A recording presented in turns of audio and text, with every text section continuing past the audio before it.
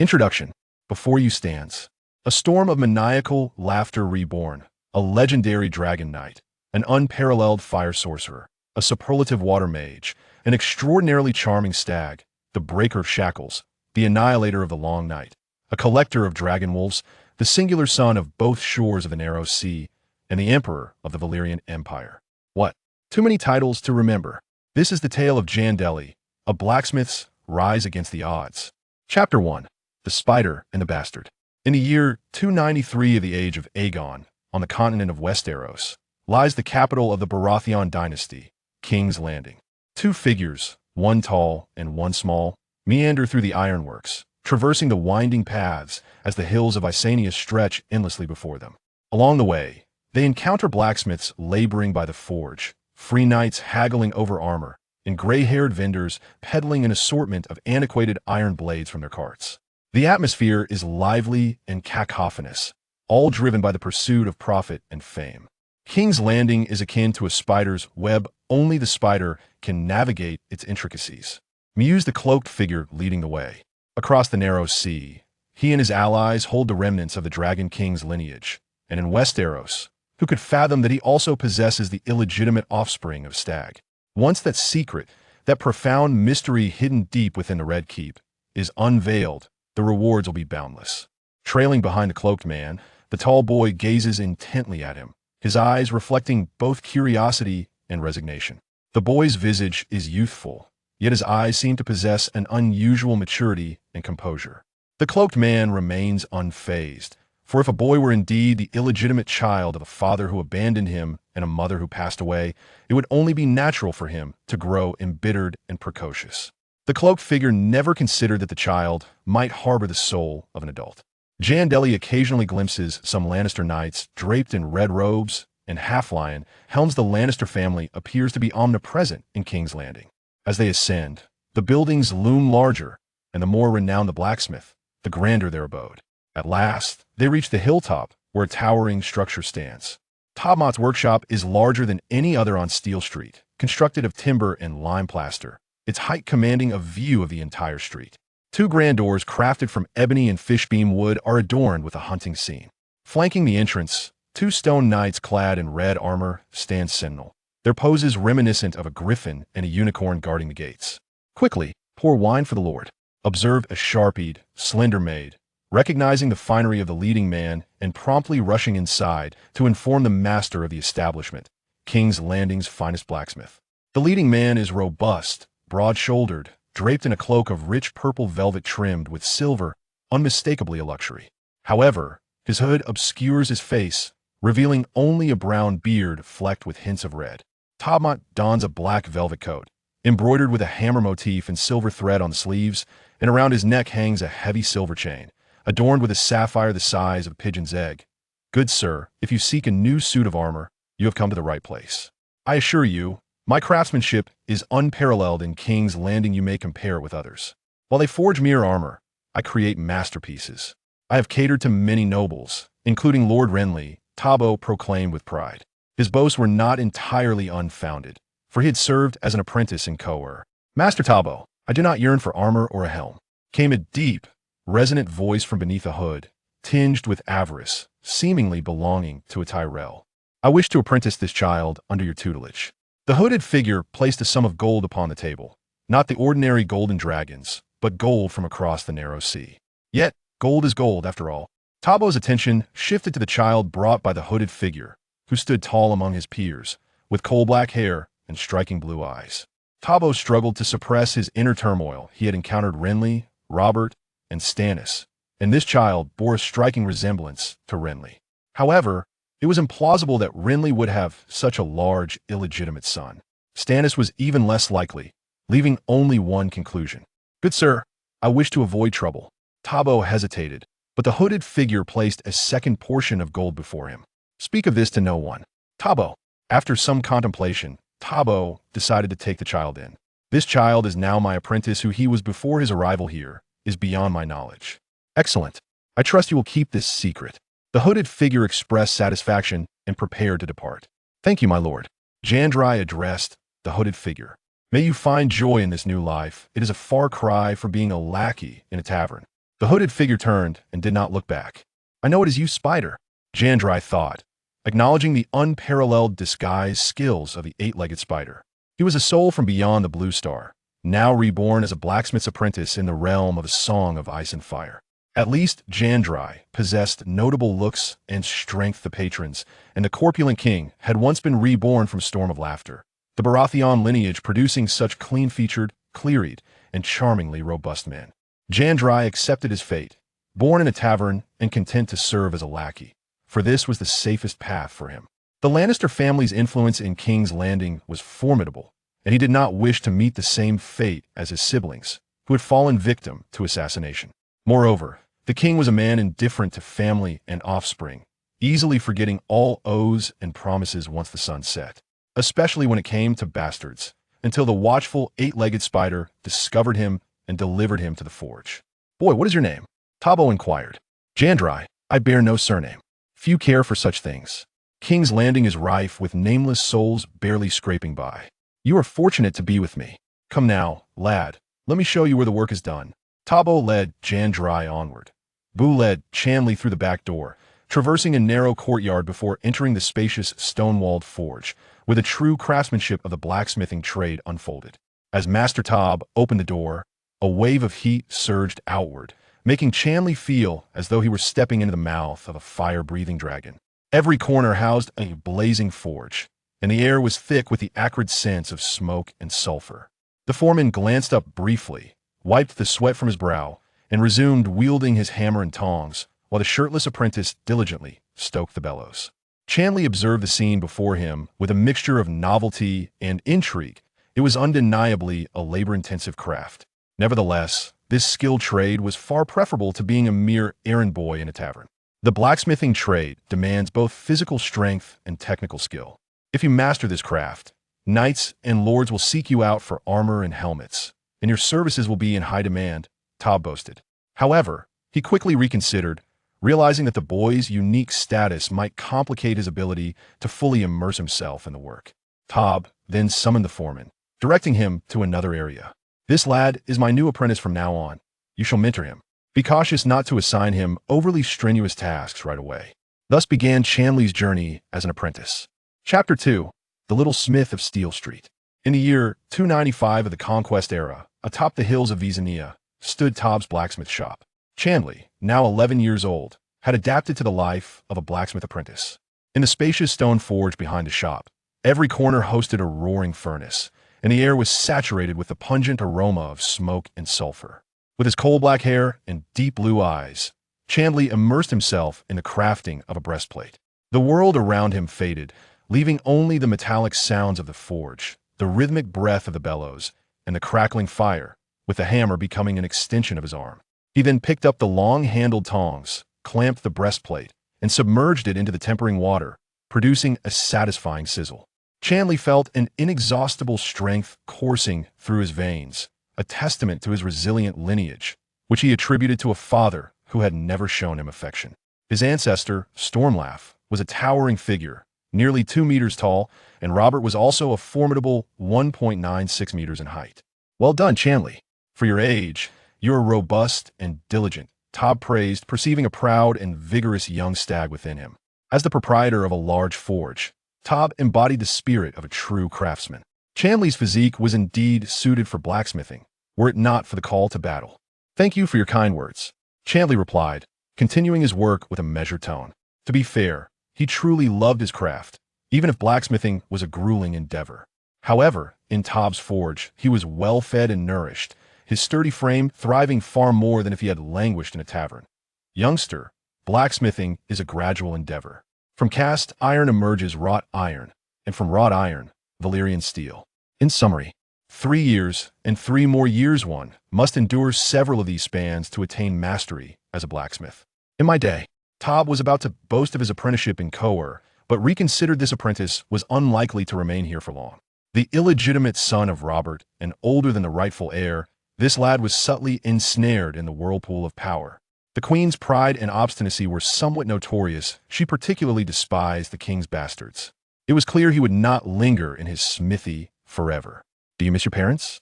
Tob inquired softly. Missing them serves no purpose. I am nearly forgetful.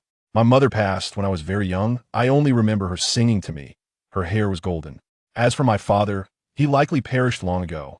Jandeli fiddled with his damp black hair, soaked with sweat. Tob found Jandri's words deeply poignant. The ignorant child, in stark contrast to his well-fed legitimate brothers, was resigned to the drudgery of blacksmithing. Yet perhaps it was for the best should the boy discover the identity of his true father. The illegitimate son, lost in dreams of royal lineage, would likely not remain content in the smithy. Such a revelation would be far worse. The Lannisters were not to be trifled with. You, lad, are quite clever, though your temperament is rather obstinate. Well then, this breastplate is commendable. You may take a break. Tob permitted Jandeli to conclude his work. Thank you. After forging, Jandeli could still indulge in some leisure with his fellow apprentices. Come on, Jandeli. We're engaged in a nightly duel.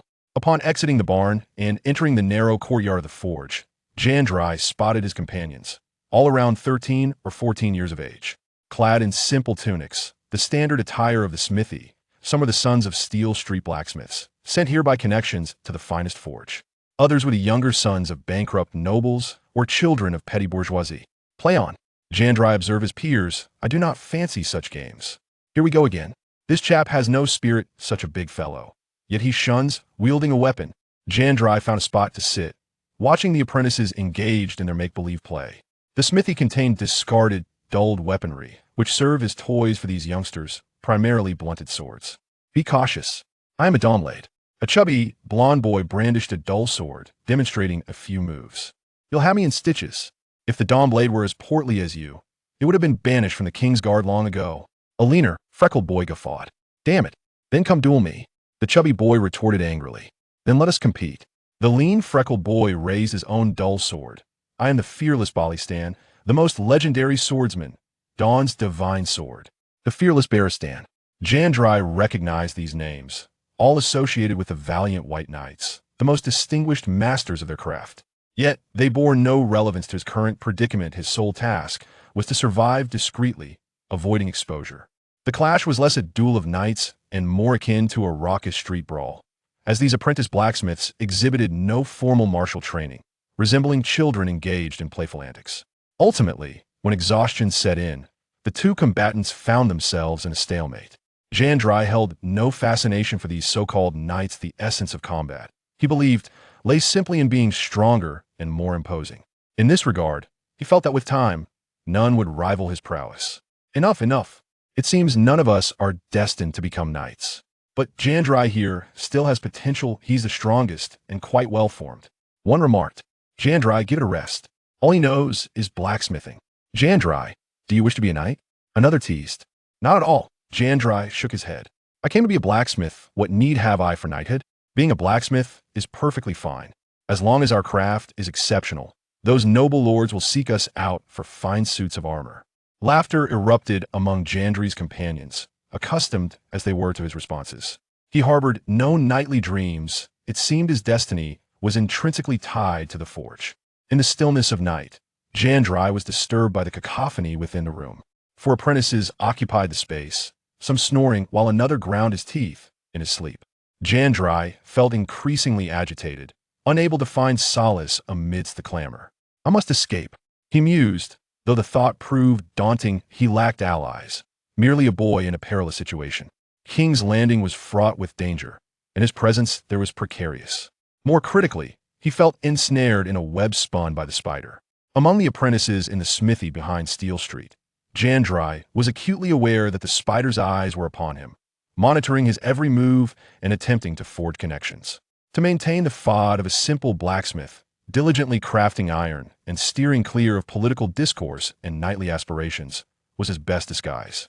As for revealing his true identity to King Robert, disclosing the existence of his illegitimate siblings, Jandeli had never entertained such a notion. That would be the height of folly.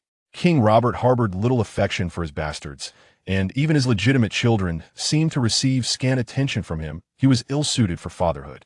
Moreover, the Lannister influence in King's Landing loomed large. Fortunately, only the spider was privy to his identity as King Robert's eldest illegitimate son. Who knew how long the spider would keep this secret, or whether it was merely a ploy for his own gain? Jandeli harbored a deep-seated aversion for the spider, who had thrust him into this precarious situation. Varys regarded him as a valuable pawn, ready to be discarded when the time was ripe.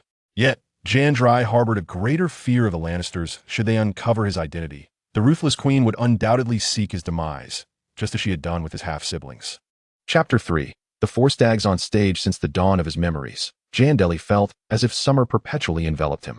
King's Landing appeared to be shrouded in a verdant hue, vibrant and full of life. The climate of Westeros was notoriously capricious, with each season capable of extending for years. A prolonged summer heralded prosperity, while an extended winter brought forth suffering. This summer, which commenced in the year 289 after the conquest, showed no signs of abating. Many attributed this to King Robert being a favored child of the Seven, yet there were whispers of concern.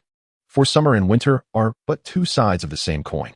Should this long summer persist for another decade or so, the ensuing winter would surely be the longest and most brutal. However, such sages were few. The denizens of King's Landing continued to revel in their loud and debauched lives, finding delight in the very essence of this enduring summer. Come, children, let us peruse the great September of Baelor. To bask in the glory of the gods is far preferable to your ventures into the flea pits to witness dog fights, gamble, or be seduced by those cheap harlots. Jandeli's life was not devoid of excitement. Occasionally, Tob, the blacksmith, would take his apprentices to the great September of Baelor atop the Visenya Hills. Tob was not truly consumed by faith. Rather, he sought the spectacle, and after all, the blacksmith is one of the 7. The great September, in close proximity to the forge, was a hive of activity every day. Jandeli beheld the magnificent white marble plaza, dominated by the towering statue of Baelor the Blessed at its center. It stood serenely upon its pedestal, exuding an air of compassionate benevolence. Beneath the glass, gold, and crystal dome, Jandeli also glimpsed the 7 manifestations of the 7: the father, the warrior, the maiden, the stranger, the crone, the smith, and the mother. The smith symbolized craftsmanship and labor. People often prayed to him for strength when work lay ahead. The maiden presented a gentle figure, as supple as a willow, with eyes reminiscent of deep blue pools, and Hugo swore to wed her. Thus, the mother granted her fertility, while the crone prophesied that she would bear 44 robust sons for the king. The warrior bestowed strength upon them, and the smith forged sturdy armor for each. The sisters sang the verses of the 7-pointed star, lending an air of sanctity and solemnity beneath the grand dome, as all were enraptured by the virtues of the divine. Yet, it was undeniable that most of these apprentices found little interest in the proceedings, compared to the free exploration of the great September. They preferred to squander their coins in the flea pits for merriment. Nonetheless, they relished the respite from the sweltering heat of their workshop and savored a moment of leisure. Once the sisters concluded their hymn, Tob led the apprentices back outside, preparing to return to the forge. Listen to me, children. Every boy adores the warrior, yet few cherish the smith. What do warriors accomplish? They wield swords and bring death and weeping widows. But we, the blacksmiths, create happiness. Our hammers are instruments of sustenance. Can knights say the same? The blacksmith produces plows for tilling the land, nails for shipbuilding, horseshoes to protect loyal steeds, and the gleaming swords of lords. The value of the blacksmith is beyond question, hence his esteemed place among the 7. The father reigns, the warrior fights, and the smith toils. Together, they embody the duties that man should uphold. Tob spoke passionately, attempting to enlighten the apprentices about the grandeur of labor, urging them not to dwell solely on the dreams of valiant knights engaged in combat and glory. Just as they were preparing to depart from the great hall of Baelor, an unforeseen occurrence transpired. It turned out that King Robert's retinue had arrived, and the king was about to enter the hall. His entourage resembled a flowing river of gold, silver, and steel, adorned with golden robes, white knights, vassals, and sworn knights. The 10 standard-bearers of House Baratheon galloped at the forefront, their banners fluttering atop bamboo poles, displaying a black-crowned stag on a golden field. Make way, bellowed the golden-robed figures, pushing the common folk aside to allow the royal procession to pass. In the depths of the crowd, Jandeli caught sight of King Robert, a portly figure flanked by 2 white-cloaked knights. Though he was his father, their bond was tenuous at best. Jandeli also noticed an older, yet remarkably graceful knight, likely Sir Balistan, one of the greatest knights of the realm. Once an unparalleled warrior, King Robert had since gained considerable weight, becoming a substantial figure, with a protruding belly and deep-set dark circles under his eyes that were impossible to conceal. Robert, ever indulgent, had ballooned in size since ascending the Iron Throne, resembling an inflated balloon. As the king passed, the crowd erupted in a cheer, albeit one lacking fervor. Many in King's Landing could hardly forget the Lannister family's plunder, making it difficult to genuinely embrace their king. Are the king's two brothers accompanying him? How rare! Someone whispered, but Jandeli, with keen ears, listened intently. Indeed, behind the king trailed two individuals bearing the Baratheon sigil. Their cerulean eyes and raven hair were strikingly similar. Stannis, broad-shouldered and robust, wore a stern expression, his sun-kissed skin toughened by the elements. Though still relatively young, his hair was reduced to a mere fringe, resembling a crown encircling his ears. His meticulously groomed beard, short and neat, covered his square jaw and sunken cheekbones. As he passed, the crowd's cheers grew even quieter. Few held affection for Stannis, perceiving him as a hard man of iron. When Renly finally made his appearance, the atmosphere shifted. Clad in a green velvet brocade and secured with a golden stag brooch, his attire was resplendent from head to toe. The Duke bore a striking resemblance to the youthful King Robert, tall and handsome, with dark hair cascading to his shoulders. The distinction lay in Renly's lack of his brother's valor. He was not renowned for his martial prowess. Renly waved to the crowd, which responded with cheers far more enthusiastic than before. King Robert laughed heartily, seemingly unperturbed, while Stannis shot a glance at his brother, his brow furrowed in discontent. Jandeli noted the contrast in their expressions. Stannis's anger was palpable, yet the king remained oblivious to it. Stannis's attire and demeanor were far less extravagant than those of his brother Renly, a reflection of Stannis's more frugal nature as well as the barren reality of Dragonstone. Despite its strategic significance, Wind's Rest, in stark contrast, was noticeably larger and more prosperous than Dragonstone, a fact that gnawed at Stannis' heart.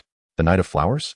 Derry, too, spotted a youthful and slender lad, adorned in splendid armor, his green cloak embroidered with 3 golden roses blooming amidst the verdant fields. This boy seemed inseparable from Renly, boasting long, flowing brown hair and striking golden eyes. He waved to the gathered crowd, which erupted in cheers for the noble scion of House Tyrell. The people of King's Landing had an affinity for such exquisite beauty. What a tight bond they share, thought Jander. It was rumored that the youngest scion of House Tyrell had once been fostered at Wind's Rest as a squire to Renly Baratheon. The king's retinue moved with an air of flamboyance, making their way towards the Great September. Once they had passed, the robes were finally allowed to relax from their scrutiny. What chaos! Jander mused. King's Landing was akin to a boiling cauldron, filled with the Baratheon brothers, the Lannisters, Duke Jon, and that lurking spider and Littlefinger. He had little appetite to concern himself with the shifting tides of power. His only thought was to escape the fate of a mere pawn and seek safety. Our corpulent king. Unbelievable. An elderly woman scoffed. In his youth, he had been strikingly handsome, a clean-cut and captivating figure, the very embodiment of a maiden's dream. But now, best to hold your tongue. Indulgence in wine and courtesans can rust even the mightiest of warriors, she admonished. Her husband, having noticed the golden-robed figure departing, could not help but interject. It's rare to see the 3 stag heads out and about. The High Septon's allure must be substantial. Is it perhaps due to faith? It is 4 stag heads, Jander corrected in thought, and 1 wild deer. Faith indeed. It seems more plausible that the High Septon is in need of a loan. After the Baratheon brothers had moved on, the golden-robed figure finally relaxed his guard as the royal procession headed toward the Great September of Baelor, while the apprentices followed the throng away from the White September. What was Stannis contemplating? Renly hastened to approach his somewhat dazed and nearly bald elder brother. Renly, ever frivolous, had never been particularly close to this rigid and obstinate sibling. Stannis was far too stubborn and not sufficiently handsome. Nothing. Stannis waved dismissively, yet upon seeing Renly's visage, he was further astonished. He seemed to have glimpsed a tall boy in the crowd, only for him to vanish in an instant. The boy's features, stature, and demeanor were reminiscent of the king in his youth, strikingly similar to Renly, the one fostered at Wind's Rest. The one who had tarnished Stannis' reputation, Edric, bore an even closer resemblance to the boy, as if they were brothers by blood. I have never bested Robert in anything, Stannis said with a self-deprecating smile, reflecting on power, looks, charm, and progeny. Perhaps I was mistaken. Yet, why are all 3 of Robert's legitimate children blonde? Devoid of any traits characteristic of House Baratheon, while his illegitimate offspring possessed dark hair. Stannis suppressed his inner doubts and continued to follow the procession. He was aware that within the Vale, in the Eyrie, there resided another of Robert's bastards. Perhaps he could inquire with Lord Jon. The redistribution of power by King Robert had sown the seeds of chaos. Renly, having gained Highgarden without merit, had grown close to House Tyrell. while Stannis was left with the desolate and barren Dragonstone. A man who is perpetually resentful is bound to become paranoid. Stannis felt this keenly, as he had always been dissatisfied with King Robert's treatment of him, overshadowed by both the Queen's kin and his younger brother Renly. Come, children. It is best not to approach the king's golden robes. The gold cloaks are not known for their kindness. Tob, too, led the apprentices back along the path to the smithy. Those knights are truly dashing. I spotted Ser Balon, though it seems the Lionheart, Ser Jaime, is absent this time, remarked one apprentice, still envious as the ironclad procession faded into the distance. In comparison to the smiths, knights shone with an allure and garnered greater admiration. The Lion. You must have forgotten that Ser Jaime bears another moniker. Silence, child, mind your tongue. I wish to avoid trouble. Tob suddenly adopted a stern demeanor, covering the boy's mouth. The powerful figures in King's Landing are numerous. One must keep their tongue in check to survive longer. The crimson-clad Lannister soldiers were ubiquitous in the capital, for the Lannister family had wielded influence there for generations, and they were not to be trifled with. Put away your knightly dreams, apprentices. Becoming a worthy knight requires at least 100 golden dragons. Is that a sum you possess? Tob ruthlessly dismantled their chivalric fantasies. Seeking a mentor, donning armor, and receiving knighthood, all of this necessitates golden dragons. For ordinary smiths and the children of landless commoners, while the toil of a blacksmith may be arduous and exhausting, at least it affords a means to survive. Jandeli observed his companions, their faces reflecting the disappointment of shattered ideals. The fantasy of knighthood contrasted starkly with the reality of being a smith. Such is the nature of life. Yet, Tob perceived a glimmer of hope among the apprentices. For one among them stood out. He regarded Jandeli, tall and robust, handsome in visage, though regrettably, his lineage was a burden. In Jandeli's deep blue eyes flickered a hint of envy, but he remained far more composed than the average child. The king was no longer the youthful figure he once was. He now resembled a wild boar. The boy had failed to recognize any resemblance to Renly, and this was a matter for concern, Tob mused. Jandeli did not harbor much idolization for knights or kings. Rather, he envied their freedom from fear, unlike his own trepidation. King's Landing was in disarray, and to survive amidst the chaos was to risk being swept away. A viable escape was essential. Children, crafting a suit of armor could be done by any rural smith. However, why do our prices soar? Because what I forge is a work of art. My craftsmanship is unparalleled in King's Landing. As Tob's enthusiasm ignited, he began to impart some of his smithing wisdom to the apprentices. Therefore, one must not only master the art of blacksmithing, but also possess the acumen to navigate the intricacies of social interactions with the nobility. A grasp of language, literature, mathematics, and even the fine arts of painting is essential. In doing so, one transforms into a blacksmith capable of commanding a premium for their wares. Jandeli nodded in agreement, acknowledging the wisdom of Tob, the foremost blacksmith of King's Landing, who was adept at narrating his own tale. Indeed, the quality of iron may be uniform, yet the price one can command hinges on the ability to please the lords and ladies. However, Jandeli was aware that Tob had not conveyed the entirety of his expertise. Tob's true prowess lay in two exceptional techniques: the ability to infuse color into fine steel, which rendered mere painting and glazing as child's play in comparison, and the art of reworking Valyrian steel. It was not merely about forging. It was akin to a process of rebirth. Jandeli found himself intrigued, for the Cohorans held their techniques in high regard, and learning them through subterfuge could result in dire consequences. As for the various ranks of craftsmanship, Jandeli surmised that he could only aspire to master glazing and painting. The two paramount skills would remain closely guarded secrets of Tob, and the prospect of spending a decade or more just to glimpse the core techniques seemed implausible.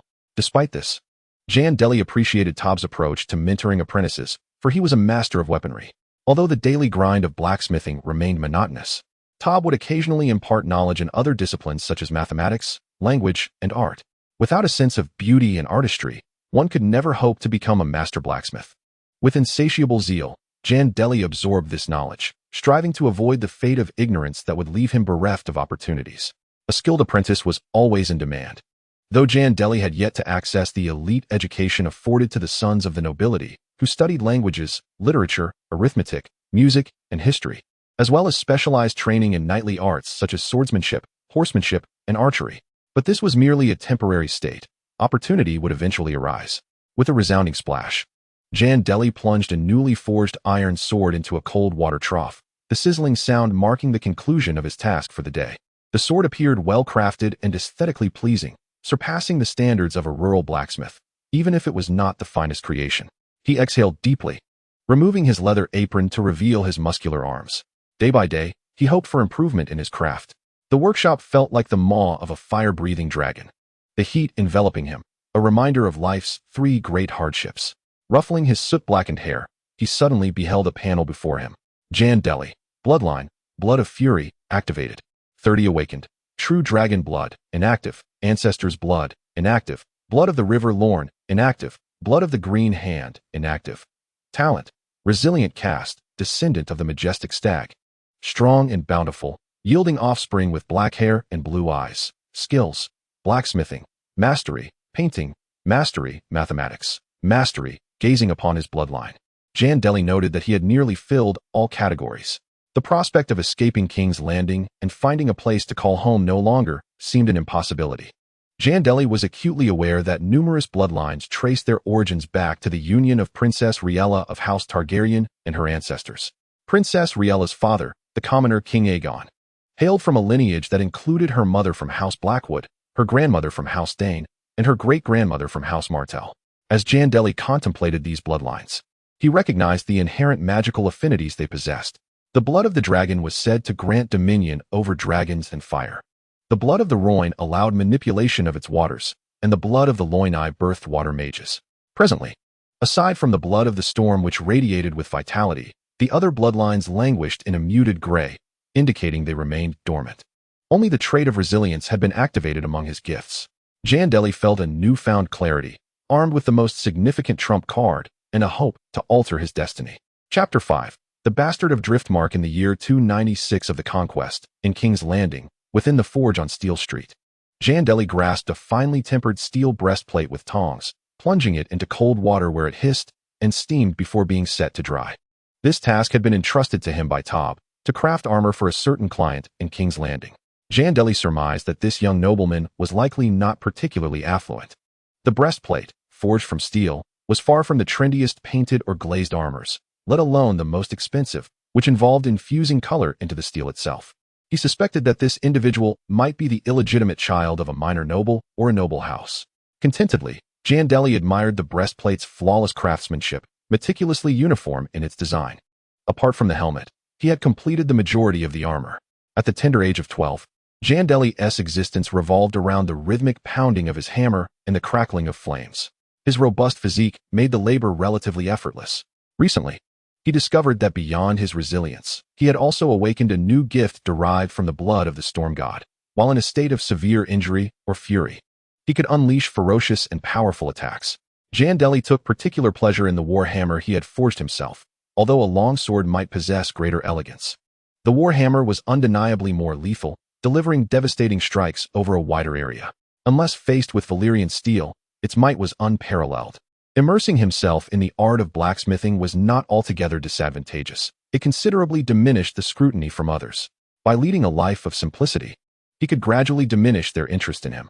After all, it was only natural for a bastard born in a tavern to find solace in the life of a blacksmith. Even those around the forge regarded him as an unremarkable little smith, let alone the minions of the spider. Tob had grown somewhat complacent, viewing Jandeli merely as a youthful blacksmith, posing no significant threat or concern. Occasionally, larger apprentices might coax him into visiting the flea pits to witness dogfights, cockfights, or the brutal skirmishes of children honing their teeth for combat. However, Jandeli had attended such spectacles only once or twice, finding them too gruesome and costly. As for the seedy brothels within those flea pits, the foreman strictly forbade all apprentices from entering. Jandeli, being frugal and industrious, stood out among his peers for his diligence and restraint, saving the most from his modest earnings. Gendry has been contemplating his departure from King's Landing. Next year, a tournament will be held to commemorate Prince Joffrey's 12th name day, showcasing the unity between House Lannister and House Baratheon. However, the festivities hold little significance for him. King's Landing resembles a powder keg, and it is prudent to maintain a safe distance. Should he remain in Westeros, choose another city, or venture across the narrow sea? Gendry is weighing two paths. In contrast to the widely recognized noble bastard of the realm, Edric Storm, he enjoys a degree of secrecy and freedom. Although the spider regards him as a mere pawn, he does not hold him in high esteem. After all, there exists a more legitimate and noble bastard at Storm's End. relegating Jandeli to the status of an inconsequential piece on the board. The spider's primary schemes revolve around the remnants of House Targaryen, both overt and covert. The world is vast and full of possibilities. With the blood of dragons and the blood of the Lorith River, my fortune awaits on the continent of Essos. Jandeli has already devised an escape plan, intending to stealthily make his way to Essos. As he concludes his work, Master Tobamot enters the barn, bearing a silver helmet. The helmet is to possess an exquisite design, adorned with seahorse motifs on either side, with sea-green gemstones representing the eyes of the seahorse, a considerable challenge, accomplished by Tobam himself. People from House Valyrian, Jandeli recognizes the design, emblematic of House Valyrian from Driftmark. Although the former Lord of Driftmark once held the honor of the Tide Lord, the current Valyrians have fallen into obscurity, merely a second or third-rate house, now dependent on Stannis of Dragonstone. Nevertheless, the Valyrians still carry the remnants of their noble lineage, leaving one to ponder the sincerity of their allegiance. Excellent work, young man, Tobam praised. Your skills have become increasingly refined. You are truly born for this craft. A simple set of armor is worth 5 gold dragons, but this armor, forged in my smithy, is worth 10. The onlookers gazed enviously at Tobam's commendation.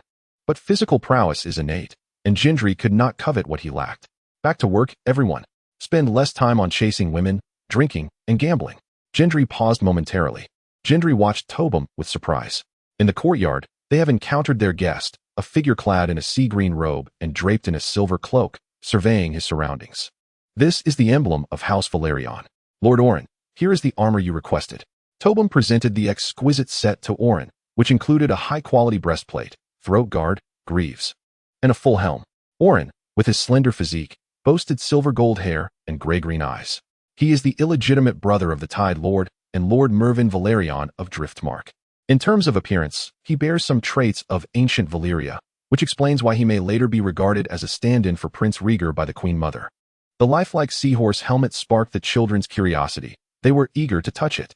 Oren was thoroughly pleased, meticulously examining his armor. I am delighted you like it, Tobam declared with pride. To be candid, while there are indeed blacksmiths in the countryside who craft armor, my creations are works of art. Oren gazed upon the scene with an expression akin to that of a ghost, catching sight of Jandeli standing behind Top. A flicker of bewilderment crossed his mind. This is my apprentice. He works diligently. Jandeli's hair was thick and coarse, as dark as ink. What of your parents, lad? Oren inquired softly after a moment of contemplation. They are gone, my lord. Jandeli replied with a slight grimace. Come now, Lord Oren. This child is simply unfortunate. In King's Landing, such youngsters abound. Tob and Oren shared a chuckle, realizing their earlier levity. Unfortunate indeed. It seems we share that trait. Oren produced 2 golden dragons from his pocket. One is for your misfortune, as it mirrors my own, and the other is a tip for you, young one. Jandeli hesitated, refusing to accept the gold. My lord, I am but an apprentice. The foreman provides for me. What are you dawdling for? Accept it. This is a gift from Lord Oren. The boy was as stubborn as a bull, and Oren could do little more than smile at his tenacity. Thank you. Jandeli finally acquiesced, accepting the 2 golden dragons. Now, my attendant awaits me outside. Having collected this set of armor, I must return to Driftmark. Compared to King's Landing, I find the sea breeze of Driftmark far more to my liking. The bastard of House Valyrian cast a glance at Jandeli before departing. With the 2 golden dragons secured, Jandeli realized maintaining a low profile was no longer an option. However, even if Oren had recognized him, it was unlikely he would utter a word. He was too far removed from power to court danger. The value of those 2 golden dragons was now immeasurable, a gift from one bastard to another. Chapter 6. Departure and Rebirth. Jandeli glanced at the resting bench in the forge, where a helmet he had crafted lay waiting. It was shaped like a bull's head, complete with 2 curved horns. Though made of crude iron and unembellished, its design was undeniably masterful. The imposing visage of the bull helmet would certainly draw attention. While Top, the master of weapons in the forge, had treated him well, it was not a sustainable arrangement. Farewell, forge. Jandeli mused inwardly as he stepped out of the barn, armed with a small sum of money and a short-handled mace. Jandeli's mace featured a beak-like pointed end and a hammer on the opposite side, compact yet formidable. It was designed to combat the armored adversaries akin to iron turtles. Neither the foreman nor the maid hindered his departure. Apprentices of his age were granted the freedom to rest. The forge was lenient in such matters. They assumed Jandeli would, as per usual, wander the streets of King's Landing and return for dinner.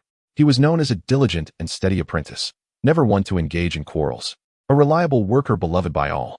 As for the short-handled mace, it was a creation of his own making, something he carried with him each time he ventured out. It had become customary, particularly given the precarious safety of King's Landing. Jandeli ascended the hills, and today the great September of Baelor remained as vibrant as ever.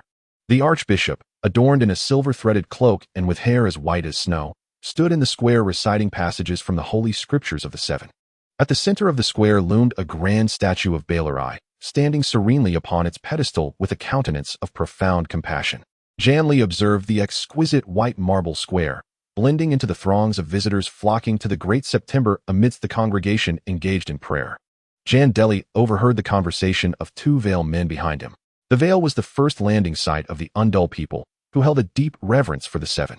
Our Duke is immensely loyal to the king, yet he seems to have little inclination to govern the affairs of our Vale, one of the Tullus remarked. Lord John is quite favored and entrusted with significant responsibilities, especially that little finger, who navigates through the ladies' channels. There was a hint of resentment in his voice. Well, let us refrain from discussing matters concerning Lord John too much. As for Lord John being in King's Landing, is that not to be expected? The king dreams.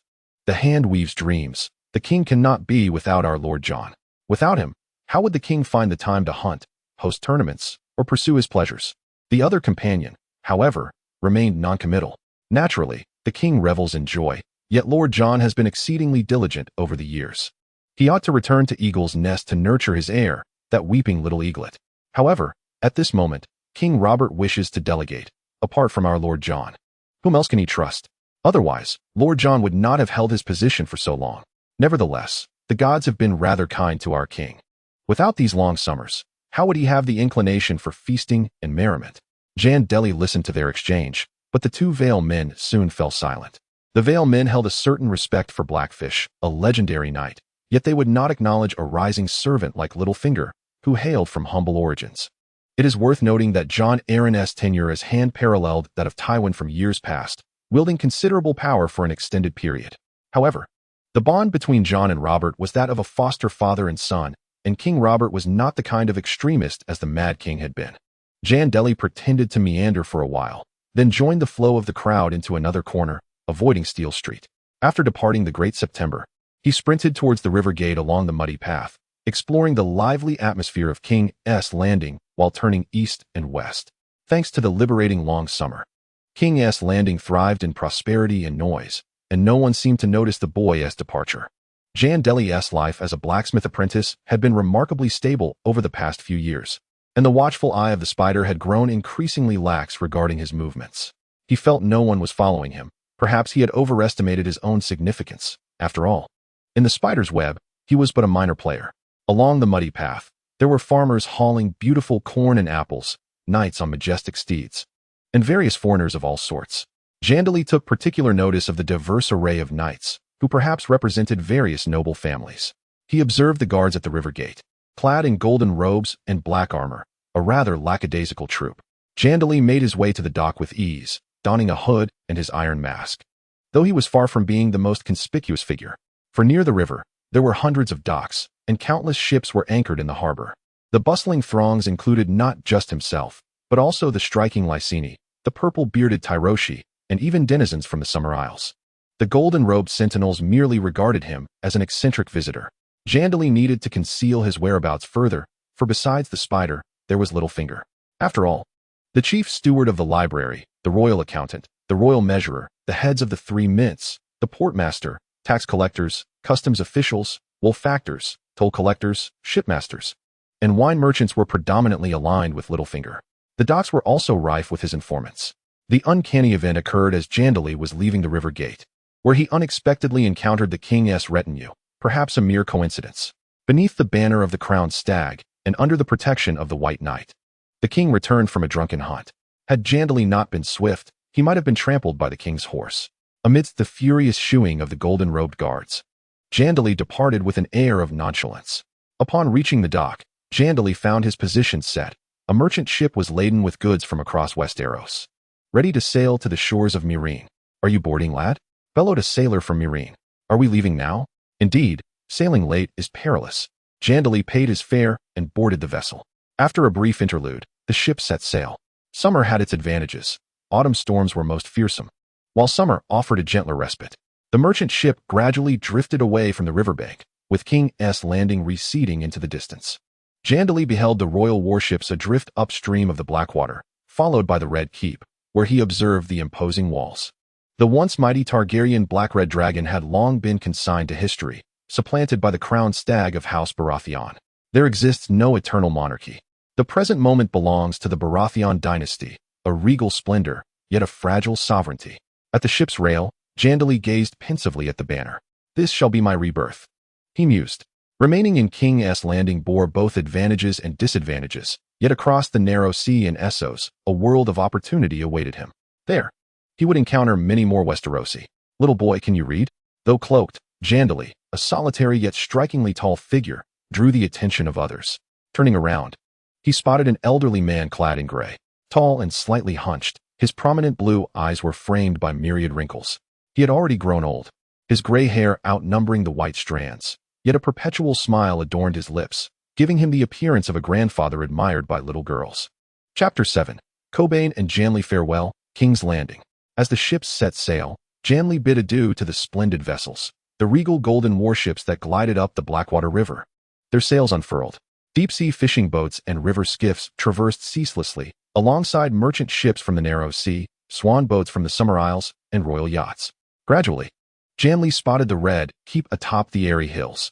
It comprised 7 enormous drum towers protected by iron fortifications, an immense and formidable fortress tower, a domed hall, sealed bridges, barracks, dungeons, and granaries, all encased by thick walls punctuated with arrow slits, constructed from pale red stone. The crowned stag galloped proudly upon the battlements. The ship Jandeli was aboard, the Telescope, boasted 60 oars and 2 masts, making it one of the swiftest vessels. Compared to the avaricious Tyroshi and the debauched Lyseni, the reputation of the Merman was somewhat more favorable. The ship was heavily laden with cargo, resulting in few people aboard. Jandeli merely allowed the old man to glimpse his profile, the cold visage obscured by a black iron mask. He raised his face to the waves, as if the brisk sea breeze could disperse the past. I recognize a few words, but not many, Jandeli replied. The old man appeared amiable on the surface. Yet for some inexplicable reason, Jandeli found him rather peculiar. Whether you know many or few, you possess a fine physique. It is truly enviable.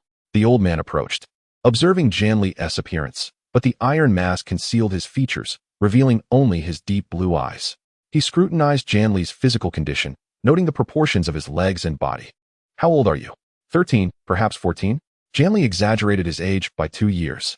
A robust child, destined to become true steel. The old man murmured in praise. I predict you will eventually reach over 6 feet 4 inches in height. Jandeli felt a shiver run down his spine. The old man's words sounded peculiar, evoking a sense of unease akin to that of a trafficker. Fear not, child. I am a scholar and a physician, hence I possess greater knowledge. The old man chuckled. May I inquire your name? Jandeli felt parched. A name is merely a designation, Cobain. Jandeli scrutinized the old man, realizing why he was so interested in him. It seemed he viewed Jandeli as a subject of study, obsessed with researching the invincible warrior. Though morally questionable, Cobain's expertise was undeniable, excelling in both healing arts and necromancy. Jandeli, a fine name, though it does not sound noble, rather akin to that of a commoner. Cobain pondered. Yet, your stature and eloquence suggest you are not entirely a common child. You are quite intriguing. Thank you for your compliments, Jandeli replied, maintaining a nonchalant demeanor. He was naturally interested in Cobain, but lacking leverage, he chose to go with the flow. What of your parents? They have passed away. My condolences. The stranger gazes equally upon the world. Apart from the foul odor, the most captivating features of King's Landing are its myriad banners, the crimson dragon on a sable field, the regal stag crowned, and the roaring lion. Upon reaching the opposite shore of the narrow sea, however, one enters a realm dominated by cheese and butter merchants. Cobain ceased his conversation with Jandeli and instead reminisced about the banners that once fluttered over the Red Keep. I still recall the days when the black and red dragon banner soared high. Then why did you leave King's Landing? Jandeli inquired of Cobain. For sustenance, my child. The lord I favor scorns and rejects me. My small lord, though accepting, possesses insufficient strength to survive and pursue my dreams. I had no choice but to seek my fortune across the narrow sea. With that, Cobain departed. The wind was fierce here, far too daunting for an old man like me, so I retreated to the cabin. Child, if you wish to converse with an old man, feel free to seek me out. It would be my utmost honor. Jandeli bid farewell to the desperate scholar. The telescope ship floated upon the water like a dragonfly, its oars rising and falling in perfect unison. That old fellow is quite peculiar, my child. He resembles an ancient log. I suspect he envies the fiery youth within you. Mill couldn't help but whisper, "Thank you for your insight, Captain." Jandeli expressed his gratitude. The captain, observing Jandeli's iron mask, muttered a few words of suspicion, pondering if something unsightly lay beneath it, and chose not to intrude further. Jandeli gazed at the undulating waves of the sea. This was his first voyage on a grand ship and his inaugural departure from King's Landing. Fortunately, he felt no seasickness, and the journey proceeded smoothly. Octopus Spider. Now that the vessel had left King's Landing, Jandeli was curious about how the spider might feel upon discovering his escape. Surely, there would be no significant emotional upheaval. After all, the spider held 3 or 4 pawns, and the occasional loss of a rear piece was inconsequential. King's Landing was not only suffocatingly odorous, but also reeked of the spider and the finger's stench. Upon my return, I shall address them both. Jandeli too made his way to the cabin to visit the legendary scholar Cobain. The chaos in King's Landing was inextricably linked to the machinations of the spider and the finger. The spider wielded intelligence while the finger controlled wealth. King Robert and Prime Minister John were far too complacent, or perhaps dismissive of them. One a eunuch, the other a minor noble. After all, for centuries, it had been the great houses that dominated the realm.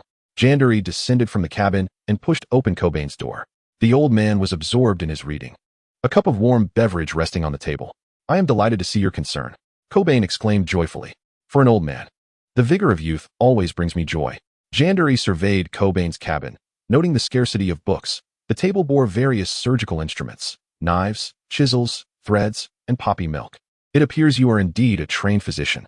In this era, a physician must wield a knife and possess the mindset and strength of a butcher." "What was your profession before?" "A blacksmith," replied Master Cobain. "A blacksmith? Oh, a noble vocation. Yet it is arduous work. The craftsmanship of the Myrish is far more exquisite, and one may not find sustenance in your trade. Although the physician's work is often gruesome, it allows for greater financial gain and a more respectable life. Hence, the indispensable role of doctors cannot be overlooked." Cobain smirked, glancing at the crude anatomical model he had constructed, which, despite its roughness, revealed bones and organs. Without a solid understanding of human anatomy, he could not possess such clarity. "The human body is vast and profound. Despite my extensive studies in medicine, I find no boundaries. My age has caught up with me, rendering the future out of reach. Perhaps it is time to ignite some sparks." Cobain remarked. "You ought to remain in the academic city and continue your research," Jandeli suggested. "Enough of that. It is a realm dominated by a herd of gray-clad sheep, where the climate is unpredictable and the northern lands are plagued by otherworldly beings. They serve to stifle knowledge rather than foster innovation. I merely wished to conduct some experiments. Yet they expelled me. Thus, I must venture across the narrow sea. Are you interested in such matters?" Cobain inquired, brandishing the scalpel and gesturing toward the skeletal model on the table. "I shall not teach you those dreadful experiments. If you are willing, I will impart the art of legitimate medicine." "Why me?" "Quite simply, you are well suited. A robust young man like yourself would make an excellent doctor. We require strength and vigor for wielding scalpels and performing surgeries. Alas, the youth of the 7 kingdoms prefer horseback riding and jousting over the surgical arts. There must be those who appreciate medicine." Chapter 8. Ambition aboard the ship. As the winds were mild, the telescope ship sailed swiftly yet smoothly. It would navigate along the coastline of the stormy lands, then past the stone steps, heading toward Mir. An elderly, mad scholar faced a strong young blacksmith across the table. "Pardon my boldness, child. I surmise you may be the product of wildness and romance." Cobain poured a cup of warm fruit juice for Jandeli. "You need not fear inciting my ire, nor speak so delicately. Master Cobain, I am indeed a bastard. The truth is as sharp as a blade, and we shall inevitably feel its cut." Jandeli responded nonchalantly. Cobain, a man of knowledge and experience, belonged to an exceedingly rare breed in the known world. "Indeed, my guess was correct. There is no need for doubt, child.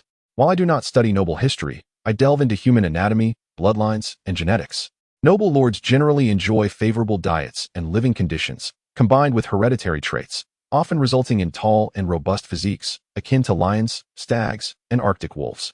Cobain manipulated the anatomical model in his hands, demonstrating it to Jandeli.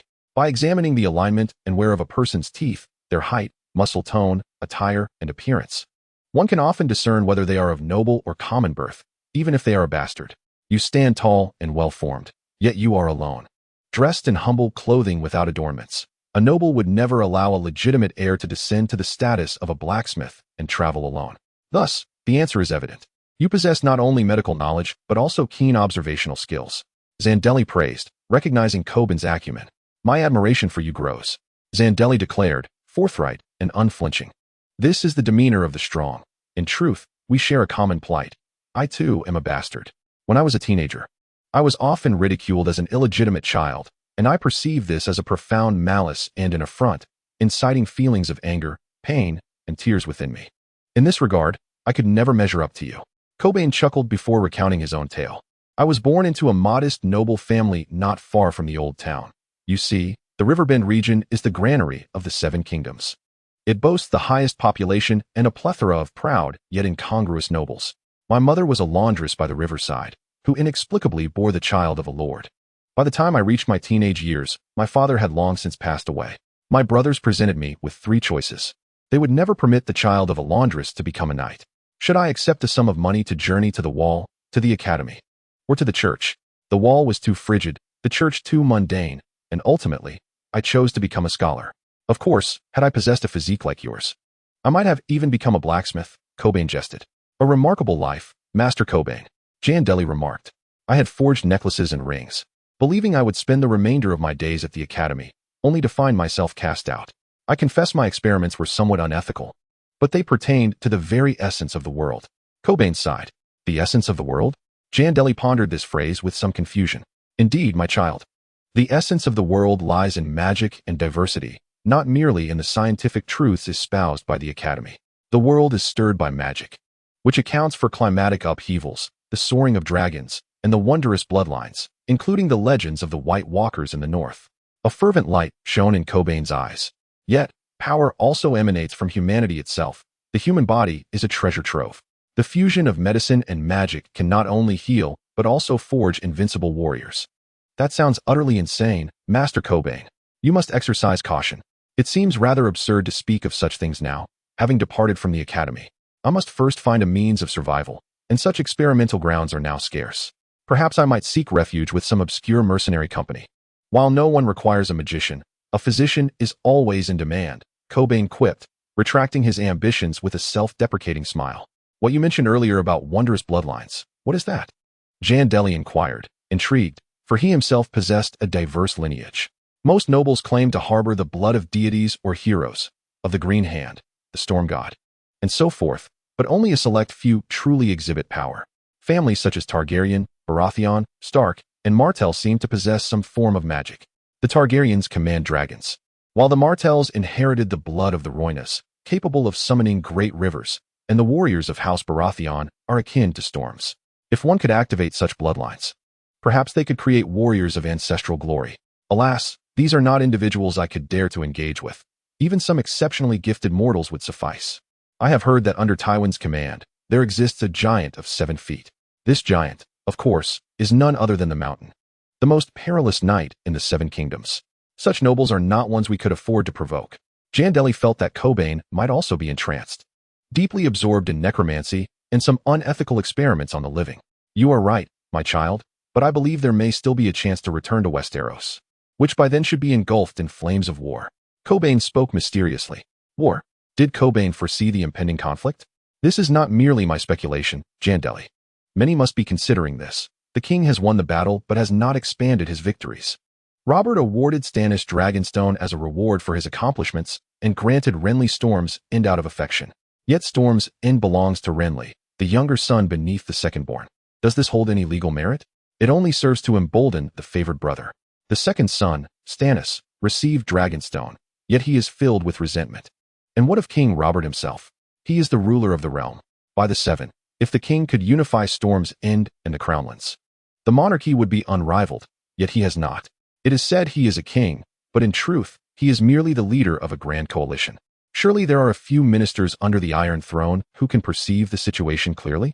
Jandeli inquired pointedly. King's Landing has many ministers, but I doubt any could persuade our proud king. Coben concluded. Fine wine and beautiful women are the king's greatest loves, while the rest is left to the 7 and our old Alan. After all, the realm is entrusted to old Alan, and the court to the Lannisters. We have a dull king and a merry one. The dull king is too eager to prove himself, while the merry king gives little thought to the present or the future. However, this is merely my conjecture.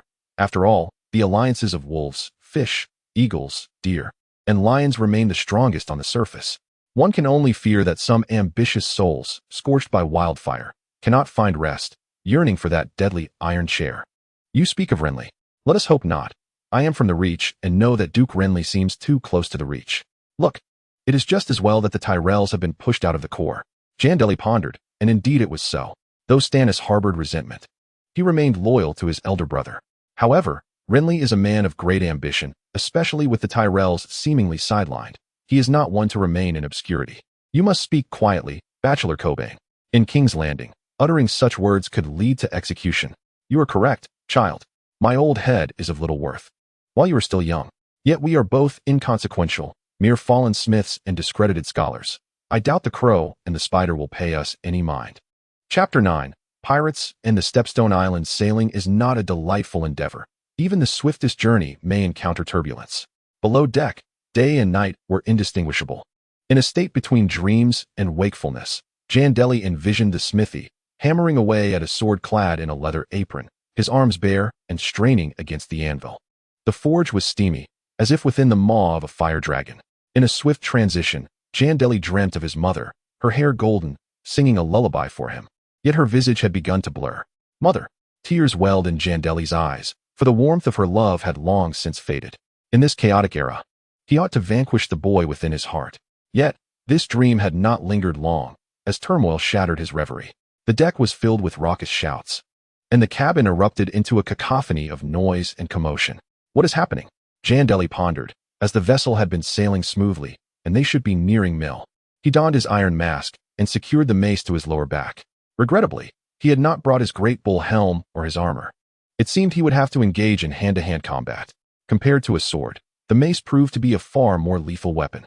Jandeli recalled Captain Dunster's account of their navigational course. The ship had previously replenished fresh water and provisions at Taz Island and had swiftly passed over the Stair Islands, avoiding any of the islands therein. The Stair Islands were a tumultuous zone, rife with fierce pirates and slave traders. Could it be that pirates were upon them? Jandeli mused. As he opened the door, he encountered Corbin, who had also been roused by the clamor. Let us go see, Jandeli urged, ascending to the deck with Corbin trailing behind. Do not be reckless, lad. Blacksmiths, sailors, and doctors are valued. Even if we fall into the hands of pirates, we are not in grave danger. Corbin asserted with a wealth of experience. You are right. Yet, I fear the pirates may engage in human trafficking. Jandeli replied. This young, handsome boy, robust and appealing, was most vulnerable to being sold into the flowing gardens of Riss, a fate worse than death. Corbin turned pale, for it indeed appeared to be dire misfortune. Jandeli's concerns were not unfounded. While a blacksmith held limited value, a striking boy could fetch a price akin to gold in Riss as a courtesan. Upon reaching the deck, Jandeli beheld the azure sky and the boundless sea. The vista before him seemed a harmonious blend of blue and white. The sky was a deep cerulean, punctuated only by a few wispy clouds. The sea mirrored this blue, its tumultuous waves reminiscent of beautiful blue-eyed maidens. As long as the ocean remained calm, it was perpetually enchanting. Jandeli could also glimpse the shadow of the Stair Islands, a chain of gray landmasses interspersed with winding channels and sea stacks. This desolate place bore no life, favored only by pirates and slavers. The Stair Islands served as a nexus for numerous factions, with no city-state willing to yield territory, resulting in a transient occupation at best. There was no time to admire the scenery. Jandeli spotted two dark shapes rapidly approaching in the distance. Two painted swift vessels, akin to arrows, sliced through the waves, hurtling towards them. Pirates! Pirates! Cried the lookout aboard the telescope, who discerned their approach with clarity. The pirates were emerging from the Stair Islands, intent on plundering their merchant ship. The lookout vigorously rang the alarm bell, awakening the entire crew. Curse it! Captain Dunster exclaimed anxiously. We are close to Talos. Once we pass Talos, we will be safe in Mill Bay. How could we encounter pirates at such a moment? Can we increase our speed to evade them? Captain Dunster inquired of the navigator, who was also the chief sailor. It is too late, Captain. We must prepare for a fierce battle. Their longships surpass our merchant vessel in both agility and swiftness. The navigator lamented, a 60-oar merchant vessel, laden to the brim with cargo, has never been a match for the agility of a pirate ship. It seems we are out of options. Silence, children. Arm yourselves, and let us vanquish these pirates. Captain Dunster contemplated for a moment, realizing that he still held some cards close to his chest. His crew were seasoned men from Mill, who would be loath to embrace the dreary life of pirates on the desolate Stairs Isles. Arm yourselves. Dunster commanded once more. The sailors methodically began to distribute weapons. The Millers, though lackluster warriors and mediocre seamen, possessed technical proficiency. The crossbows of Mill were particularly renowned. Do not allow those pirates aboard in close combat. We are at a disadvantage. The Millers wielded daggers, short swords, and crossbows, often laced with poison. Rest assured, Captain, the navigator declared, raising his crossbow. This specially crafted crossbow, capable of firing 3 bolts in succession, was costly yet formidable. Provide me with armor, Captain. Jandeli rushed to Dunster, making his request. You. Dunster regarded Jandeli, a young lad with coal-black hair and deep blue eyes, masked yet exuding a robust presence. Though his voice lacked the timbre of an adult, he was tall and muscular. A promising lad. Take this, lad. Exercise caution. The arrowheads are poisoned. Captain Dunster handed Jandeli a crossbow, a hallmark of Mill craftsmanship. The shipyard had few patrons, and even the elderly Cobain had armed himself with a crossbow. The crossbow was a terrifying weapon, akin to a firearm. Even an untrained individual could unleash tremendous power with it, earning it the moniker of a devil's weapon. Thank you. Jandeli gratefully accepted the arms. Though the armor was somewhat snug, in the chaos of battle, it would offer a measure of safety. The telescope awaited the impending assault of the pirates, ideally to prevent their landing, for the Millers were generally unimpressive in hand-to-hand combat. The pirate vessels began to encircle, even blocking the telescope's escape route. Retreating to the island cluster of Stairs Isles would prove even more perilous, making a bloody confrontation inevitable. The pirates brandished their flags, their longships equipped with battering rams. Yet, the sole silver lining was that the pirates intended to seize the ship rather than simply sink it outright. Abandon this vessel and its cargo, and we shall send you away in a small boat. We are aware of the fine treasures aboard your bulging merchant ship: wine, spices, timber, silk, perfumes. The pirates shouted boisterously. Jandeli observed the flamboyant pirates, their hair dyed in shades of purple and deep red, a style reminiscent of Tyro's, which the pirates seemed to embrace. I beg your pardon, but this ship is my lifeline. Without this cargo, I would face the wrath of my creditors. Dunster bellowed, urging the lookout to prepare for battle. Even as he spoke, a grappling hook attached to a thick hemp rope was hurled forcefully towards them. The longship accelerated, charging towards the telescope. From the very outset, the pirates had no intention of allowing this merchant vessel to escape. Fire! Shoot! Captain Dunster bellowed, his eyes aflame with crimson. The pirates would double their assault on those who dared to resist, and the crew of the telescope faced imminent peril. Chapter 10, Storm and Hammer. In the narrow sea, beneath the vast sky, the pirate fleet was on the hunt. The telescope traversed the waters above the stone steppes islands.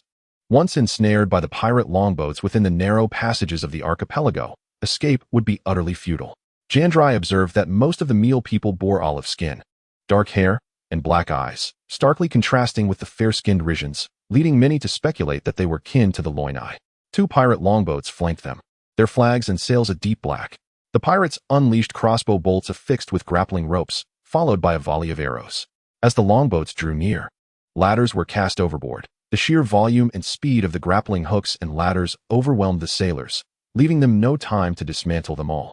With a whoosh, whoosh, the Meal sailors retaliated amidst the rain of arrows, with several pirates struck down, their cries of anguish echoing as they plunged into the depths, destined only to nourish the sharks.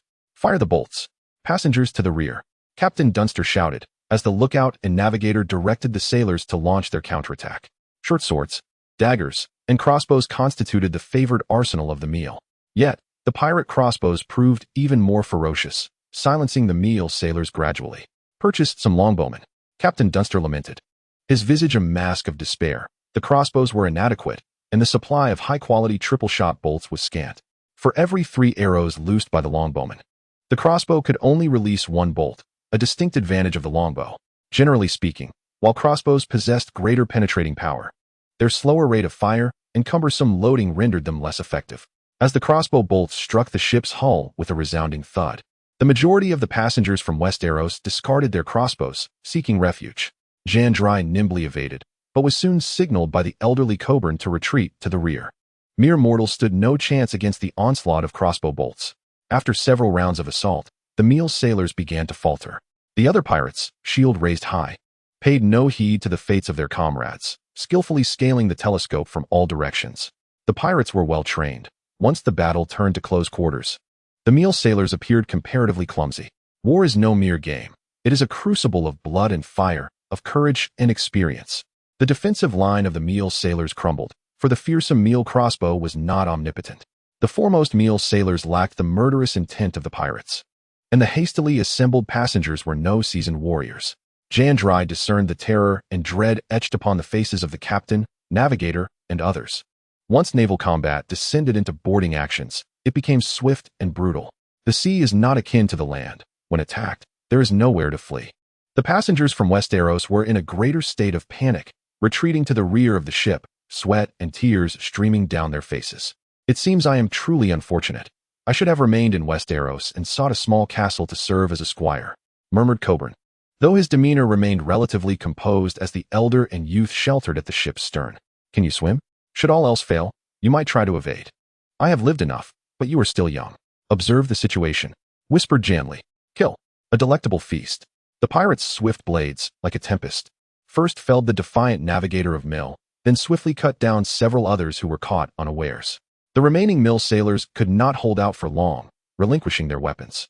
Only Captain Dunster remained, pale as death. Drop your arms. Crouch down. Surrender your weapons. The clatter of short swords, daggers, armor, and crossbows hitting the ground was a resounding thud. Jandeli sought a hidden position, the short-handled mace within reach, but at this moment, armor was far too conspicuous. The Mill sailors cowered, their heads cradled in their arms, while the Westerlanders stood behind them. 1, 2, 3, 12. Jandeli silently counted the pirates, estimating their numbers to be around 12. For the sake of agility in battle, the pirates favored leather armor over cumbersome plate. I am the storm, cried the foremost pirate leader, who had ascended the ship, his hair a striking purple and his mouth adorned with gold teeth that glimmered with an insatiable hunger. He was tall, clad in black-scaled armor, wielding 2 long swords. The pirate leader's gaze upon Captain Dunster was as lifeless as that of a corpse. A more effective strategy would have been to ram the longship directly into the hull, shattering the oars. Perhaps the pirates refrained from such an assault in hopes of capturing the entire vessel. Why resort to blades? The pirate leader stepped on the navigator's corpse, casually kicking it aside, blood pooling on the deck. The sailors were neither slaves nor slave traders, but seasoned free men of Mill, aside from the cargo left behind. You may live, and I shall demand a hefty ransom in exchange. What do you think of my proposal, Captain? The pirate leader bellowed brazenly. Sir, I implore you. I will pay you a substantial ransom. But these goods are to be returned to Mill, and I have collateral in the treasury. Captain Dunster forced a strained smile, a grimace of desperation. It is well known that pirates never haggle. The gold-toothed pirate slapped the captain across the face. Now you ought to awaken. Scatter. Send a few men below deck to inspect the cargo. The rest, stay with me. Jandeli contemplated the pirates' numbers. Some were maneuvering the longship, and the pirates had now divided into 2 groups, one with 6 men, with the gold-toothed pirate being the most formidable, robust, and strong. This was a pivotal moment. To strike or to hold back. Wise captain, aside from the cargo, you have passengers here. They are Westerlanders, aren't they? The gold-toothed pirate glanced around, noting the presence of Westerlander travelers apart from the Mill sailors. Their appearance gave them away. Most Westerlanders resembled undull folk, with blonde hair and either green or blue eyes. Yes, my lord. Captain Dunster stammered, beads of sweat trickling down his face. In contrast to themselves and the sailors of Mill, it appears that these inhabitants of Westeros are faced with dire circumstances. The journey to King's Landing to deliver a message for ransom is far too treacherous. A more pragmatic approach for them would be to engage in human trafficking or to resort to outright murder and pillaging. The golden-toothed pirate approached the passengers of Westeros directly, causing those behind to huddle together, inadvertently concealing Cobain and Jandeli. Among them, there was none to be found with beauty or youth, rendering them incapable of fetching a high price from the Lyseni. Please, spare my life. I can offer you my goods, my wealth. A short, stout merchant from Westeros pleaded grovelingly. Offer me money. The golden-toothed pirate roared with laughter. If I kill you, those goods will become mine. He then spotted an elderly man at the back, Cobain. Ah, an old man, the least valuable of all. The pirate approached Cobain, scrutinizing the aged figure. Cobain sensed Jandeli's unease, but subtly motioned for him to remain still. Jandeli shifted slightly, not out of fear, but to position himself closer to his hammer. My lord, I beseech your understanding. I am no ordinary old man. I once studied at the Citadel of Westeros and am a trained physician, perhaps of some use to you, Cobain stated, maintaining a composure that momentarily stunned the pirate. You speak well, but you are far too old man. The value I would derive from you does not exceed the cost I would expend to keep you alive. Perhaps you could greet the sea on my behalf. Even mermaids may require a physician. The golden-toothed pirate seized Cobain's sleeve, threatening to cast him into the ocean. Cobain's pleas for mercy only elicited laughter from the pirate. Poor old man, I shall grant you a bit more time. You've amused me. Once I have plundered my riches, you may meet the sea in due course. And you, boy, remove that iron mask. You possess a fine physique, and your voice is as clear as steel. If your face bears no scars or blemishes, the Lyseni women will surely take a liking to you. The pirate had discovered Jandeli, who despite hiding at the back, was well built. At your command, my lord, Jandeli replied, feeling for his mask, yet it did not fall away. As he moved, his hand grasped the hammer, and with the swiftness of thunder, he struck directly at the golden-toothed pirate. Wait, observe. The pirate was clad in black scaled armor. If this attack did not fell him, Jandeli would regret it 100-fold. He felt a familiar sensation akin to that of forging iron, concentrating his spirit into a singular point, aiming to create his finest work. Chapter 11. Blood and fury on the deck. Jandeli gripped the cold handle of his hammer, leaping forward with ferocity. He felt like an arrow released from its bow, a flame from the furnace, thirsting for blood and victory. To catch the thief, one must first eliminate the kingpin. The spike of the hammer descended towards the pirate's temple. Designed to pierce armor, the hammer had no need for a helmet, for nothing could be swifter or more effective than shattering a skull. Bang! Blood streamed down the cheek of the golden-toothed pirate, oozing from the jagged wound. Alas, the blow did not shatter his temple. It merely fractured the right side of his cheekbone. In the face of death, the pirate's alertness had spared his life. He harbored a degree of wariness towards the boy in the iron mask, yet he had underestimated him. Damn it, you little wretch. I shall cut you all down, chop you into pieces, and cast you into the abyss. The golden-toothed pirate bellowed, his palms soaked in crimson. The dull thud of the hammer echoed from his cheek, a reminder of the excruciating agony that coursed through him. Had he not evaded slightly, that novice boy, albeit nervous, would have surely crushed his skull with that one blow. Nevertheless, the force behind the strike had left the pirate in torment, as if half of his face had been pulverized, blood cascading in a horrific display. Regrettably, Jandeli observed the pirate. Perhaps that blow should have struck his throat, which would have been fatal. Jandeli seized a shield, and a more brutal battle commenced. Die, you little brat. The golden-toothed pirate brandished his twin daggers, intent on reducing Jandeli to mincemeat. Combat relies heavily on momentum, and the pirates were outnumbered by the merchant crew. Should their spirits wane, the rebels would consign them to the depths of the sea. The golden-toothed pirate swung his long blade with astonishing speed, creating a blur of motion. Ignoring the excruciating pain etched across his face, he aimed his blade at Jandeli's head or throat. The events unfolded with alarming rapidity, like a flash of lightning. Before the pirate's allies could react, the two combatants became entwined in a fierce struggle. Jandeli raised his shield, teetering on the precipice between life and death. He was not devoid of fear, yet it was overshadowed by exhilaration. He had never lacked strength or speed. What he perhaps lacked was battlefield experience. Blood could not intimidate Jandeli. Evade, then strike. He lifted his shield and mace. The pirate's wound was grave, and the significant blood loss would surely blur his vision. Rather than bandaging his injury, he opted for a reckless offensive strategy. The clash of steel rang out, resounding with a powerful cadence, akin to a melodious dance. The two were locked in an unyielding embrace, and the golden-toothed pirate grew increasingly agitated.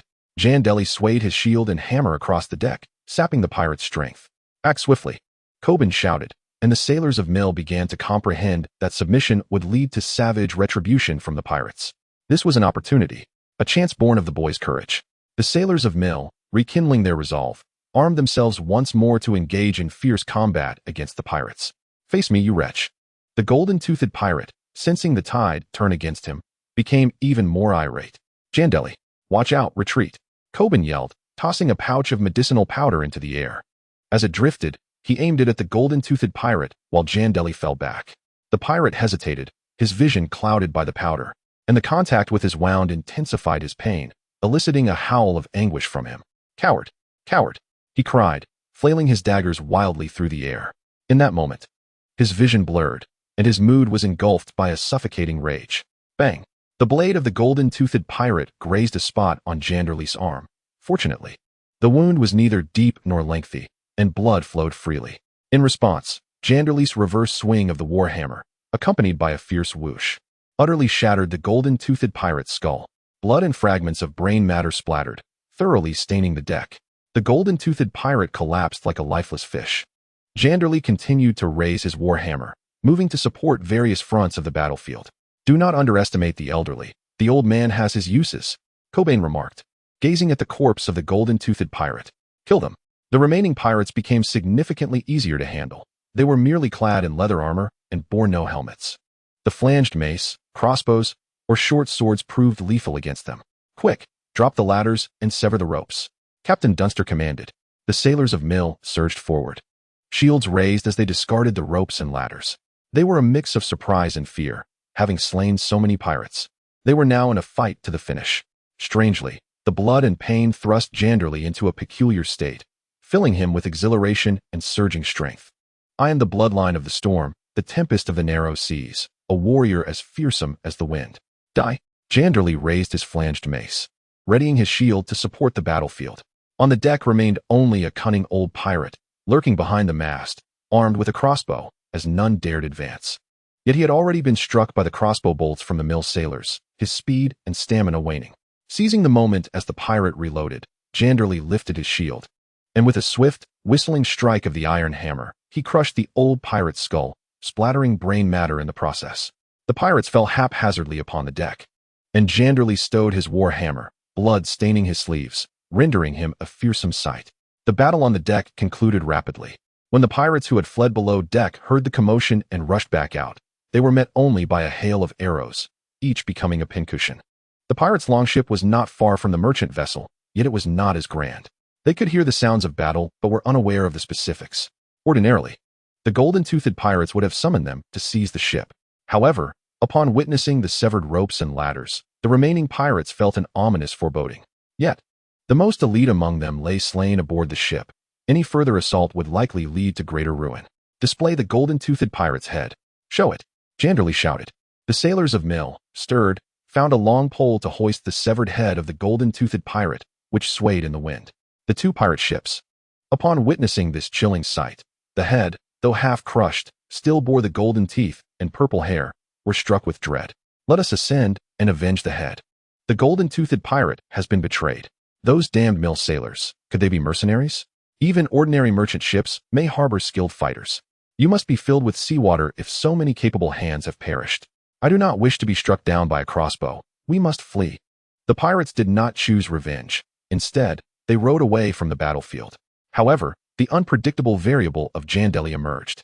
The pirates were pragmatic, aware that the crew aboard the black ship was limited, and they were ill-equipped to handle both the oars and the crossbows, suffering considerable losses in boarding personnel, making them unable to endure further casualties.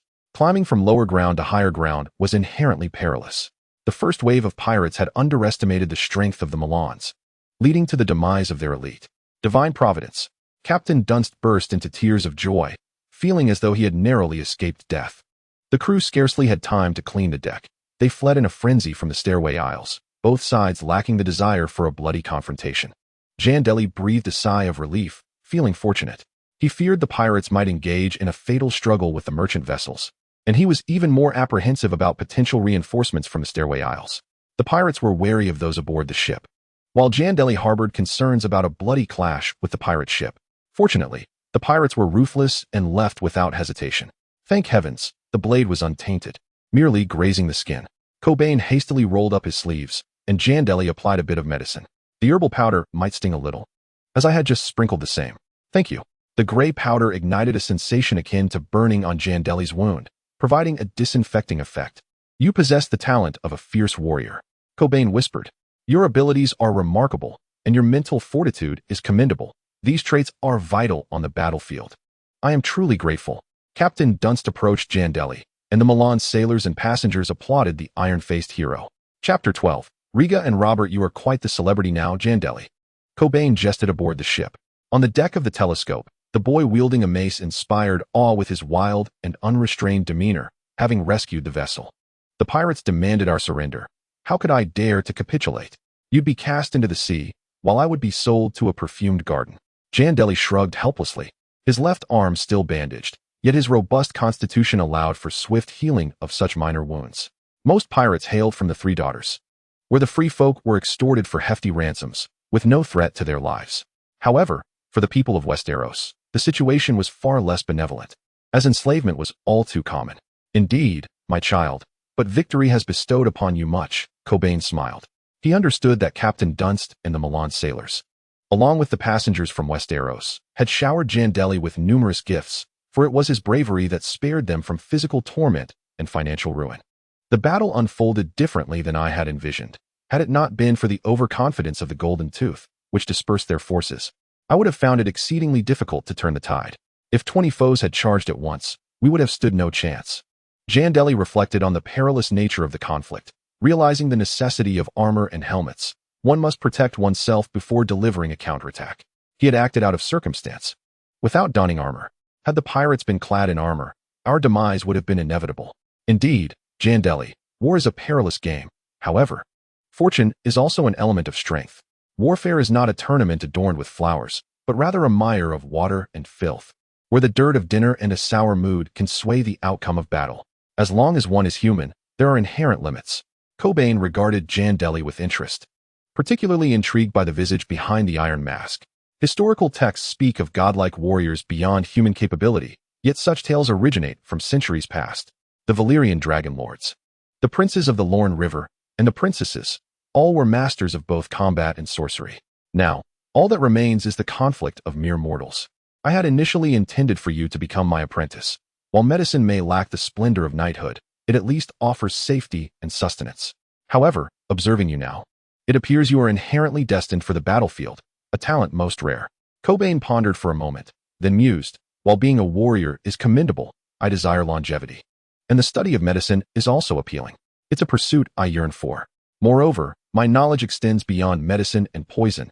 I am well versed in history, law, poetry, faith, and the ancient Valyrian tongue. I dare say these subjects are far more intricate than mere blacksmithing. Jandeli found this quite agreeable. A polymath like Cobain is a rare encounter, especially since he was cast out from the academy, and such an opportunity is seldom afforded. Another advantage is that Cobain is a solitary figure, reliant solely on his own strength. This pursuit is far more engaging than blacksmithing. I am eager to nurture a warrior.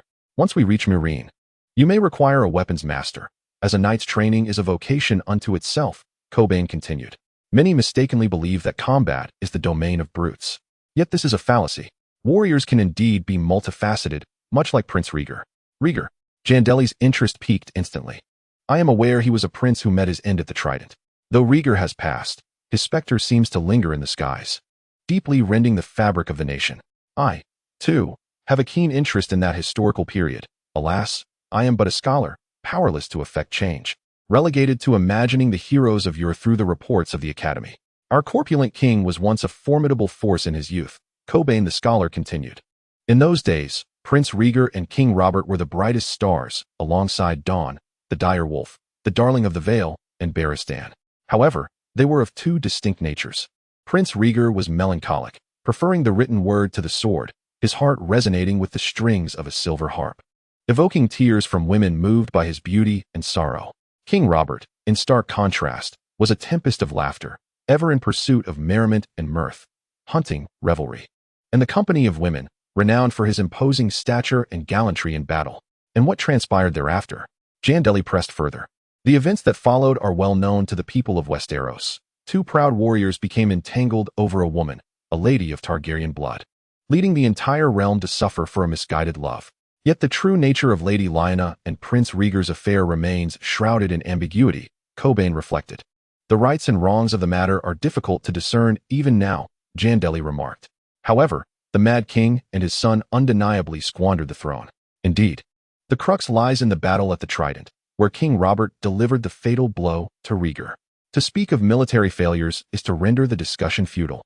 Nevertheless, it is quite remarkable that Prince Rhaegar was able to inflict such grievous wounds upon Robert. His status was elevated, his interests numerous, and he was not a natural-born warrior. Gendry reflected on this and found it to be true. The jousting of lances is starkly different from the realities of the battlefield. Not to mention that Rhaegar did not devote his entire focus to combat. Whether it was Robert or Rieger, it mattered little. Aesthetics, music, dance, and medicine can only embellish a night. The paramount objective is to win the war and conquer all. One must be more formidable, bolder, and more cunning than the enemy. The very fact that Prince Rieger overlooked this led to his defeat by Robert. Cobain's eyes seemed to blaze with fervor. Well then, now that we have the old man's reluctance, might you remove your mask? If you are unwilling, so be it, Cobain inquired. Jandeli removed his mask, revealing his dark hair, deep blue eyes, and the distinctive contours of his mouth, chin, and cheekbones. By the heavens, Cobain exclaimed, pointing at Jandeli's countenance, his mouth agape. I should have realized it sooner. I have seen Robert, and I have seen Renly. This visage is nothing short of a miniature Renly. Yet this lad is destined to be far stronger. Perhaps somewhat conspicuous, but I have no recourse. Jandeli replied politely. Forgive my slander against the king. Your temperament diverges significantly from his, for he is tempestuous and proud. Were it not so, I would have had my suspicions. After all, lineage is resilient. It matters not. Considering the king has forgotten me. Jandeli brushed aside the notion, momentarily disinterested in meddling in Westeros, proclaiming such endeavors beneath him, preferring to develop in secrecy. Then it is all the better. In another corner of the world, the bastards will outshine the scholars, and we shall eventually bring forth some new excitement. Cobain expressed with a hint of enthusiasm.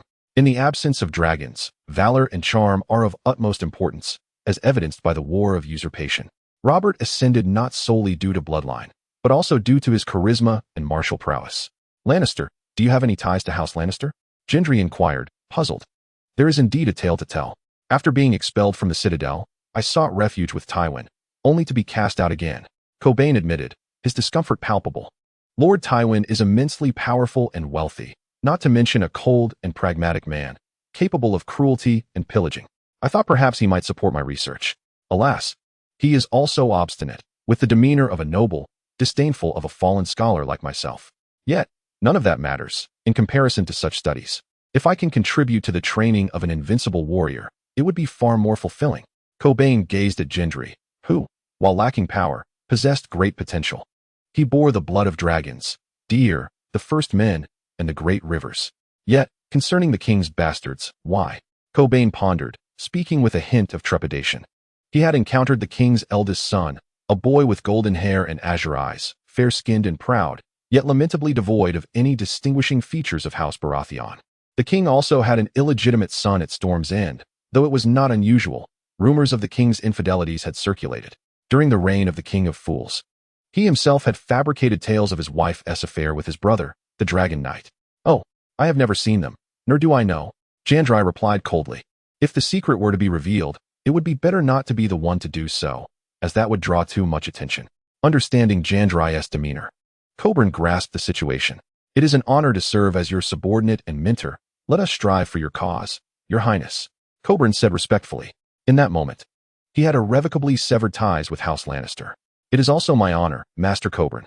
Jandeli reflected that he had indeed assembled a third faction from Essos, albeit a small one. The other two factions comprised the dragon siblings, the concealed Jon and Aegon. Chapter 13. Arrival at Meereen. The ship, the Telescope, navigated the Stony Steppe Islands without incident, though Captain Meereen was as jittery as a frightened bird. The vessel sped furiously until it finally docked at the city of Tyro, where they promptly replenished their fresh water and supplies. Before Jandeli's eyes lay a grand and bustling city. Tyro was a fortified citadel protected by towering walls, situated at the northeasternmost edge of the Stony Steppe Islands, not far from the mainland. Its inner walls were forged from black dragonstone, and Tyro was significantly larger than its Dornish neighbor, the Port of Spears.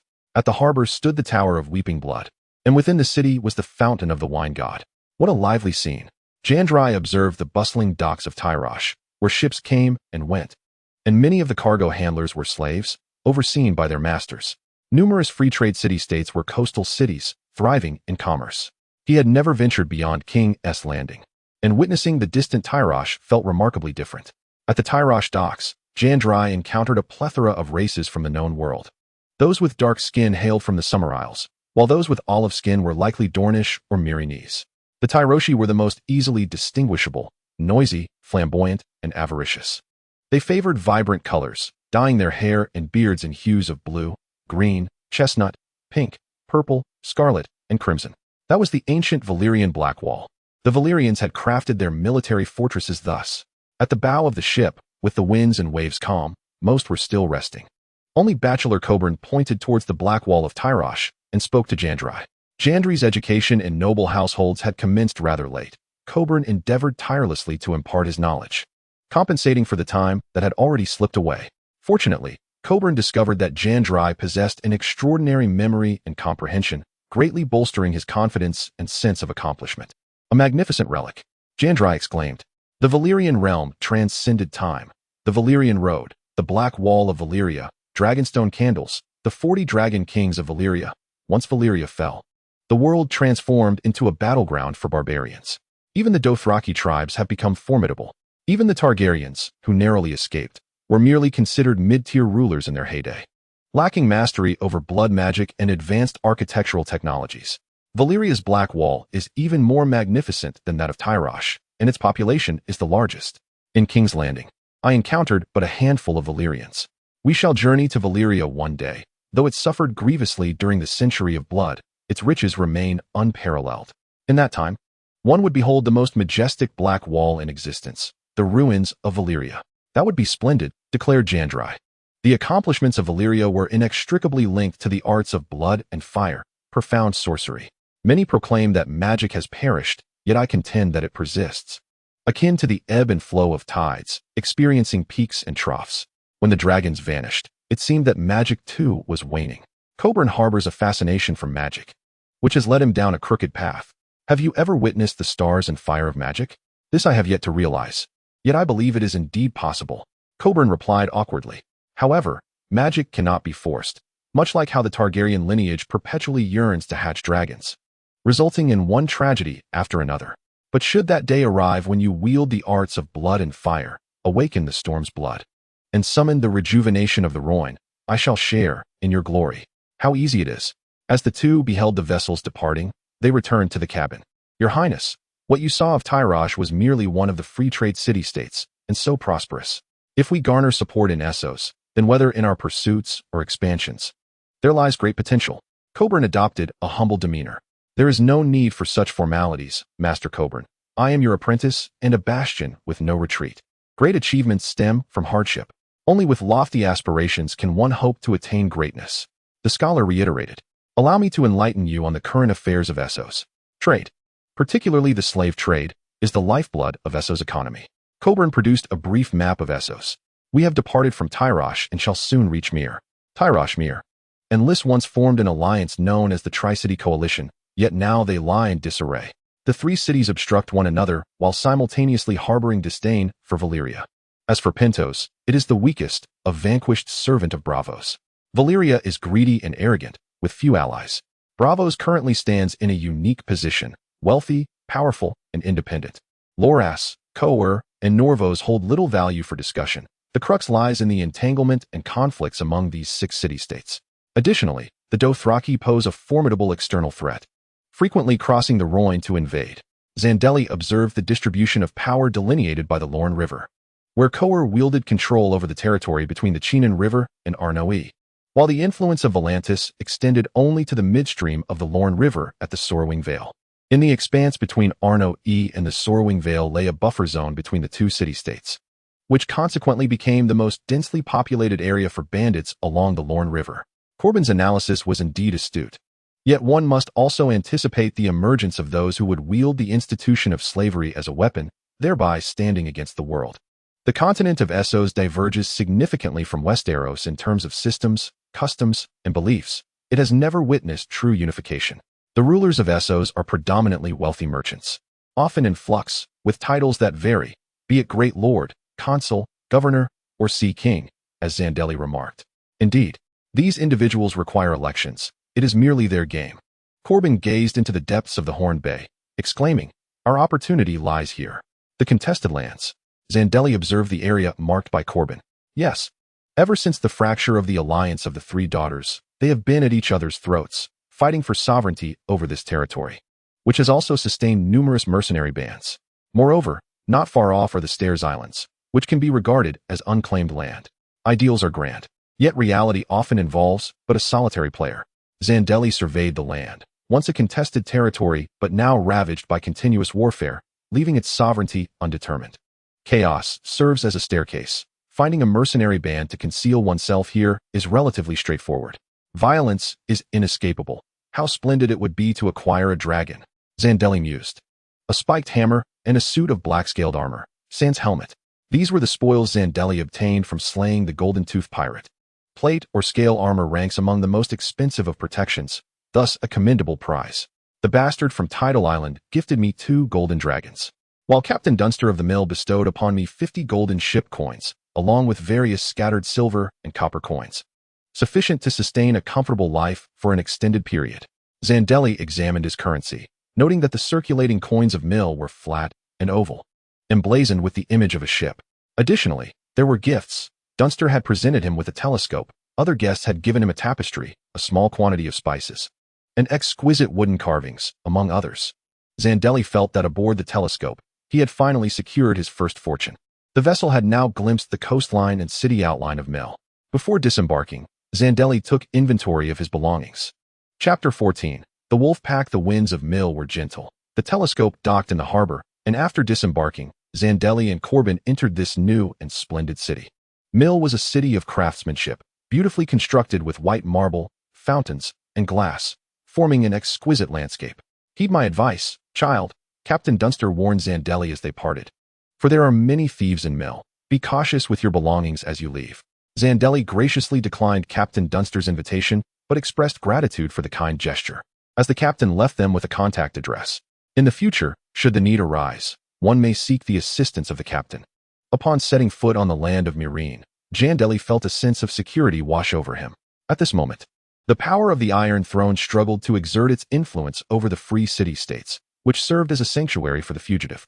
Following the Battle of the Redgrass, Daemon Targaryen met his demise, while the remnants of House Targaryen and the Blackfyre family embarked on their path of exile, seeking refuge in the ancestral home of Daemon's wife, Tyro. Moreover, in the aftermath of the Usurpers' War, the siblings Daenerys and Viserys also found themselves fleeing from one location to another. Come and purchase masterpieces of art, the finest lenses, perfect for gifting, exquisite carpets, all for just 1 gold coin. Paintings, delicate and intricate, now available for only 5 silver coins. Numerous Meereenese merchants gathered at the harbor, peddling their wares, many of whom were children.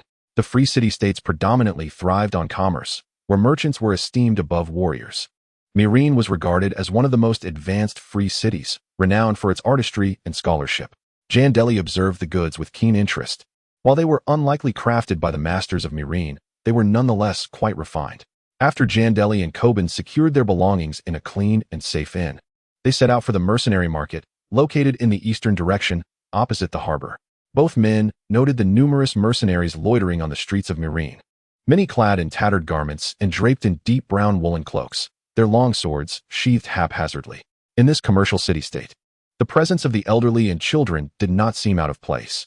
These lace merchants and carpet sellers engage in warfare with gold, fundamentally unable to escape the clutches of mercenaries. Coben remarked. Meereen's handicrafts were celebrated throughout the known world, including carpets and lace. The finest lenses and telescopes, alongside carpets, screens, mirrors, lace, and glass panes, were sold at prices comparable to Eastern spices.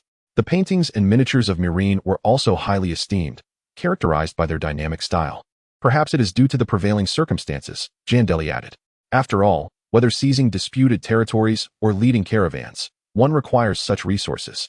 But why do they not opt to establish their own armies? Hiring mercenaries with food, gifts, or gold might prove more cost-effective, Coben retorted. In Westeros, even the wealthiest of families, like the Lannisters, disdain these timid souls of the free city-states. Gold cannot replace a longsword. Indeed, however, my lord, the mercenary square is designated for smaller mercenary bands. The larger companies possess their own strongholds. Here, we are destined not to join those grand mercenary groups, as they do not seek clients in the market. Rather, clients approach them directly. Smaller mercenary bands may offer a degree of safety. If fortune does not favor us here, perhaps we shall seek elsewhere. As the two approached dawn, they beheld the mercenary square. The entrance was painted a reddish hue, guarded by 2 weary old mercenaries wielding long spears. Their age rendered them incapable of facing the blood and fire of battle, leading them to choose the role of gatekeepers instead.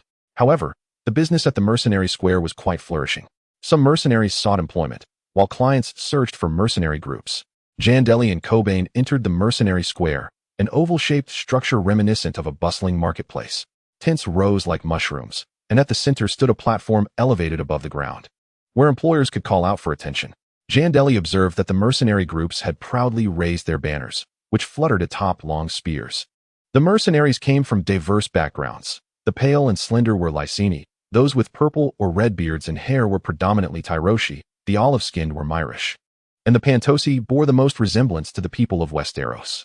Olive-skinned Myrish freemen were engaged in discussions with the mercenary leaders, while others honed their weapons, spears, and longswords. Their arms and armor were generally of inferior quality compared to the regular troops of Westeros. Recruit 2 mercenaries to escort our Lord's children on a journey through Essos. Compensation to be discussed. A haughty slave steward shouted from the platform. Traveling was a costly endeavor, one only affordable to the children of nobility or wealthy merchants. Me. The mercenaries below raised their hands. Escorting the children of the elite was comparatively a simple task. The assignment was soon concluded, with 2 mercenaries taking it up. A lucrative contract awaited, involving the interception of a spice caravan arriving from the distant east near Koar, offering each mercenary 3 times the standard rate, along with an additional 5 beautiful Lysini slaves for the leader. Another enticing task. The crowd fell silent, the journey too long and perilous, especially with the unpredictable Dothraki who occasionally crossed the Rhoyne River, making the venture exceedingly dangerous. To hell with it. For such a perilous task, you should seek out the Golden Company or the Windblown. The mercenaries below, realizing the gravity of the situation, erupted into a chorus of insults. Though greedy, mercenaries were not foolish. The mercenary square was chaotic, and Jandeli began to stroll along the tents, searching for a suitable mercenary group. You are too young, lad, and lack any mercenary experience. As for your companion, he is far too old. We do not recruit children or the elderly here. While your stature appears commendable, the battlefield is far too perilous for you. If you are willing to accept 1/3 of the pay, we might consider employing you. And as for the old man beside you, we regret to inform you that your age and inexperience mean we would have to invest money in your training. You may join us, but it would entail a year-long internship without pay. Before Jandeli and Cobain could showcase their skills, they were reasonably dismissed by the mercenary group. Jandeli, disheartened, concluded that despite their age and frailty, the roles of blacksmith apprentices and healers were in high demand among most mercenary factions. Yet they lacked the patience and sincerity to consider them. In a secluded corner of the mercenary square, Jandeli stumbled upon an ancient tent adorned with a banner depicting a pack of wolves in full gallop. This is the wolfpack, Cobain remarked, indicating that it had been established by the northern folk who crossed the sea, and it was surprising that it still existed. Chapter 15. The Den of the Wolfpack. Please continue reading. Jandeli observed the gray wolf flag fluttering in the wind, while a group of wild gray wolves dashed across the snow-covered ground. The tent of the wolf pack was hidden away in a discreet area of the mercenary square, rarely attracting attention. The mercenaries of the wolf pack did not venture into the square to solicit business, leading Jandeli to suspect that their numbers were quite few. Recruiting soldiers. Jandeli and Cobain noticed a large notice at the entrance of the wolf pack's tent before stepping inside. Are you here to join the mercenary group, or to post a mission? Inside the tent, there was only a stout, elderly man, bleary-eyed as he regarded the unexpected visitors. A gray-haired elder, tall with a slight hunch. His prominent blue eyes, framed by numerous wrinkles, stood alongside a young man of considerable height and muscular build. His blue eyes and thick black hair partially obscured by a black iron mask.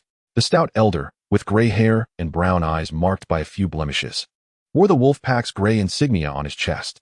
An ink bottle rested beside him, and the tent was rather simplistic. The most striking feature was the 2 realistic paintings in the style of Millet behind the elder, depicting a northern warrior with an iron gaze, tousled beard, wielding a longsword and draped in a bear pelt, likely the founder of the wolf pack. The elder first spoke in Low Valyrian, a dialect common to the 9 free cities and the slave cities. Yes, we wish to become mercenaries, Cobain declared. Jandeli was also learning this language, yet he lacked Cobain's fluency. Just call me Fatty. I am the recruitment officer of the wolf pack, the elder responded. In mercenary circles, a nickname often holds more weight than a name. You seem rather aged, old man. And as for this masked lad, does he even reach 16? You both are either too old or too young. However, if you wish to join us, the first year will grant you half the pay, which is guaranteed to be at a moderate level in the market of 3 daughters, and you are free to come and go. Nevertheless, the wolf pack has many rules. Members must take a sacred oath prohibiting needless slaughter, theft, rape, and harm to companions. We do not welcome any troublemaker. We prefer quality over quantity. Violating this oath will not be forgiven by the wolf pack. The elder scrutinized Coben for a moment. In terms of mercenaries, I am quite aged. Yet, as a physician, I am still relatively young. As for the lad beside me, he has served as a blacksmith apprentice for several years, Coben replied with a smile. Although age may be a barrier, the presence of skilled individuals such as physicians or blacksmiths would lower the recruitment threshold. How peculiar you both appear. Yet you are among the rare few willing to join us lately. Others find our rules overly stringent. The elder chuckled heartily. The treatment in the wolf pack is relatively decent, particularly considering the customs of the northerners. They are among the more reputable mercenary groups. Though not quite as esteemed as the Golden Company, they maintain a certain level of strictness. That is commendable. Might I inquire if either of you possesses a business card or some form of personal introduction? The portly man rubbed his chubby hands together, then produced a pen and began to write on a piece of paper. I apologize, but I do not have such a thing. Bachelor Cobain replied with a look of discomfort. That is of no consequence. Allow me to pose a few questions. Where do you hail from? Inquired the rotund elder. Moreover, I would like to know your ages, names, and origins. Rest assured, the wolf pack will not pry too deeply into your affairs. You may be somewhat vague in your responses. My oath commences from the moment you join. We shall not concern ourselves with any deeds from your homeland. But within the wolf pack, an oath is as solid as iron. Westeros, Cobain said, 70 years old. I once forged a medical necklace in the citadel. Westeros, Jandeli replied, 12 years old, formerly an apprentice blacksmith. The Sunset Continent is my homeland. The ancestors of the wolf pack were northerners from Westeros, and even now, a majority of our members are descendants of northerners.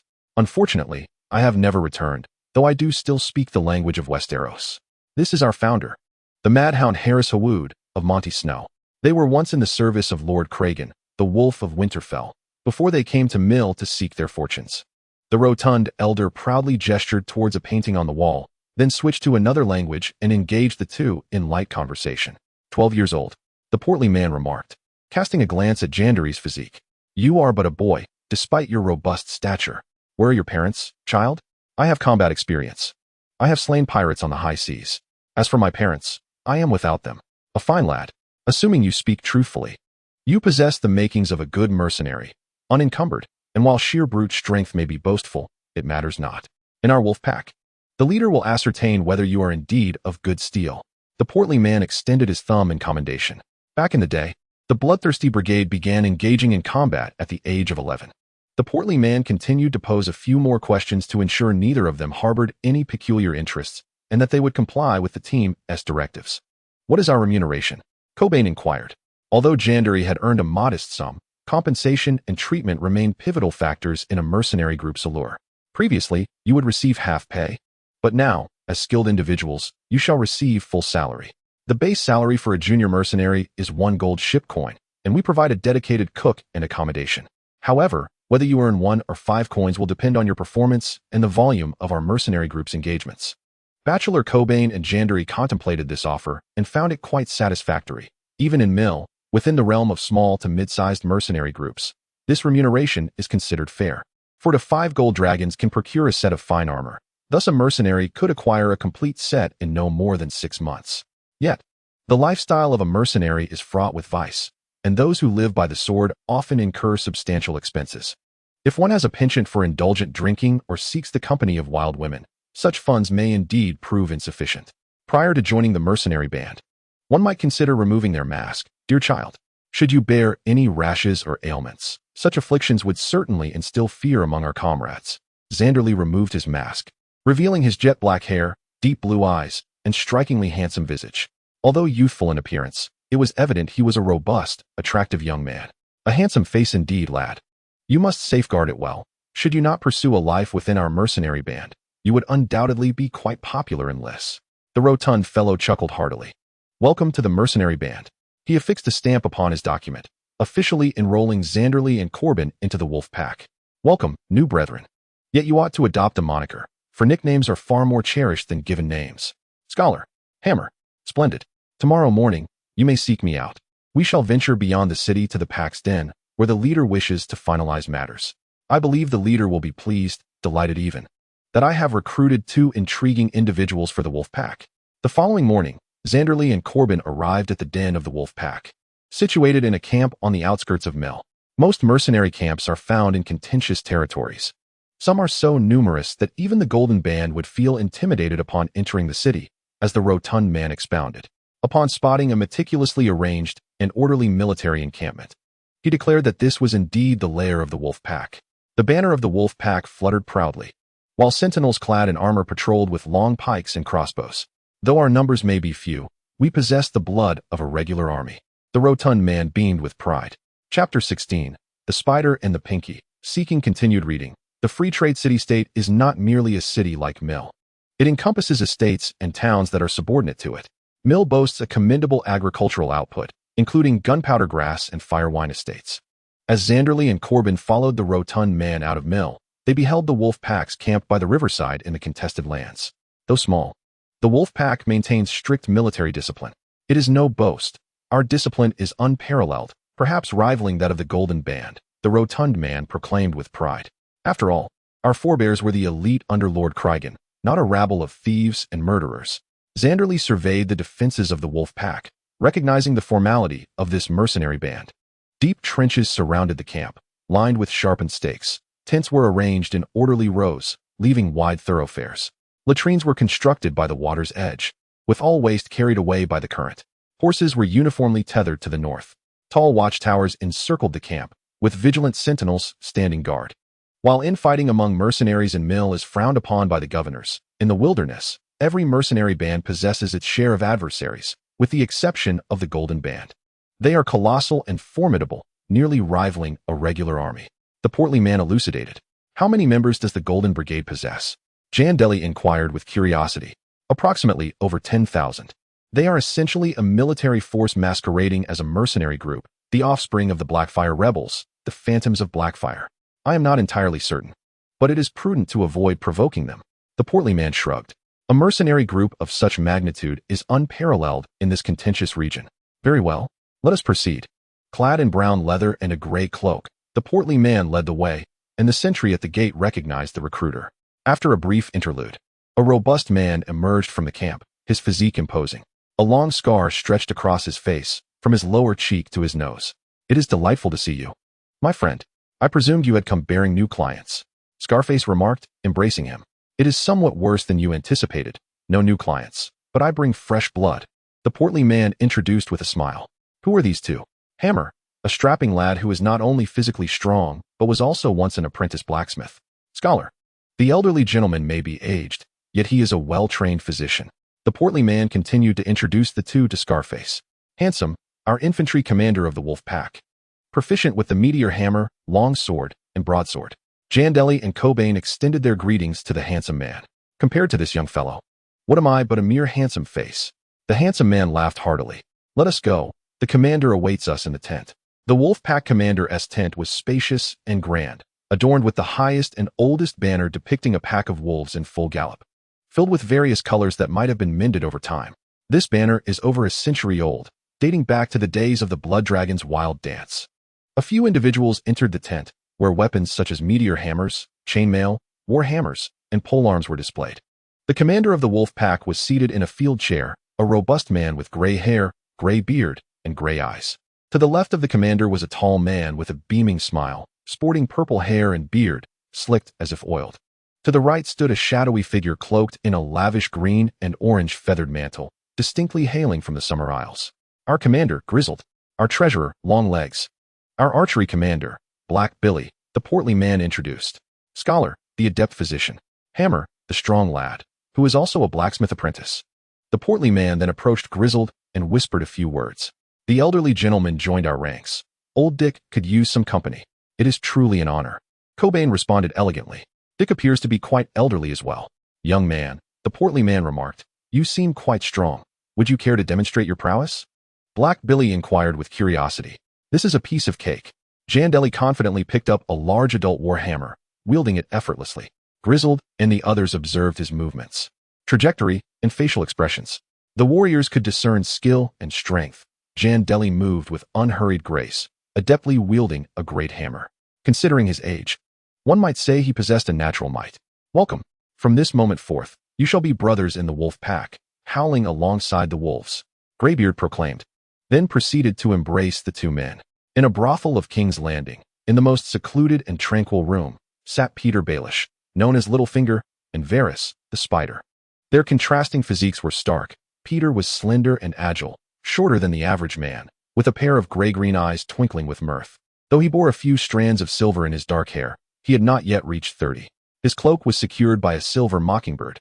Varys, on the other hand, was corpulent, reeking of perfume, with a bald head as smooth as an egg. He donned a loose-fitting purple silk robe and velvet slippers. Your silver mockingbird brings such joy to the heart, Varys complimented. Thank you for your kind words, my old friend. What news do you bring? You seemed quite eager to meet me. Peter replied with a smile. Indeed, there is something intriguing. Varys continued. An apprentice from a blacksmith shop has vanished, leaving his master in a state of distress. The boy's hidden letters claim he has gone to the Riverlands, but he might have also set sail. Apprentice?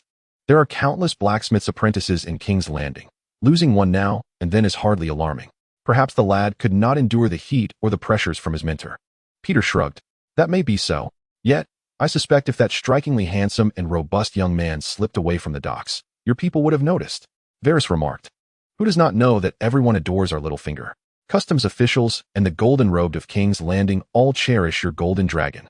The little birds chatter away. Why do they not seek him out? Peter inquired. The little birds are so focused on the heights that they may forget to look down. It is my oversight. As my little birds are always limited. Varys spread his hands. The primary reason, however, lay in his lack of earnestness regarding this pawn. Not to worry, my old friend. The boy you implored me to inquire about seems to be no ordinary child. Let me guess, is he of noble blood? Peter's eyes glimmered with intrigue. You cannot be deceived, my friend. Indeed, he is a boy of esteemed lineage. Varys leaned in to whisper. I shall do my utmost. Though in the comings and goings of King's Landing, there may be no clues. You know how it is with a minor figure. My acquaintances do not pay him much heed. Your willingness to assist is all I could ask. Varys chuckled. Let us raise a glass. To the benevolence of Lord Varys. Peter poured a glass of summer red for Varys. Cheers. I have a question. Why have you changed your sigil, my good lord?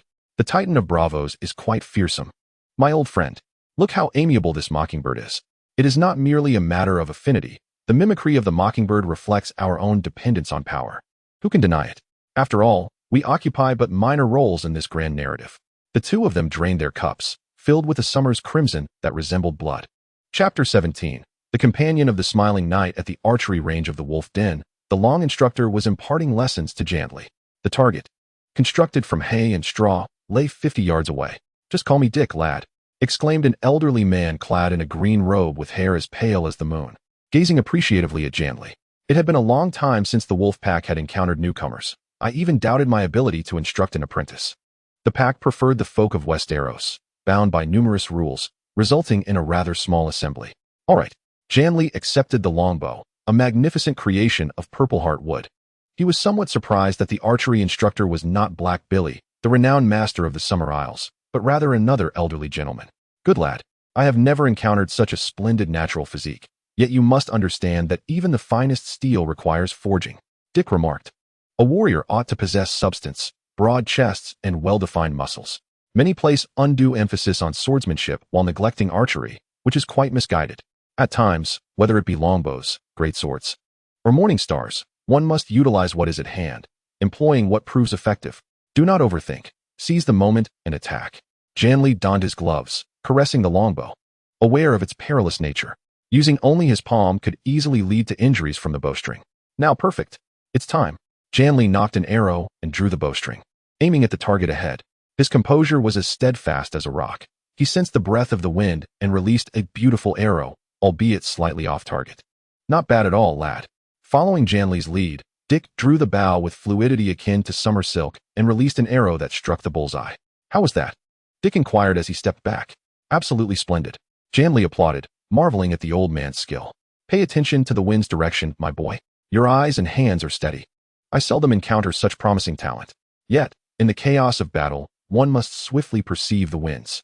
Hitting the target is not enough. Speed and precision define a true master.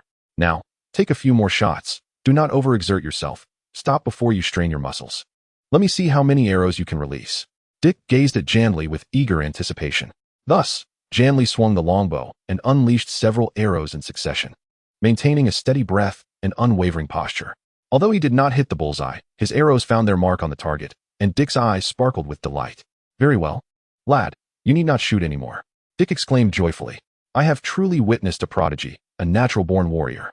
Your stamina is exceptional, allowing you to unleash several rounds in battle. You require a fine bow, my child. A skilled hand cannot be deprived of a good bow. It is our very essence," Dick proclaimed. "The finest bows are the dragonbone bow and the golden heart longbow from the Summer Isles, yet both are incredibly valuable. A step below these are those crafted from purple heart or fishbone wood, or even the ordinary beast bone. I shall procure for you a splendid bow." Dick instructed Jandeli on the proper shooting posture to avoid muscle strain. For such a natural warrior, Dick held nothing back. After a period of practice, he allowed Jandeli to rest on a nearby bench. "I hear you hail from Westeros?" Dick inquired. "Be more specific." "Indeed, King's Landing." "And you?" Jandeli asked with curiosity. "Correct, I too fled from Westeros." "Have you heard of the Brotherhood Without Banners?" "Indeed," Jandeli replied, somewhat elated. "They are a band of lawless brigands. Their tales still circulate in King's Landing." Jandeli had heard songs about the Brotherhood in the taverns of King's Landing, where wandering minstrels sang of them. "A wandering brotherhood without banners, they claim we are thieves. We make the forest our castle and the earth our home. No gold escapes our blades. No maiden evades our grasp. A wandering brotherhood without banners. All fear the smiling knight, the rotund Ben, the white doe, and the undying long-necked Oswin." Dick recounted with familiarity. Jandeli pondered and recalled that there was indeed a Dick among the Brotherhood. He gazed at the elder, initially assuming it to be a mere coincidence. "Are you the Dick of the Brotherhood Without Banners?" Jandeli regarded him with newfound respect. This man was truly a master archer. The renowned bowyer Dick hailed from a village near Stonehelm. He had once taught Ulmer how to wield the bow, and was regarded by some as the greatest archer of all time. "Yes," Dick nodded, dismissive of the praise. "I was once a member of the Brotherhood, a remarkable brigand. Now, however, I merely serve as a mentor in a foreign land. Aside from Ulmer, most of my comrades have perished. The Targaryen dynasty has fallen, and I could easily return to Westeros. Yet most of my companions are gone, including the leader White Bull and the Dawnbringer, both of whom have long since met their demise. Returning would only bring sorrow." "Were not the Brotherhood completely eradicated by the Dawnbringers?" Jandeli asked, intrigued. "Indeed, there was a significant battle that took place within the Brotherhood. Jaime Lannister, the Dawnbringer Arthur Dayne, and the fearless Barristan Selmy confronted some of my finest brothers, including the Smiling Knight and our leader Simon Toyne. Barristan killed Simon Toyne, while Arthur Dayne slew the Smiling Knight. Later, the White Doe, the undying Longneck Oswin, and the rotund Ben were captured during their escape, but I was not among them. I was in Storm S and seeking rare woods to craft longbows. Upon hearing of the Smiling Knight's demise, I fled across the narrow sea." The bowyer mused. That was over a decade ago. The figures within Dick's stories had become mere echoes of the past. The Smiling Knight and the Dawnbringers. Jandeli harbored a keen interest in these two legendary figures. The Smiling Knight possessed a physique akin to that of an ordinary man, yet his fervor was twice as intense. Despite his eccentricity, he remained a skilled swordsman. As for the Dawnblade, I cannot fathom the idea of him meeting an inexplicable demise in the wilds of Dorne. He was the strongest among our generation. Dick reminisced. "Are there any promising young talents in Westeros lately?" "The Knight of Flowers." Jandeli pondered, admitting that he had not heard much of any rising stars. Apart from the fearless Barristan, Jaime Lannister of House Lannister, and the likes of Bronze Yohn. What do they matter? As long as you are willing to embrace the teachings of the Wolf's Den, they will all be your vanquished foes, Kr scoffed. "I've encountered many a dandy before. The Smiling Knight once slain a rose." "All right, old man.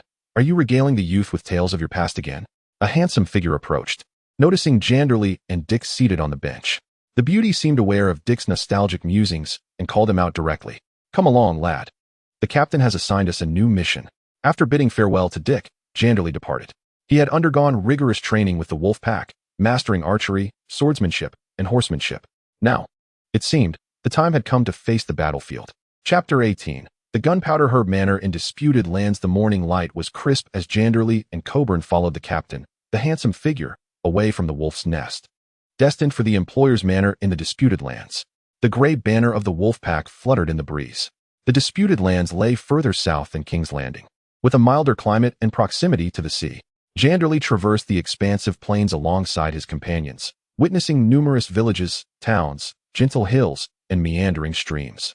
Many slaves labored diligently here, while numerous governors and nobles owned estates in the region. The wolfpack comprised approximately 40 members, with Jandeli and Coburn among them. This marked their inaugural mission with the pack. Occasionally, they encountered other mercenaries, exchanging brief greetings before swiftly parting ways, for mercenaries were inherently distrustful of one another. Jandeli donned black scale armor, wielding a spiked mace, a purple heart longbow gifted by Dick, a crossbow, and a dagger. Coburn, the scholar, took a more leisurely approach. The esteemed old doctor rode a gentle and amiable old horse. For scouts rode ahead to assess the situation. The disputed lands had long been a realm of unrest. Situated in the southwestern region of Essos, the three free trade cities of Lys, Myr, and Tyro perpetually vied for dominion over this territory, with Volantis occasionally joining the fray. Ever since the fall of the Three Daughters, the disputed lands had been embroiled in endless strife, sustaining numerous mercenaries. The region was divided into two parts. The towns and manors closer to the Three Daughters were under their control, exhibiting some semblance of order, where mercenaries typically refrained from offending governors and wealthy merchants. The Myrish cultivated gunpowder herbs within the manors, the essential ingredient for Myrish wine, while the Tyroshi tended pear trees and raised pigs on the estates. As for the inhabitants of Lys, they cultivate both red and white grapes, and also grow aromatic herbs to produce perfumes. The handsome man raised his whip and remarked, however, the central region is a chaotic battleground where the Three Daughters vie against one another, while mercenaries and adventurers engage in brutal conflicts. If one wishes to prolong their life, it is best to avoid this treacherous circle. Jandeli nodded, perceiving the disputed territory as akin to a cursed ring. The deeper one ventures within, the greater the peril. The turmoil intensifies, and malevolence prevails. In cities like that of the Three Daughters, known for their thriving handicrafts, the supply of raw materials relies heavily on the towns, lands, and estates surrounding the city-states. In the vast realm of Volantis, the scale of the three vassal towns rivals that of cities in Westeros. Exercise caution, lads. Mercenaries in the disputed lands outnumber the fish in the river, the handsome man cautioned. Among them are numerous exiles and brigand mercenaries. When a mercenary forsakes order, they transform into thieves and marauders. The cataclysm of Valyria has shaped the current state of Essos. It resembles the aftermath of a great civilization's fall, leading to barbarian invasions and the fracturing of empires. Jandeli observed the undulating landscape beneath his feet, devoid of towering mountains. It is a pity that such fertile soil has remained mired in conflict ever since the downfall of Valyria. The Three Daughters contend for the disputed territories and the Stepstone Islands, while the war between Pintos and Bravos culminated in a resounding defeat for Pintos. The conflict stemmed not only from slavery, but also from the struggle for control over the fertile lands and waterways between the two cities. Most terrifying of all is the ascendance of the Dothraki. For centuries ago, the Dothraki surged from the east towards the free trade city-states, pillaging and incinerating every town and city in their path, including the Kingdom of Sailor, the cities of the Carthene in the Red Waste, and the settlements of the Ibbenese in the Kingdom of Ibben, until they were finally halted by the Unsullied of Coer at Temekeo, numbering at least 50,000. During the blood-soaked century following the doom of Valyria, the slavers drove peasants from their hovels and nobles from their estates, leaving only meadows and ruins from Coer's forests to the headwaters of the Siro River. This is the land we must protect. The gunpowder herb estate, the handsome man declared. After a prolonged gaze, Jandeli found the scar on his face to be rather benign. The wolf pack halted upon encountering a magnificent estate in the style of Meereen. The sprawling hills were part of the estate. Jandeli beheld a vast expanse of verdant plants, reaching about half a man's height, the edges of which had begun to display a rusty hue. Those are gunpowder herbs. Invaluable, the handsome man introduced. Gunpowder herbs are utilized for treating wounds and are quite costly. This is my first encounter with a gunpowder herb estate, Cobain exclaimed. As a scholar, he certainly understood the efficacy of gunpowder herbs, yet he had never witnessed such a vast hillside of them before. Jandeli had heard from his companions about the patrons who contracted the pack of wolves. They were overseen by a governor from Meereen. The governors of Meereen possess private estates throughout the disputed lands, with extensive farmlands and mines, though they seldom make personal visits. This particular gunpowder herb estate is unique due to the immense value of the herbs, which can be converted into Meereen's famed gunpowder paste and fire wine. Moreover, situated near the very heart of the contentious territory, the governor must employ mercenaries to safeguard the estate during the harvest. Upon sighting the banner of the wolf pack, the lookouts of the gunpowder herb manor sounded their horns, the calls resonating long and melodious rather than brief. "Ah, my old friend, I have prepared warm water and a feast for you," exclaimed the estate's steward, emerging with a few slaves to welcome the handsome gentlemen and mercenaries. The steward, an olive-skinned free man of meal rather than a slave, addressed the group. "Thank you for your trouble, Chief Leaf." The handsome gentleman replied. "I have awaited your arrival. This time of year always fills me with anxiety. Fear not, my old friend. You are ever so fretful. With our protection, the gunpowder herb shall safely reach meal." Reassured Leaf, the handsome gentleman laughed heartily, gesturing for the mercenaries to enter the manor.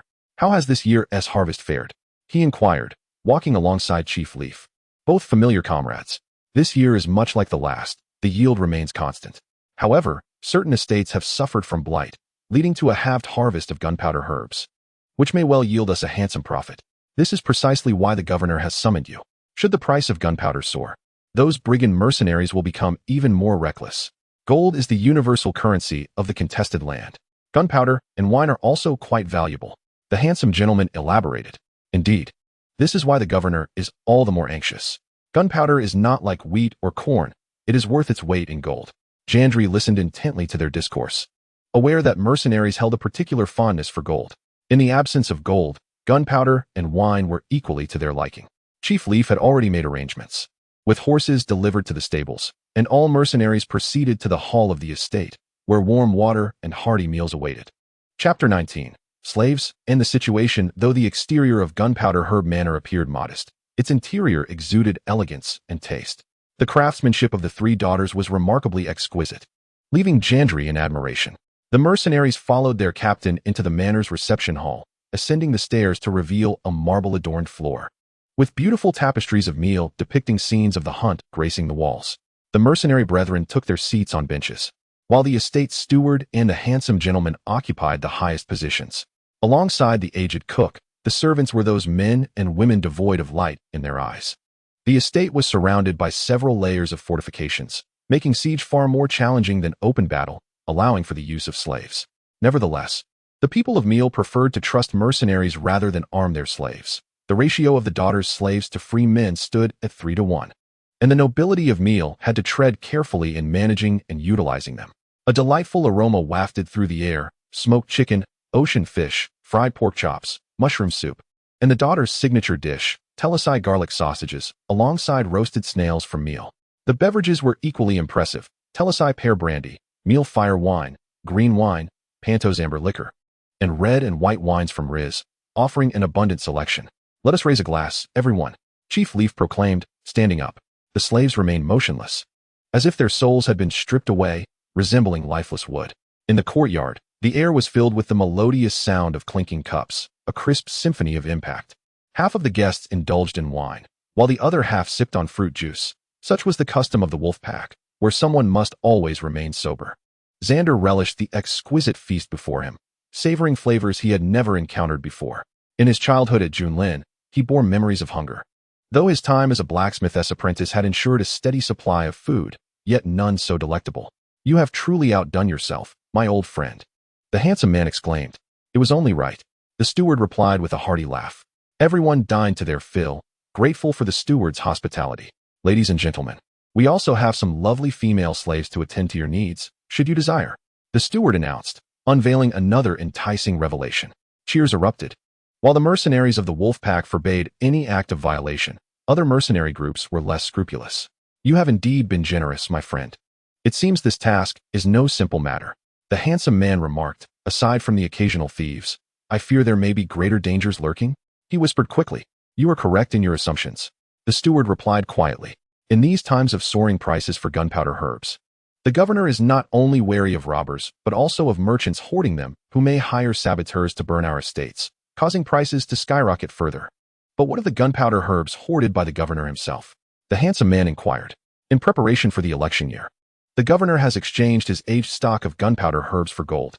The remaining herbs must be tightly controlled," he explained.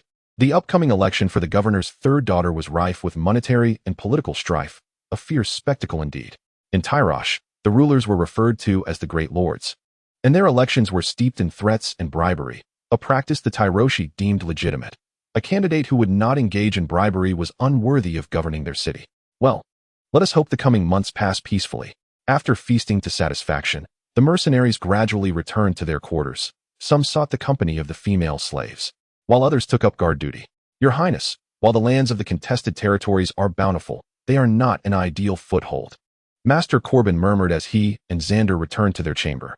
What are your thoughts, Master Corbin? Xander inquired. The contested territories lay between the third daughter and Volantis, both of which were unlikely to permit the existence of an independent king. The pirates and mercenaries, each with inflated egos, would not easily submit. The Copper King once achieved this, Xander whispered. It was a formidable challenge, and he had the support of merchants, mercenaries, and the formidable Golden Company at his back. But Corbin pondered. The Copper King's power was once unparalleled. It is within human capability. I believe the Copper King has yet to unearth an even greater strength. A glint of cold determination flashed in Xander's eyes.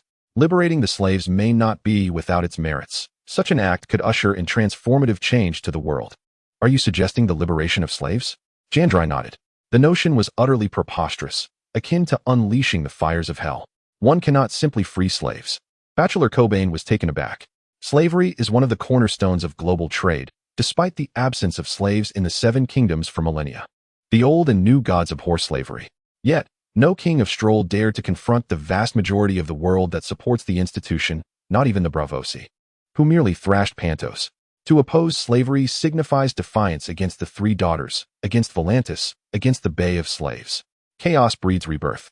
Our only stronghold lies within the Stepstone Islands and the disputed territories. Moreover, this is merely an idea. The path ahead is long.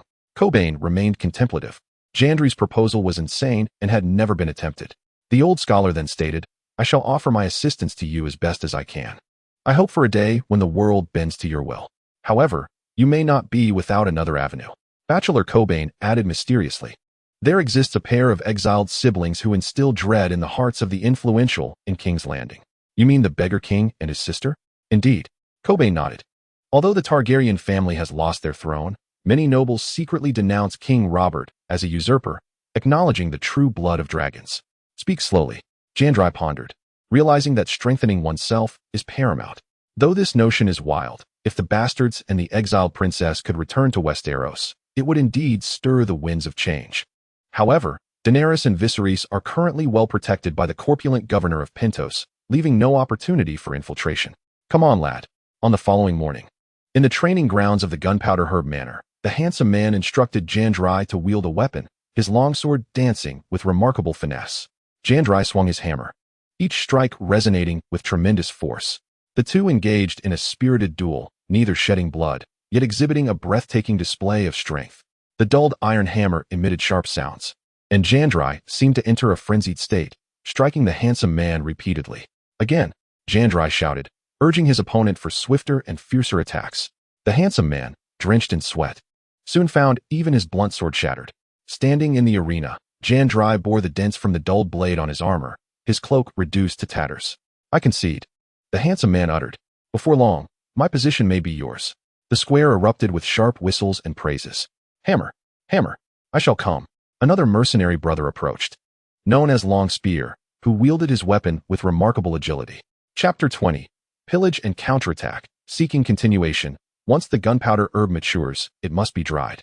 The wolfpack must guard this manor for at least 3 months.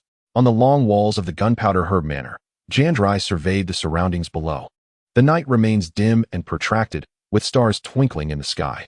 This evening, he stands guard alongside a faction of mercenaries, the Spear and the Meteor Hammer, both of whom serve as his mentors, wield their weapons with a ghostly finesse that proves quite challenging for him. Long weapons hold a distinct advantage over shorter ones.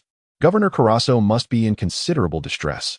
This year has been disastrous for gunpowder grass, and the stock he possesses could fetch a far more enticing price, the Spear remarked. Thus, he must safeguard this most fertile estate, albeit regrettably remote. As an economic crop, gunpowder grass is subject to fluctuations in profit and loss. Many estates have faced calamity this year. With the market for gunpowder grass thriving, Carasso has already liquidated his historical inventory, leaving only the immature stock within the estate. There appears to be no viable solution. The gubernatorial election in Mill is an expensive endeavor. As a member of the Gunpowder Grass Guild, Carasso is compelled to participate in the election, replied the Meteor Hammer. The governors of Mill are typically nominated by various guilds, the Carpet Guild, the Glassware Guild, the Gunpowder Grass Association, and the Wine Guild. Jandeli listened to their complaints. The power structure of the free trade city-state diverges significantly from Westeros. where merchants wield substantial influence, often surpassing that of the nobility, with most governors hailing from mercantile backgrounds. Listen, a cacophony pierced the night, drawing closer. They beheld flickering lights akin to fireflies and soon comprehended that a large contingent was approaching. A battle is imminent. Blood will be shed. Are you prepared, lad? The spear inquired of Jandeli, then struck the alarm bell, its sound echoing throughout the estate. Jandeli remained silent, instead raising the cold, spiked hammer in his grasp. The handsome man ascended the city wall, gazing at the torch-bearing figures in the distance. The sounds of the alarm and the horns roused all the wolves. It's runaway slaves and bandit mercenaries, the handsome man declared. In contested territories, runaway slaves often congregate with bandit mercenaries, relishing the plunder of estates. Jandeli observed the distant flames. These individuals sought a free handout at the gunpowder grass estate. Archers, the handsome man commanded. His 30 subordinates took to the high walls, preparing their bows. A fraction wielded crossbows, while the majority utilized the eastern dual-arc beast horn bows, with only a few employing the purplewood longbow. Additionally, the slaves within the estate climbed the walls, readying barrels and hot oil. Outside the range of arrows, the bandit mercenaries and runaway slaves began to shout boisterously. Listen up. Open the gates. Open them immediately. Are you blind? This is the private estate of Governor Mill. To hell with Governor Mill. This estate now belongs to us. The bandit knight shouted defiantly. Who is your leader? The handsome man inquired, surveying the throng, which numbered in the hundreds. It is I, the purple beard of Crown Town. Amidst the firelight, a figure with striking purple hair emerged, his armor shimmering with an ethereal glow. Tall and imposing, his shield bore the emblem of a three-headed deity. While his steel armor was adorned with intricate swirls, he revealed his face, marked by a rugged visage, with pale, cunning eyes. Open the door, for perhaps we might leave you some wealth. Otherwise, there shall be none left. I see no necessity for such an outcome. After all, we are not brigands, but mercenaries. As the handsome man spoke, Jandeli inquired, what is Crown Town? It is the very heart of a contested territory, a stronghold for the brigand knights. In times past, 9 outlaws, refugees, pirates, and mercenary leaders, known as the 9, gathered beneath the crown tree, pledging to aid one another in their ambitions to conquer the realm. It appears you have spurned my goodwill. You could have allied with us to pillage more estates. With a wave of his hand, the purple-bearded man summoned long spears from the shadows. They were aimed at the handsome man, who deftly evaded. More spears soon followed. Get down, the handsome man shouted. As the seasoned mercenaries of the wolfpack took cover, only a couple of unfortunate slaves, unable to react in time, met their grim fate as the points pierced their throats, blood spilling forth. Charge, annihilate them all, and this estate shall be ours. The purple-bearded man commanded, his tone icy. The clang of armor, blades, and shields echoed from beyond the walls, while his men hesitated, wary of the ragtag equipment of the fleeing slaves. Torches were hurled into the estate, seeking to ignite more flames. The steward of the estate was prepared, with some slaves frantically dousing the thrown torches. Ladders. Let the fleeing slaves ascend first, commanded the purple-bearded man. The estate's walls, constructed of rough stone, were not easily scaled. Fortunately, the wolf pack had dug a trench outside the walls, hindering the enemy's ascent. Twang, twang. The bowstrings of the wolf pack sang sharply as arrows were loosed, striking those slaves clad in leather or vests who could not evade. The enemy seemed relentless. Amidst the volleys, a few managed to clamber up. Jandeli wielded his warhammer, each blow sending one foe tumbling, only for another to surge forth. A particularly clever slave ascended, yet a spear struck with the swiftness of a serpent, piercing him. A few desperate slaves attempted to break down the gates, but their strength faltered, and they fell to arrows instead. Jandeli caught the foul stench of fire, iron, blood, and smoke. He witnessed a fellow estate slave collapse beside him, his face reduced to pulp by a mace. Long live the wolf pack. 10 men, come with me. They must be skilled riders, clad in full armor. The handsome man bellowed. With a glance, he noted that the purple-bearded men lacked siege engines and reinforcements. Aye, Jandeli declared as he followed the handsome man down, and they found their steeds in the stable. The ironclad forces surged forth from the estate, clashing fiercely with the men of the purple-bearded one. Jandeli brandished his mace, a formidable figure akin to a bull-headed deity. His newly polished horned helmet gleamed brilliantly, the horns radiating a luminous glow in the firelight. With a resounding clash, the mace seemed to meld seamlessly with Jandeli, who expertly rode his steed, delivering precise strikes to the enemy's vulnerable spots, throat, skull, or the joints of their armor. Chapter 21. mace, and stormed. The banners of the wolfpack still fluttered over the estate. As the knights of the wolfpack burst forth through the side gate, their armor accentuating their imposing stature, they bore longswords, the clash of blade against sheath resonating like a symphony of steel. Alongside their longswords, they wielded polearms, maces, or flails. Purplebeard gazed at the lifeless bodies of the fleeing slaves below the walls, resembling ants, his expression as cold as ice. It seemed the wolfpack was indeed as formidable as the legend suggested, a band of toughened warriors. Without siege engines, it will be arduous to seize this estate. After all, it is the governor's most vital treasure, and its defenses are formidable, muttered the treasurer behind Purplebeard. What do we fear? Scoffed Purplebeard. He is merely a governor. Do we not have the governor's support? What say you, Lord Rust? He inquired of a tall, lean man behind him, his face adorned with a sycophantic smile. Though this is our initial assault, we must not retreat easily. The tall man's hair was rust-colored, his skin pale, with cold, lifeless eyes, wielding a Dothraki arak. Kill! The wolfpack and Purplebeard's bandits clashed fiercely. The fleeing slaves, sensing the tide of battle, scattered into the night. The mercenaries engaged in direct combat, their bloodlust manifesting. Notably, Purplebeard's men donned decent armor, explaining their courage to charge. Follow me, the handsome man shouted, brandishing his long sword as he engaged Purplebeard, plunging the battlefield into chaos. One of the wolfpack's companions fell to a bandit knight's spear, while the steed of another struck down an enemy, shattering their spine. Though outnumbered, the wolfpack fought with ferocity and excellence, while Purplebeard's forces, numerous yet disorganized, faltered. One reckless bandit knight charged at Jandeli, only to be met with a crushing blow from Jandeli's mace, penetrating leather, flesh, and lung, ending his life in an instant. As Jandeli watched the bandit knight's blood cool, he extracted his mace from the lifeless body and pressed on with renewed vigor. A bandit infantryman thrust a spear at Jandeli's chest, but Jandeli swung his mace, deflecting the spear, causing the man to leap back. Meanwhile, the wolfpack's instructor, wielding a meteor hammer, turned his mount, trampling a bandit knight beneath its hoofs. Suddenly, a thrown spear whistled from the right, thudding against Jandeli's wooden shield. Ruthlessly, Jandeli pursued the spear thrower, who raised his shield overhead. Jandeli maneuvered his steed around him, the mace descending like a torrential downpour, splintering oak fragments. The knightwood and steel shields were superior, while the wooden shields fell short in comparison. Clash! The mace wielded by Jandeli stirred a whirlwind of death, as the face of the brigand knight was instantly shattered, blood, brain matter, and bone fragments bursting forth. The brigand knight crumpled lifelessly to the ground.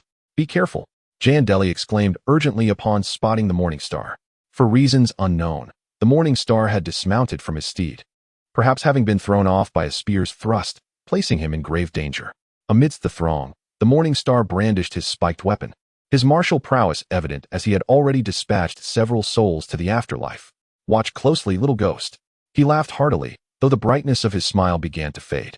A crossbow bolt shot through the air, striking him. Die! A tall, lean brigand knight emerged from behind the Morning Star, his wickedly curved blade poised for battle. The man wielding the Yarick curved dagger struck with both speed and ferocity, pushing the Morning Star to his limits. More terrifying still was the dagger. The rust-haired man found an opening and stabbed the dagger into the vulnerable joint between the Morning Star's arm and breastplate, blood gushing forth. This was the fate of a mercenary. I'm so sorry. The Morning Star managed a faint smile before collapsing, eyes closing. No, Jandeli, caught in his own struggle, was unable to rescue the Morning Star. Witnessing his comrade fall, Jandeli transformed into a tempest. He lifted his warhammer and unleashed a frenzied assault, the flames of battle igniting within him. With a mighty swing of his mace, a primal strength surged through him, crushing two brigand knights in his path before he charged at the rust-haired knight. Do you wish to die too? The rust-haired brigand drew his dagger, wiping the blood off with a delicate piece of white silk. The two adversaries met amidst the chaos. Come!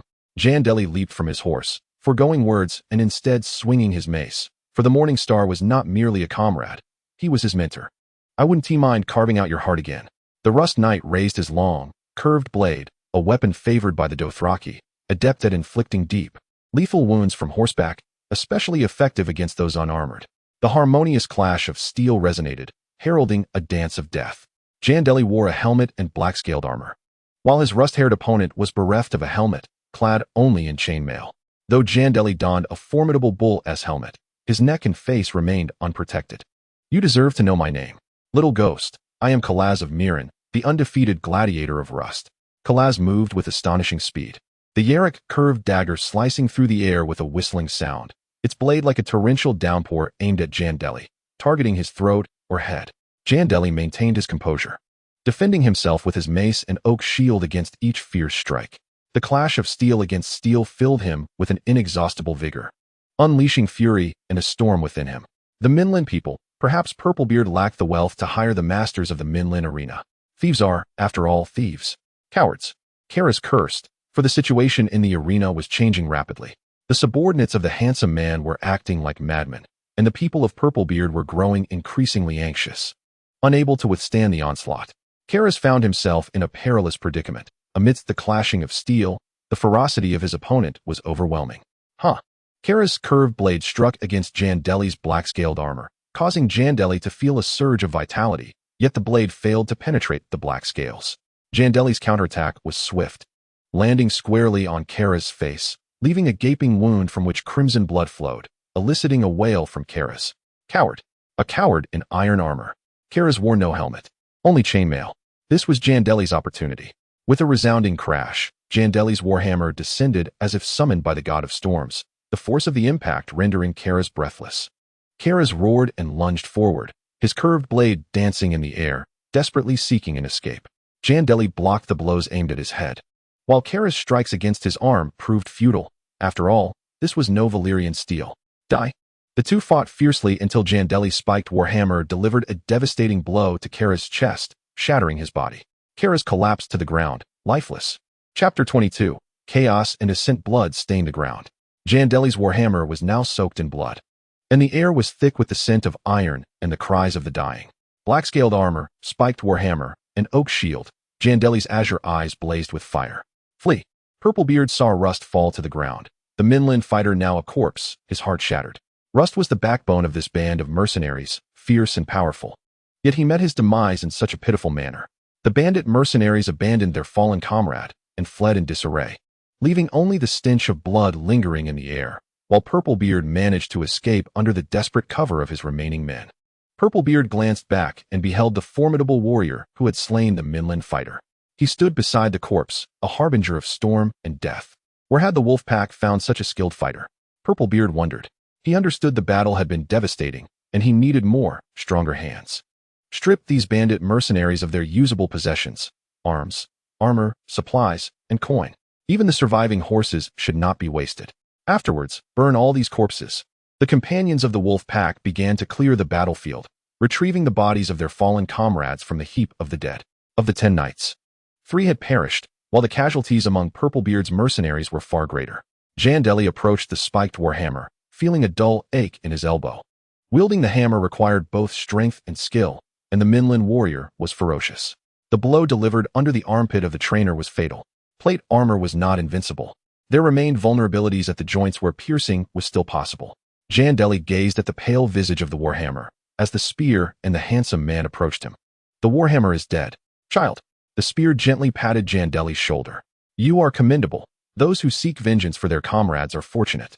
Jandeli pondered. I have slain the enemy, yet I cannot bring him back to life. Parting is always cruel.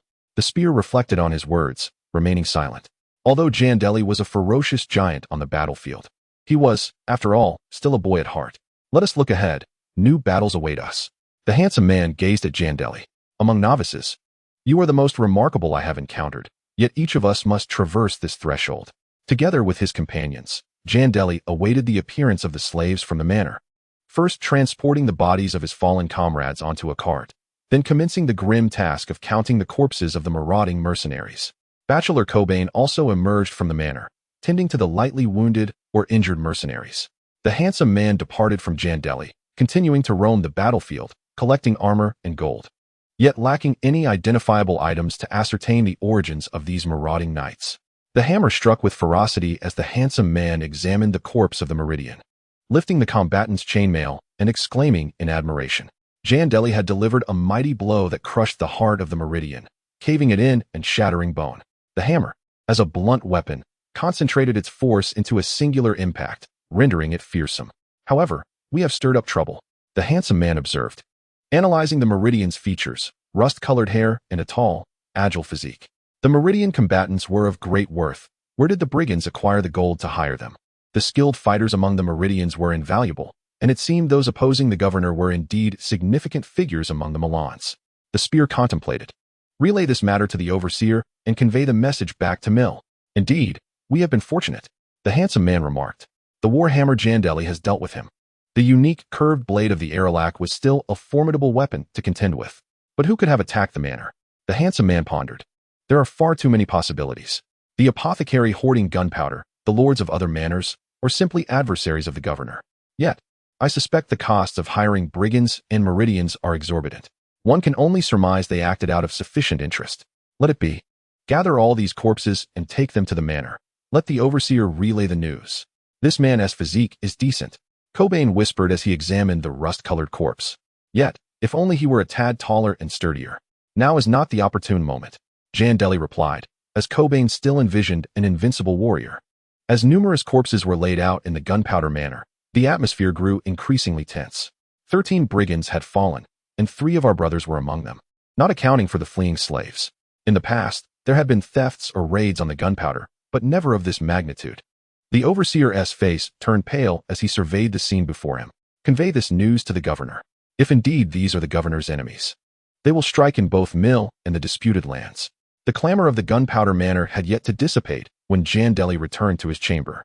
He shed his black-scaled armor, a task typically reserved for attendants in Westeros. You are fortunate, my lord. You have sustained no injuries, remarked Cobain. Minor wounds are inconsequential. It is the deep lacerations and profound injuries that one must dread, for once infected, they can prove fatal. Is there a noble as disheveled as I? Jandeli chuckled. Still a mercenary at heart, gallantly traversing the battlefield with courage and strength. Heroes await the storm.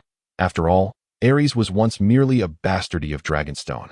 Yet aligned with the conqueror, he propelled House Baratheon to become the youngest of the great noble families in the 7 kingdoms. May the 7 grant you courage, strength, and noble blood. You must seize the opportunity. Cobain continued his analysis. Chaos may soon ensue. Gladiators from Meereen are beyond the reach of common folk. The only possibility lies with wealthy merchants or governors capable of contending with the lord of the manor. Our employer now teeters on the brink of peril. I never anticipated the emergence of the Meereenese. Jandeli reflected. They seek to undermine the governor. From my understanding, the wolfpack has remained loyal to this governor because one of their commander's daughters wed into his family. In truth, the wolfpack has intertwined itself with the Meereenese, sharing in their fortunes. If the lord of the manor is in danger, then they too are at risk. Cobain gestured to himself and Jandeli. Chaos begets slaughter.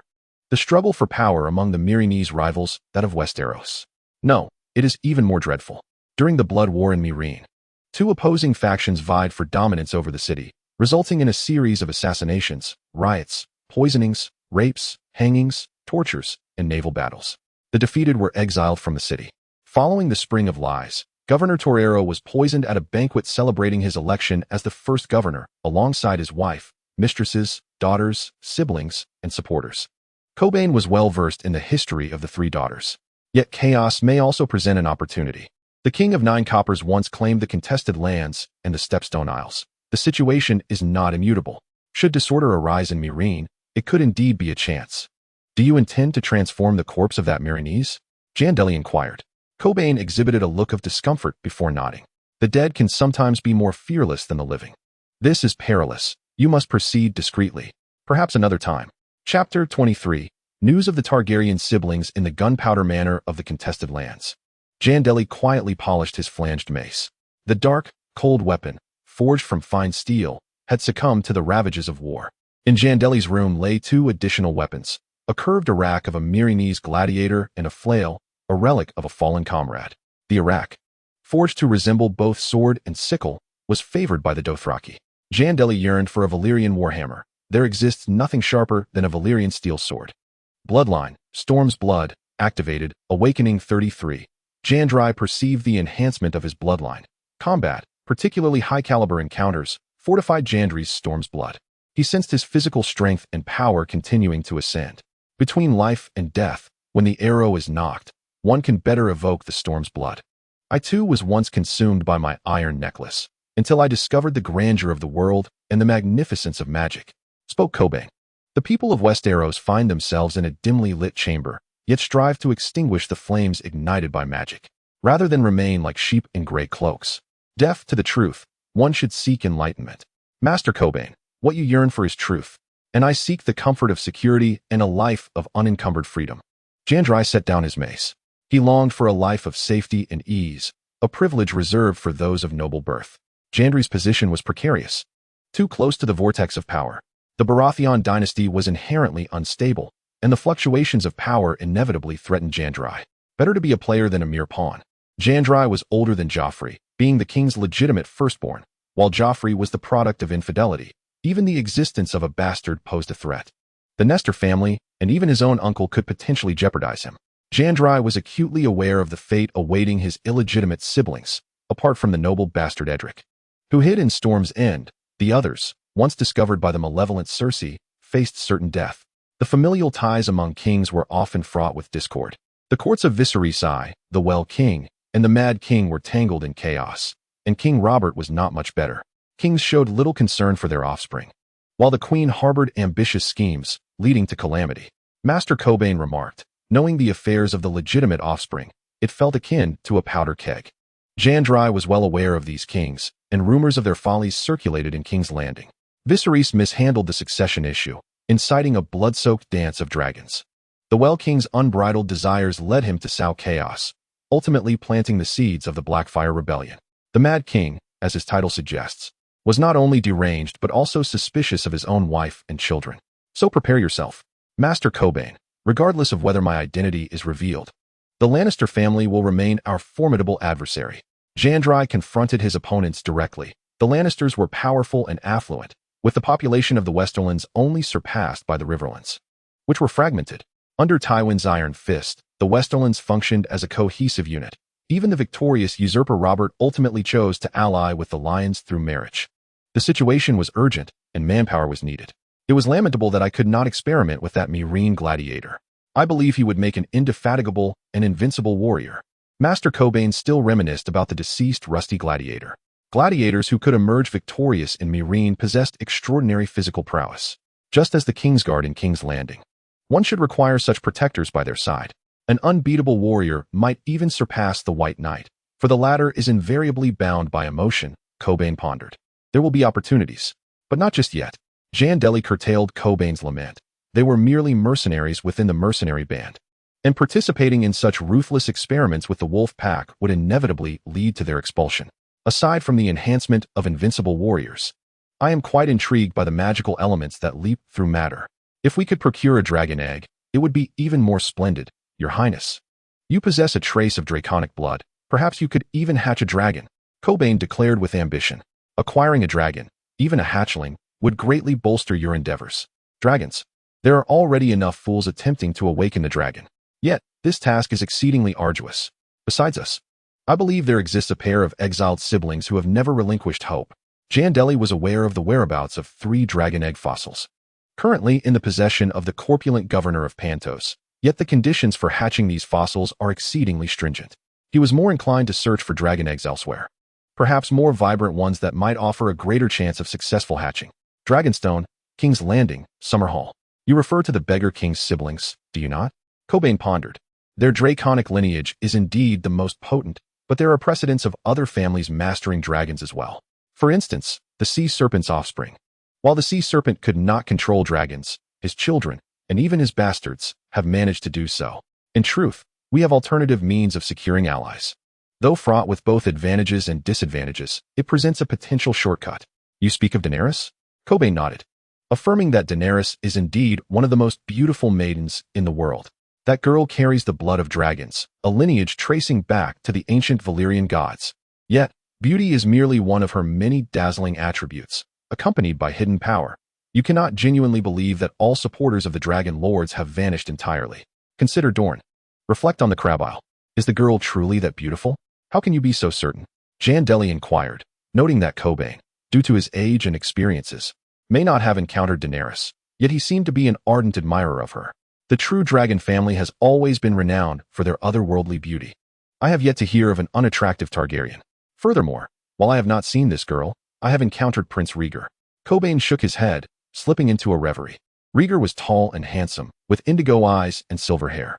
Those melancholic violet eyes would undoubtedly elicit gasps from all maidens. Rhaegar's sister must be an unparalleled beauty. Rhaegar's beauty is legendary. Even after all these years, Cersei and the Griffins still reminisce about him. Daenerys is also renowned for her beauty in the known world. Unmatched by any. You make a valid point, but Jandeli contemplated, a mad scheme is indeed worth attempting. We are enemies. Cobain, however, shook his head. Noting the fluidity of circumstances, how love and hate shift with interests. Once, Duke Aerys was fiercely loyal to the Targaryen family, even losing a hand to the Dornish.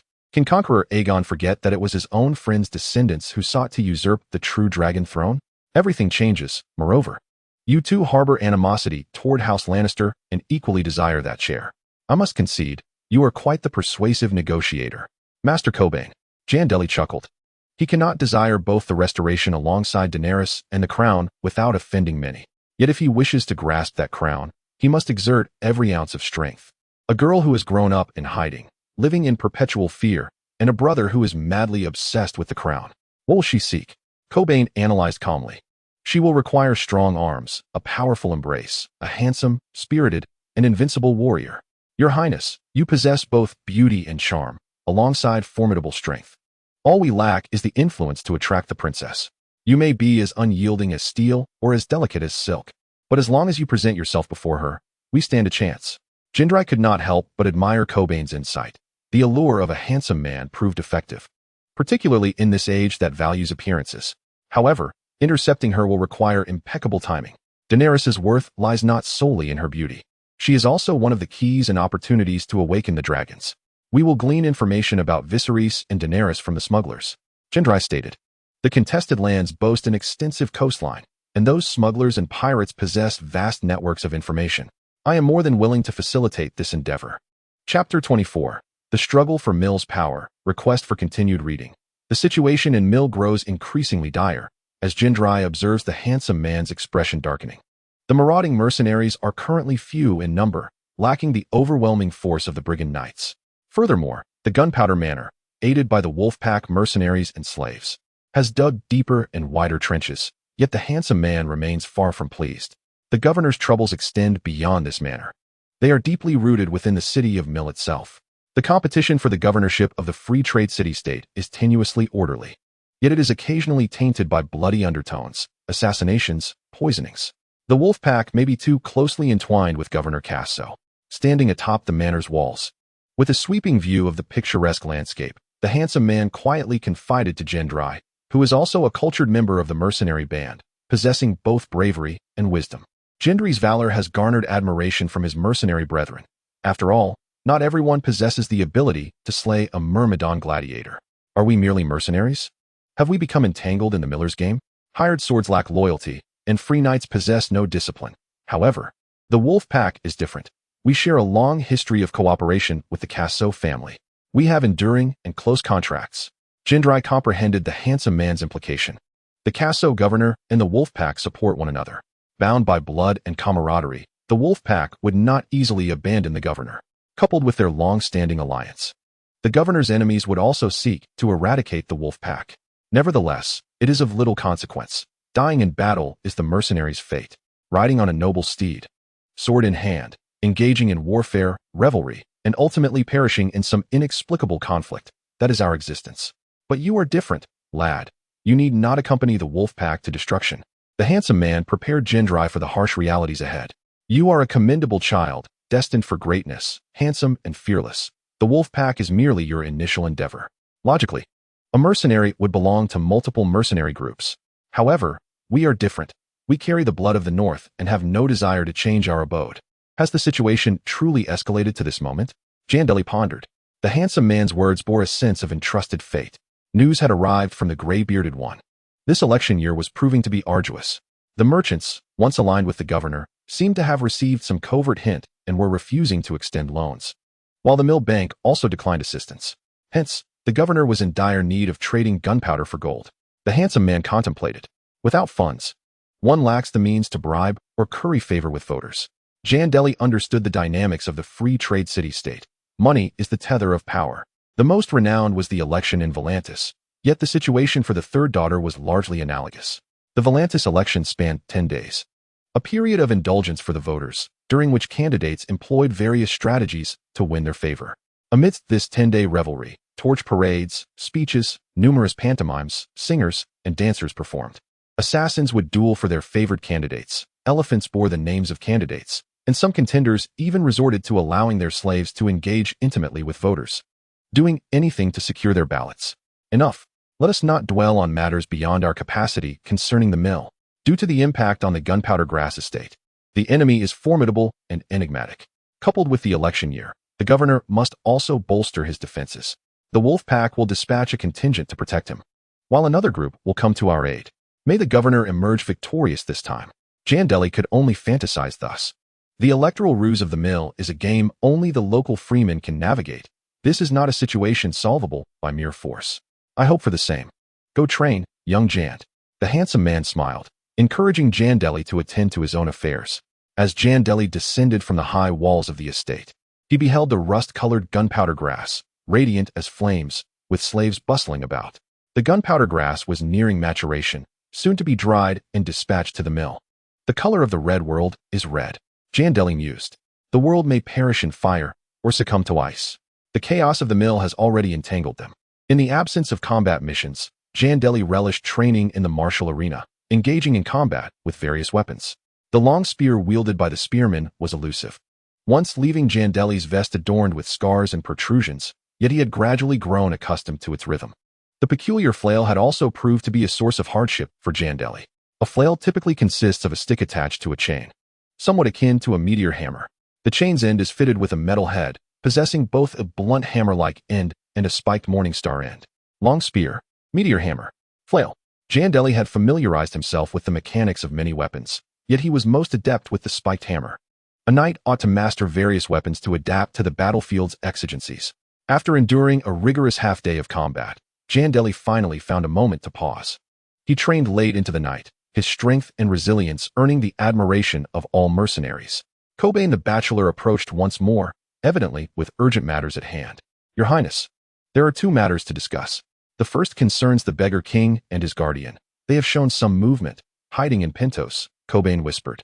Since the sale of his mother's crown to sustain his existence, the beggar king has had little left to barter, likely only his sister remaining. It is a formidable challenge to exchange his sister for a great army, for few possess the audacity to directly confront the Iron Throne. However, our time is of the essence. Indeed, it is imperative. Yet we require an opportune moment. Shrewd merchants are grasping for scraps, and it is fraught with difficulties. And the second matter? Jandeli inquired. Jandeli knows that the governor's palace in Pintos is under the control of the corpulent governor, who is safeguarding the exiled siblings of House Targaryen. This rotund figure is seeking a suitor for Daenerys. But finding a powerful army willing to cross the sea to assault Westeros is quite a challenge. Ultimately, he has settled on the king of the Maesters. We need an opportunity to seize, lest we allow the fat man to benefit unduly from our plight. And one more thing. According to the smugglers, our employer seems to be in dire straits. The merchants of the Navigators Guild are planning to unite and usurp his position. The Navigators Guild? Aren't they pirates? Jandeli scoffed. Navigators are indeed akin to pirates. They do not hesitate, Cobain countered. We must also contemplate our own escape. The captain has already informed me of this news. We are poised to depart at any moment. I wish to wait a little longer. After all, the wolfpack is the first army we have encountered. So you have been scheming all along. That is reassuring. Cobain felt a sense of security. In truth, the wealth of the nearby gunpowder estates, mines, and disputed lands is not lacking. Jandeli glanced at Cobain, pondering that, in dire circumstances, it may be necessary to incite the slaves to raid the contested territories. The population is readily available. Your Highness, if King Robert could achieve victory with a war hammer, why should we not do the same? However, beyond courage, we may require patrons. The exiled descendants of House Targaryen all have sponsors. Your status will not be devoid of such support. Cobain had witnessed the Stag's fearlessness on the battlefield. Although the path from bastard to king is fraught with peril, it is not devoid of possibility. Once the news of the king's legitimate son being born of an adulterous liaison surfaces, there will undoubtedly be wealthy merchants and bankers eager to invest in Jandeli. Patrons are invariably avaricious, and our hand is rather weak. The king triumphed in the war of usurpation but did not claim the entirety of the spoils. Dorne is furious. And the Lannister family was brought in through strategic marriages. Jandeli harbors disdain for victories gained through compromise. Overall, the concentration of royal power is already tenuous. King Robert's focus has not been on the throne. The Baratheon family is fracturing into three, a stifling maneuver that defies easy assessment. You are astute in your observations. However, politics is invariably a matter of weighing choices, considering advantages and disadvantages. King Robert does not ponder deeply. Most of his alliances and compromising strategies stem from Duke John. The hub and heart of the throne appear to be the king, yet in truth, it is that diligent Duke John. Jandeli pondered the vast alliance of eagles, fish, wolves, and deer, recognizing the eagle as both lubricant and facilitator. Even the subsequent reconciliation with Dorne and alliance with the Lannisters bore witness to this truth. Indeed, Your Highness, the weight of responsibility rests heavily upon one's shoulders. Yet how old is Duke John? He cannot persist in merely cleaning up after our king. We are in Essos and must maintain our composure. Allies and supporters are essential. Chapter 25. The Bloody Path, Seeking Continuation. The herb garden was stripped bare. The herbs dried and roasted. The desiccated plants could serve as medicine or be infused into beverages. The governor required this wealth. It was understood by all. I shall await your news. Anticipating the fate of Governor Casso, as if it were a roll of dice, will he ascend to great heights or plunge into the abyss? The steward addressed the handsome man. Will you not accompany us back to Mill, Steward Leaf? The handsome man whispered. This estate with its red-painted doors encapsulates my past. I was born here and shall die here. Furthermore, the present state of Mill is fraught with peril, much like the herb garden.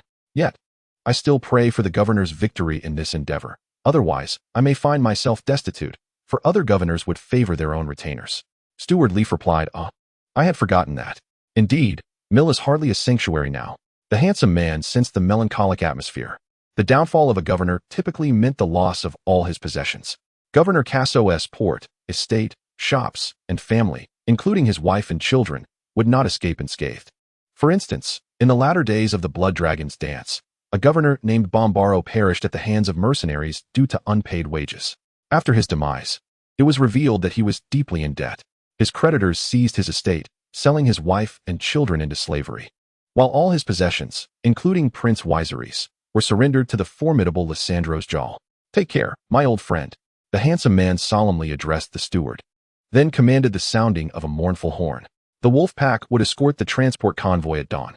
Recently, the wolfpack had sounded the horn multiple times. Eyes were upon them outside the estate. Yet this time marked their true departure. Take care as well, my friend. If circumstances in Mill turn dire, the herb garden may still serve as a refuge. Here, there are gentle hills, an estate, and some slaves, and, most importantly, we are not far from the coastline. The steward sincerely expressed. He was a free man of Mill and understood its politics. The mournful horn echoed through the estate. Jandeli gazed into the mirror, his reflection gleaming like a newly forged sword. It is said that one appears more handsome in a mirror than in reality. Indeed, he was a striking young man. Jandeli stood tall, with a sturdy physique, thick black hair, and blue eyes, characteristics of House Baratheon. He examined his polished black scale armor, the warhammer, the flail, the curved arak, and the longbow made of purple heart wood. These were his most luxurious possessions, and the road to Mill was fraught with peril. Knock, knock. After Coben knocked and entered, he donned a suit of black chainmail, sensing that the old man was struggling to bear the weight of his armor. Yet, the battlefield is fraught with peril. Let us proceed, Your Highness. At our marching pace, we may not miss the election games of the Myrinese, he said. Power seems to possess a myriad of enchanting forces that compel people to act. Jandeli lamented. Magic, akin to the adornments of stars, in this era of diminished sorcery. The most prominent power remains that of authority. There is no choice, unless we achieve the might of the Golden Company, comparable in scale to a regular army. We shall remain subservient to the governor, rather than enjoy the favor of free trading city-states. Coben envied the expanse of the Golden Company. And should the worst come to pass, if Governor Casso were to utterly fail, Jandeli pondered. Once Casso and his family falter, what of the wolfpack? They are destined to face tribulations. In truth, remaining within the confines of the estate was the most prudent course, should the situation in Meereen turn dire. They could swiftly transport this stockpile of gunpowder and retreat to Crown Town or hire a vessel to the Stepstones to engage in piracy. Alas, the minds of the Northerners are as solid as stone. You are contemplating the worst outcomes. After all, the wolfpack is not the band of thieves. I have heard from the smugglers of Pintos that the days of Viserys and Daenerys are growing increasingly dire. Coben confided quietly to Jandeli. Initially, The governors, lords, and wealthy merchants of the major free trading city-states were eager to host those of the true dragon bloodline. However, as time progressed and King Robert's rule solidified, the doors that once welcomed them grew ever narrower. Over the years, they have sold all their jewels, and now the funds acquired from selling their mother's crown have dwindled significantly. The people of Pintos have taken to calling them the beggar king and the beggar princess. Viserys desires too much. He seeks to sell his sister for a handsome price, yet even the most avaricious lord would hesitate to accept such an offer. Jandeli remarked. Viserys yearns for the throne and wishes to hire a great army to reclaim the Sunset Lands, but such aspirations exceed the capabilities of the free trading city-states. Without sufficient incentive, these cheese and butter merchants would not dare to embark on military ventures. As long as the alliance of fish, lion, eagle, and deer remains intact, the situation appears as stable as a rock.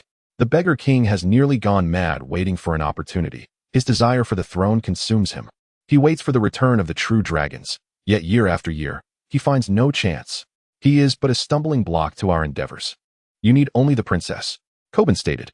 Poor soul. I have heard that the beggar king shows signs of madness. I wonder if it is hereditary or a result of his circumstances, Jandeli sighed. Surviving in exile for over a decade, the beggar king has proven himself resilient.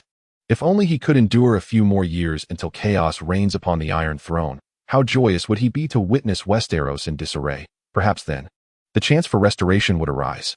Yet, Viserys has long been scorched by the unyielding cycle of waiting and fury, his soul beyond endurance. The beautiful dragon princess remains but a dream. However, now we must confront the infighting among the cheese merchants and gunpowder dealers. The banner of the wolfpack fluttered in the wind, as a convoy of slaves transporting gunpowder grass trudged along, their pace decidedly unhurried. This time, the wolfpack opted for an unconventional route, departing from the gunpowder grass estate and heading directly towards the coastline, where a prearranged vessel awaited to ferry them to mill. However, this segment of the journey was fraught with peril. The path from the estate to the coastline was the most treacherous and rugged, far narrower than the well-trodden road of disputed lands. Yet, time was of the essence for the pack. They could not afford to wait even a moment. Jandeli observed the gruesome sight of corpses nailed to crosses flanking the road, a multitude of lifeless bodies, their flesh and blood having been picked clean by crows. The hollow eye sockets of the decapitated heads glimmered with an unsettling light, leaving one speechless. The wind rustled the tattered remnants of clothing, and some corpses were still shackled. These are the ones who were crucified, the handsome man remarked. Some were runaway slaves, others smugglers attempting to reach the coastline. Once discovered, they met this fate. I took 30 men to mill, said the archer Dick, who had brought 20 with him to the gunpowder grass estate. We still have around 60 here. The remaining 60 stayed behind at the Wolf's Den with their families and servants. I no longer have 60 men. The meteor hammer and 3 brothers have perished. To be precise, there are just over 50 brothers left. The handsome man corrected. In my eyes, they are all one. Archer Dick chuckled. A pack of over 50 remains fiercely formidable. We also have this little imp. I heard he avenged the meteor hammer by slaying the Meridians. Jandeli felt a twinge of embarrassment, yet also pride. I can't shake the feeling that someone has been watching us. It seems they have finally awaited their moment. The handsome man suddenly declared, urging everyone to heighten their vigilance. Chapter 26. Slaughter and Escape as Dawn Broke. The gray-white banner of the wolf pack tore through the chilly morning air. Jandeli had never relished the scent of the sea more than at this moment. After departing from the gunpowder grass estate, the wolf pack swiftly escorted the slaves laden with dry gunpowder grass eastward, aiming to rendezvous with the smuggler fleet at the coastline. Traditionally, the wolf pack traveled the land route to mill, but this time the handsome man decisively chose the maritime path through disputed territories. The road from the estate to the coastline was far more treacherous, yet switching to seafaring vessels would expedite their journey significantly. However, their convoy struggled to maintain a low profile. The maturation schedule of the gunpowder grass was fixed, and escorting a transport of gunpowder grass, slaves hindered their speed. For lookouts at the front and rear of the convoy, the handsome man commanded, selecting agile and keen-eyed veteran mercenaries. Cavalry flanked the sides of the convoy, while the center comprised the gunpowder grass transport, infantry, and archers. Everyone donned armor, plate armor, black scale armor, and chainmail. Even the slaves wore a piece of leather armor for protection. There are indeed people following behind us. A lookout mercenary reported swiftly from the rear of the convoy.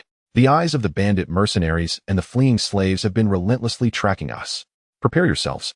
My old friend, Jandeli mused, gently caressing his spiked hammer. We chose the maritime route to evade the bandit mercenaries, yet fate has not favored us. The handsome man contemplated. The enemy has laid ambushes on land, never anticipating our sea passage. Once they realize, they will undoubtedly turn to pursue us. Speed up. We must hasten as much as possible. Safety lies only upon boarding the ship. The enemy outnumbers us by several folds and lurks in the shadows. Are you afraid, brothers? The handsome man raised his whip, guiding his steed as he circled the group. Not afraid. The warriors of the wolfpack are fearless. What is there to fear? We northerners have never been whiny like the weaklings. Our strategy is exceedingly simple: bravery, courage, and more courage. The handsome man exchanged fist bumps with each mercenary, even including the slaves. Human strength is paramount. In dire circumstances, we may abandon some gunpowder. As long as we escape with the majority of our cargo, that is victory. Winter approaches. The lone wolf perishes, while the pack survives. If the old and new gods still favor us, let us march forward upon the corpses of those bandits. The handsome man bellowed. Winter approaches. The lone wolf perishes, while the pack survives. The mercenaries of the wolf pack echoed with voices like steel, advancing with unyielding resolve. Little one, shortly you shall escort the cargo alongside Master Cobain in the middle. The handsome man instructed as he approached Jandeli. Captain, I wish to be the vanguard. Jandeli declared, raising his warhammer. My hammer yearns for blood as well. Good lad. The handsome man patted Jandeli's shoulder, then whispered, though the wolf pack fears nothing, it is imperative that the young wolves survive. Safeguard your life. The kin of the wolf den shall require your protection in the days to come. From dawn until noon. The scouts of the bandit knights trailed them, albeit from a distance, persistently harassing them with a few erratic shots from their crossbows before retreating. Their arrows hardly posed a threat. It was merely a tactic of annoyance. I scent the smoke of battle. The handsome man exclaimed. The scouts are merely a nuisance. Once their main force arrives, they will encircle us. We still have some distance to cover before reaching the coast. The terrain ahead consists of gentle hills and plains, perfectly suited for bloodshed. Boom, boom, boom. The sound of war drums and horns resounded, as the united forces of bandit mercenaries and fleeing slaves loomed like a dark cloud, appearing atop a small hill, looking down upon the wolf pack. Without the high walls and cover of the gunpowder estate, this battle will be even more urgent and perilous. Jandeli donned his helmet and iron mask, gripping his spiked hammer tightly. Surrender this batch of gunpowder. I may spare you. The man with the purple beard shouted. Though the wolf pack may not be as trustworthy as the Golden Corps, at the very least, we will not descend to the level of bandits and deceivers. The handsome man retorted without reservation. It is he, the mighty Minlin lion, Lord Bedak. He is the mercenary who slayed Rust.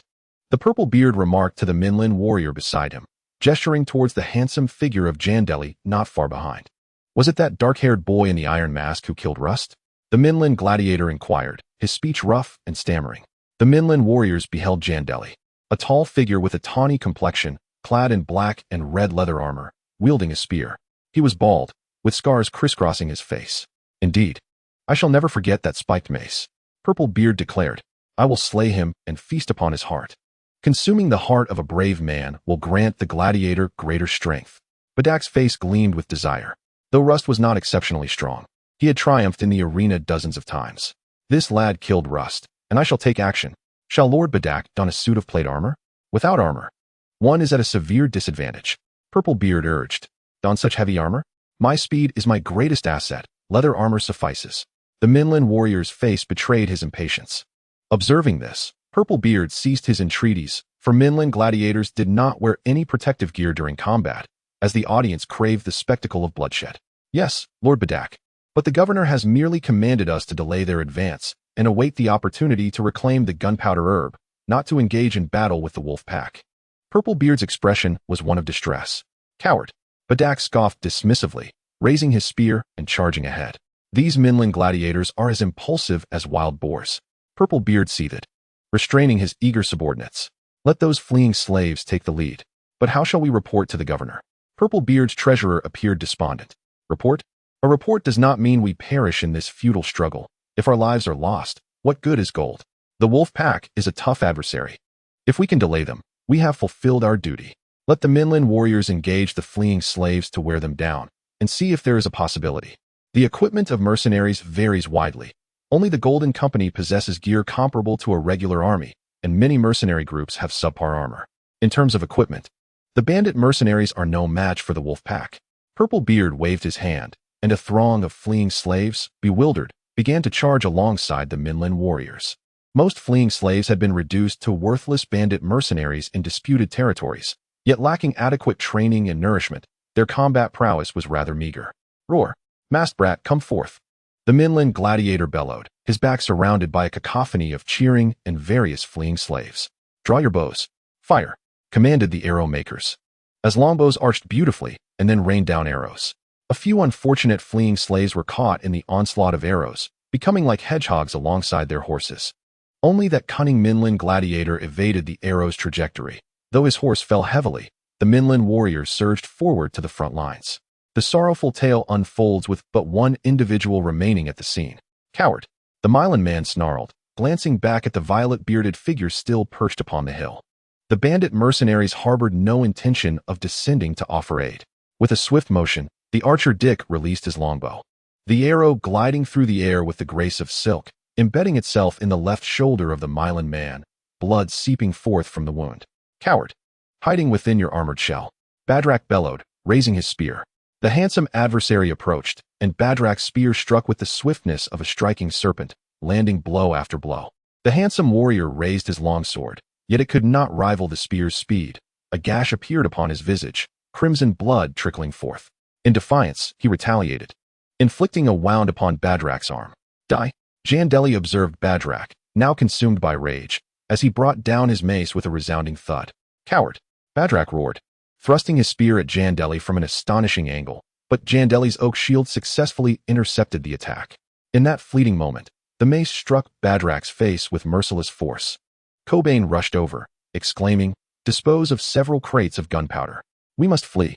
The handsome warrior, barely managing to tend to his wound, cast a glance towards the bandit knights atop the hill. Chapter 27. The pirate Saladosin of Riss on the blood-soaked battlefield. The Milan man convulsed upon the ground. They do not seek to annihilate us. Rather, they aim to delay our progress, Jandeli proclaimed, as his hammer crushed half of the Milan man's skull, leaving a gaping cavity. The Milan man appeared on the verge of death, yet Jandeli refrained from delivering a final blow. Cobain approached, preoccupied with his plans for invincible death warriors. This presents an excellent specimen, he remarked eagerly, carefully raising a spear, intent on ensnaring the Milan warrior Badrak, a towering figure at 7 feet. The spearhead was dark and viscous, infused with the venom of a black scorpion beast, potent enough to strike at the heart. Jandeli recognized the poison. Having been educated by Cobain on various toxins, he identified it immediately. The venom of the scorpion beast could induce instant demise, yet Cobain had mixed a coagulant with it, enhanced by dark magic, intending for the Milan man to endure excruciating agony while clinging to life, in hopes of assessing the potential for transformation into a death warrior. "Allow me," Jandeli proclaimed, thrusting the spear into Badrak's body with precision and speed, targeting especially the heart and major arteries. However, Badrak emitted several cries of agony, his crimson blood darkening to black, with grass wilting upon contact with it. After a few more anguished howls, the Milan man succumbed, his heart ceasing to beat. Failed. Is it possible that even such a robust physique cannot withstand it? Keben's face betrayed a sense of frustration. It was a visage marked by weariness and sorrow. Jandeli too relinquished his poisoned spear.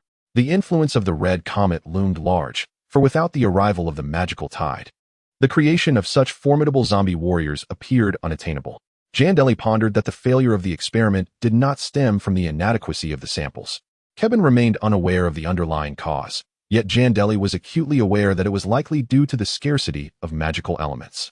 Only after the passage of the red comet would the prospect of successfully conjuring these undead warriors emerge. "Cast down these gunpowder herbs," the handsome man commanded, clenching his teeth. The enslaved individuals dared not defy his orders. They untied their bindings and transported 3 large chests from the cart. The chests, once lowered, were flung to the ground and opened, spilling forth the parched, rust-colored gunpowder herbs that were more precious than gold, creating a vast heap upon the earth.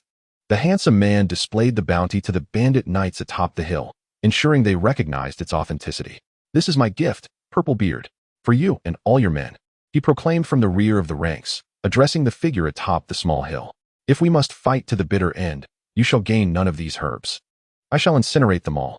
You will be left with nothing but death." Purple Beard stood silently on the hill, contemplating the resolve of these hardened individuals. "Your return to Mir is also a path to demise. Why not join me in heading towards Crown Town? With these gunpowder herbs, assembling a mercenary band will be a trivial task, he declared loudly. Thank you for your kind offer, but the wolfpack never forgets. The handsome man shouted back, urging the slaves to advance. Purplebeard's contingent remained unmoved until the wolfpack had vanished from sight, at which point he commanded his subordinates to gather several chests of gunpowder herbs. Shall we simply let them go, Governor? One of Purplebeard's men inquired. Governor? What governor? The 2 Millennians he sent are nothing but brutes. What use are they? We can still reap great profits from this stash of gunpowder herbs. Purplebeard scoffed. It is well known that I am a bandit mercenary. Do bandit mercenaries need to uphold their word? But what if the governor lays blame upon us? Blame for what? For this wretched task that has cost me so many good men? Is the meager reward worth it? Let those from Mir contend with their own fate. These herbs are sufficient for us to recruit a force. The handsome man spotted a large-bellied merchant ship from Mir along the coastline, the Mead. Initially, he had presumed it was not the flagship of the pirate king and felt a pang of uncertainty, but he soon recognized the presence of the Risian figure. I thought you would not arrive, exclaimed the Risian thief Saladonson, appearing on deck, flanked by 2 elderly, unblemished attendants. He was a suave individual, renowned for his opulent attire. Clad in a resplendent coat woven with silver threads, his sleeves trailed on the ground, and his buttons were carved from emeralds into the shape of monkeys. Adorning his delicate, bright white curls was a striking green hat embellished with peacock feathers. The handsome man led his party aboard the ship, while Jandeli observed Saladonson with keen interest. Salado is a descendant of the renowned pirate family, the Son family, and serves as a captain of both the Riss pirates and mercenaries. Simultaneously, he enjoys a close friendship with the Onion Knight, Davos Seaworth. He possesses multiple identities, ranging from smuggler and merchant to banker and infamous pirate. The old pirate embraced the handsome man and bestowed kisses upon his cheeks, which bore the marks of injury. The handsome man, whom I knew, had not yet found his final resting place, but had never appeared so disheveled. Yet, what of the graybeard? I feared he had become a specter. The handsome man spoke solemnly. The graybeard is still in Meereen. You must be aware of the turmoil there. The situation in Meereen is chaotic, and the fate of our leader hangs in the balance. Oh, and what of my gift? The handsome man presented the old pirate with a spear, the very weapon of the Meereenese gladiators. We have encountered some troubles, including 2 Meereenese gladiators. In Meereen, I fear there may be more. They are brutish, yet skilled in assassination. The Meereenese, those louts, it seems the good friends of Governor Kasser are quite eager to spend. Salado chuckled. Your new ship? The handsome man inquired. This vessel was not the flagship of the Riss pirates, the Valyrian vessel, but rather an unremarkable merchant ship from Meereen. I possess 2 or 3 dozen ships, and I have numerous friends and old companions. Lending out my vessels is quite simple. A conspicuous ship would draw too much attention. Have you returned to piracy? Do not speak of it so harshly. If someone owes me money and refuses to repay, I am more than willing to seize their ship. The old pirate then commanded his eunuch, the Unsullied, to tally the quantity of gunpowder herbs, lifting a bundle to inhale its fragrance. Beautiful and ancient scent, a genuine specialty of Meereen. Governor Kasser was poised to prosper this year, but alas, misfortune has befallen him. His position has become a target. Count it, mates. Although the wolfpack is my old friend, I must still appropriate 1/10 of the amount. The old pirate draped his arm around the handsome man's shoulder. Let us have some warm mulled wine for my companions. My old friend is to visit my captain's cabin. The old pirate instructed. Perhaps add a touch of white cheese and beef jerky. And who is this? The old pirate noticed the handsome man gesturing for Jandeli to follow. A tall warrior with short black hair and an iron mask appeared. Tiny Hammer Jandeli, our new hero of the mercenary company, possesses courage and strength that surpasses my own. The handsome man introduced. I am honored to meet a new hero. The old pirate's eyes brightened as he shook Jandri's hand. Let us endure the drinks. The wines of Pantos and Meereen are hardly of fine quality, nor do they fetch a good price. The handsome man lifted his cup. Nevertheless, this wine is remarkably delightful. Does this lad not enjoy wine? The old pirate queried, noticing Jandeli standing like a bastion beside the handsome man. He is rather shy, yet ferocious on the battlefield, having dispatched 2 Meereenese with ease. Remarkable. The old pirate gave a thumbs up. The handsome man seldom praised a young one unless they truly possess such ferocity. My dear old friend, I truly believe that mercenary work is a perilous endeavor, and those with a conscience do not last long in such a profession. Rather, I implore you to assist me. I possess numerous vessels, but lack capable hands. Under the cover of night, individuals will ferry the ships into Bravos, Marine, or Volantis. Your task would be to safeguard my vessels, for I trust in your reputation and skills. Under the cloak of darkness, we shall discreetly transport spices and silks, and we shall all prosper. I appreciate your kind offer, dear friend, and your generosity, yet the mercenary's mission remains unfinished. The fate of the Greybeard hangs in the balance. We must retrieve him and deliver these supplies to Meereen. Alas, you always consider yourselves above others, yet I contend that piracy offers true freedom. I often counsel the Onion Knight, but it seems he has genuinely taken to the airs of nobility. Chapter 28. The Wolf of Meereen, a plea for continuation. My old friend, I sincerely advise against venturing to that cursed place, Meereen. The tempests there are fierce enough to drown you. Take your gunpowder, and let Sarah escort you and your men to a safer locale. Perhaps an island or one of the fiefdoms of Lys, to join in the revelry. This year, the price of gunpowder is exorbitant, and the profits you could reap from it are immense. The old pirate counseled. Thank you for your kind suggestion, Sarah. The handsome man smiled. You cherish your purse, while I remain faithful to my oath. Besides, the Greybeard is also your friend. I knew him when you were merely a servant. Yet, it is of no use. Old friend, I cannot stand idly by and watch you walk to your doom. The situation in Meereen is shrouded in uncertainty, and Governor Casa is likely to suffer a crushing defeat. The old pirate poured himself another glass of wine. I am unperturbed. I intend to go to Meereen. I admire your stubbornness, characteristic of you northern folk, unlike the merchants of the free cities. However, one cannot remain obstinate indefinitely. Could you wait for us along the coastline? If our endeavors in Meereen fail, we will need to make our escape. That loyal Sarah shall require another fee, a modest sum. I shall demand 1/10 of the gunpowder. Agreed. The handsome man gritted his teeth. Very well, but I shall not wait for you for too long. We aim to reach Meereen shortly. I cannot linger for fear of exposing my smuggling ship. It would be perilous to wait until the next dawn. Best of luck, my old friend. Sarah bid farewell to the handsome man. As the night deepened, the honey wine crept stealthily along the coastline of Meereen, nearing a harbor not far from the city. The harbor appeared unremarkable, yet behind a stone hill lay a hidden passageway, excavated by smugglers, leading directly into Meereen.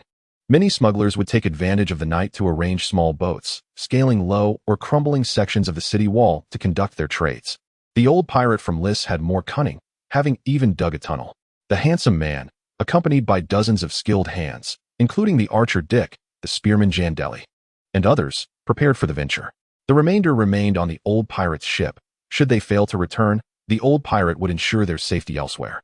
The two of you need not venture to persuade the handsome man. The archer, Dick, and Jandeli, one too aged and the other too youthful. For over a decade, my spirit has perished, slain by the dawn's divine sword and the white bull. I died on that fateful day when the Imperial brothers were obliterated in the Imperial forest. I deeply lament my absence, which has left me feeling like a coward. The 7 gods have graciously bestowed upon me these additional years, and I am content. The archer brandished his grand purplewood bow, laughing heartily. The party requires a youthful spirit. Deli raised the spiked hammer in his hand. The handsome man bore a scar from a lion's claw. In terms of sheer might, he still needed his war hammer. Young lad, keep your wits about you, admonished the archer Dick to Jandeli.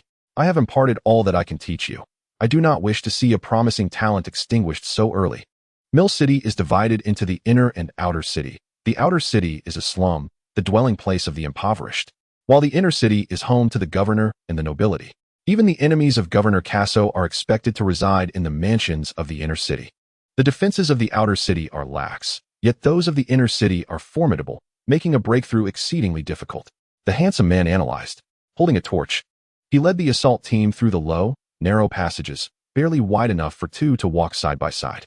Those who were too tall or too stout found traversing the smugglers' tunnels a torment. Such passages are naturally ill-suited for horses. Transporting gunpowder is crucial. But more critical is the situation in Mill, whether it is truly beyond redemption. Jandeli bore 2 weapons, an Iraq curved dagger and his spiked hammer. Over his black scale armor, he donned a richly embroidered cloak, better to evade arrow fire.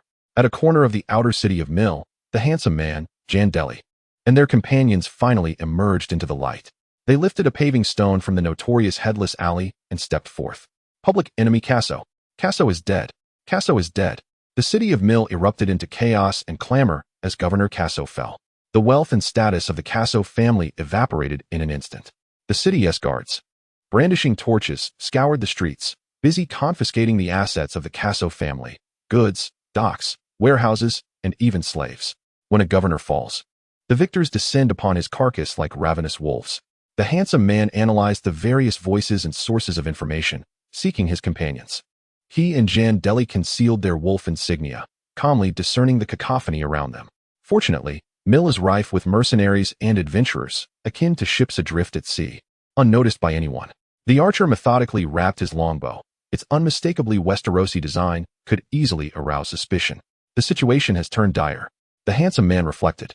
It is not merely the issue of gunpowder, but rather that the adversary had dismantled Casso before the gunpowder could reach Mill.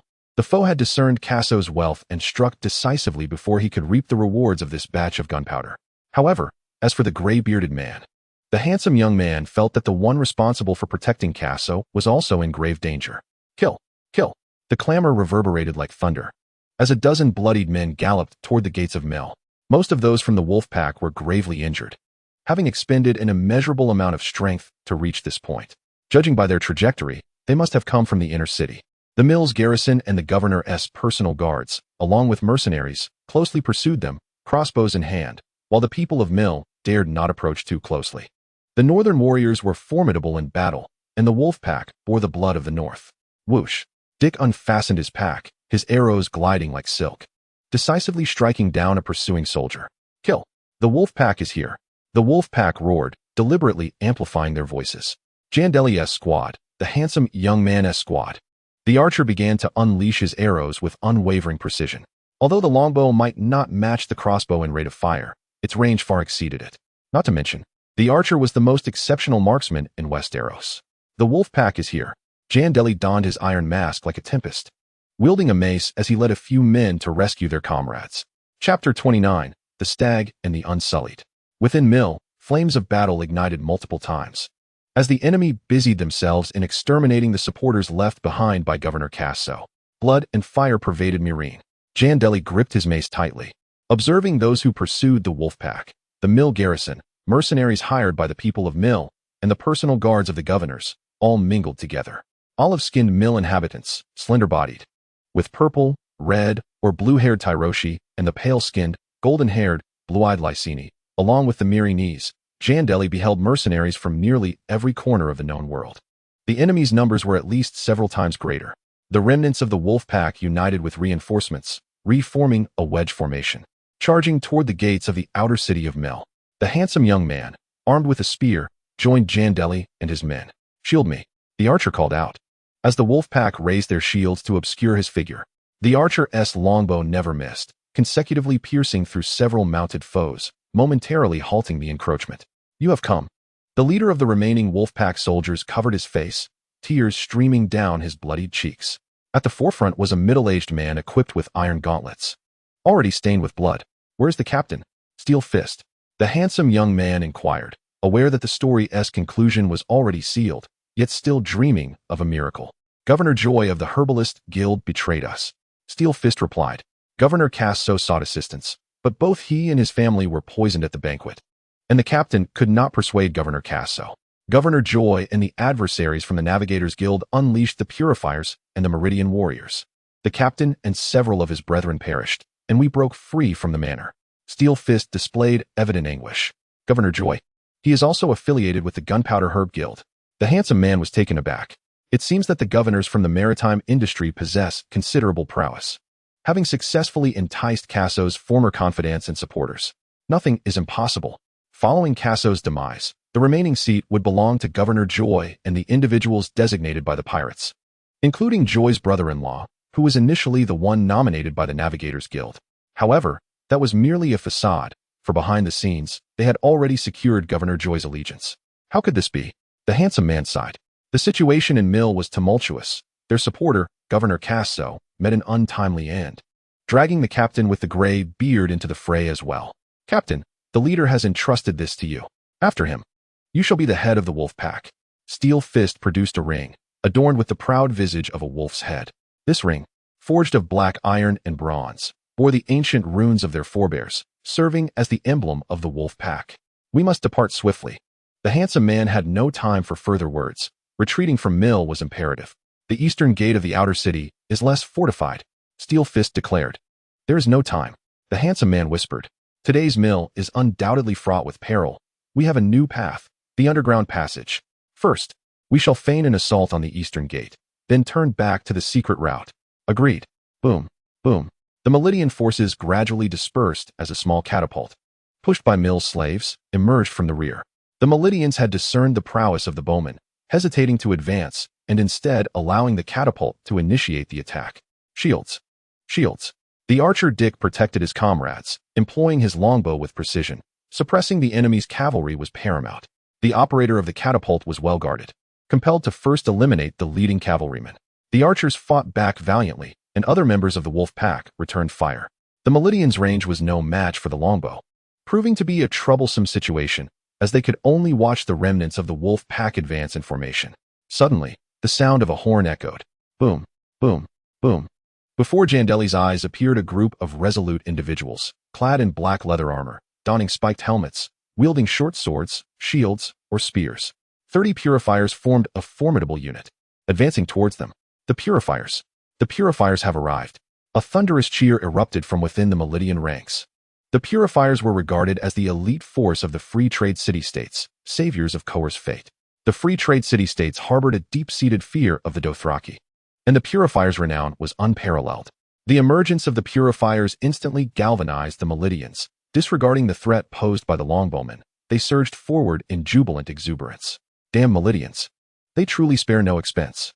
The handsome man remarked. The purifiers do not ride horses. We shall first repel the assault, and then withdraw our rear guard. The handsome man issued the command, and alongside him, the formidable steel fist, Jandeli, and the long spear braced themselves to confront the Unsullied. The Unsullied, their expressions inscrutable, are renowned for their obedience and fortitude. For many years, they have commanded a high price. In Coer, the Dothraki have charged 18 times. Yet against that wall of shields and spears, they have shattered like waves crashing against rocks. The movements of the Unsullied are synchronized, marked solely by the sound of their advancing steps, devoid of any superfluous noise. They are a brutal and swift killing machine. Clang. Jandeli's hammer met the Unsullied spear. And indeed, they were as agile as the tales had foretold, honed through relentless training. This is not merely due to their harsh training, but also because they have imbibed the wine of courage since childhood. The long spear struck with a grave countenance, his spear lunging forth like a venomous serpent, yet the Unsullied's defense was impeccable, making it nearly impossible to penetrate. Do not linger in battle. The Unsullied, having drunk the wine of valor from a young age, endure pain far better than we do. Jandeli raised his mace, and in a fleeting moment, he seized the opportune moment to strike the Unsullied's head. The Unsullied raised his bronze shield in defense, but Jandeli, feeling the weight of the moment, deftly reached for his curved arak from behind. With a swift turn, he redirected the blow of his mace towards the Unsullied's heart. The Unsullied emitted a dull thud before collapsing. Leather armor. This was my sole opportunity. Jandeli lowered himself, evading the Unsullied spear, and swiftly seized the fallen warrior's shield. The climate in Meereen is temperate, and the Unsullied are unaccustomed to heavy armor. Otherwise, they would be even more formidable. Kill. Jandeli felt an immense surge of power coursing through his body, and the enemy's movements appeared sluggish and unnecessary.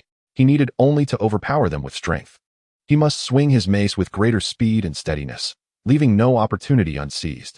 Jandeli's attacks flowed like a stream, his mace conjuring a tempest of black death. The blows were more ferocious. The Unsullied wore only leather armor, presenting a perilous opportunity. Jandeli's fervor for battle surged, his mace swinging left and right, as he held his shield aloft while valiantly striking with his hammer. The impact of the hammer grew more stable, larger, and heavier in the hands of a strong man, rendering it invincible. Jandeli roared, resembling a bellowing stag, surrounded by the corpses of several Unsullied. Move swiftly. The handsome man grasped him, urging him to find a gap, for they must retrace their steps through the secret passage. Chapter 30. Commander of the Wolf Pack. Please continue reading. In the eastern city of Meereen, the sounds of battle echoed nearby. The clang of steel colliding, the shouts of combatants rose and fell in a cacophony. The gray-white banners of the wolf pack billowed as Jandeli stood before the fallen Unsullied, the cold light reflecting off his rough iron mask, sweat soaking his dark hair. Blood dripped from the black mace. Though the Unsullied were brave and fearless, they were not made of steel. Attack the Unsullied's head or heart. Aim for a single, fatal blow. If you strike other areas, the Unsullied will feel no pain and cannot be killed. Beneath the feet of Jandeli lay the lifeless bodies of two untainted ones, their blood pooling profusely. For more untainted warriors advanced, brandishing shields, spears, and short swords. Their helmets bore but a single iron nail, and their expressionless faces seemed forged from bronze. The untainted were undeterred by the demise of their comrades. Jandeli raised his oak shield and took a step back, wielding a war hammer in his other hand. Ordinary men lacked his strength and agility. His nimble steps resembled those of a shadowy bobcat. Jandeli prepared to bide his time, for spears lunged towards him, the untainted moving in perfect unison. Recognizing the formidable threat Jandeli posed, they resolved to eliminate him first. Thrust. The spear struck Jandeli's black-scaled armor. Though the untainted were ferocious, their weapons lacked venom, rendering them, in comparison to the Melitas, warriors of honorable confrontation. While the spear failed to pierce the armor, the impact still dealt a significant blow. The untainted were well-trained light infantry, their strength formidable. Jandeli caught a glimpse of the untainted's unwavering gaze. In a fierce retaliatory strike, Jandeli's spiked hammer crashed against the visor of one untainted warrior, shattering the faceplate and sending him crashing to the ground. The remaining 3 untainted withdrew their spears and aimed for Jandeli's throat. With incredible speed, Jandeli darted backward, his movements akin to a leaping deer evading branches in the forest. The searing pain in his chest only fueled his ferocity. Whoosh! The long arrow from Dick, the archer, followed suit, piercing through the eye socket of one untainted warrior.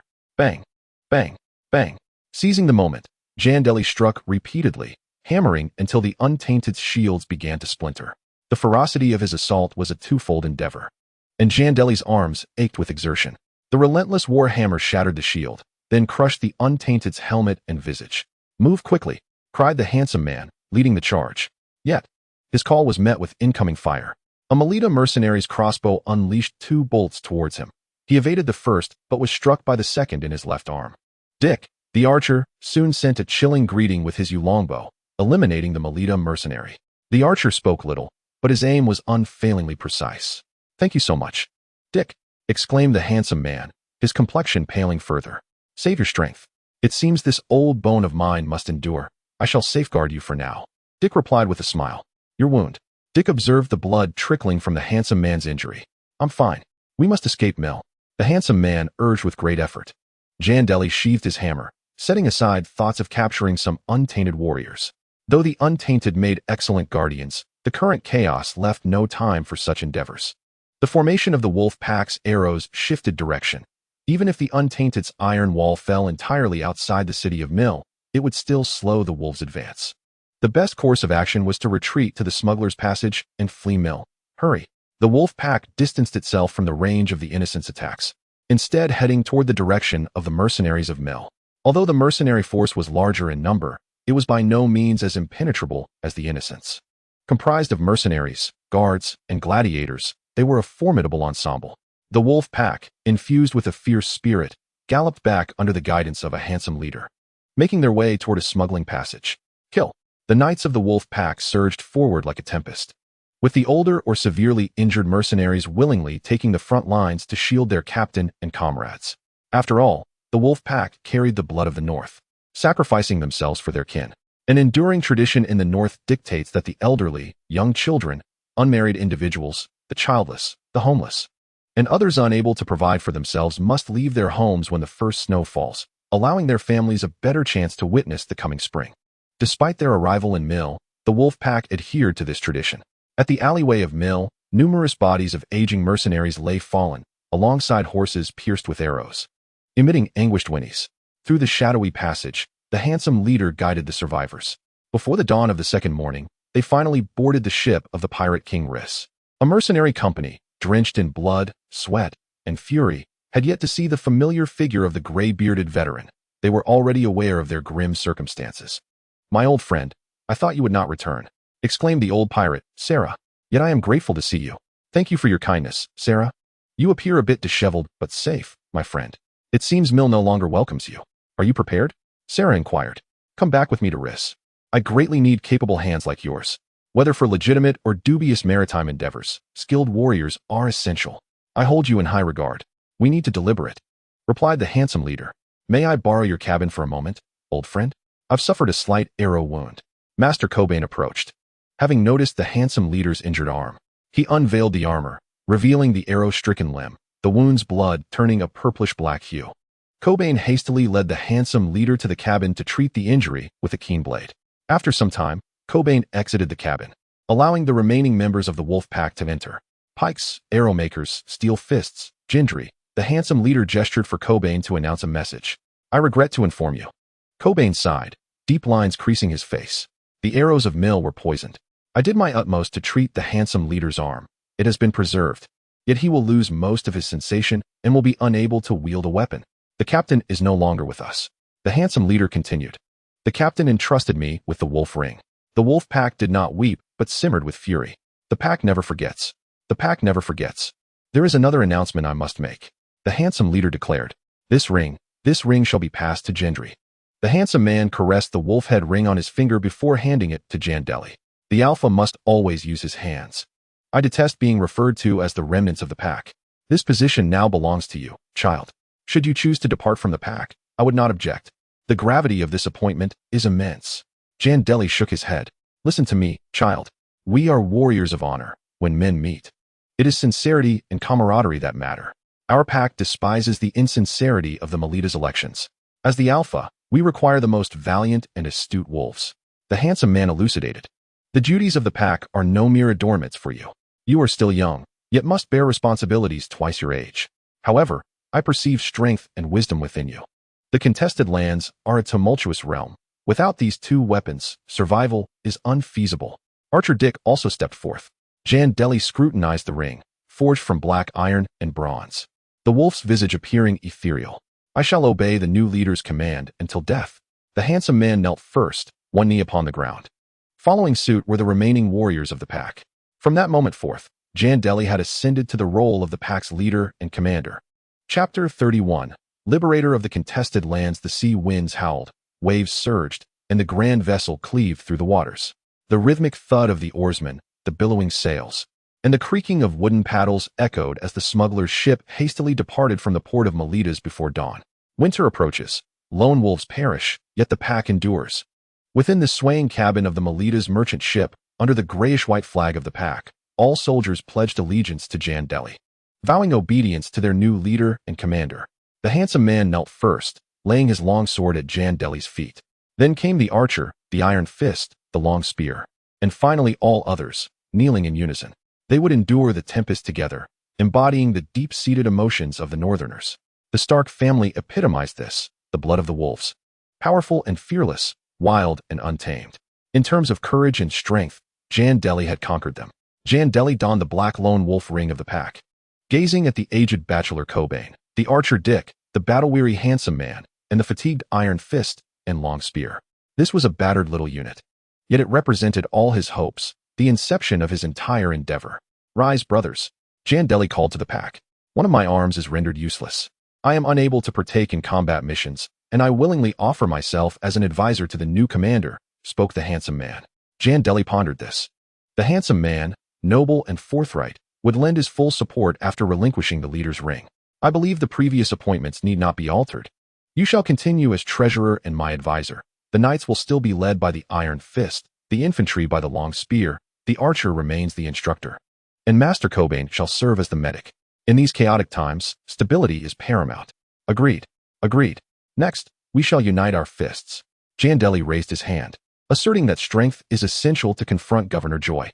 Let Joy and his band of pirate merchants rue the day we meet again. We are a pack of wolves. And wolves never forget. The original wolf den may be compromised, the handsome man remarked. Being too close to Mill and lacking the governor's protection renders us vulnerable. We need the gunpowder, Herb Manor, Jandeli declared. Once the property of Governor Queso, it may now be up for auction, and the wolf pack can seize it. This plan is commendable. The manor is further from Mill and closer to the coastline, naturally aligning the steward and slaves as our allies. We require manpower, as much as possible. Previously wary of the Mill folk, it is now prudent to liberate the manor's slaves entirely and confront Mill, Jandeli proposed. Given that the wolf pack cannot establish a foothold in Mill, why not ignite the disputed territory, creating chaos and liberating the slaves within the manor? The institution of slavery is a shackle across the eastern continent. Jandeli must avoid provoking too many slave owners for now.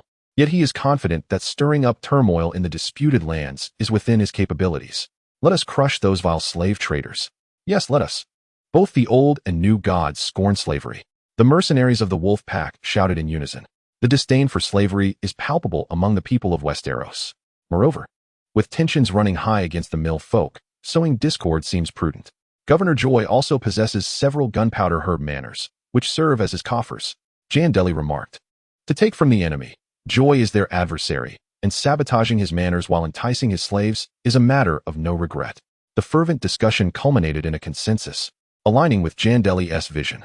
A moment later, the old pirate of Rhys entered the cabin, and Jandeli donned his mask. Young hero, Salado applauded. Amidst the roaring winds of the sea, it was a surprise to witness the emergence of such youthful talent. I salute you, the young commander of the wolf pack. The alpha wolf, Salado proclaimed. Bloodthirsty at 11, Stannis was on the battlefield, Tywin became prime minister at 20, and Robert ignited the usurpers' war at the same age. The courage of youth often rewrites history. Thank you for your generosity.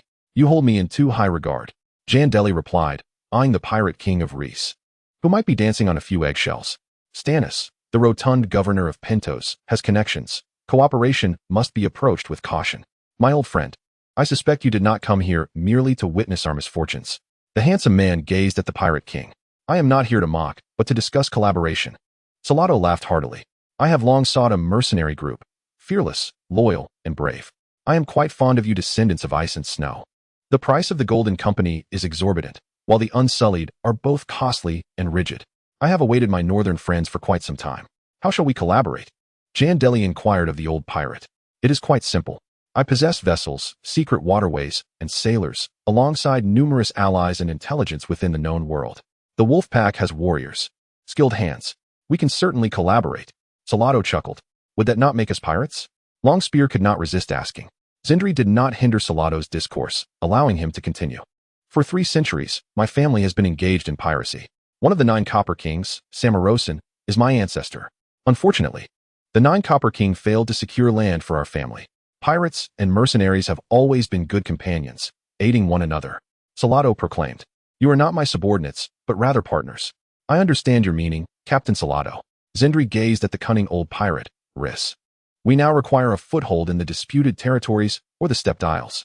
Your fleet can safeguard our coastline, and perhaps we can provide some assistance to your endeavors.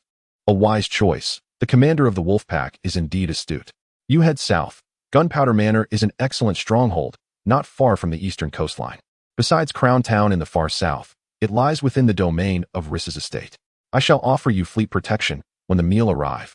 You can retreat to the small islands of the Stepped Isles or escape to Crown Town. In return, you may offer a modicum of aid to your loyal servant. Old Salado, Rhys the old pirate stated. Then let us proceed, but we shall only target the enemies of meal. Zindri replied. The Wolfpack requires a fleet and maritime supremacy, and presently, cooperation with the old pirate is the only viable option. It is settled, but Commander, you may be overreaching. Once you incite a slave uprising, the meal will surely become your mortal enemies. Here's to a fruitful collaboration. May I avenge my unfortunate old friend, Greybeard, soon. Salado summoned his attendant to fetch a large jug of warmed wine, eagerly clinking glasses with Zindri. Cheers. The glasses chimed with a crisp sound. One more thing. What if we are besieged by the 3 daughters? Will Captain Salado come to our rescue? Then I would be powerless to assist. The aid I provide is always discreet. I hope the commander understands. There are bold pirates and foolish pirates, but the latter do not last long. Salado shrugged. If you unfortunate souls are eradicated, consider it as if my vessels never visited. We have no agreement. You are indeed a cunning pirate. Zindri chuckled at the old pirate. The assistance offered by Salado comes at a cost, destined not to deplete his resources merely for their support. Then let us embark on a grand venture. Salado exclaimed with excitement. A ship belonging to a meal governor indicates that, to be precise, it is the head of the Navigators Guild. The ambitious Governor Lacha, his downfall orchestrated by the greatest puppet master. Their merchant vessel is currently docked in Volantis, having come from Quers, laden with spices, gemstones, and the innocents, destined to return to meal. Chapter 32. Abolitionists in the Free Army. The rhythmic pounding became an endless, fervent hammering as the honeyed wine took flight, its bow cleaving through the water, with splashes resembling creamy milk. On the deck, the sea breeze tousled Jandeli's dark hair as he gazed at the undulating contours of the distant land, a contested territory. This place was fertile yet chaotic, now presenting the best, albeit limited, options. My dear friend, the path ahead is fraught with challenges. The old pirate, Sauron from Reese, approached Jandeli, holding a cup of warmed wine. Decades ago, my ancestors rose in rebellion here. The 9 copper coins king forged an alliance beneath the crown tree. The old pirate gestured towards the direction of the disputed land. Regrettably, their endeavor met with disaster on the Stone Step Isles, Jandeli remarked. That tale was well known to all. The future is unpredictable. If you find it unbearable to remain here, there is a place for you aboard my smuggling vessel. I am immensely grateful, Jandeli replied. He sincerely appreciated the old pirate's support, for operating in the contested land rendered it impossible to abandon the fleet's backing. Moreover, the gunpowder, spices, and wines they would later plunder required the merchants of Reese for sale. However, the old pirate's network was vast, and Jandeli could not place complete trust in him. I have but one piece of advice for you, Commander, the old pirate declared. In the disputed territory, strive to consolidate your strength into a singular point. Otherwise, you will attract too many enemies, making it difficult to establish a foothold. I shall endeavor to do so. Jandeli did not wish to provoke the 3 daughters entirely. Yet the conflict between the liberation of slaves and their masters would inevitably lead to cataclysmic upheaval. This was a fundamental contradiction, and perhaps, as he grew more powerful, even the old pirate might become his adversary. Aboard the vessel, the enslaved individuals accompanying the wolf pack to transport gunpowder began to cast off the wooden tags hanging from their necks, tossing them into the sea. 11:22. The slaves tore off the neck pieces, symbols of their bondage and the epitome of their enslaved existence. With the tag, they were slaves. Without it, they were merely hunted fugitives. Even more wretched. Are you prepared? Jandeli inquired once more of the group. The worst outcome is merely death, but returning to the gunpowder estate is akin to living in hell. The slaves responded, I cannot offer you much.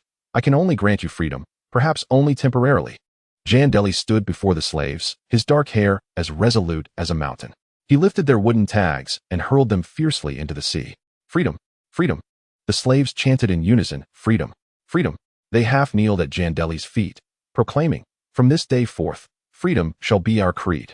The flag of the wolf pack fluttered as the slaves cheered again, abolitionists! Abolitionists! This is the reality of Mill. When a governor dies, his entire domain resets to 0, divided among other governors.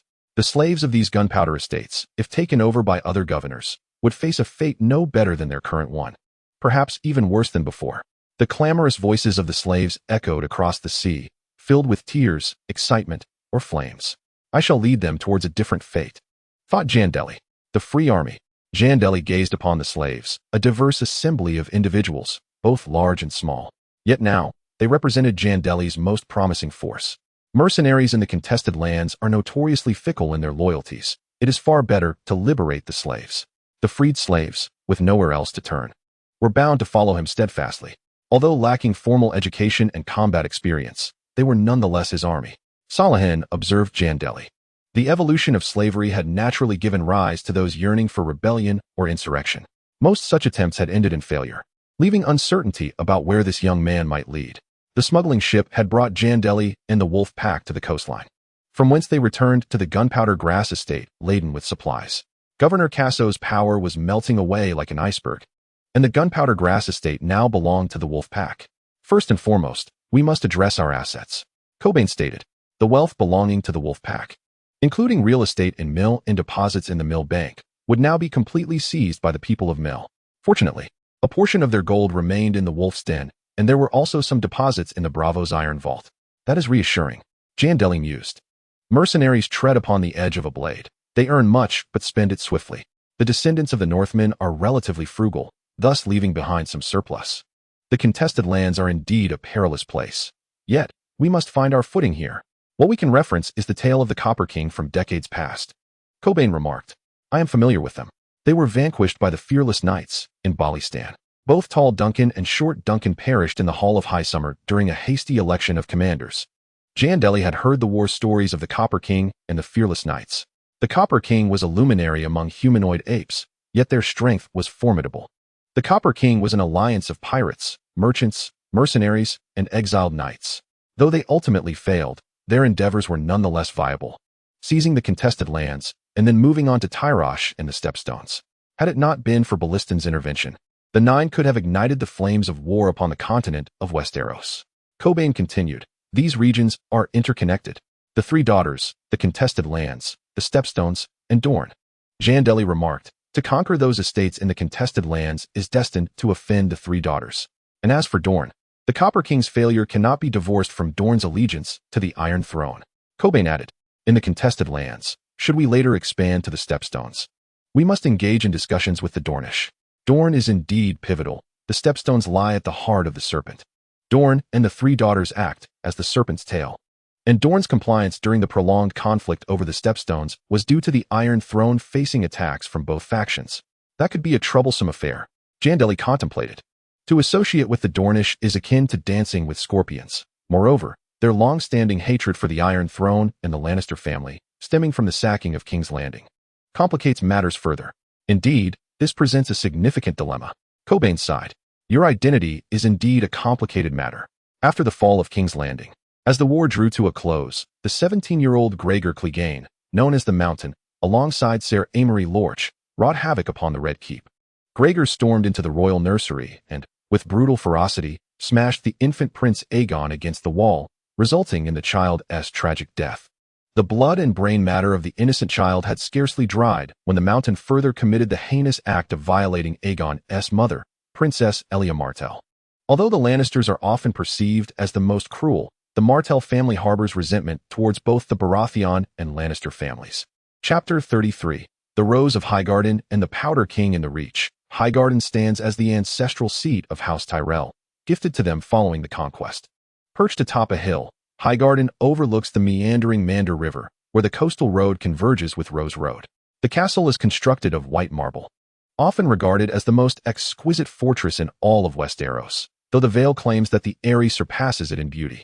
Highgarden is a city of culture and elegance. Verdant, affluent, and thriving.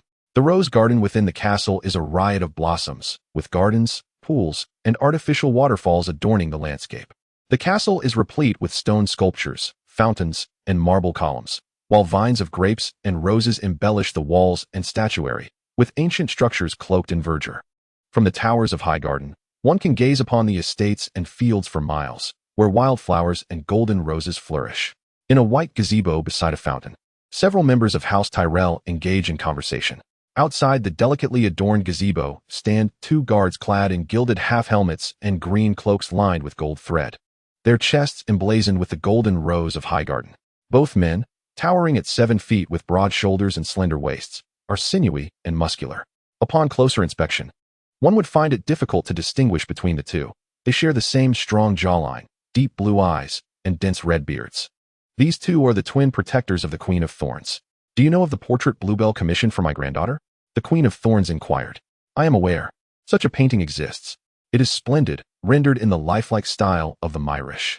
Duke Mace, though once robust, now bears the signs of indulgence, yet retains his handsome appearance. His curly brown hair shows flecks of gray amidst the triangle of his beard. Then you are privy to Bluebell's intentions. Lady Olenna fixed her gaze upon her son. At over 60, with silver hair and a diminutive stature, her hands were soft and thin. Her voice carried the sharpness of age. As the matriarch of House Tyrell, she navigated the treacherous waters of power with careful grace. Duke Mace awkwardly admitted, "Do you not wish for your darling to become queen?" It is no secret that the king does not love the queen. He is enamored with that golden-haired girl from the north, her shadow ever looming. Is it the king? Marjorie expressed her surprise, contemplating the implications of such a revelation. Marguerite donned a green cloak adorned with woven golden roses, fluttering gracefully in the breeze, while beneath it she wore a green gown that rendered her particularly enchanting. At merely a tender age, her chestnut hair and brown eyes, coupled with her slender and beautiful figure, were accentuated by doe-like eyes that sparkled with gentle warmth. Marguerite was astonished by the audacity of her brother and the others, including Loras. How foolish. The situation in King's Landing was shrouded in uncertainty, and the lion's influence there was extensive and intricate. Dear Loras, can one truly place faith in that young man who revels in jest? Nonetheless, Loras was not entirely excessive. He chose to present my beloved as a substitute for the lioness rather than proclaiming himself a king. The Queen of Thorns sighed. There is no need for haste. We possess the granaries and bread, and regardless of who occupies that cold iron throne, they shall not offend us too severely. The king is hardly suitable. I have previously stated that it was father and Loras who insisted on your opinions. You ought to consult grandmother and your sister. The heir of Highgarden, Valaris, remarked from his wheelchair. King Robert, overweight and fond of drink, now spends his days in brothels and hunting, no longer the charismatic stag of his youth. It is neither dignified nor safe for my sister to wed him. Perhaps we could select a more advantageous match. I believe Loras is quite commendable, brave and gentle. Mace interjected. Lady Olenna scoffed. Though diminutive in stature, she was sharp as a thorn. I suspect he harbors a touch of madness, perhaps stemming from a hint of dragon blood. Beauty and charm cannot alter his rebellious nature. He has children, and he himself has brothers. They once sought to marry me to a Targaryen, but I shall not comply. My grandson Valaris is considered the wisest among us, which offers me some solace. Inform Loras and Loras to cease their foolish games. The roses flourish in the Reach, yet our presence is scant in King's Landing. Moreover, the king still wields control over the circumstances. Let us not complicate matters further. But, mother, this is indeed a rare opportunity. Mace's face flushed crimson. For over a decade, the small council has seldom included those from the Reach, and our family has yet to attain the honor of the crown. Even Dorne, with its Martell family, has produced a queen. Speaking of the Martells, Mace's temper flared, his neck reddening. The Reach and Dorne have never been harmonious, and the Martell family has caused the heir of Highgarden's affliction. I bear no grudge against Prince Oberyn. The tournament grounds are always fraught with such incidents. Occasionally, we even exchange tips on how to prepare horse meat. Valaris interjected. He bore a limp. During his first tournament, his opponent was Prince Oberyn of Dorne, who unceremoniously threw him from his horse. Tragically, the heir of Highgarden's foot became ensnared in the stirrup, and upon falling, he was crushed beneath his steed, resulting in the shattering of his knee, leaving him crippled. Enough. My grandson is still a clever lad. Hatred and frivolity often cloud one's judgment. Your father, upon envisioning his grandson ascending the throne, is filled with uncontainable joy, akin to a fish caught in a fantasy. The Stark family has long been a lineage of kings, as have the Aarons and the Lannisters. Even the Baratheons can trace their royal ancestry through the maternal line. Yet the Tyrells only ascended to prominence when the dragon King Aegon scorched the legitimate queen of the Reach during the fiery battle for the realm, previously occupying only the role of steward. But what does it matter? My son, we are flourishing like never before. All factions rely on us. We must be patient and not hasty. There will surely be opportunities. And that damned Florent family, who continuously promote our legitimacy, I shall make them pay for their insolence. Mice declared with fury. Enough, mice. Kings are not born easily, much like Longspear Leo, who took years for our family to produce, remarked the Thorn Queen. Longspear Leo was a renowned warrior and jousting enthusiast, held in great esteem. Even a century later, Duke Leo is still regarded as the finest knight from House Tyrell. He was an unparalleled master of lance jousting, many believing him to be the greatest champion of such contests in history. By the way, Velis, do you have any intriguing news to share with your grandmother? The Thorn Queen inquired. Nothing particularly noteworthy, but there is an interesting tidbit from across the narrow sea. A new king has arisen in the disputed lands, liberating slaves and raiding the gunpowder estates, which has led to a soaring price for milled gunpowder. The slaves call him the Gunpowder King or Iron King. He dons an iron mask, wielding a hammer and clad in iron armor, undefeated on the battlefield. The Gunpowder King. Sounds like a runaway slave? Not at all. He is the new commander of the Wolf Brigade, a fierce and cunning warrior. He wields a war hammer and has slain many Meereenese and Unsullied. Velis replied. The Wolf Brigade? The Hammer Demon. What a surprise that the descendants of those barbaric northerners remain active. The Thorn Queen exclaimed, momentarily taken aback. Yes, the Wolf Brigade has embroiled itself in the conflict of the Meereenese, now forging its own path.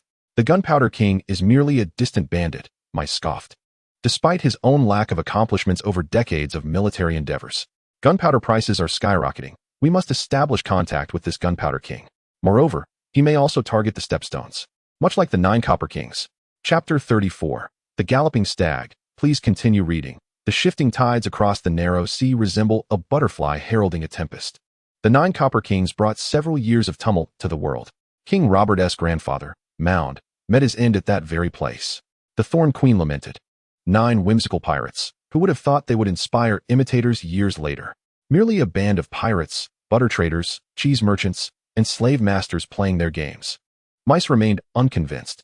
This time, the Gunpowder King's liberation of slaves in the disputed lands may stir the waters, Velis remarked. Yet, the Gunpowder King has irrevocably severed ties with the Meereenese, now brazenly conquering the estates of their slave masters. I fear that his other 2 daughters may be sitting on needles, anxious about this impending storm. In the tumult of Mill City, merchants have inflated the price of gunpowder grass to exorbitant heights. The king of gunpowder grass possesses an abundance of this vital resource, which is indispensable to the military and is more economically accessible than ever. I believe we must establish contact with the king of gunpowder grass. Velis proclaimed.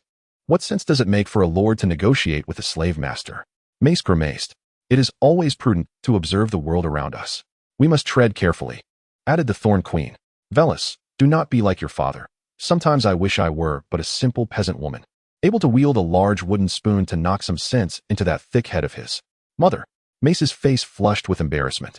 When a slave master possesses resources, the situation changes drastically. Gunpowder grass has always been a costly commodity, the Thorn Queen remarked. This is also for the future of our family, for the chaos that may ensue. The shadow of war looms ominously, and this summer seems interminable. The long winter nights ahead will surely be brutal. I will continue to monitor the situation in the narrow sea. The sailors of Old Town and Redwyn will relay news to us. When the time is right, we may need to meet this newly risen king of gunpowder grass. Velis stated. However, will our plans be compromised by the spider? The eunuch is more cunning than you realize. For now, he poses no threat to our endeavors. Prepare for what lies ahead, children. King's Landing is teeming with lions and a rebellious, obstinate deer, declared the Thorn Queen. The eunuch's thoughts run deeper than ours. He appears to be a friend to all, but his true intentions remain unknown. May I venture into the disputed lands as well? I have read of the 9 Copper Kings' wars. The contested territories are rich yet chaotic. Marjorie interjected suddenly. That is out of the question. Mace immediately interrupted his daughter's musings. The Stone Steps archipelago is rife with pirates who specifically prey upon the noblemen and women of Westeros. What if the valiant Garland were to accompany our little flower? A tall, robust knight draped in green robes arrived, resembling the Knight of Flowers, yet taller and more formidable. Brother, I am delighted to have your protection, Marjorie exclaimed joyfully. Garland entered the pavilion, sporting a beard that lent him the appearance of a wild warrior rather than a delicate nobleman. His personal crest featured 2 golden roses on a green field, signifying his status as a second son. Garland is braver than Velis and wiser than Loras, embodying the strengths of both. I am quite intrigued by the king of gunpowder grass. I suspect he may be a knight in exile from Westeros. As is characteristic of the wolfpack, Garland remarked. Such a valiant knight should have already distinguished himself in the jousting tournament. Perhaps he has no fondness for glory or fame, Marjorie suggested. Like you, brother, he is a humble and pragmatic individual. That makes him all the more formidable, Garland pondered. A young man who eschews vanity likely desires something far greater. The king of gunpowder grass is a man of practical combat, battling the men of Meereen and the Unsullied. Garland yearns to encounter such an opponent. He excels with a sword, often practicing with 3 or 4 others to simulate real combat scenarios, preparing himself in advance. In a disputed land, there lies a manor not far from the Gunpowder Herb estate, belonging to another governor named Mill. The Freedom Army, like a relentless tide, surrounded the manor, brandishing black flags emblazoned with the image of a slave shattering his shackles. The liberated slaves fervently shouted slogans of freedom. Freedom! As the crowd parted, Jandeli appeared on a magnificent black steed, resembling a tempest. Long Spear and his companions followed closely. The mercenaries of the wolf pack were the most elite, fully armed. With double-edged axes, sharp daggers, long swords, spiked maces, and flails, they donned studded leather and chainmail, with greaves protecting their legs and gorgets shielding their necks. Victory! Victory! The Freedom Army echoed, though their armaments were far simpler. Chainmail, leather armor, and rudimentary weapons. The slave manor lacked superior equipment, barely managing to arm the slaves. However, the wolf pack had sufficient funds, able to procure supplies through Gunpowder Herb. Steel Fist and Long Spear trained the soldiers in the Freedom Army, who wielded short swords, shields, and heavy pikes. Jandeli, adorned with a rough iron mask and clad in black scale armor, wielded the famed black warhammer of the disputed land, radiating a chilling luminescence. War had tempered him, forging his strength. Jandeli appeared ever more imposing as he lifted the spiked hammer, galloping back and forth before the Freedom Army. With each of his appearances, the soldiers' cheers swelled. There exists a singular truth in war: victory. Outside the manor, a cacophony of screams and shouts erupted. While the defenders remained silent, a desolate expanse surrounding them. Liberators, shatterers of shackles, the warriors of the Freedom Army roared. The newly liberated soldiers, generally lean and pallid, possessed a rare quality akin to gold, confidence. Perhaps I can achieve greater things, Jandeli mused, seizing the shimmering opportunity for triumph, like a radiant star. The manor's gates swung open of their own accord, devoid of resistance from the slave master. The rebellious slaves slew the governor Mill and claimed the estate as their own. The seventh manor. Caban remarked from behind him. The manor symbolizes both the people and wealth, as well as immense responsibility. Caban, you shall continue to tally the populace, wealth, and measure the land. Long Spear, maintain discipline. The freedmen are our brothers. We are not a beastly army. Yes, commander. Into the city. Jandeli gestured, guiding his black steed into the manor, the gentle breeze tousling his dark hair. In that moment, he was a galloping stag. The slaves joyously surged from the manor, relishing this moment of reunion. Freedom! Freedom! The slaves scrambled to the heights of the manor's tower, eager to ascend. They cast aside the flags representing the ships of Riss, with a coin from Riss also depicting a vessel. Chapter 35, The Warriors Guild and the Second Sons Guild. Within the manor's council chamber, exquisite mill brocade adorned the walls, depicting the bountiful harvest of the estate. Jandeli, Caban, and a handsome man gathered in this chamber, where a map of the disputed land lay upon the long table. Victory is undoubtedly sweet. However, the more triumphs they achieve, the greater the fears of the millions become. Indeed, at a certain point, the three women might unite in their trepidation. After seizing the estate, the distribution will proceed as before, allocating land and daily necessities to the freed slaves, while precious metals, handicrafts, medicines, and the like will be consigned to the treasury, just as it was in the past, declared Jandeli. After all, these belong to the governors of Mill and the affluent merchants, and he bears no sorrow for their loss. Precious metals, exquisite handicrafts, and medicines are considered military provisions, with a designated treasury for their management. They have been registered and will be redistributed in due course, added Cobain. The gunpowder herb estate, the Zeeging estate, the wolf-tail grass estate, the handsome man supplemented. The number of estates we have captured is increasing, and so too is the millions panic. Most of these estates are the properties of Mill's governors or wealthy merchants, predominantly Governor Joy. Cobain remarked, it will not be long before the mercenaries or adventurers employed by the millions come to attack. The former leader of the wolfpack and its allies have perished at the hands of Joy and the Maritime Guild, and the enmity between the two factions runs deep. Whether for the sake of territorial acquisition or vengeance for the former leader, a fierce battle with Joy and his associates is inevitable. The most reassuring news is that the millions are not united. Just like the three daughters, Jandeli stated. Within the Supreme Council, there are about 10 governors, akin to a dozen horses galloping in different directions. The fragmentation of the three daughters has long been a tradition. In the days of the Tri-City Alliance, the Supreme Council was composed of 33 governors, with Riss, Mill, and Telosai each appointing 11. Each governor seeks to showcase their vision and esteemed status, all eager to seize advantages for their city-states. Every issue must undergo interminably lengthy discussions. Perhaps many million governors should thank us, the handsome man remarked. For we have secured a considerable amount of gunpowder herb, and the merchants hoarding it in Mill's cities are profiting immensely. They would be delighted for us to continue our endeavors. Let the millions descend into chaos while we seize the moment, Jandeli asserted. The millions have orchestrated nothing but small-scale assassinations and ambushes, all of which we have eradicated. What follows may very well be hired bandits and mercenaries, Cobain noted, who, aside from attending to medicine, is also responsible for intelligence and espionage. We must solidify our hold on the gunpowder herb estate and the surrounding territories, then secure the coastline. In addition to land forces, we may require a navy.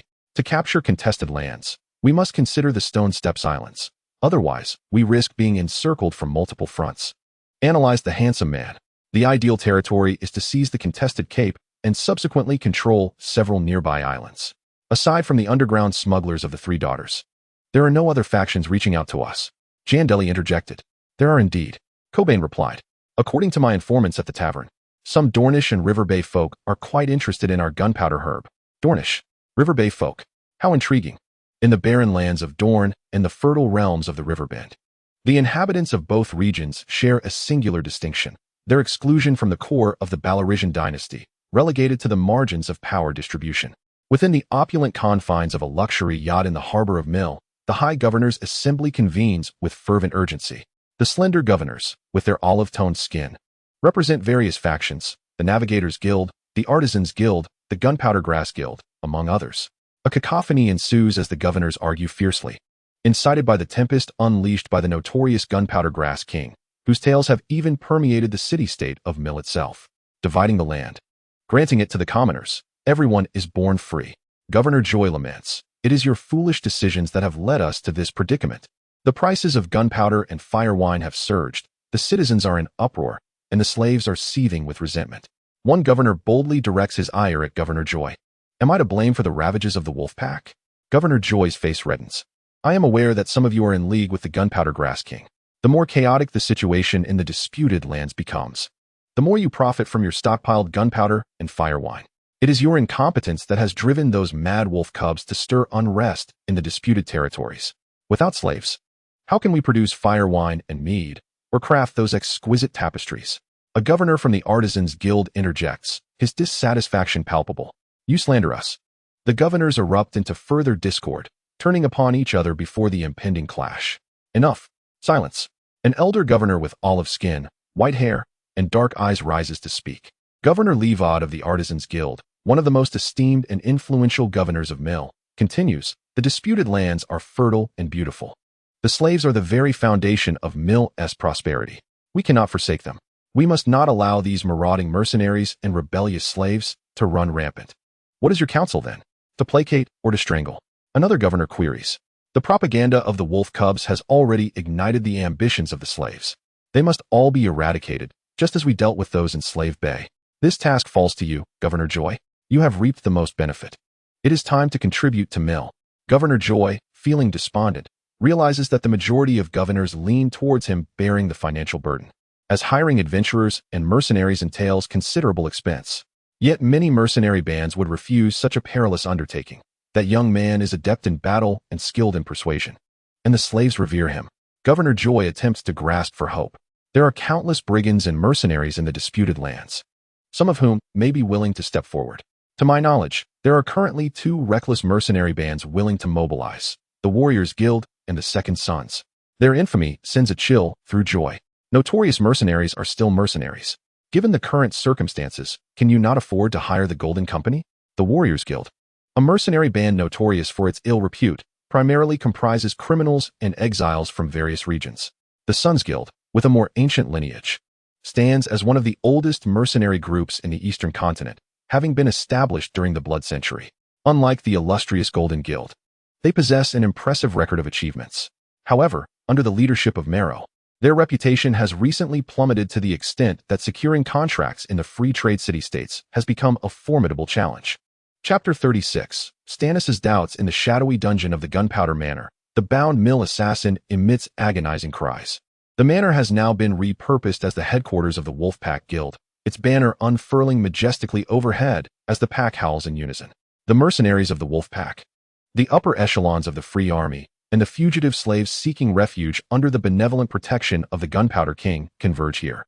Within the confines of the mill estate, the tools for meting out punishment to the slaves abound. Whips, iron implements, and torture devices capable of inflicting prolonged agony.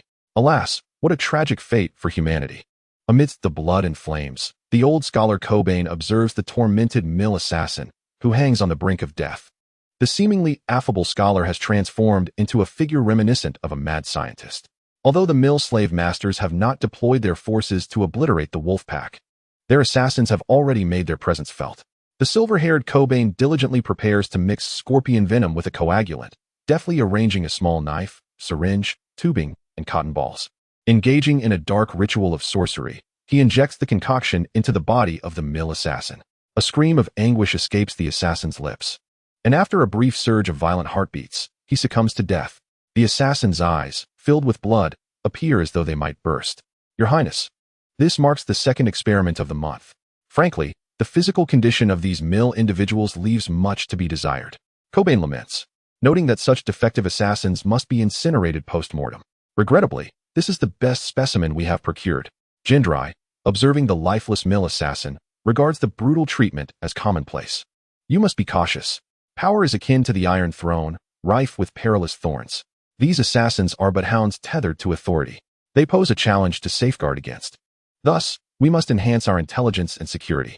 Although our numbers are increasing, akin to a snowball effect, the Free Army comprises newly liberated slaves, and their inexperience cannot be overlooked. The elders remain our most dependable assets.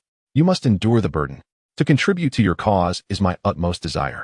I eagerly await the moment we return to Westeros and witness the expression on the old lion's face, Cobain asserts, his vigor defying his years. And what of the assassin's employer? Governor Joy, he is nearing a state of exasperation with us. Alas, this body is utterly unsuitable. I sense the need for an improved specimen. From what I understand, a physique akin to the mountain would be ideal, tall and resilient to toxins. Cobain sighs deeply. The magic mountain is quite difficult to obtain, said Jandeli, a loyal hound at the side of Duke Tywin. You too require such a capable aide to ensure your safety. As our power increases in the future, assassination attempts will inevitably ensue. For now, let us utilize this current group, Jandeli continued. The handsome figure arranged for several adept members of the wolfpack to safeguard his security and selected numerous young men from the Free Army, fiercely loyal to the commander of the wolfpack as his guards. War is likely imminent, and my experiments may need to come to a temporary halt, Cobain remarked with a hint of regret. The wolf governance in the contested lands is indeed in its nascent stages. There will always be opportunities, adventurers, brigands, mercenaries, and the unblemished. These all serve as excellent samples. Jandeli reassured him. Your Highness, are you prepared? Cobain inquired. For the impending war. If war is unavoidable, then I shall arm myself adequately. War is not entirely detrimental to us. It can yield resources and territory. More importantly, it can boost morale. There are still many fugitive slaves in the contested lands. If we are victorious, our forces will grow even stronger. Let those escaped slaves see that we possess the power to protect them. Jandeli harbored grand ambitions, seeking not only to conquer the current territories, but also to recruit those fugitive slaves willing to join their cause. These slaves, entrenched in the contested lands, formed a relatively formidable armed group. A seagull soared across the sea towards the distant shores of Westeros. Make way, make way. The king is on his way. The procession of King Robert, venturing forth to hunt, emerged like a flowing river of gold, silver, and white, with riders bearing the crowned stag leading the charge, their resounding calls echoing in the air. King Robert, astride a magnificent steed, appeared rather corpulent now, raising concerns that the horse might succumb under his weight. The king, indulging in wine and pleasures, had long since abandoned the heroic image of his youth that once commanded the realm. Flanking him were two knights clad in white armor, the most renowned being the venerable Ser Barristan, aged yet unwavering, famed throughout the Seven Kingdoms. Beside him was his eldest son, the heir, Prince Joffrey, who wore a disdainful smirk. Resembling his Lannister kin, he was tall, fair-haired, and strikingly handsome, with green eyes and an upturned lip. Dressed in a crimson velvet tunic adorned with both lion and stag motifs, he proudly displayed his lineage. Another knight, a towering figure in a fearsome hound-s head helmet, also pledged allegiance to the Lannister family. Following the king was his squire, Lancel, the son of Ser Kevin Lannister, youthful and robust. With sandy brown hair and light green eyes, his handsome visage often likened to that of Jaime Lannister. I must save this kingdom. There are indeed too many lions surrounding the king. In the solitude of a tower, Stannis gazed at the silhouette of his brother departing into the sunlight, brooding silently. He calculated the number of Lannisters encircling King Robert, feeling as though his brother was being overwhelmed. The king's attendant, the regicide among the White Knights, and the hounds sent by House Lannister, alongside a few lion soldiers. Even the names of these children bear the distinct hallmark of House Lannister, rather than the traditional names of House Baratheon. Lost in indulgence of wine and beauty, where's the young Robert? Stannis is beset by worry, feeling aggrieved by the unfairness that Robert's presence brings him, while also fretting over the overwhelming power of House Lannister. The sunlight glints upon the Lannister banner, the crimson field emblazoned with a golden roaring lion, amplifying its fervent glow. Stannis' attention is drawn to Joffrey's golden hair, which shines with an almost radiant brilliance. Regardless of the hair color of the children's mothers, whether bronze, honey, chestnut, or cream, the children emerge as dark as crows. Yet the three siblings, Joffrey and his kin, possess hair that gleams like the sun. Stannis muses, finding this peculiarity unsettling. He reflects on many individuals, his own daughter, his three brothers, and the disgraceful Edric Storm raised in Storm's End, who bears a striking resemblance to the young king. Why? Why is this so? Chapter 37. Before the great battle atop the tower of the Powderkeg Manor, a gathering forms. Jandeli, the handsome one, Steel Fist, Long Spear, Black Billy, the Arrow Maker Dick, and Coburn. The ominous clouds of war loom over Powderkeg Manor, and the governor, Joy, is poised to exact revenge. This time, Governor Joy is serious. Coburn exclaims. According to our intelligence from Mill, he has hired the brave companions and is actively recruiting adventurers and mercenaries across Mill, amassing a formidable force. Their movements are too conspicuous. Everyone in Mill is aware. This is for the best. My greatest fear is not the attack, but the impenetrable blockade of the millers, Jandeli replies with a smile. Since the millers have come knocking at our door, we need not tire our horses with a long march. A blockade is more terrifying than an assault. If the millers seal off the coastline and ally with the brigands of Crown's Landing, it would be insurmountable. However, the millers' Achilles' heel lies in their multitude of leaders, which presents an opportunity for the wolves. The brave companions. The handsome one is well acquainted with this name, a coalition of criminals, rapists, pedophiles, and exiles. Jandeli is also familiar with the name, for this is the very band that would later sever the arm of the regicide. Though they may not survive the crossing to Westeros.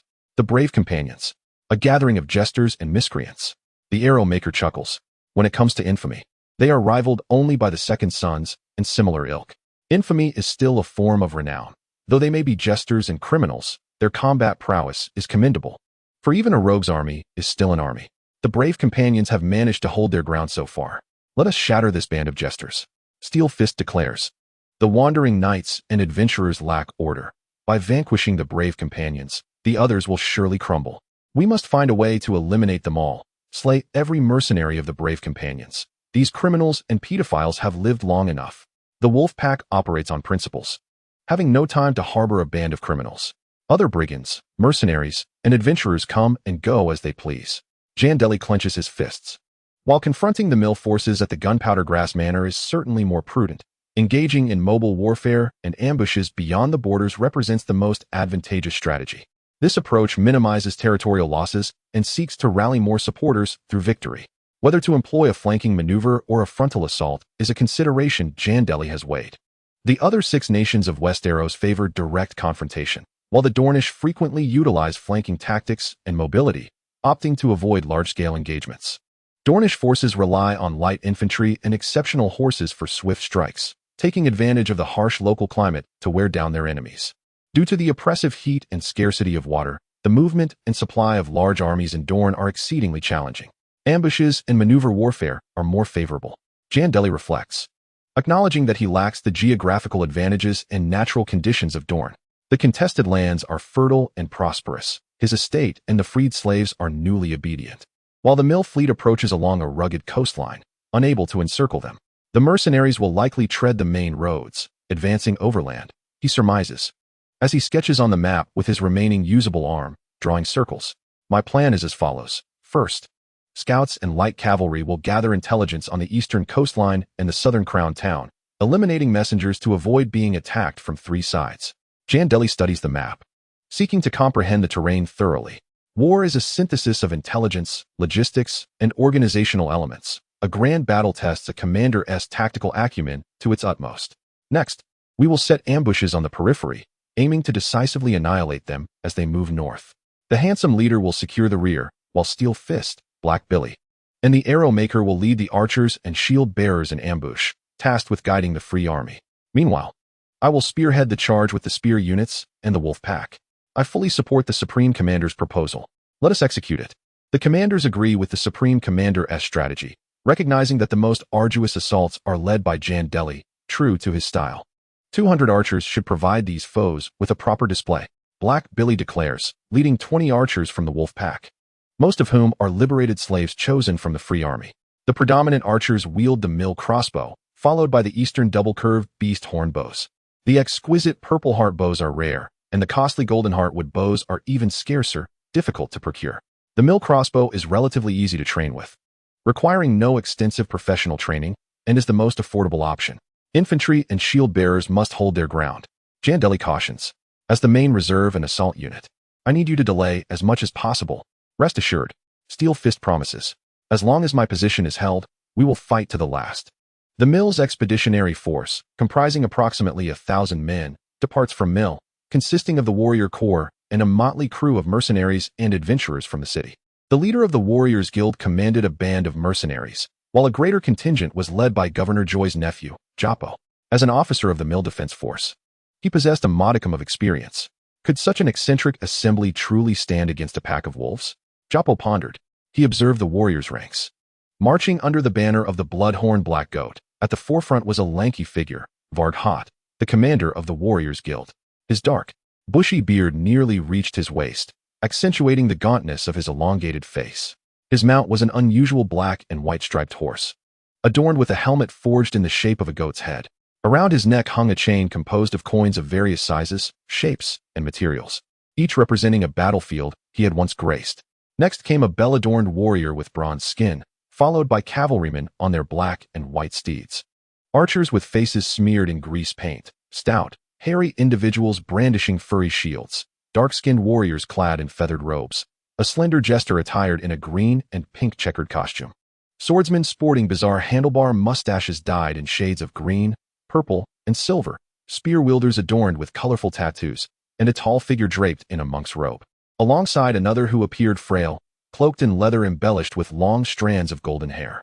Joppo spurred his horse to catch up with Varg, suppressing his discontent. Lord Varg, should we not wait just beyond Gunpowder Grass Manor? I sense that it would be most prudent to unite our forces once the fleet has crossed the coastline. Governor Joy sought assistance from his allied captains, yet they were sluggish, their landing delayed far too long compared to the mercenaries' advance. Nevertheless, Joppo hoped to await the fleet's deployment. Fear, what is there to fear? Varg replied nonchalantly. I have received your coin, and I shall certainly deal with these whelps. His speech was perpetually mumbled. As if he were forever chewing, his words slurred and saliva abundant. My lord, do not underestimate the wolfpack, though their numbers may be small. The ferocity of the northerners is renowned far and wide, especially their leader, a brutal knight. Fear, what is there to fear? Varg lifted his necklace. These are the places where I have fought. He boasted of severing the hands and feet of captives, earning him the moniker of mutilator. And your monk? I hope he refrains from constantly pestering the boys in my ranks. They are soldiers, not delicate flowers from a perfumed garden. Joppo regarded Varg, stifling his irritation. ERT enjoys this sort of thing. I shall chastise him. However, those who come to me, I cannot control. Joppo's heart sank. He found himself powerless to impose order among the mercenaries, who held themselves in high esteem. Chapter 38. The Dance of the Wolves. The road was in disarray. As the bandit mercenaries of the Warriors Guild surged ahead, followed closely by the organized ranks of the mill, the horses whinnied and gasped, while the free mercenaries exchanged vitriolic insults. Reveling in discord, their cacophony filled the air. Joppo harbored distrust towards the slaves and had little faith in the brigands of the Warrior Guild. He feared that the Milne slaves might rebel, their hearts ensnared by the rallying cry of the Gunpowder Herb King. Among all, Joppo placed his utmost trust in the 30 Pure Ones and the 4 Mirren gladiators, the greatest legacy bequeathed to him by his uncle. His entourage comprised a motley assembly of free mercenaries and adventurers, yet their cohesion was lamentably lacking. As Joppo hastened forward, he sought out the commander Vag, notorious for his penchant for dismembering foes, who adorned himself with a goat's helmet. Perhaps we have about 2 days left, Vag mumbled, his speech still garbled. Nevertheless, Commander Joppo maintained a facade of decorum. Should we not wait a little longer? I believe it prudent to coordinate an assault from the west with the fleet and engage the brigand mercenaries from Crown Town from the south, uniting our forces for greater stability. Contemplating this, Commander Joppo suppressed his inner turmoil and anxiety. Rumors depicted the Gunpowder Herb King as a devil of war, a master of horsemanship and weaponry, capable of obliterating Mirren gladiators and Pure Ones in an instant. Certainly, employing the Golden Company would provide the greatest assurance. Yet the cost was exorbitant, and Governor Joy was reluctant to expend such funds. What purpose do 3 armies serve? Merely to increase the number of hands to divide the spoils? Vag grumbled, his dissatisfaction evident. They are but a congregation of brigands and fugitive slaves. What is there to fear?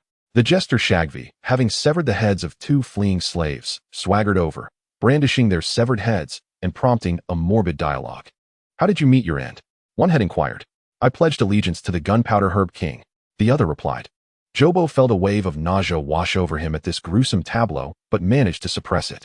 The wolf cubs were not so feeble, nor were the resolute fugitive slaves. Otherwise, such a multitude of mercenaries would not have endured. This undertaking was no delectable pie. Is there any sign of trouble ahead? Joppo inquired. None, Commander Joppo. The winds are calm, and the landowners dread the wolf cubs' onslaught. Their estates are tightly secured, and few travelers grace the roads, leaving us bereft of intelligence.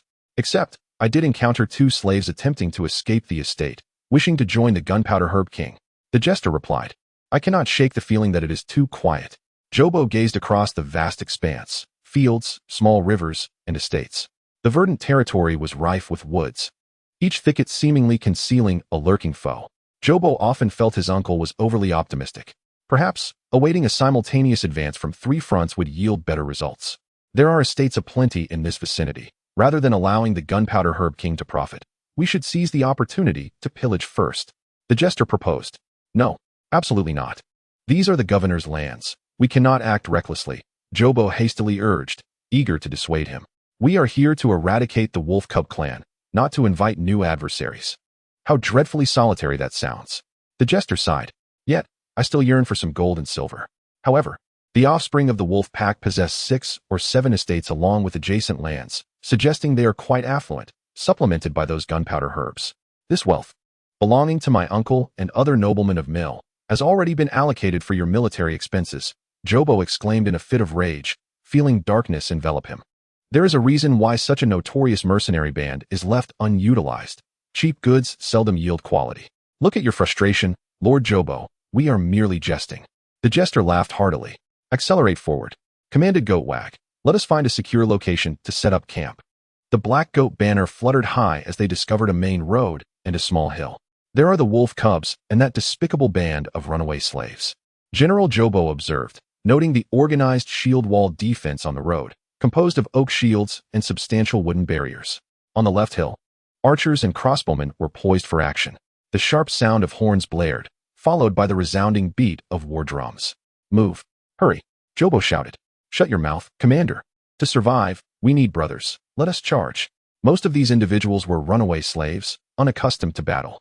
The goat surveyed the dense crowd and spotted the Freedom Army behind them. Their equipment and armor appeared noticeably inferior. Chainmail and leather armor, outdated and shabby. Very well. Jobo gritted his teeth. I shall charge first. I offer you 20 of the pure. Wag, with a venomous glare, personally led some of his subordinates, the 20 pure warriors, alongside knights from the free mercenaries, into the fray. Opportunities existed. The elite of the wolf pack were few. If they could break through the shield formation, those estate slaves, accustomed only to tilling the land and cultivating gunpowder herbs, would scatter, resulting in a resounding victory. Whoosh, whoosh. The archers and crossbowmen unleashed their assault, targeting those daring enough to charge with whack. Yet the pure warriors were adept, and the crossbow's range paled in comparison to the longbow. Amidst the disarray of several crossbowmen, the valiant warriors seized some opportunities. Beware the longbowmen. Only by breaking formation can we achieve victory, Goat shouted, taking note of several comrades falling to enemy fire, narrowly escaping fate himself. Within the enemy ranks lurked sharpshooters, yet he had no alternative. Bang, bang. The formation of the pure warriors, armed with spears and short swords, clashed with the other mercenaries wielding long axes against the shield wall, striving to create a breach. However, the Freedom Army's reserves seemed inexhaustible, maintaining their line steadfastly. Advance, infantry! Advance! Jobo cried, noticing the line wavering. The shield formation appeared on the verge of collapse. The infantry surged forward, and Jobo urged the free knights to press onward, allowing himself a moment of relief. The so-called wolf pack was nothing extraordinary. He envisioned the delectable fruits of victory, inheriting his family's wealth. He would soon be elected as governor. Yet, cries and screams erupted as, from the right woods, 50 or 60 heavily armored knights charged forth. At the forefront rode a black knight, donning a black helmet, a coarse iron mask, clad in black scale armor, wielding a mace. The knights surged forth like a deluge, charging towards the warriors and the purists. A resounding thud echoed as Jandeli's spiked hammer met the face of a free mercenary, crushing it and causing blood to gush forth. Long live the wolf pack! Long live the wolf pack! The cavalry of the wolf pack cheered as they entered the fray, their meteorite hammers, great axes, and lances creating a horrific miasma of flesh, bone, and brain matter. In that moment, all glory and honor faded from Jorbo's sight. He could only sense the looming specter of defeat. Chapter 39. Annihilation of the Warriors. Seeking continued reading, the storm had arrived, conjured by Jandeli, who incited a tempest of darkness. He raised his spiked hammer, executing skillful strikes to the left and right. The horses neighed in distress as the remaining cavalry of the wolf pack advanced with him. The wolf pack adeptly sliced through the formations, leaving no mercy for the reckless assailants who dared to strike against the shield wall. Curse it! It's the Powdergrass King, the supreme commander of the wolf pack. The free mercenaries of Mill murmured in terror. The alpha wolf atop his steed was daunting, tall and robust, with deep blue eyes reminiscent of the azure sea. His raised hammer emanated a chilling, spectral glow, as if heralding the arrival of death. The mercenaries were not foolish. They did not presume their skulls to be harder than those of the Milan gladiators or the purists. Run. Jorbo disregarded the battlefield's formation, hastily abandoning his elegant display to save himself. The moment he laid eyes on the powder-grass king, his spirit shattered. He felt like a coward, unable to partake in the blood-soaked conflict. Jorbo, under the protection of the remaining purists and Milan gladiators, entirely forsook the front line besieged by the wolfpack knights, fleeing the battlefield like a crazed steed, leading his mercenaries to safety. The rear guard scattered like birds, while the few hundred free knights, warriors, and purists were left to the mercy of the wolfpack and the free army. Draw fire. Black Billy and the arrow makers urgently directed the archers atop the hill to unleash another volley upon the mill soldiers before the shield wall. Many horses cried out in anguish, rearing in panic, some crashing heavily to the ground, while the unprepared free mercenaries were trampled beneath the weight of the frenzied steeds, meeting their demise. Seizing the moment while the shield wall remained intact, Jandeli and the cavalry surged forward. A brave free mercenary charged at Jandeli, but the spiked hammer swung down, striking the soldier's cheek, penetrating the visor, bone, and blood, sending the mercenary sprawling to the ground. Yet Jandeli did not linger. His gaze remained fixed on the warriors and the purists, the strongest unit, and he was determined to shatter the skulls of the Melitas. Seeing the dire situation, Wag immediately turned the warriors' formation around. As Wag pivoted, the entire front line collapsed, and all the free knights fled in haste. They glanced back only to find that Commander Jorbo's reserve had already vanished. Only 20 purists, brandishing short swords and spears, continued their assault on the shield wall. Thud, thud. The shield formation regained its formidable strength, advancing like a rock, while the pure ones fell back in defeat, yet still managed to maintain their formation. They fought relentlessly. But alas, with only 20 pure ones, the situation was irretrievable. Forget about those foolish pure ones. First, slay the goat and his wretched soldiers, commanded Jandeli. And the long spear understood his intent immediately. Wag was conspicuously visible, his goat-headed helmet unmistakable. He rode a striking black and white zebra, tall and lanky like a rusted longsword. Wag sported a goatish beard and wore a necklace fashioned from coins collected from the battlefields of his past. Clad in a black long coat of chain mail and lobster claw gauntlets, Jandeli charged forward, while Wag hurriedly swung his longsword in defense.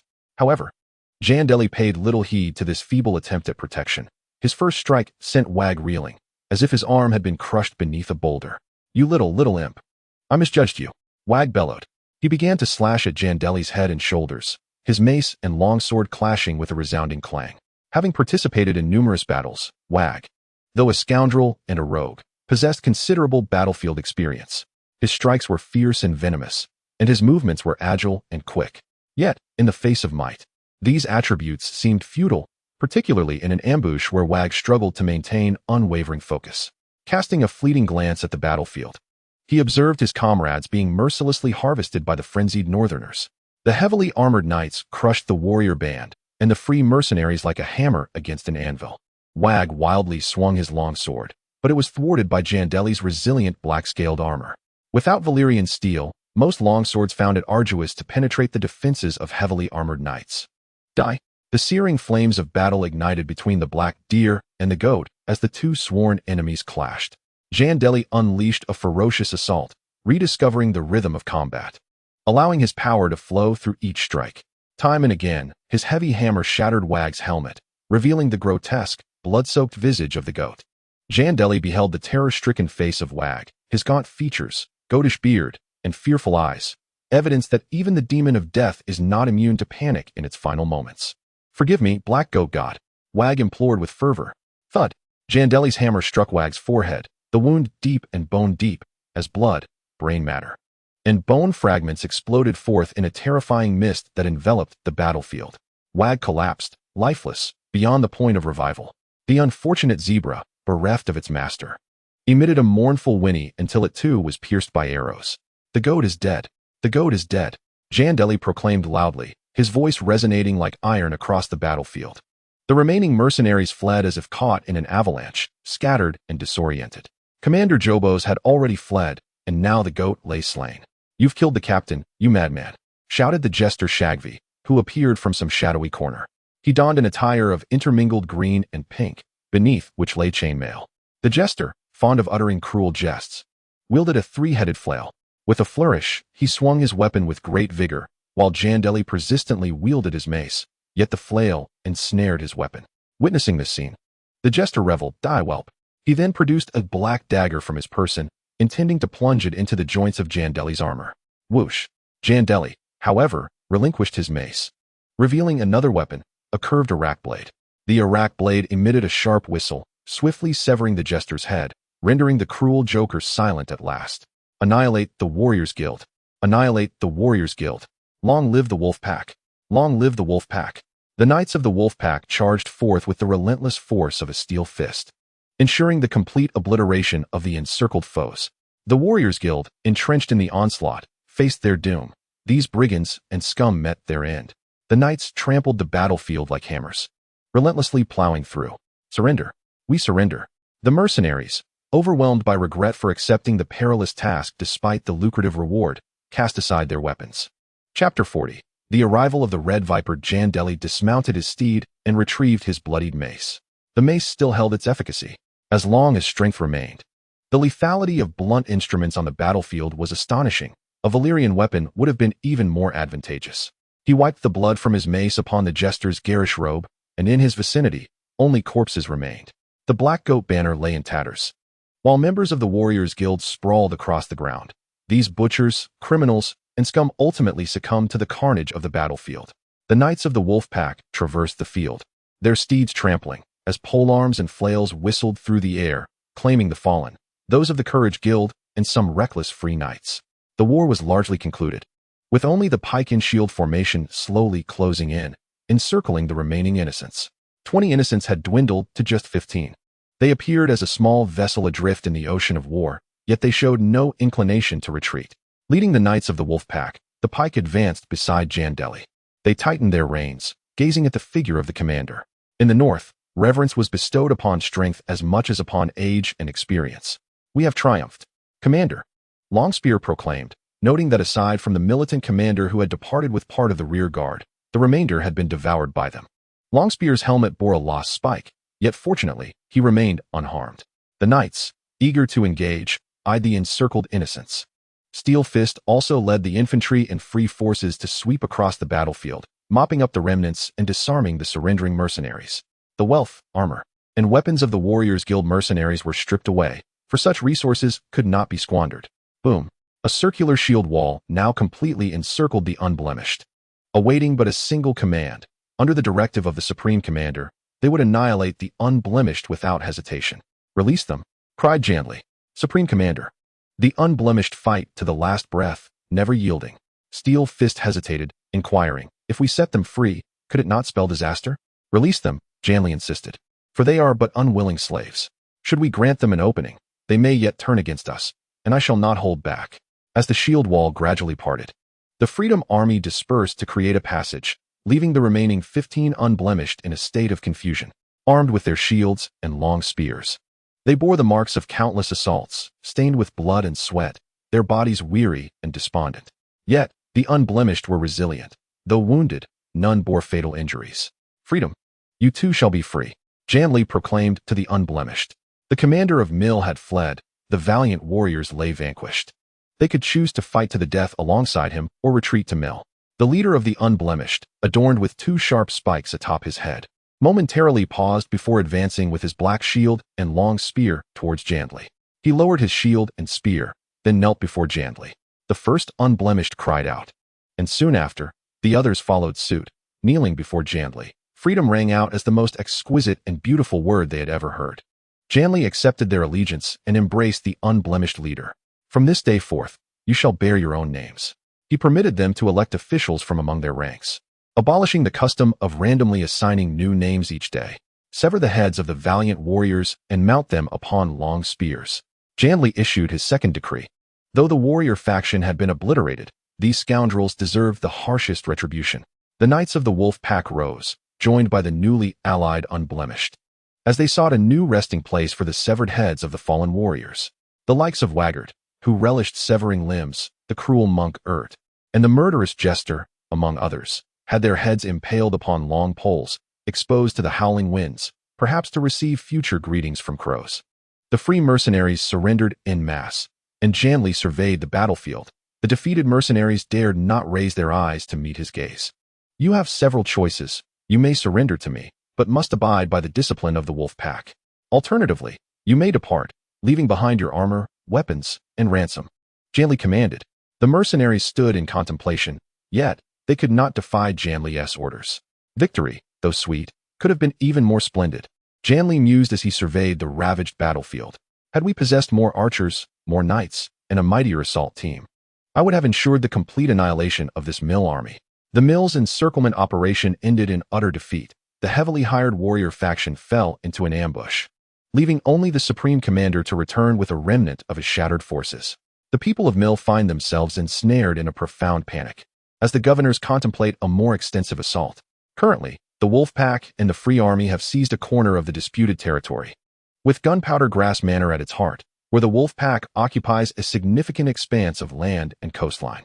In addition to the manor's slaves, many fugitives who had previously fled deep into the disputed lands have sought refuge with the wolfpack. Standing on the shores of the narrow sea, Jandeli gazes into the distance, where his homeland of Westeros lies. It is the hand of fate that has brought him here. The Grey Wolf accompanies Jandeli, safeguarding his well-being. The Grey Wolf is the leader of the surviving innocents and explains the origin of his name. The name given at the time of the little one's birth was cursed, thus condemning him to a life of servitude. However, the Grey Wolf is a name conceived by the liberators on the day of the little one's emancipation. Your Highness, there are two pieces of news that may pique your interest. The aged Master Cobain approaches. I hope they are pleasant tidings. The first is a proposition for collaboration. The commander of the Cat Brigade wishes to ally with us to launch an assault on Mill and plunder it. Bloodbeard? Jandeli muses, recalling this man. Our company does not engage with detritus, and this individual's reputation is truly abominable. Mercenary brigands are challenging to manage. They are driven solely by thoughts of pillage and carnage, whereas Jandeli aspires to possess this land. Moreover, he embodies the very image of a liberator of slaves. And many fugitive slaves would not wish to associate with a notorious brigand like Bloodbeard. Bloodbeard is a loud and brutish man, tall and robust, adorned with a bushy beard and fiery red sideburns, his shoulders broad and imposing. His nature is ferocious, steeped in bloodlust, craving glory, wealth, and indulgence. However, outright refusal of Bloodbeard may provoke this fool. Let us contact the Windblown. They are at odds with him. There is also a most esteemed guest, whom you may need to meet personally. Master Cobain's expression takes on an unusual gravity. Who is it? Jandeli inquires. The Red Viper, Prince Oberyn of Dorne. Chapter 41. The Stag and the Red Viper welcome Prince Oberyn. Upon his arrival at Gunpowder Grass Manor, Jandeli beholds the visitor's imposing figure, likely the first notable individual to grace the manor with their presence. Oberyn rides a sleek, coal-black steed, its mane and tail ablaze with fiery red. The horse is slender and agile, its neck delicate, with a narrow and graceful head.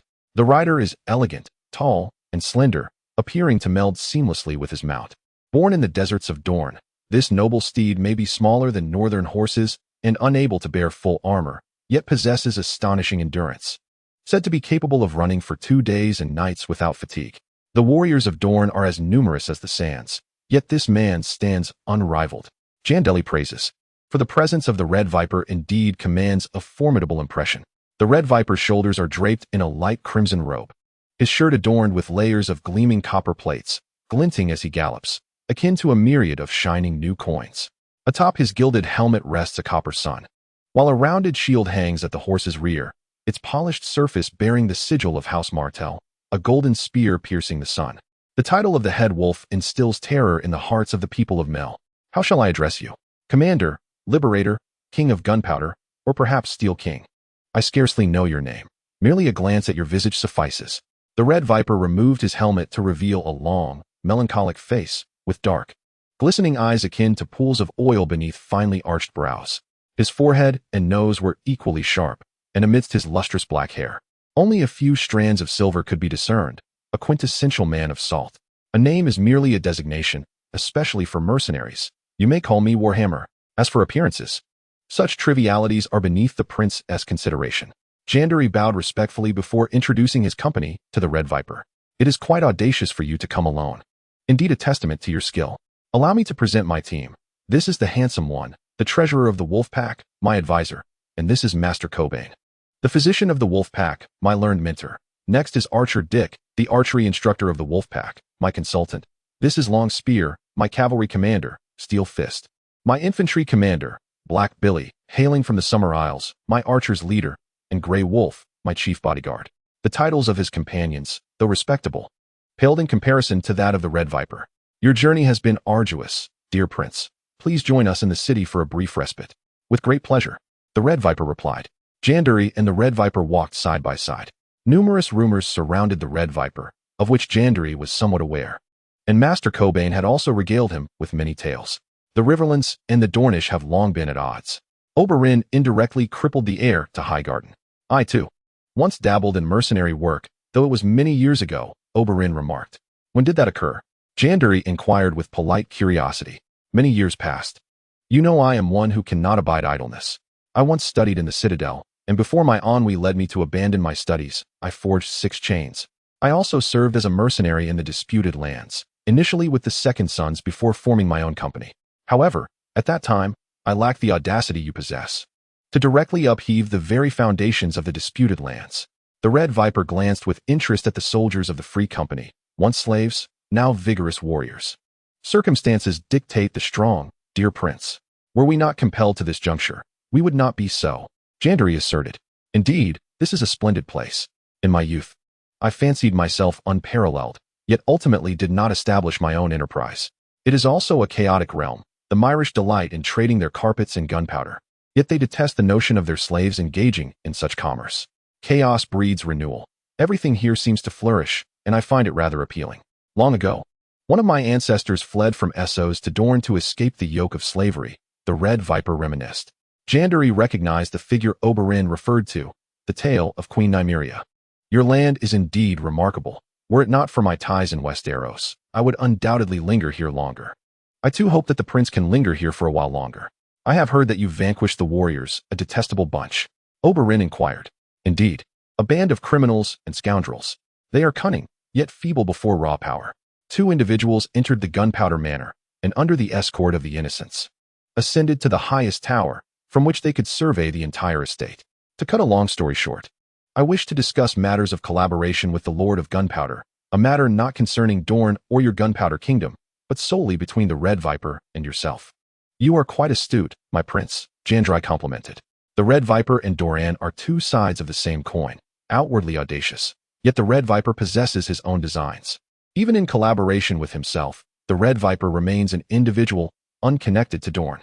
I once believed that your only reliable subordinates were the wolves. Yet I am pleasantly surprised by the free folk as well, the Red Viper remarked. Indeed, we could forge an alliance. I, too, wish to harness a formidable force. I wonder if you are aware of a certain murder, a brutal and inhumane act that transpired over a decade ago in King's Landing. I have certainly heard of it, Jandeli pondered. The Lannisters were behind it, with Tywin nurturing a pack of vicious hounds. When King's Landing fell, Tywin's 2 mad dogs unleashed a frenzied retribution. The Mountain and the Hound slaughtered the Red Keep.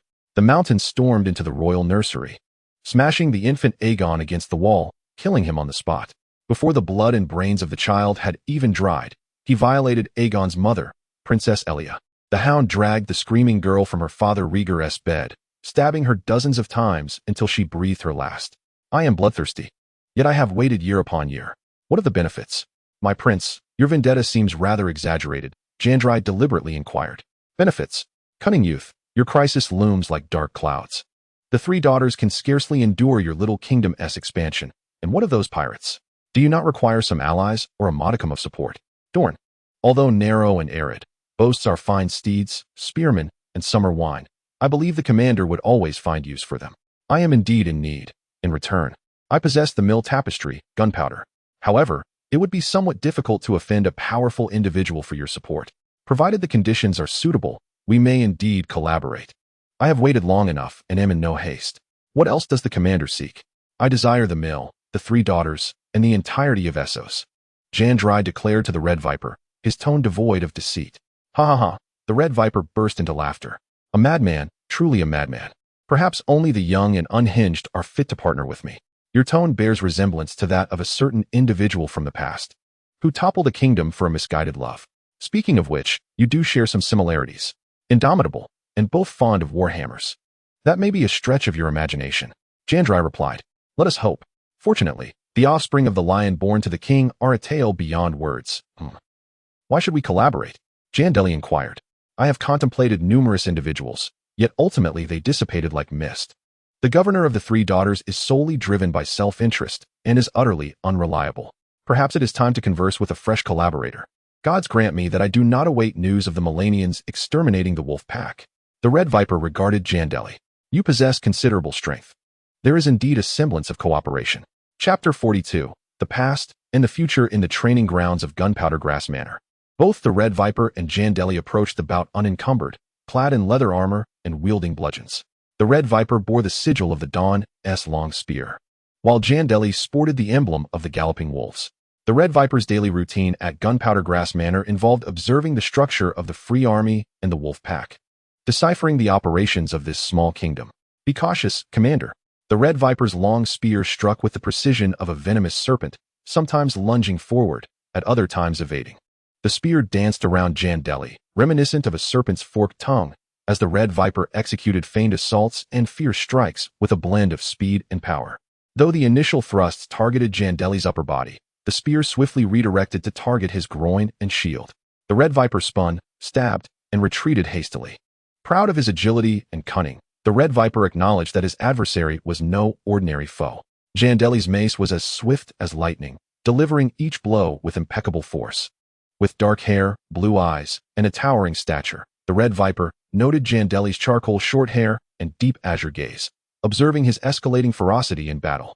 This scene felt oddly familiar, yet the Red Viper dismissed such thoughts, for among the common folk, there existed monstrous aberrations akin to the terror of Demon Mountain and masters like Duncan, albeit with far lesser probability than the noble elite. This vigorous young man was unexpectedly formidable. The style of combat bore a resemblance to that of the Northerners and the Stormlands, renowned for their wild ferocity. The finest warriors of the Stormlands and the North exemplified this very essence, and Jandeli's fighting style was emblematic of that lineage. However, the Red Viper pondered the origins of the wolf pack. They might also hail from the North. Truly, the reputation was well-deserved. Jandeli mused, the foremost warrior of Dawn. The Red Viper was no mere illusion. In previous encounters, Jandeli had faced long spears and meteor hammers, yet in terms of spear technique and combat experience, it was evident that the Red Viper held the upper hand. The Red Viper's spear darted left and right, appearing and disappearing with uncanny agility. Although the spear had been dulled, the impact of the bludgeoning strikes still inflicted considerable pain. Yet, Jandeli's blood seemed to ignite with a tempestuous fervor. The Red Viper relentlessly jabbed at Jandeli's oak shield until it finally yielded. However, before the long spear could be withdrawn from the shield, Jandeli's mace came crashing down. The Red Viper swiftly recoiled, narrowly evading the onslaught. The moment of impact was no less painful for the Red Viper. The young man's form concealed a tremendous force, and the collision of weapons induced a tremor of agony. Like a nimble cat, the Red Viper pivoted and charged at his opponent. A long spear seemed to come alive in his grasp. In a certain sense, the mace indeed possessed a sense of stasis at a distance, while the spear exhibited a more ferocious and venomous quality. The spear of the Red Viper lunged towards Jandeli's heart, yet Jandeli skillfully evaded the assault, enduring an immense pain in the process. With a fierce cry, Jandeli narrowly escaped the spear's shaft. Despite the agony, he retaliated with powerful strikes against the Red Viper. Should you endure this pain and choose to counterattack, I must elevate my regard for you. The Red Viper observed Jandeli's movements, quickly retracting his spear before brandishing a white lance pointed at Jandeli. Using the spear's shaft to immobilize Jandeli's form, the anticipated blow never descended. The Red Viper continued to retreat, yet the shaft remained poised to target Jandeli's throat. Nevertheless, the Red Viper refrained from striking, leaving an air of suspense in the battle. I have lost, my prince, Jandeli declared. On the surface, it appeared to be a draw. However, the Red Viper harbored numerous arcane tricks, including dark magic and poison, which he mastered, presenting a danger far exceeding that of an ordinary knight. You have not lost, young lad. Your courage and strength are remarkable. What you lack is merely a bit more combat experience. After all, I have lived many more years than you. The Red Viper chuckled. The spear, after all, was the most agile and lethal of weapons. The onlookers erupted into applause, steel fists, lances, and the pure-hearted. This was indeed the moment when the commander of the wolf pack clashed with the strongest knight of the age. How long did the commander train? The Red Viper inquired. Perhaps a few years, Jandeli replied. In truth, it had not been long. as the preceding years were spent forging iron. Yet, with innate strength, he proved exceptionally adept in combat. Remarkable. Truly remarkable. The Red Viper could not help but praise. Your extraordinary talent is indeed rare. However, the Red Viper pondered. With such formidable skill, if he were the scion of a noble family, he would have already made a name for himself. Rather than seeking a living on the shores of the narrow sea, perhaps only one possibility remained. He was a lowly individual from Westeros, unable to rise above his station. The Red Viper scrutinized Dendry's form, comparing it in his mind, then mused. Slightly shorter, somewhat leaner, yet in terms of strength, he was indeed a force to be reckoned with. This young man's power far surpassed his physique. However, due to the smaller stature of the Powder King, his speed had also been enhanced. Given time, he might even surpass both me and the mountain. The commander's skills are quite impressive. It has been a long time since I have felt such exhilaration. If the commander does not mind my inconvenience, I would hope for more sparring matches with you. It is my honor, my prince. It seems we may indeed have the potential for collaboration. Let us toast to our friendship in advance. The Red Viper and Dendry strolled across the low hills of the Powder Grass estate, where the harvested grass had been replanted, now thriving lushly. When I walk alongside the young commander, I cannot help but confront the reality of my own aging, Oberyn lamented. But my prince, you are in the prime of your life. Why utter such words? There is no need for the commander to offer consolation. I have already begun to gray. The most agonizing aspect of aging is not the physical transformation, but the realization that my aspirations remain unfulfilled. Oberyn Martell is well aware of the Red Viper's desires to vanquish the mountain and the puppeteers behind him. Yet this task is indeed fraught with insurmountable challenges, especially given the current dominance of House Lannister. Human beings are often ensnared by their myriad desires, Oberyn remarked. In my youth, I had an insatiable thirst for travel. One of my most joyous experiences was when I journeyed to Casterly Rock with my mother, her partner, and my sister Elia. My sister, frail and ailing from a young age, rarely ventured outside, and was thus enchanted by everything new. In my adolescence, I was a peculiar creature, mocking my sister's suitors. I should have silenced my venomous tongue. The Red Viper sighed wistfully. After my sister's demise, I harbored a profound loathing for my youthful self. I have waited year upon year, it seems, without end, only to feel the inexorable approach of age, especially when I behold a young talent such as yourself. The Red Viper commended Jaime. If the old and new gods above could hasten the realization of your aspirations, my prince. I have long since lost faith in the Seven. I only believe in myself. If the Seven truly existed, I would be the firstborn, avenging my sister, not the fool. Doran. By the way, Commander, do you not wish to discuss some matters of the past? The Red Viper inquired.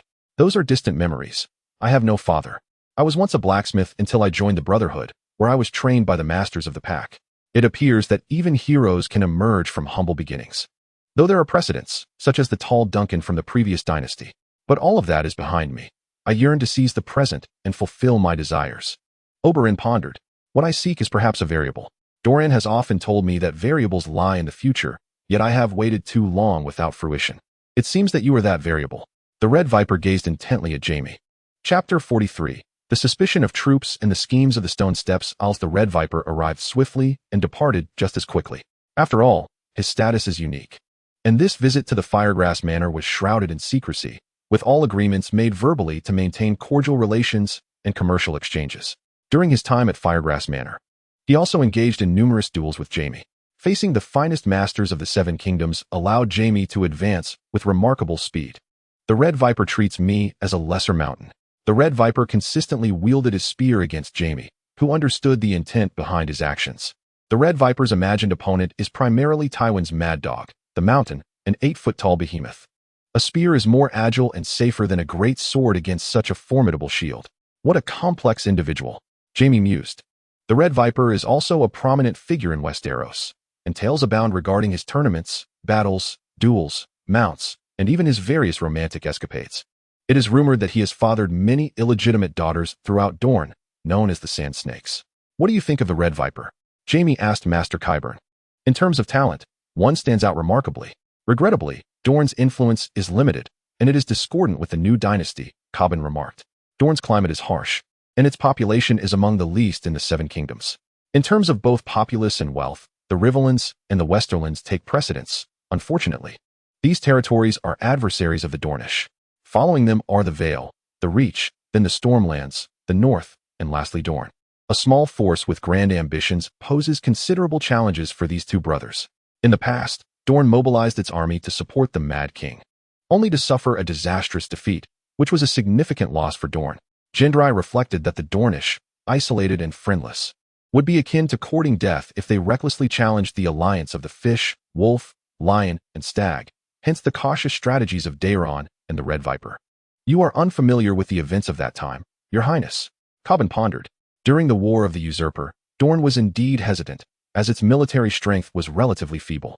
However, the Mad King held Princess Elia, the niece of Prince Lewin, as a hostage, compelling him to lead over 1,000 Dornish warriors to join Prince Rhaegar's forces. Tragically, Prince Lewin also perished in battle. The Dornish, suppressing their fury, had indeed bled for House Targaryen. Poor souls. Jandeli thought of that war, the Silver Prince's misguided love, which tolled the bell for many in the Seven Kingdoms. The Martells had also suffered greatly at the hands of the Mad King and his son. Injustice and ambition are the wellsprings of war, Jandeli contemplated. The situation in Westeros is characterized by divisions and discontent, with many lords feeling they have been treated unfairly, the grievances of House Baratheon and House Tully, the discontent of the Martells. Additionally, there are schemers like the Spider and Peter Baelish lurking in the shadows, stirring the pot. He needed to gather strength rather than hastily involve himself in the chaos. I perceive that Daeron and the Red Viper complement each other. The rumors surrounding the Red Viper are numerous. He appears fiery and impetuous, yet he remains obedient to the cautious Daeron, Jandeli analyzed. He suddenly felt a wave of exhaustion wash over him. He believed the Red Viper must be suffering greatly. For such a proud and tenacious individual, constrained by Dorne's limitations and his brother's orders, the desire for vengeance was a daily torment, perpetually postponed. Daeron's long-term strategies, while sound, were hindered by inherent deficiencies, rendering much of his planning ultimately fruitless. Each piece on Daeron's chessboard harbored its own ambitions, compounded by Dorne's intrinsic shortcomings, as it is beset by harsh terrain and poverty, further weakened by the toll of the War of the Usurper. This is also why the Red Viper seeks to establish contact with us to break the impasse. The Red Viper has been suppressing his anger year after year, Cobbin noted. The Dornish require an army. In Westeros, they have few allies, and across the narrow sea, the merchants of the Three Daughters lack the military might or courage to intervene. Seizing this opportunity, the Red Viper's goodwill is a double-edged sword, Jandeli contemplated. He wondered how much assistance the Red Viper could provide us. I need Dornish horses, spices, and infantry. Above all, I yearn for Dornish steeds. Their endurance is remarkable, making them ideal for swift cavalry charges. The disputed lands, with their gentle terrain and favorable climate, are perfectly suited for a cavalry's exuberant gallop. Dorne can indeed be regarded as a distinguished realm. However, I perceive that Prince Oberyn is rather circumspect. He is unlikely to part with a large number of our horses. After all, the relationship between Dorne and the third daughter is quite amicable, with many of the children of the governors frolicking in the water gardens. It seems they are accustomed to exercising caution, mused Jandeli. Yet, if the Red Viper were to uncover your identity, Your Highness, Coburn hesitated, for privately, the two parties are indeed sworn enemies. The situation is not static. Even if we were willing, the Martell family would not dare to rebel openly, as it is merely a matter of cooperation. Should that day ever arrive, it would amount to little more than an alliance or negotiation. I believe the Red Viper has little interest in provoking further enmity for the Martell family. The primary adversary of the Dornish is the Lannister family, which affords Jandeli some maneuverability. Moreover, given the temperament of the Doran brothers, they are indeed capable of enduring. Had it not been for the subsequent shift in circumstances, they might have continued to endure in silence. This is fortuitous. For now is not the time for us to intervene in Westeros. Our focus should remain on the disputed lands and the stepstones. We must extend our reach, establishing the reputation of the wolfpack, compelling Oberyn and the oppressed slaves to reassess our worth. Jandeli's gaze was intense. The greater the successes of the wolfpack and the Free Company, the more investments they would attract. Let it be known that we intend to ally with the Cat's Paw and raid Meereen, Jandeli declared. We should encourage the Free Company to operate more frequently in the borderlands, instilling fear in those Meereenese slavers. Are our true intentions aimed at the stepstones? Coburn grasped Jandeli's meaning. It was a feigned diversion, yet the actual move would be towards the stepstones. The Meereenese are in a state of perpetual anxiety.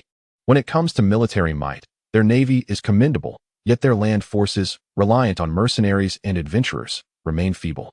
The assault of the Wolfpack is as swift as lightning. The Meereenese wish to hire the Golden Company, but given the scale of such warfare, the price demanded by the Golden Company is astronomical, and moreover, the Golden Company is inclined towards defense rather than offense, with mercenaries understanding the importance of preserving their strength. Indeed, now that we have a seaport, we must also secure one or two of the islands and the stepstones to unify our efforts. Jandeli envisions a territory encompassing the disputed lands and the stepstones, gradually encroaching upon them. Currently, his small kingdom extends from a corner of the disputed lands to a series of estates. Encompassing the stepstones would be even more advantageous. However, this is a grand ambition, and we must first seize a few smaller islands. Coincidentally, several runaway slaves have commandeered ships to seek refuge with us. We need not rely on the old pirates, as we are capable of capturing a few islands ourselves.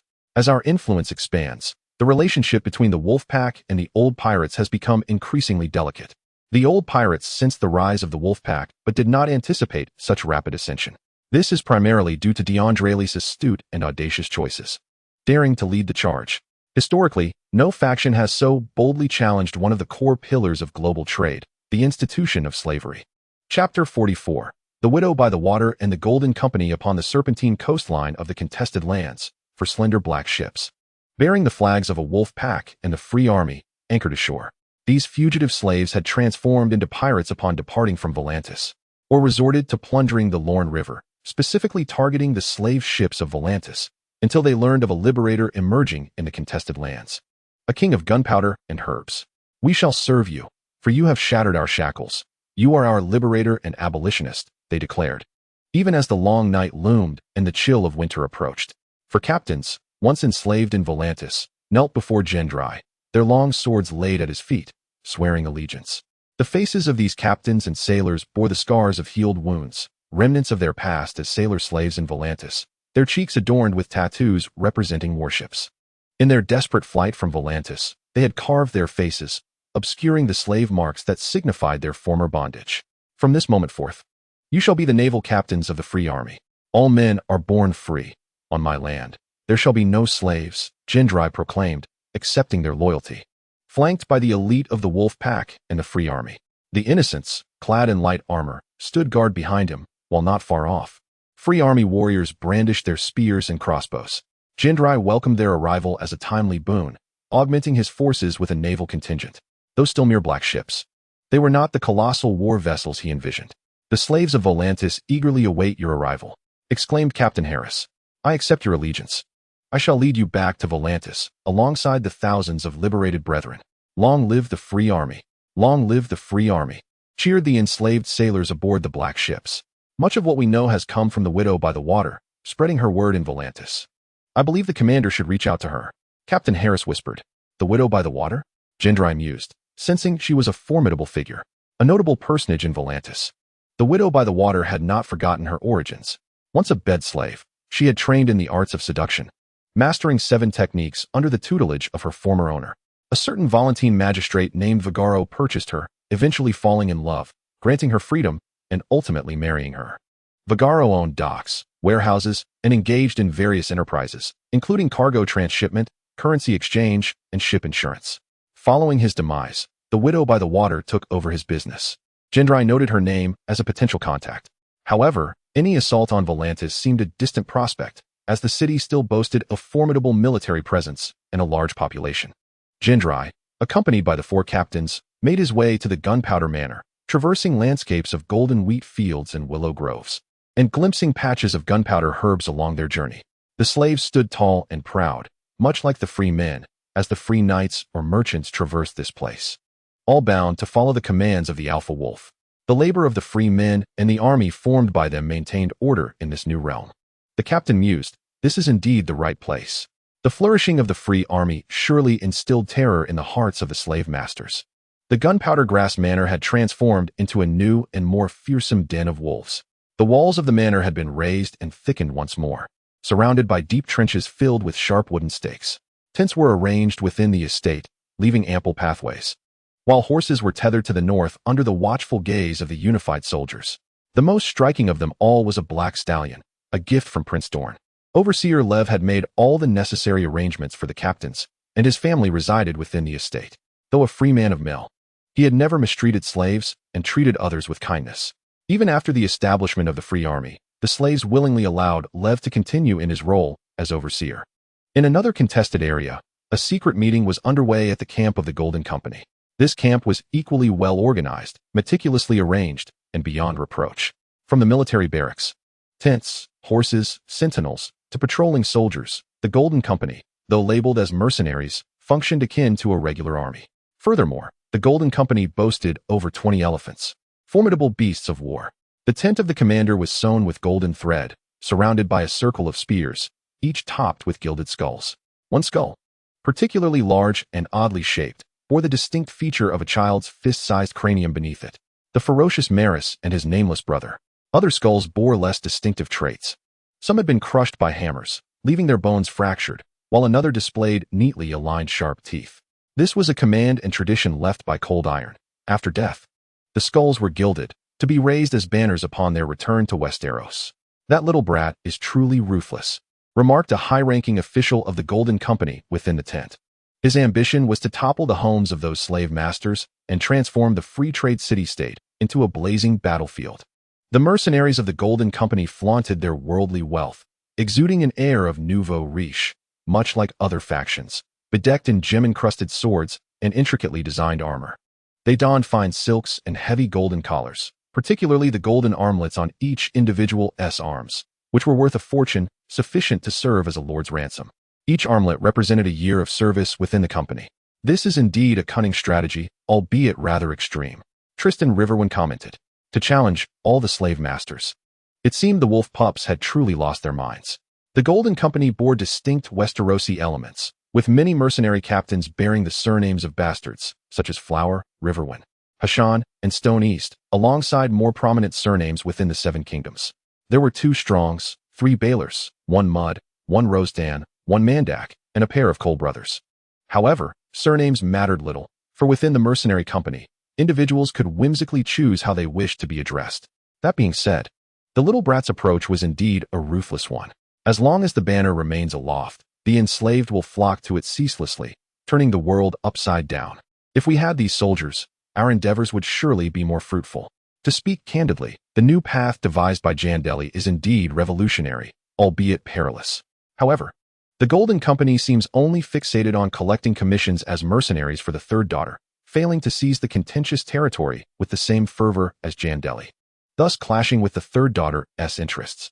Let us set aside such matters. Our objective is to return home, not to remain here, embroiled in conflict with the daughters. What do you think of the millenarian proposal? The governors offer us gold and slaves to assault the wolfpack. The leader of the Golden Company, the homeless Harry, inquired. He is a rather ordinary man, yet due to the military prowess of the Golden Company, even a fool could manage this ensemble with success. A foolish suggestion, Tristan retorted. The wolfpack has always boasted formidable combat strength. The alpha wolf is fierce and cunning, a formidable adversary. Reflect on the misfortunes of the innocents and the warriors, or the winter wolves during the blood dragon's frenzied dance. Moreover, those slaves revere the alpha. A man fighting for his freedom can be exceptionally ruthless. I am convinced that even if we achieve victory, it will be a Pyrrhic one, fraught with scars. That said, we could offer armed protection to the millenarians, thus securing gold without incurring losses, Harry proposed. Perhaps we should contact the wolfpack. They seek the contentious territory, while we desire Westeros, much like the 9 Copper Kings. Once they secure the disputed land, they could support our assault on the Stepstone Islands or the Riverlands. We still have allies. You are utterly mad. Harry, the leader, promptly halted this line of thought. We ought to support a true dragon, bide our time, and then sound the horn to attack Westeros, rather than proceeding now. The secret of young Aegon is known to but a few and remains undisclosed. Wait for the true dragon. You refer to the Beggar King and his sister. That pitiful little girl. Have you forgotten how the Beggar King invited us to dine, only for us to mock him? Franklin scoffed. What true dragon are we waiting for? The 9 Copper King once leaped to the island. We could emulate the methods of Mir. Chapter 45. The seizure of the island and intimidation at the juncture of the Wolfpack's territory in Mill. The Free Army has made numerous ostentatious appearances, leaving the people of Mill in a state of trepidation. Some landowners have already fled back to the city of Mill with a portion of their slaves. The clouds of war loom heavy in the sky, and the chilling sound of horns from the disputed lands echoes ominously, intensifying the millenarians' demand for mercenaries. Many mercenaries and adventurers flock to Mill, eager for a contract. Yet, The true thrust of power lies not in the east, where only a feint is staged, but rather upon the islands. Near the Stepstone Islands, the pirates suddenly heard the furious shouts of other sailors. The Stepstone Islands are replete with many unnamed isles. Yet only Bloodstone Isle and Grey Gallows Isle are renowned. However, these isles are ravaged by storms, desolate and inhospitable. Black ships landed on the shores, laden with escaped slaves from Volantis and some knights of the Wolfpack. For the Wolfpack! For the Wolfpack! The banners of the Grey-White Wolfpack and the Freedom Army fluttered together. The pirates were unprepared for the assault from the Wolfpack and the Freedom Army, and their formation quickly crumbled. Inside the military tent of Gunpowder Manor, the envoy from Tyros observed the figure before him, Jandeli, seated upon a tiger-skin folding chair, a gift from the escaped slaves of Volantis to their liberator. Behind Jandeli hung a tapestry depicting valiant knights on a hunt, clad in a black iron mask. Jandeli was flanked by unsullied guards and an elderly scholar with a cheerful demeanor. Much of the gossip surrounding him was unfounded, the Tyrosian envoy mused. Tales had reached Tyros, claiming Jandeli to be a tyrant who severed and preserved the heads of slave masters, a towering brute at 8 feet tall, with a wild beard and a penchant for bloodshed. Yet, the man before the envoy stood over 6 feet tall, but was far from the exaggerated 7 or 8 feet. The king of Gunpowder, with his dark hair and blue eyes, was tall and agile, exuding an air of elegance rather than the brutishness of a mercenary. Nevertheless, rumors held a kernel of truth. The warhammer by his side, exuding an aura of cold iron, gleamed ominously. This very weapon had crushed the skulls of many, unsullied, brigands, and men of Mir alike. The envoy presented a box containing gifts from the Wolfpack and the Freedom Army's commander, the head wolf, to the king of Tyros. Upon opening, it revealed Tyrosian pear brandy and intricately adorned armor. "I am quite fond of the gifts from the king of Tyros," Jandeli remarked. "But surely you did not come merely to deliver fine wine?" The ascent of the king of Gunpowder had instilled fear among the Tyrosians. The War of the 9 copper coins had seen Tyros long dominated by a silver-tongued copper king who had declared himself sovereign. "You have already gained much in the disputed lands, commander. Do you truly wish to oppose half the world? Besides Mir, there are Lys, Tyros, Volantis, and the Bay of Slaves," the Tyrosian envoy interjected. With his crimson hair and beard, the envoy embodied the vibrant aesthetics favored by his people. "What wise counsel might the king of Tyros offer to extricate me from this confusion?" Jandeli inquired, gazing intently at the envoy. "Cease your proclamations of liberation, and retreat to your original territories. Tyros will not concern itself with the initial estates such as Gunpowder Manor. However, if you continue to expand, Tyros will perceive the Wolfpack's avarice as an act of war," the envoy urged, suppressing his own trepidation. Black Wolf, the leader of the Wolfpack, the king of Gunpowder, the Iron King. Though the Tyrosian envoy was present, he sought to avoid a fate of shattered skulls. Since the dissolution of the alliance of the 3 daughters, mutual animosity had festered among them. "Do the Myrish harbor deep-seated enmity towards me? If I were to strike at Mir, would the Tyrosians truly feel alarmed?" Jandeli queried. "Do you genuinely wish for me to articulate the truth?" The envoy from Tyrosh could no longer contain the dissatisfaction brewing within. The disputed lands, once shared, had seen the territory of the Wolfpack expand relentlessly. Many Tyroshi slaves had fled to pledge their allegiance to you, and it seems you are deliberately instigating war.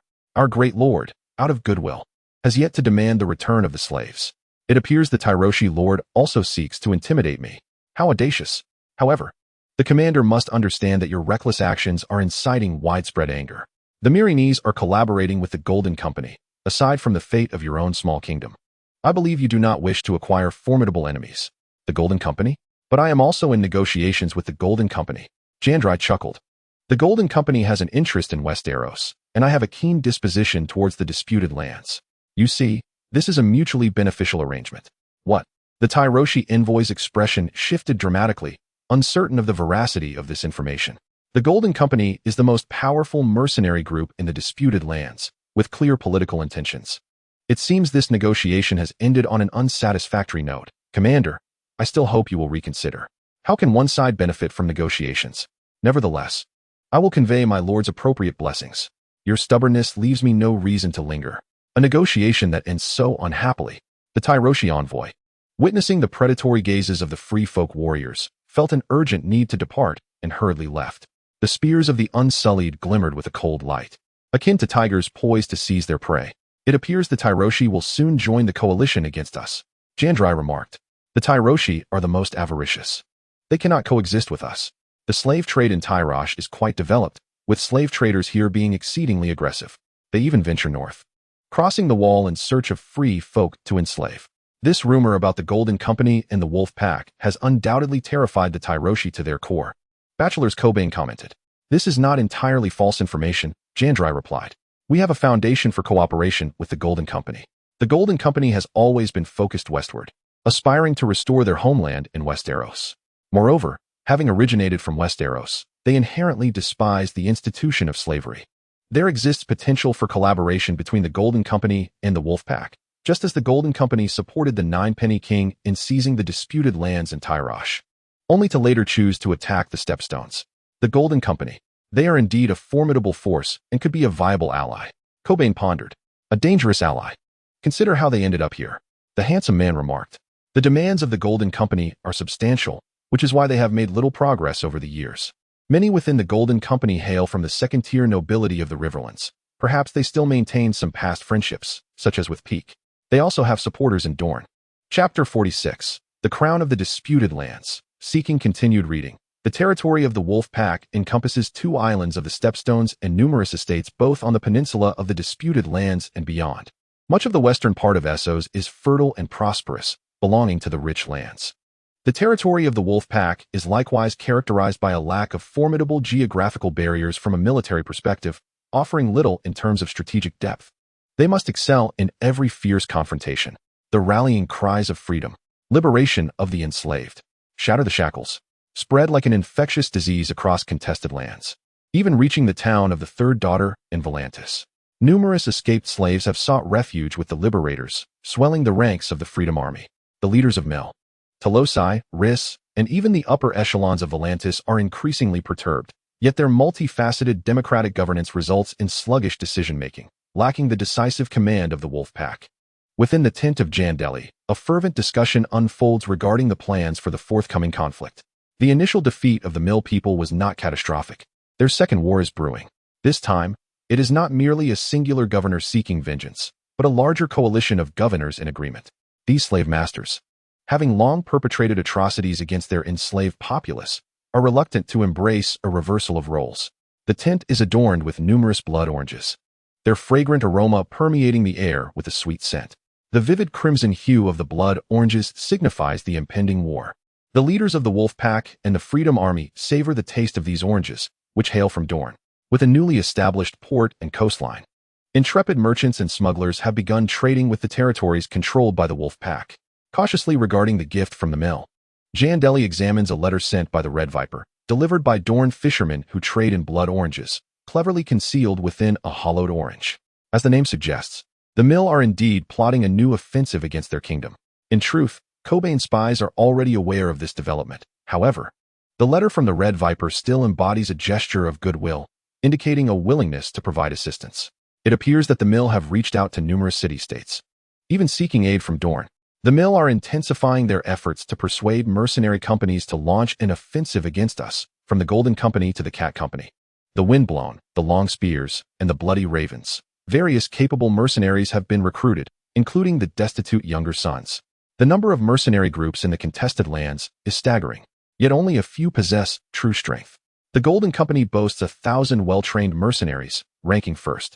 Following closely is the Cat Company with 3,000 infantry, while the Windblown comprises 2,000 cavalry and infantry, and the Long Spears field over 800 cavalry. The once prominent younger sons have dwindled to a mere 500 or 600, and the Bloody Ravens are similarly around 500 strong. The fact that even the Cat Company and the younger sons are being courted suggests a desperate measure. The Arrow Maker chuckles. The Cat Company, led by the fearsome Bloodbeard, is notorious for its brutality, and the younger sons have also garnered a notorious reputation. Despite their ill repute, both the Cat Company and the younger sons possess considerable overall strength. The cavalry commander of the Long Spears contemplates this. The Golden Company stands unparalleled, without question. But what of the Cat Company? The foremost mercenary group in the disputed lands continues to capture the public's attention, with a considerable number of members. Strict military discipline and formidable combat prowess, the Golden Company remains in a state of contemplation. It is rumored that their demanded remuneration is an astronomical sum, one that even the governors of Myr would find burdensome. Furthermore, the Golden Company has declared that they will not engage in assaults against the Wolf Pack. instead pledging to safeguard the city-states from the pack's attacks during a specified protection period. Coben, a scholar and advisor responsible for the intelligence network of the Wolfpack, noted that the Golden Company is wavering, as they could potentially align with either side.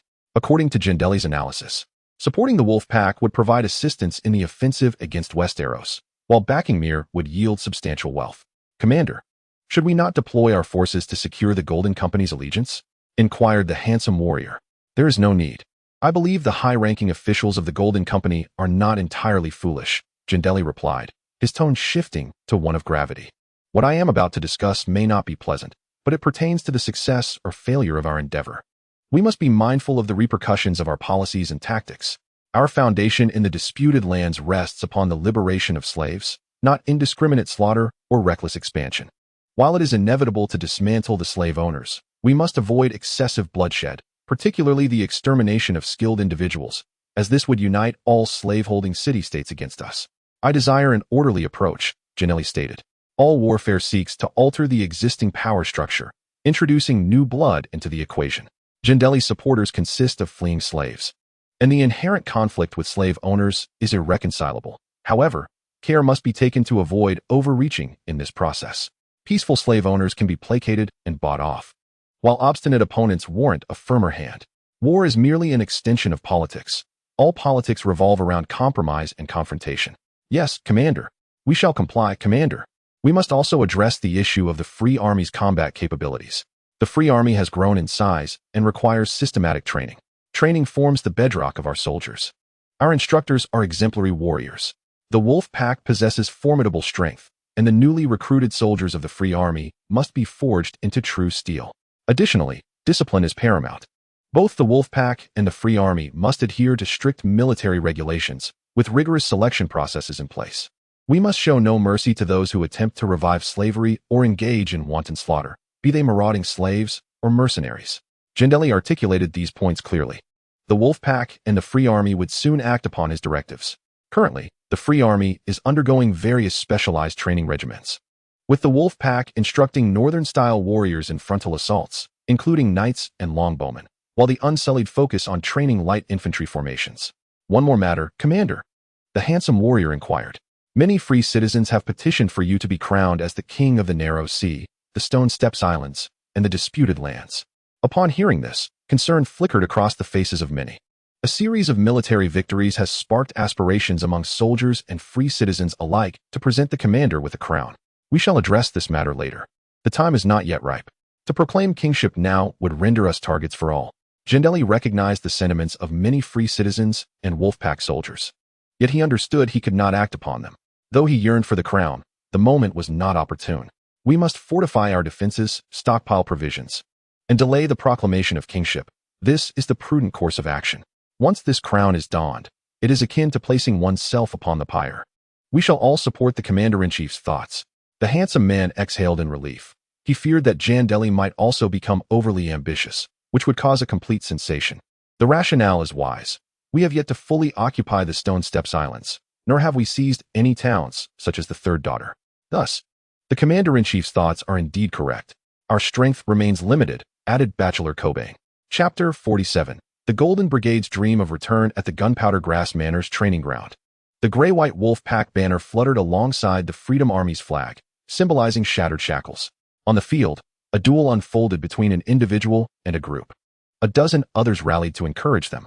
Jandeli, clad in a black vest adorned with spikes and embroidered with the wolf pack's fierce emblem, stood tall, agile, and powerful. His opponents approached wielding long spears, steel fists, and several purists. The long spears and steel fists launched simultaneous assaults from either side, while Jandeli was flanked by purist guards donning spiked helmets. Let us commence. Jandeli beckoned them to unleash wilder and more ferocious attacks. The melodious clang of steel resonated as the metal summoned a tempest. Long spears and dull blades followed suit. Jandeli had to remain composed and resolute to evade each assault. The spearheads struck with venomous ferocity, akin to a striking serpent, while the purists, meticulously trained, executed their attacks in unison. Jandeli deftly utilized his oak shield to block the lethal strikes aimed at his vitals, while the remaining blows clashed against his plate armor as he pressed forward with unyielding valor. Any slight discord in the coordination between the long spears, steel fists, and purists presented an opportunity. After all, their rhythm of attack differed. Jandeli first seized a spear, snapping its blade before his opponent instinctively leaned forward, raising the oak shield in defense, only to be skillfully toppled by Jandeli. Following this, a steel fist charged forth, accompanied by a long sword. Jandeli's armor withstood a slashing blow, and the mace struck heavily against his adversary's oak shield until, after several forceful impacts, the shield splintered, and the faceplate of the steel helm was slightly deformed, prompting a surrender. Boom, boom. At last, the relentless purists advanced. They proved to be formidable opponents in the arena. Unlike ordinary men, the purists were impervious to searing pain, fueled by the wine of courage and brutal training, rendering them fearless of death and capable of enduring considerable suffering. The clash between Jandeli and the purists was intensely fierce. Their desensitized nerves made them far more challenging adversaries than typical warriors. Jandeli's agility, strength, and ferocity only grew with each encounter, his stamina seemingly boundless, ultimately granting him the upper hand as he vanquished one purist after another. Standing amidst the chaos of the training ground, Jandeli emerged victorious after multiple rounds of combat. Bloodline, Blood of the Storm, activated, awakening 40. Jandeli's Blood of the Storm gradually ascended, though it reached a bottleneck, progressing ever more slowly, suggesting that he might require even more formidable foes to engage in battle. His innate talent remained unchanged, still derived from the ancestral gifts of the Deer clan. Innate talent, caste resilience. Descendants of the Stag are tall and robust, blessed with numerous progeny, giving birth to offspring with dark hair and blue eyes. Wrath of the Storm, when gravely injured or in a state of fury, one unleashes even more ferocious and powerful attacks. The benefits bestowed by the Blood of the Storm are manifold, enhancing one's physique, strength, and speed. Additionally, there is the Berserk Blood, which grants an attack bonus in times of injury or rage. The commander executed splendidly. Long live the Liberator. Behold the Alpha Wolf. The surrounding crowd erupted in cheers. Jandeli smiled at everyone, helping the battered innocents rise from the chaos of war, and together they made their way to the resting benches. The long spear and steel fist rested awkwardly nearby. Compared to the spear's imminent duel, this brutal team combat was far more reflective of the realities of war. The commander is a born warrior, remarked the handsome man. In the tales I have heard, perhaps only Duke Kragan rivals you. The Wolf of Winterfell, the wolf at the helm. Jandeli became intrigued, as Kragan was universally hailed as the most formidable Stark Duke following the conquest. He rose to arms at 18, toppling his uncle's regency, and by his 20s had orchestrated the triumph of the wolves. Indeed, aside from his cunning, Duke Kragan was also the strongest swordsman of his time. As noted by the Dragon Knight, the handsome man continued. Alas, the Duke's heir perished in Dorne, leading to a prolonged turmoil in Winterfell. We all believed that the Wild Wolf Brandon could revive Duke Kragan's glory, but tragically, the Wild Wolf was burned by the Mad King. Speaking of which, the Wild Wolf was far superior to the current Lord Eddard. He was handsome and formidable, an expert swordsman with the typical temper of the wolf's blood. Interjected the long spear. Do you still long for the North? Jandeli broached a soul-stirring topic. The North is our homeland, yet the contested lands are our home now. Ever since the arrival of the wolfpack, we no longer belong to the vassals of House Stark. While the group chatted idly, Bachelor Cobain appeared beside the training grounds, signaling the arrival of their esteemed guests. Jandeli felt a surge of joy. It seemed his plan had borne some fruit. The personnel they had dispatched feigned negotiations with other mercenary bands, collaborating to assault Mill. They had spoken with the Sun's Company and the Windblown, while deliberately avoiding the Gold Company. The Gold Company was already aware of these developments. The visitor from the Gold Company was a peculiar Valyrian named Gallus Edoin, the company's treasurer and, in reality, its second-in-command. He was gaunt, with slick, blood-red hair cascading in curls over his shoulders.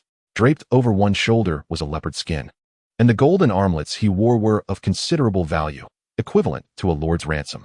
Welcome to your arrival, friend of the Gold Company. The elderly scholar, with hair as white as snow, greeted warmly. However, the envoy from the Gold Company sensed an unusual atmosphere. The commander of the wolf pack and the other commanders appeared less than cordial. I come bearing a sense of camaraderie. Our leader seeks to collaborate with the lord of the wolf pack. How shall we collaborate? Jandeli inquired, eyeing the Gold Company as treasurer. You desire the contested lands, while we wish to return to Westeros. This is a win-win arrangement. Ha! Laughter echoed joyfully within the tent, even with the Golden Company. And now the wolf pack and the Free Army. We could not uphold the reigning order of Westeros. Dear envoy, I must remind you, We are without ships, and our manpower is insufficient. The handsome man declared. Manpower. The treasurer of the Golden Company asserted. Our Golden Company boasts an army of 10,000. The most populous mercenary band. This includes 500 knights, each with 3 steeds, and a squire, each squire accompanied by an additional horse. Let us not forget the elephants. Moreover, you, the commander, could rally over 5,000 troops. We require an entire pirate fleet to transport our forces. The lords loyal to the Iron Throne have already prepared themselves. Jandeli pointed out the folly of the plan. Charging towards Westeros, the sea is not particularly wide. The fierce Maris managed to return. We can do the same, for we are not lacking in funds, the treasurer of the Golden Company stated. You desire Westeros. This is exceedingly difficult. In the age of the 9 Copper Kings, the disputed lands, Tyro, and even the Golden Company did not achieve victory in war. The commander's thoughts are sound. However, we do not intend to attack immediately, but rather to seek cooperation. We shall not obstruct your expansion, and you shall support our landing on Westeros. No. Jandeli shook his head. This plan is far too perilous, with the affluent Highgarden, the Westerlands, and numerous adversaries. The expression on the treasurer's face began to sour. This was an endeavor destined for failure. Yet, simpler alternatives can be considered. Jandeli suddenly restored a glimmer of hope. If Mill were to hire mercenary bands, the Cat's Company and the Second Sons would launch an offensive against us. The Golden Company could strike at their rear. A victory would yield wealth and deepen the dependence of the 3 daughters on the Golden Company. Chapter 48. The Lion, the Stag, and the Spider. Please continue reading. King's Landing, the Red Keep, the Throne Room. The aroma of roasted meat mingled with the scent of perfume and the throngs of people, accompanied by languorous music, all illuminated by bright lights. In the banquet hall of the throne room, elegantly adorned men and women flowed in and out. King Robert was a man given to indulgence. Hunting, feasting, tournaments, and beautiful women constituted the entirety of his existence. The king's roar eclipsed all other sounds as he stood unsteadily, his face flushed, clutching a goblet, intoxicated beyond measure. Filthy woman, do not presume to dictate my actions. King Robert bellowed at Queen Cersei. I am the king here, do you understand? If I say I wish to hunt boars alone, then I shall hunt boars alone. Everyone stood in stunned silence. The White Knight, Barristan, the king's 2 brothers, and Littlefinger bore witness. The queen's visage resembled that of an ice sculpture, pale and devoid of color. Choosing to leave, the queen tugged at her gown, turning away in silence, her attendants hastily following. Jaime attempted to restrain the king's shoulder, but Robert, with a fierce motion, flung him off. The Kingslayer stumbled, colliding with a long table. What a great knight you are! You are merely my servant. Remember this. Kingslayer. The king struck the jeweled goblet against the table, causing wine to spill profusely. Yes, your majesty. The regicide steadied himself, his tone icy and rigid. With flowing golden hair, piercing blue eyes, and a smile as sharp as a blade, the moniker of the regicide weighed upon him like a shackle, making it difficult to breathe. Duke Lisa approached with a cheerful demeanor. Rob, you've spilled the wine. Allow me to pour you a fresh glass. Stannis glowered at Lisa, who was wealthier and far more favored than he. Joffrey seemed unfazed by the scene, remaining silent. The hound trailed closely behind him, like a dark harbinger of night. Stannis pondered the tableau before him. Why did the regicide not shed his white cloak, and why did he choose to endure such humiliation in King's Landing? Did the ethereal honor of knighthood hold more allure than becoming the heir to the wealth of the Westerlands? The golden curls of Ser Jaime shimmered, as did Joffrey's hair. Stannis gazed again, emotions roiling within him. Where is my foster father, Lord Jon? He exclaimed. Has no one summoned the Prime Minister to the banquet?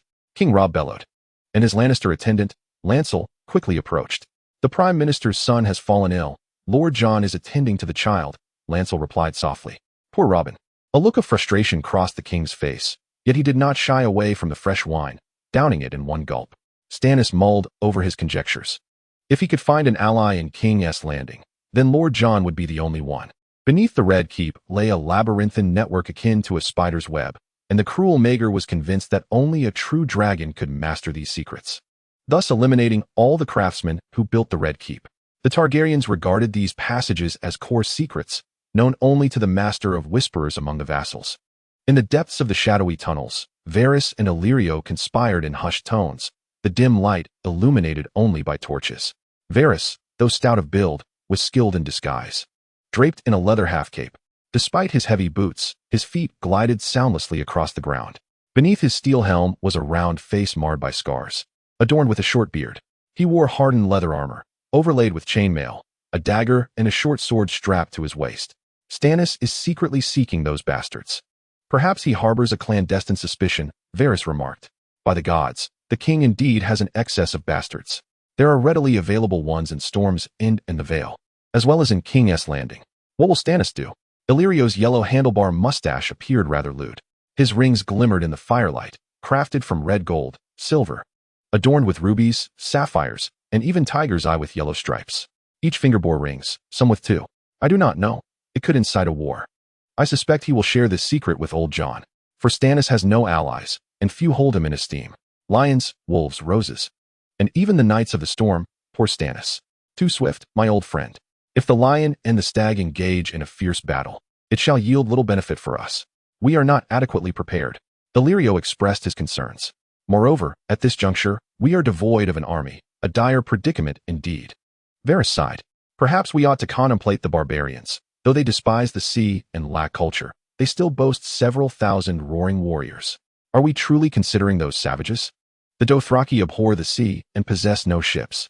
Furthermore, the gifts we bestow upon them may not bear fruit for years to come. Varys remarked with discontent. Regarding the barbarians, their intentions are known to us. We can only trust in that possibility. The governors lack such forces and do not contemplate a march. The union of the Horse Lord and the true dragon. The princess's pregnancy is a hopeful sign. After the child's birth, Khal might have a chance. Perhaps. We have a new option, Varys suggested. Are you referring to that enigmatic king of the wildfire? Illyrio pondered. Despite his corpulence, he moves with an agile grace. His weight centered on his heels, resembling a water dancer in his gait. Do you recall when I presented the king's bastard to the blacksmith? Dark-haired, blue-eyed, and robust. You mean? Indeed, judging by his physique and deeds, I suspect it is that child. Yet he has escaped my grasp. Varys emphasized. Should this bastard learn of his lineage, he would surely seek vengeance against the Lannisters. My friend, we cannot place our faith in outsiders. The Wildfire King's defiance of slavery is a revolutionary act. Our collaboration with him carries too many uncertainties. He commands no more than a few thousand warriors. We should wait until he withstands the attacks from Meereen. My friend, what movements do the Rose and our dear Loras make? Illyrio inquired. The schemes of the Rose and Loras. The quarrels between king and queen have not escaped the notice of Lord Loras.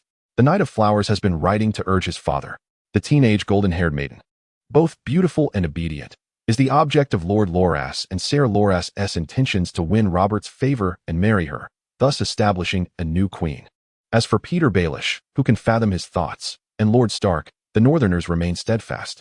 My old friend, the situation is intricate. We require time. The air is fraught with uncertainties. I wish you were a splendid sorcerer to grant us a reprieve. Whatever I am capable of, I shall endeavor to do.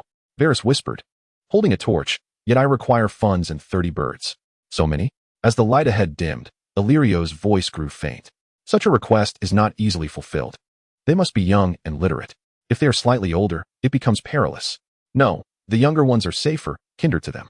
If they can safeguard their tongues, they must take risks. We shall bide our time, awaiting the moment when we can secure a favorable price for the princess.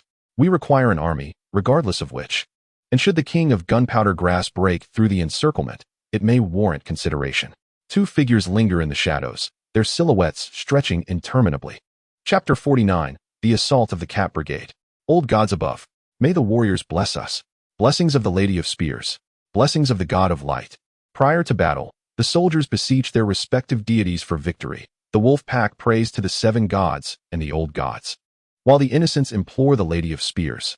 The free army predominantly prays to the deities of the contested lands, invoking the god of light, Larlo, and the goddess of desire, Riss. Above Gunpowder Grass Manor, Jandeli gazes at the distant horizon where a black mass emerges, surging forth like a relentless tide. The second assault of the Milers is frantic. The governors have set aside their grievances to employ the Cat Brigade, the Pike Brigade, the Second Sons, and a considerable number of freelance mercenaries in Mill. It appears that the numerous guerrilla knights we have set along the way have had a limited impact on the legions, remarked the handsome man. That merely serves to disrupt the morale of the Milers. A direct confrontation is still inevitable, Jandeli stated. The road ahead is perilous, spoke the Pike. The Milers have also organized 20 warships at sea, blockading our coastline in preparation for a maritime assault in conjunction with the mercenaries. The Tyrosians have tacitly allowed the Mill fleet to pass. The Milers have learned from their previous missteps, launching a dual assault, combining land and naval operations. However, the coastline leading to the manor is long and treacherous, making the enemies on land comparatively swifter and more formidable. The coastline is not so easily sealed. The entry point to the contested lands is too vast, and do these armies dare to land? We must also remain vigilant against the blood plague. Be wary of the Milers tossing corpses into the manor. Bachelor Cobain cautioned. The blood plague has been a scourge to armies since the Dawn era. He understands all too well that when it silently spreads within the ranks, it ultimately heralds the annihilation of the entire force. The old scholar's perspective is sound.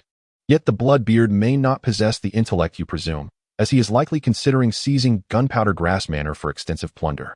The handsome man analyzed. This time, the Milers are indeed suffering significant losses. Thus, we must seize their manors and towns, hastening their collapse. Following the original plan, we shall strike the Black Fire rebels with the force of hammer upon anvil, replicating the tactics of the Royalist army. Jandeli declared, this battle shall decisively bolster our momentum, shattering the Milers' retreat. The Milers are not as formidable as they believe. We have allies. Indeed, let us bring them to their knees. Jandeli's anvil is fortified Gunpowder Grass Manor and a few other strongholds, relinquishing some of the loosely held outposts to allow fleeing slaves to fortify the defenses. The increasingly fortified Gunpowder Grass Manor resembles a bastion of steel, with deepened and widened trenches brimming with spikes. Within the manor, there are now large trebuchets and scorpions, poised to sap the enemy's vigor. The hammer of the wolfpack and the free army is the 400 knights personally led by Jandeli, the spearhead of the impending assault. Within the city, numerous soldiers of the free army remain, aside from those stationed to defend the fortifications, with an additional 2,000 warriors prepared to march alongside him. There are also guerrilla fighters, a specialty of the archer Dick, who has led a contingent of longbowmen to ambush within the woods and hills.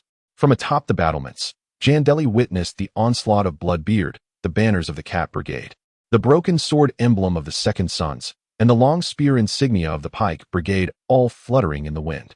Bloodbeard's forces formed the core of the central army, with cavalry from the Second Sons to the left and Pike Brigade cavalry to the right, while infantry constitutes the majority. The three mercenary companies serve as the backbone of the assault, bolstered by a considerable number of free mercenaries.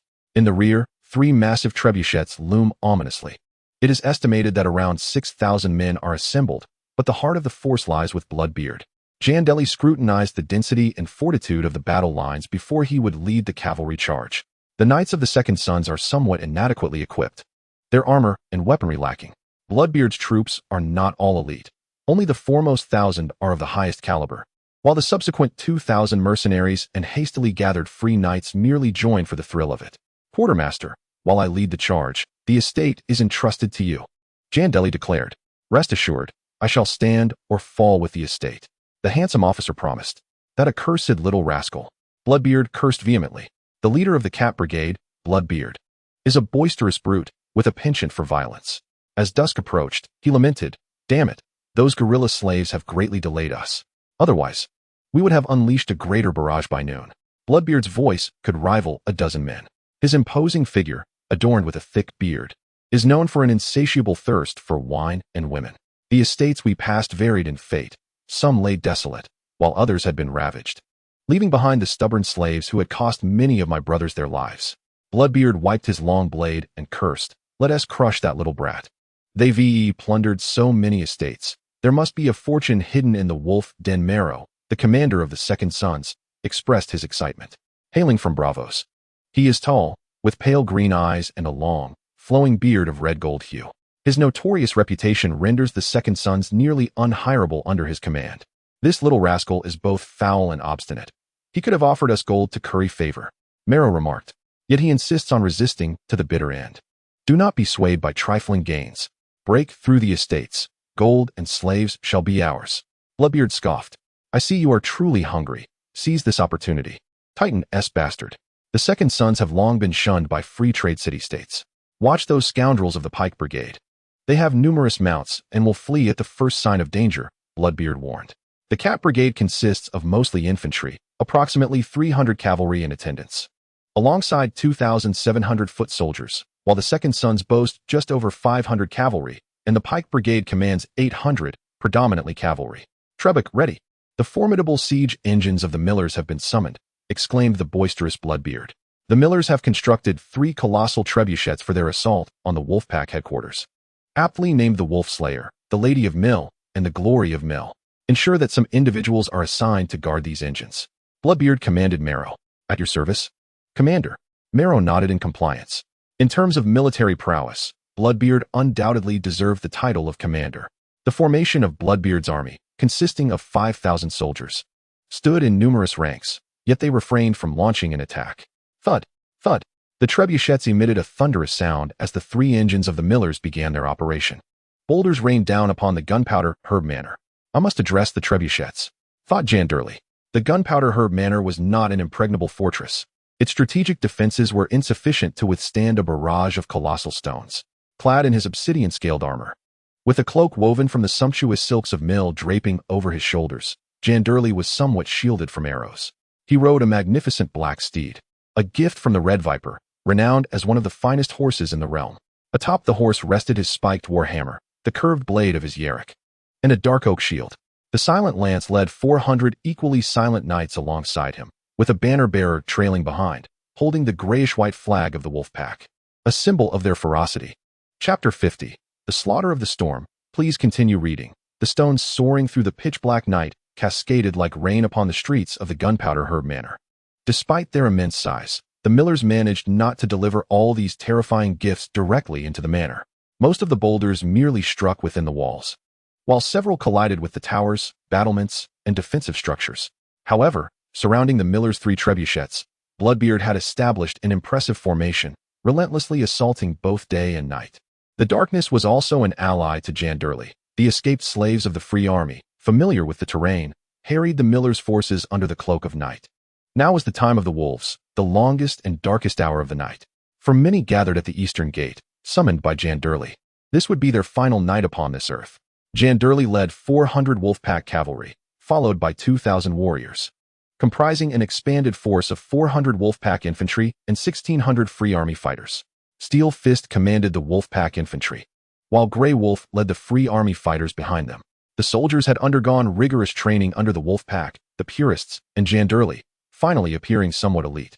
Grey Wolf led 15 purists at the forefront of the Free Army infantry. Each purist bore 3 long spears, a short sword, and a shield. The flickering flames illuminated the long spikes of their bronze helmets, casting a glow upon their pristine faces.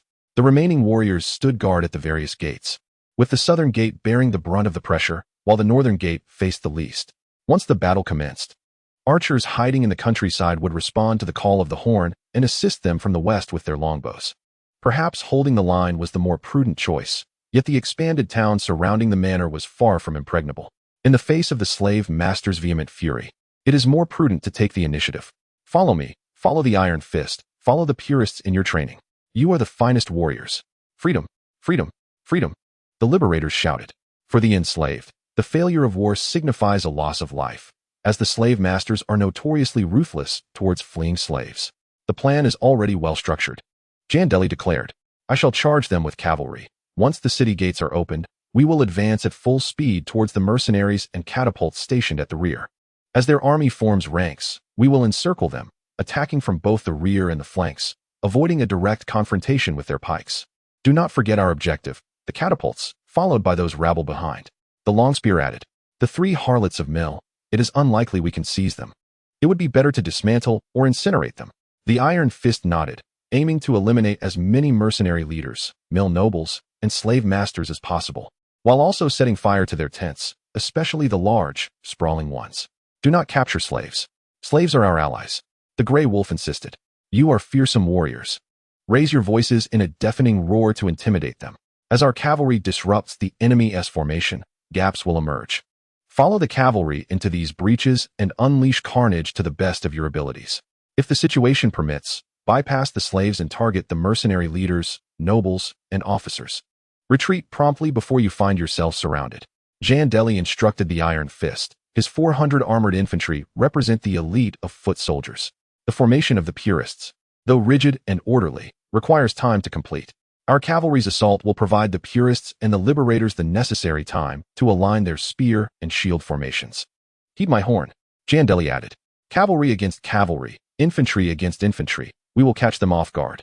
The enemy will likely strike before the purists have fully formed.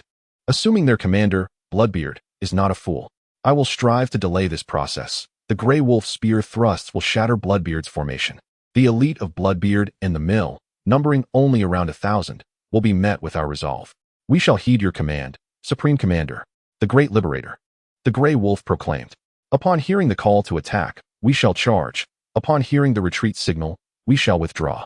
Our estate remains intact, and the enemy dares not approach within crossbow range. Avoid their sharpness, release their tension, and strike at their lethargy. Jandeli pondered his tactics. For this was the best strategy, one he wielded with utmost confidence. The landscape of the contested land is predominantly flat and vast. However, large-scale frontal clashes are a losing strategy. The most effective and brutal tactic is to execute a flanking maneuver, evading the enemy's strengths and then striking. Unfortunately, the contested land is too fertile to necessitate cutting off supply lines. To the east, the dawn's light pierces the darkness. The lives of thousands hinge upon today's battle. The time has come. Jandeli donned his wolf-headed helmet and throat guard, along with his mill-embroidered cloak. The heavy, spiked war hammer glinted with a cold, eerie light. He raised his shield, securing his arm within the strap. Jandeli harbors no faith in any deities. Yet he yearns for the 7 gods of Westeros to bestow upon him strength. The warrior grants him tempestuous power, while he beseeches the old crone for a modicum of wisdom, enabling him to lead his men to victory. Perhaps I shall perish in the embrace of a woman, or succumb upon a frigid battlefield, but certainly not today. He raised his lance and roared. The torrent of steel surged forth. Knights were adjusting their helmets, grasping their swords and axes. Long live the wolfpack! Long live the wolfpack! Kill! Jandeli hoisted his war hammer, attuned to the cacophony surrounding him. The wind whistled through the banners, steel clashed, and the sound of hooves thundered against the earth. The torrent of steel was the first to charge, like a heavy fist. Bloodbeard hesitated momentarily, only to regain his focus instantly. A bloodthirsty warrior, yet laden with experience. Bloodbeard commanded his band of mercenaries to charge forth and instructed the Cat Brigade to quickly form a phalanx against the cavalry. The 300 knights of the Cat Brigade were his elite, not to be squandered at this juncture. What of the Lance Brigade? 800 knights. Bring them forth. Bloodbeard ordered. Captain, the Lance Brigade's knights have been ambushed.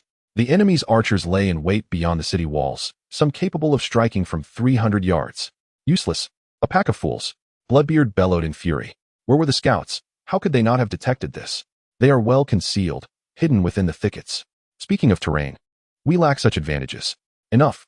Bloodbeard ceased pondering the impenetrable Lance Brigade. Perhaps this was but a feint, the focal point being the center and the side of the Second Sons. He must remain steadfast, like a rock. Charge the Second Sons, Jandeli commanded, directing his assault towards the Second Sons. The downtrodden and infamous Second Sons now resembled a limping chicken, far removed from their former glory. The weapons of the Second Sons were in disrepair, some barely usable. The ferocious onslaught crashed against the formation of the Second Sons, who struggled to retaliate. But to little avail. Many warriors of the Second Sons fell from their mounts, lifeless. The Titans, bastard, frantic, hastily sounded the call for aid. Meanwhile, the opposing side organized a counterattack, fighting tooth and nail. Kill! The noble steeds charged towards the Second Sons, as Jandeli swung his mace. He aimed to first assault the Second Sons, then set fire to the trebuchet, encircling them. He sought to slaughter as many of the living forces as possible. Jandeli's mace radiated a chilling aura of death, dispatching the Second Sons clad in tattered chainmail with brutal efficiency. With each swing of the mace, the tremendous force crushed faces and shattered skulls. Chapter 51, The Golden Brigade deploys. The searing flames of battle ignited around Jandeli as he wielded his spiked hammer, plunging into the midst of the Second Sons. Jandeli was a towering and formidable knight, as were the knights of the wolfpack behind him. Embodying the essence of northern warriors, he was, however, even more fierce and powerful. He was the scion of the storm, destined to usher in the tempest's greeting. Whoosh, whoosh, whoosh. The Cat Brigade had not anticipated the ferocious frontal assault of the wolfpack at dawn. Following a moment of chaos, the swift and powerful volley of arrows failed to diminish the pack's momentum. Though Bloodbeard was ruthless, he possessed a wealth of combat experience. Long live the wolfpack! The knights of the pack gathered beneath their banner, clad in black or grayish-white plate armor and scale mail, a privilege perhaps reserved for the Stark family of the North. Yet, in the prosperous land of contention, the wolfpack had forged an iron-fisted dominion. Amidst the mournful sound of the military horn, Jandeli, spear in hand, led an unstoppable phalanx that effortlessly cleaved through the ranks of the Second Sons. With a resounding crash, Jandeli's war hammer struck with tremendous force, whether in defense or assault. Along his path, the only outcome brought by Jandeli's hammer was death. The knights of the Second Sons who dared to obstruct him often found their skulls crushed or their chests caved in, ribs and hearts shattered. Jandeli obliterated all who resisted, relentlessly pursuing slaughter. Each blow he delivered to heads, hearts, throats, or spines was executed with impeccable precision, as though he had rehearsed 1,000 times. Much like a blacksmith forging iron, he knew all too well that flesh could not withstand such might. His steed was a noble Dornish horse, and he was a warrior of the storm. Each attack from the stag was straightforward, yet imbued with the essence of a true fighter, to be quicker, higher, stronger, and more powerful than others. In the realm of human expertise, talent is paramount, but so too is training. A methodical regimen can yield a first-rate master, but to achieve excellence, one must possess a touch of innate ability. In combat, Jandeli was endowed with extraordinary talent, complemented by countless hours of training, positioning him as a beacon of martial prowess. Long live the wolfpack! The knights of the pack surged with fervor as the Second Sons crumbled and disintegrated. The equipment of the Second Sons was woefully inadequate, failing to stand out.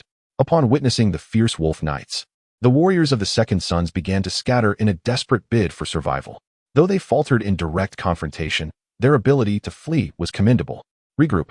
Form the line," shouted their commander, Meloro, urging his men to seek protection from the Cat Brigade. "Useless. A band of wastrels." The banner of the broken sword fluttered chaotically in the wind as the riders of the Second Sons fled in disarray. Their defensive line wavered, while the wolf infantry, wielding shields, pressed forth from the gunpowder grass manor, supported by the formation of the Free Company warriors behind them. Bloodbeard resolved that he could not allow the Second Sons to be obliterated, for such a loss would shake the morale of the troops. Regrettably, the Spear Regiment was unable to mobilize.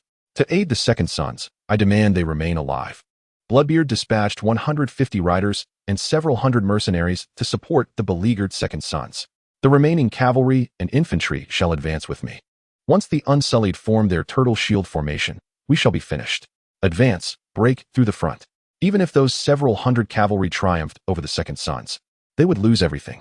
The Titan's bastard, Meloro, gazed upon the fleeing or shattered warriors of the Second Sons, recognizing them as a cunning, defeated, and deceitful army, yet also a glimmer of hope. He cried out desperately for assistance. Yet the Titan's bastard clad in chainmail still drew the attention of others.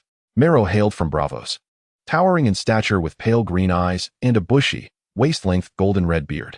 A lance surged forward, accompanied by a whirlwind of death, aimed at the leader of the Second Sons. "Damn it, where's the Cat's company? That scoundrel, Bloodbeard." Fueled by both anger and indignation, Mero unsheathed his steel sword. Shouting fiercely, he raised his shield to fend off the relentless thrusts of the lance. However, as he defended himself from both sides, a strike pierced through his armpit, causing blood to flow forth in an instant. Cursed be it! The Titan's bastard felt a wave of agony, and his speed diminished slightly. Yet the shriek of the lance continued to loom menacingly. Mero lifted his shield once more, but the lance deftly shifted its position, penetrating a chunk of flesh from his throat.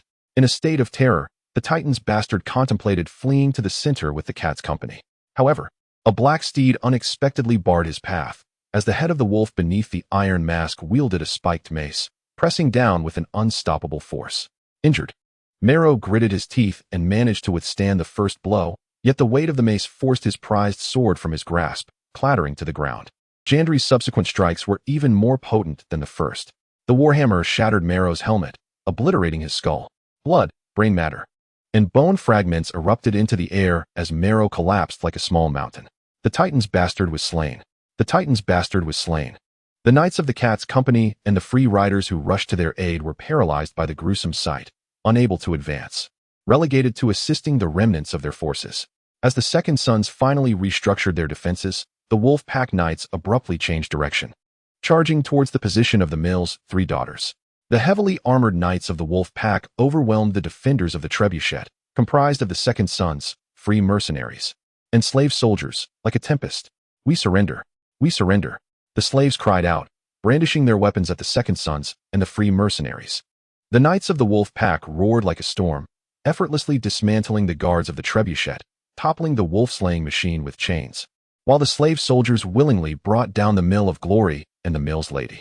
The free mercenaries scattered in all directions, while the mercenaries of the Second Sons, under the guidance of others, surrendered alongside the fleeing slaves to Jandeli.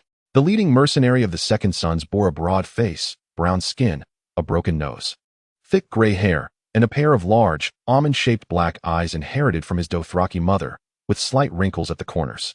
We surrender to the great liberator, the head wolf, the commander of the wolfpack and the free army. Who are you? Jandeli inquired.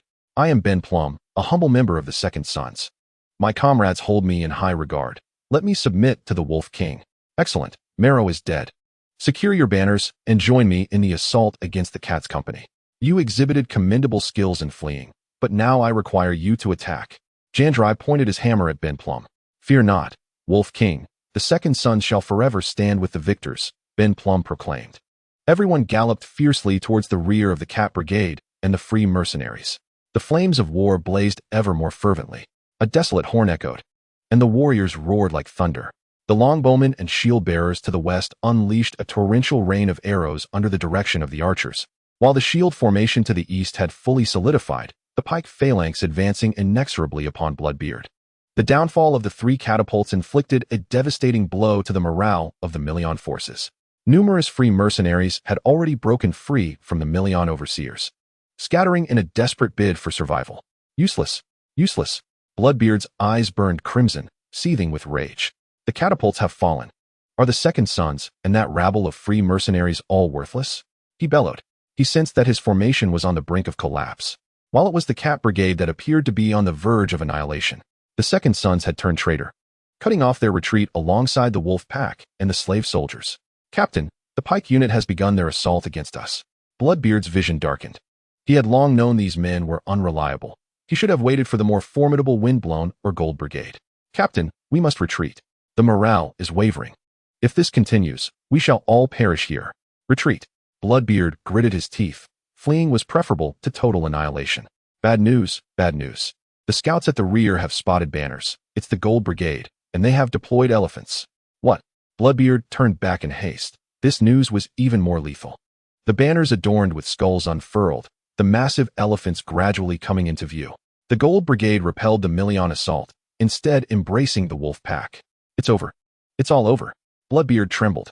Chapter 52. The wolf pack and gold beneath the banners of the Gold Brigade. Their knights surged onto the battlefield, striking the Cat Brigade and the free mercenaries led by the Millions from behind. The elephants of the Gold Brigade wielded immense power. Bloodbeard and the Million offensive crumbled, while the free mercenaries fled frantically. The pike unit and the Second Sons had all surrendered to the Wolf Brigade, launching an assault against the Cat Brigade and the Millions. On a small hill, the high-ranking commanders of the Gold Brigade gathered, gazing upon the shifting tides of battle. The arrival of the Gold Brigade would utterly bury the Cat Brigade. Each spear around them bore a gilded skull. One skull was notably large and oddly shaped, beneath which lay a child's fist-sized head, a testament to the ferocious Maris and his unnamed brother. The other skulls bore little distinction, some cracked from being smashed by hammers, while another displayed a set of sharp, even teeth. They have achieved a splendid victory. The elite of the Wolf Brigade is formidable, embodying the essence of the Northerners. I did not expect even the fleeing slaves to have been trained so well, remarked the financial officer, Valantis Galisado. The intelligence officer, Risen Lancenomer, added, though Bloodbeard is brutal and bloodthirsty, he is by no means worthless.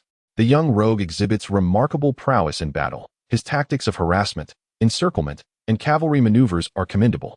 Even without our assistance, Bloodbeard would be hard-pressed to escape his demise. He possesses the capability to collaborate with us. Your notions are perilously reckless. Homeless Harry sighed. The commander of the Golden Company, yet he harbored a deep-seated fear of combat. Unlike a true warrior, Homeless Harry was corpulent, with a large round head, pale gray eyes, and thinning hair that he swept aside to conceal his baldness. As we await the liberator, the enemies of this young rogue, the slave owners and governors, descend upon us from all directions. What impact can a mere handful of slaves have?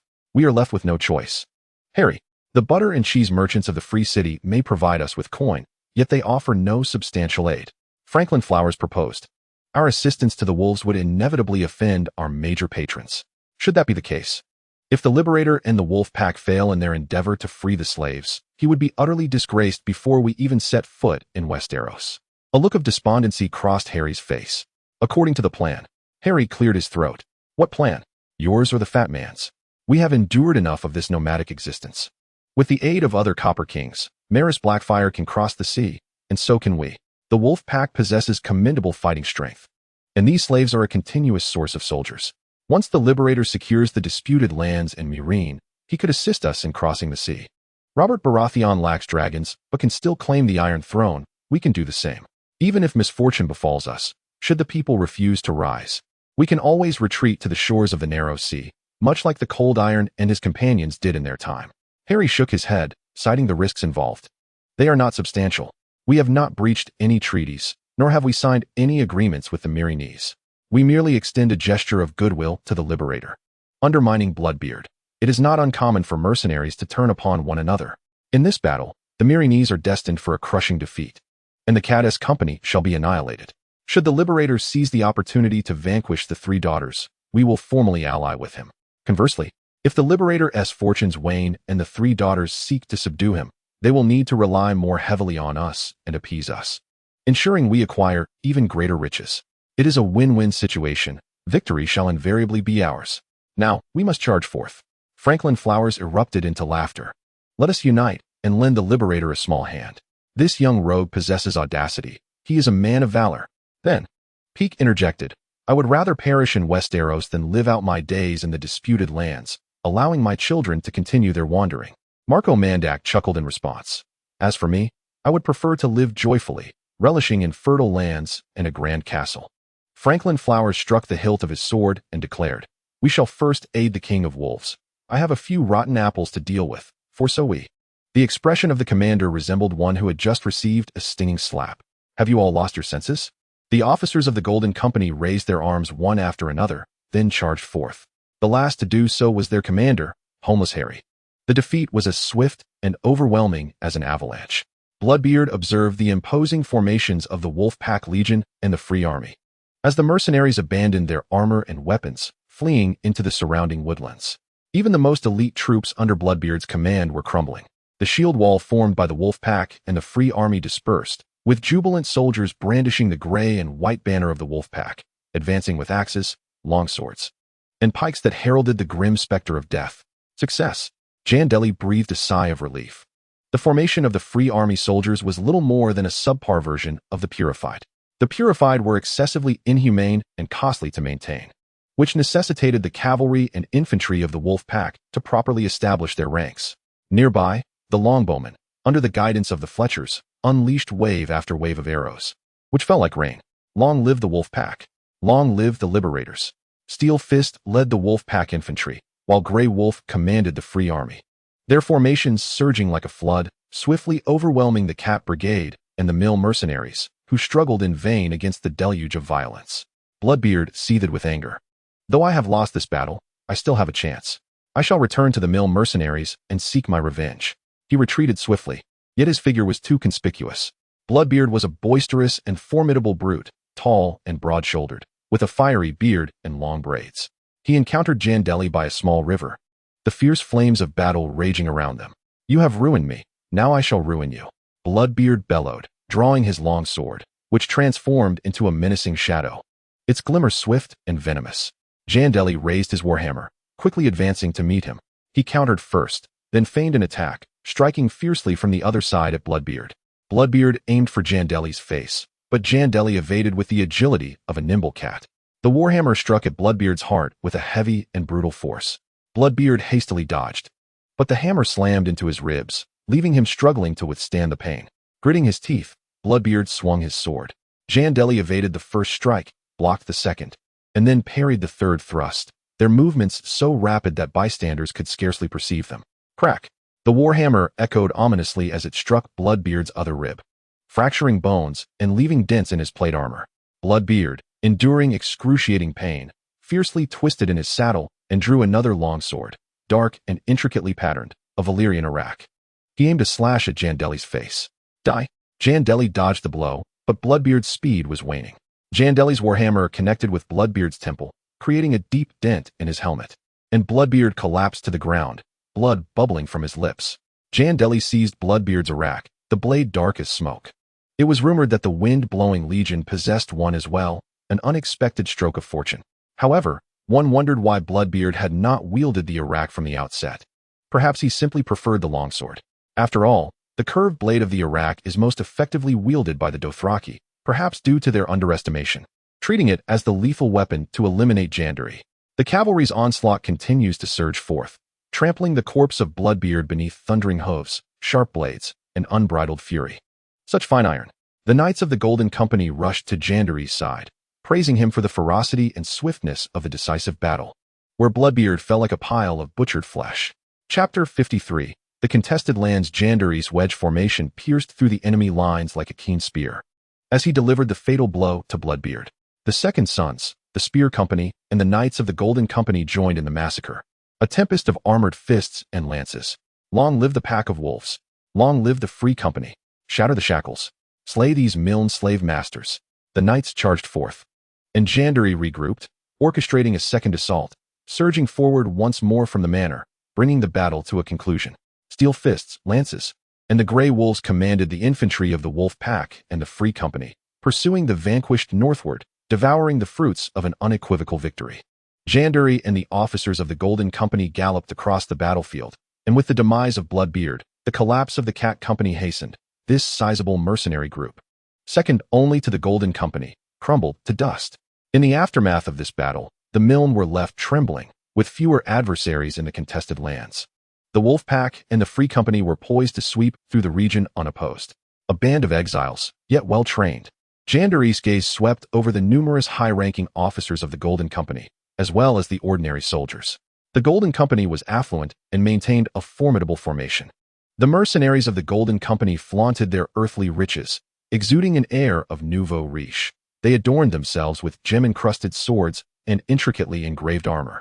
Clad in fine silks and heavy golden necklaces, particularly the golden armlets upon each soldier's arms, which were worth a king's ransom, sufficient to serve as a lord's tribute.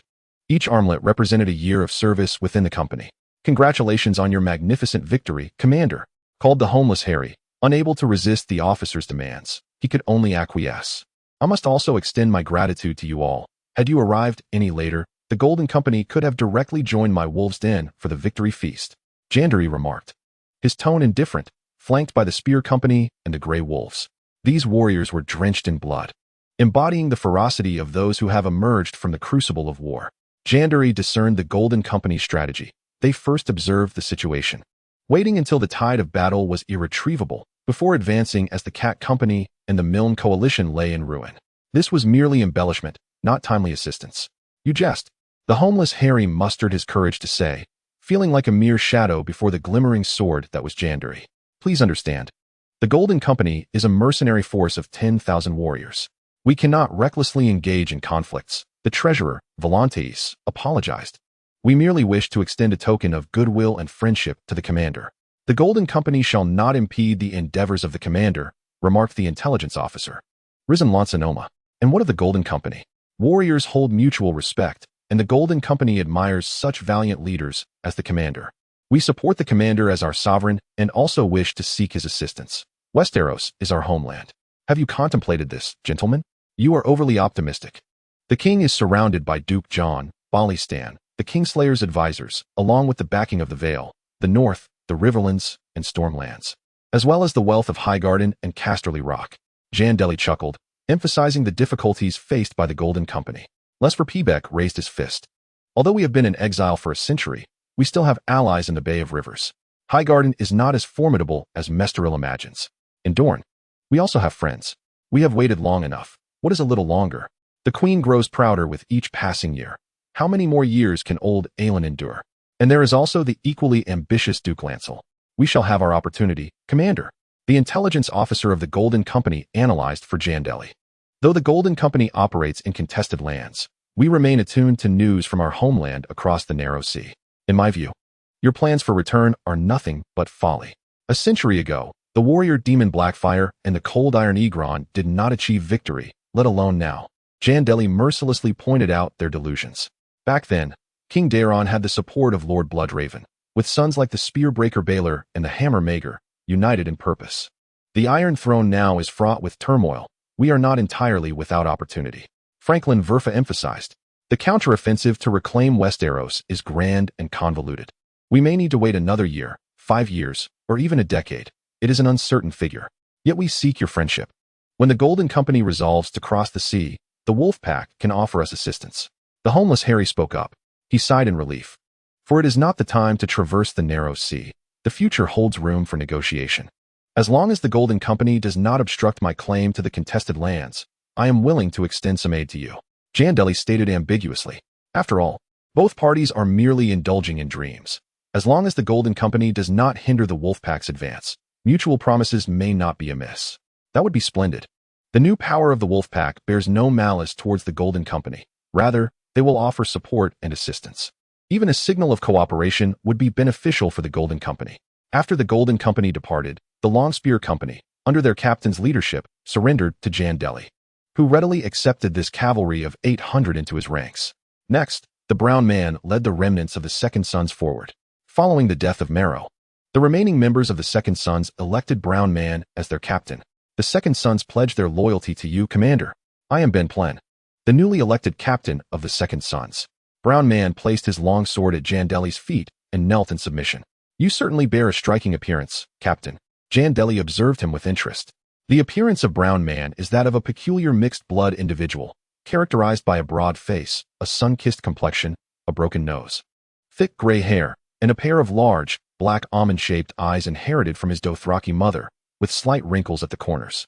I possess the bloodlines of Bravos. The Summerisles, Ibn, Coer, Dothraki, and Dorn. I even carry a drop of Targaryen blood, Brown Man proudly declared. Look at our Captain Ben, how benevolent he seems. Jandeli remarked to Longspear. Brown Man continued to smile foolishly, exuding an amiable demeanor. I know your story, Brown Man. Our Captain Ben appears gentle, and his smile amplifies his kind nature.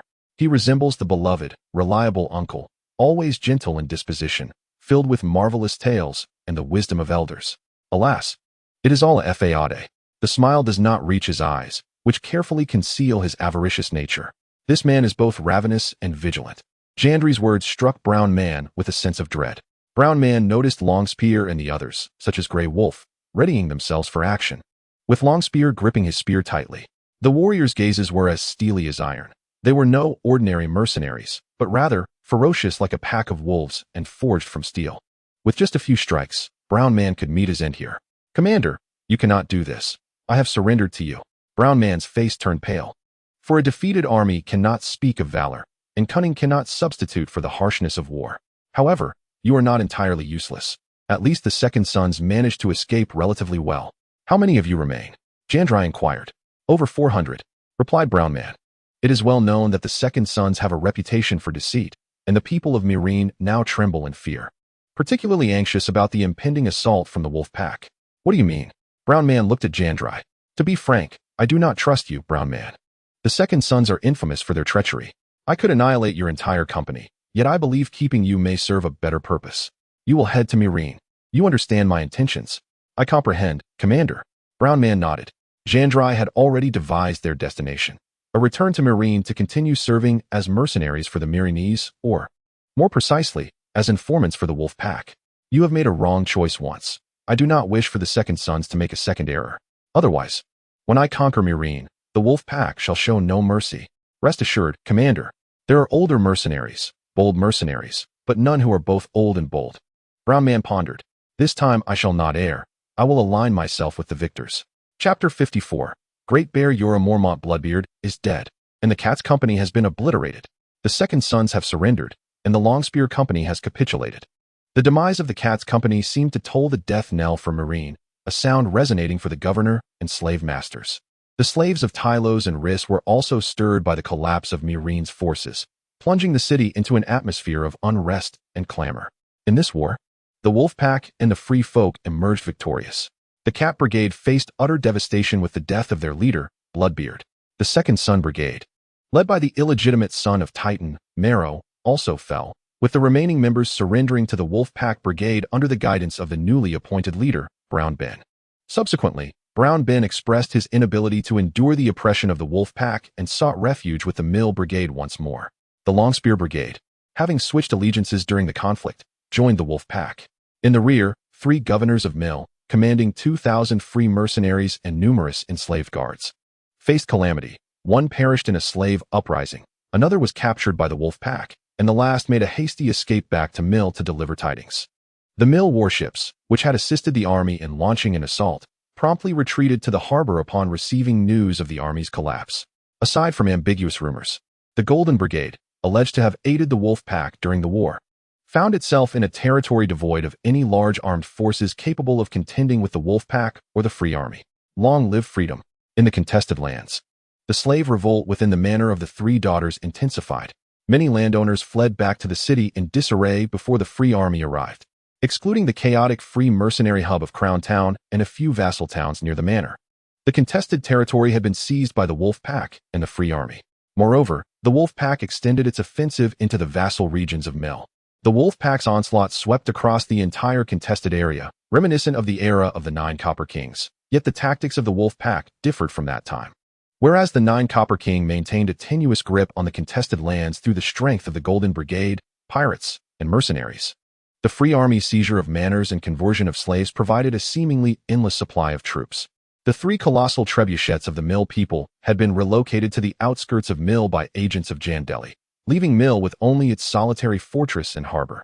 Now encircled by Jandeli's forces, the sheer size of these siege engines instilled dread. The Free Army positioned itself for an assault on Mill, yet refrained from striking. The trebuchets had been renamed Wolf, Liberator, and Freedom. The shadows cast by these massive machines loomed ominously over the hearts of Mill's governors, rendering them restless. "Commander, you certainly possess the capability to seize Mill. Why not attack?" inquired a burly middle-aged man standing beside Jandeli. Jorlamorm, an exiled knight from the north, was a formidable figure. His skin dark and hair thick, though slightly balding, he remained robust and strong.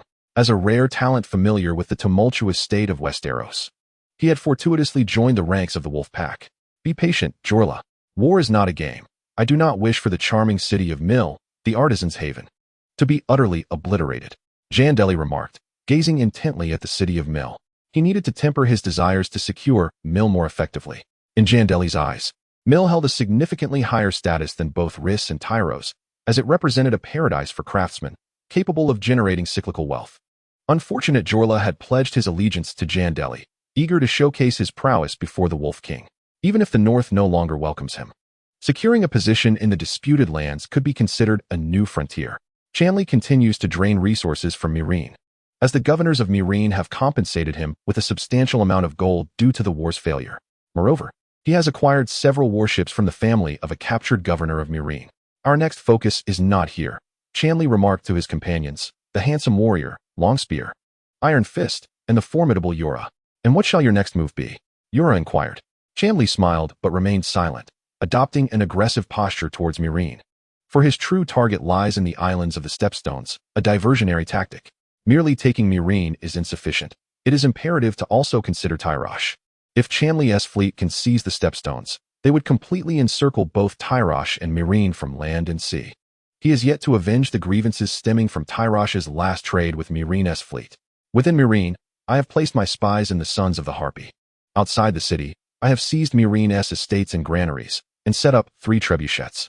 Once my final step is complete, I am eager to see how long Meereen can withstand the pressure. Politics and military might complement each other. Military victories form the foundation for sustained success. Against the third daughter, a direct confrontation is ill-suited, as her domain is that of cheese and butter merchants.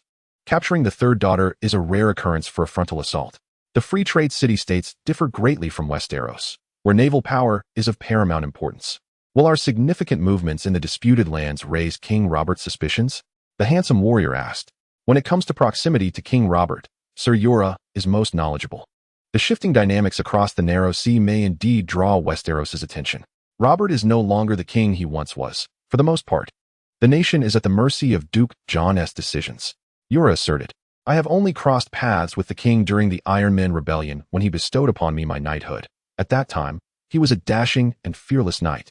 But now I hear he has degenerated into a debauched and corpulent figure. Aside from his indulgences in brothels, drinking, and hunting, the king seems primarily interested in hunting down the remnants of House Targaryen, as he harbors a deep-seated disdain for Prince Rhaegar's relatives. The free trade city-state's evolving situation lacks urgency in his eyes. Yura believes the Iron Throne will not impede the actions of the pack of wolves. Even if King Robert is a corpulent fool, he is still surrounded by formidable figures such as Eddard Stark, the Kingslayer, Stannis, and Renly, Longspear remarked. We must carefully assess the powers surrounding us. We should not concern ourselves with the Iron Throne's perspective, as they have little interest in intervening across the narrow sea. A nation of drunkards is also a disunited one. The more pressing danger lies in the emissaries from Meereen visiting multiple city-states, such as Tyrosh, Lys, and Volantis. Reports suggest they have even ventured to Slaver's Bay, although that is quite distant. Volantis once invaded Meereen. Times have changed, and slavery remains the foundation of Volantis. Even now, Volantis remains under the governance of the Elephant Party, yet it cannot turn a blind eye to the fall of disputed territories and the rise of the abolitionist movement, comprised mainly of merchants and lenders. The Elephant Party advocates for global conquest through trade. The earliest members of the Elephant Party included several women who played a significant role in toppling the Tiger Party's reign. For 3 centuries following the conclusion of the Blood Century Wars, the Elephant Party has wielded control over the government of Volantis, occupying at least 2 seats of the ruling council. Fear not, for the Elephant Party is exceedingly cautious regarding warfare. Even the prospect of military action is contingent upon the next round of elections, at which point the Tiger Party may regain power. Jandeli observed calmly. Possessing multiple sources of intelligence, beyond the Coben team, the Golden Company also shared valuable information with him. In addition to Volantis, the Commander-in-Chief must also consider the threat posed by the Ironborn. The Ironborn have likely recovered from the last war. They are a greedy and plundering lot. Added Great Bear suddenly. The Ironborn frequently raid the disputed lands and the Stepstone Isles, and they may well join in an assault against us. Chapter 55. The Rose's Emissary. Please continue reading. The grand merchant ship, the Golden Wine, adorned with blue and purple grape banners, sailed across the sea, its bow slicing through the water like a giant's finger. Following the quelling of the Greyjoy rebellion, the seas have calmed considerably, remarked a sailor from House Redwine. The Ironborn have settled down, and there are no formidable pirate kings in the Stepstone Isles. That foolish King Balon is now a relic of the past. Now, the narrow sea belongs to the Gunpowder King and his enslaved progeny. Another sailor jested, popping open a bottle of firewater. However, none of this matters as long as I have firewater and pear brandy to drink. The rebellion incited by Balon Greyjoy has become a source of ridicule. He intended to restore the glory of the Ironborn, but ended up bringing shame upon himself. Balon's eldest and second sons perished in the conflict, while his youngest son, Theon, was sent to the north as a hostage. As for Balon himself, he once again pledged fealty to the Iron Throne. There is always something new emerging across the narrow sea. Garland Tyrell has shed his green robe and removed the golden rose insignia. Garland, tall and robust, now sports a beard. He dons a purple cloak and blue armor, the colors of House Redwine. The guards accompanying Garland have also changed their colors. Garland must pay heed to the shifting dynamics across the narrow sea. The reconfiguration of the influence wielded by the 3 daughters will inevitably impact Westeros. After the alliance of the 3 cities and their subsequent battles against the True Dragon, the Copper King launched an offensive against the Stepstone Isles. The spies of the Spider are ubiquitous. Even within the halls of Highgarden and Greenstone, his agents cannot be overlooked. However, the Spider is a man of inscrutable motives, and there is no need for undue concern, Garland mused. The enigmatic Varys, the Spider, harbors deep thoughts, yet fortunately, not all of these thoughts are directed towards the Iron Throne. The friendship between Highgarden and Loras is something the Spider wisely refrains from advising against or warning the king. Is the Gunpowder King a devil? Marjorie inquired curiously, clad in a beautiful blue gown and concealing her face with a mask. Nevertheless, one can still discern her slender figure and gentle gaze. To the slave masters and governors, this is indeed the case. However, to the enslaved, he is a savior. What manner of individual could the commander of the wolfpack be? I am acquainted with his tale and the saga of the wolfpack. Their thirst for vengeance compels them to battle in the disputed lands.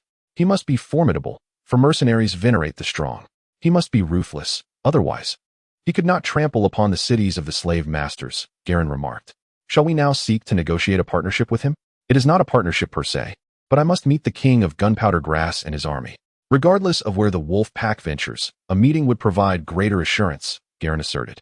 The disputed lands are also a bountiful granary. The king of Gunpowder Grass commands those estates, fields of gunpowder, orchards, wheat farms, and more.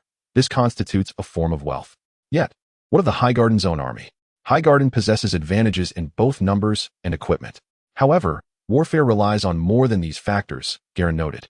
Highgarden has missed numerous opportunities. War hinges on a myriad of elements: equipment, numbers, courage, logistics, and command. The northern armies may be inferior in equipment compared to those of the Riverlands and the Westerlands. Yet amidst the dance of blood dragons, the winter wolves remain formidable. The Riverlands are indeed rich and fertile, yet they possess a certain disarray. Throughout history, the Tyrell family has consistently found themselves in the position of latecomers. In the dance of blood dragons, the Tyrells maintained neutrality. During the Blackfire Rebellion, they failed to engage in the Battle of the Redgrass Field. In the War of the Usurper, they again missed the broader picture, fixated instead on besieging Storm's End. Marjorie likely grasped some of this. The Tyrells perceive a disparity between their strength and their station at court, which fuels their ambition to prove themselves. I wish to meet this commander, to discern whether he is a conqueror, a ruler of copper coins, or a man content with indulgence, Garin declared with ambition. In the disputed lands, the Wolfpack commands newly established ports, a free harbor. The gray and white banner of the Wolfpack flutters high, denoting their territory. Numerous ships from distant lands dock here, with merchant vessels crowding the docks, bustling with the loading and unloading of goods. Following the Wolfpack's acquisition of the disputed lands, new ports emerged to facilitate trade with the commander of the Wolfpack. Garin observed a variety of vessels: warships, whaling ships, trading ships, those from Lys, Tyrosh, and Pantos, and even ships from Karth. Although their numbers do not yet rival those of massive ports like Volantis or Karth, the thriving scene suggests that the Wolfpack has encroached upon some functions of the ports of Tyrosh and Myr. Garin Tyrell took great interest in the customs officials of the Free Army and the garrison stationed at the harbor. The liberated slaves, vibrant and spirited, are devoted warriors of the liberators. The garrison of the Free Harbor dons lighter chainmail, tasked with maintaining order in the port. Their shields and short spears evoke the image of the unsullied, yet the crossbows from Myr reflect a strong mercantile city-state influence. Regardless, the garrison appears spirited and dedicated, a quality that bodes well for an army, let alone the elite Wolfpack. Jandeli entrusted Captain Harris, the fugitive slave of Volantis, with the customs affairs and naval matters of the disputed territory, while Jorah was responsible for the port's garrison. Please, my lord. When the merchant vessels of the Redwind fleet arrived at the port, clever yet unassuming dockhands guided them to a special inn, the House of Freedom. This establishment was the most prosperous and lively in the Freeport, secretly owned by the Free Army. The Highgardener's demand for gunpowder soon caught Jandeli's attention, and he welcomed the emissaries from the riverbend discreetly. Galen and Marjorie, filled with curiosity, entered the House of Freedom, ascending to the highest point of the inn. Unbeknownst to them, a high-ranking official from the Wolfpack awaited their arrival. Outside the chamber, Jorah and the Grey Wolf stood guard. The Grey Wolf gestured for them to enter, and Galen discerned from his demeanor that he was an unsullied. In the realm of the Wolfpack, a figure of significance was likely to have such a protector. Elated, Galen pushed open the door with Marjorie at his side. The silent Jorah observed Galen and Marjorie, lamenting that they did not recognize him. His expression was a tapestry of complex emotions. In a certain sense, Jorah and the Tyrell family shared a distant kinship. Fortunately, when Jorah wed, these two children were still young and unaware that he was their fallen uncle. Jorah's first wife and the Duchess of Mace Tyrell were sisters, both hailing from House Hightower. Lady Ellery was the second daughter of Lord Leighton Hightower, the Earl of Oldtown, and the wife of Duke Mace Tyrell. Jorah's second wife, Lynesse Hightower, was the youngest daughter of Leighton Hightower. As Galen opened the door, he beheld a young man bathed in sunlight. Tall and lithe, he possessed short hair as dark as obsidian and deep blue eyes, clad in a gray and white woolen tunic, the colors of the Wolfpack. Yet, the youth bore a grim iron mask that obscured his features. "Welcome, emissaries of Highgarden," Jandeli proclaimed, his voice resonating like steel. Chapter 56, Walking with Roses. Please continue reading. Jandeli set aside the map of the Stone Steps Islands to greet his esteemed guests. The second son and younger daughter of House Tyrell from Highgarden.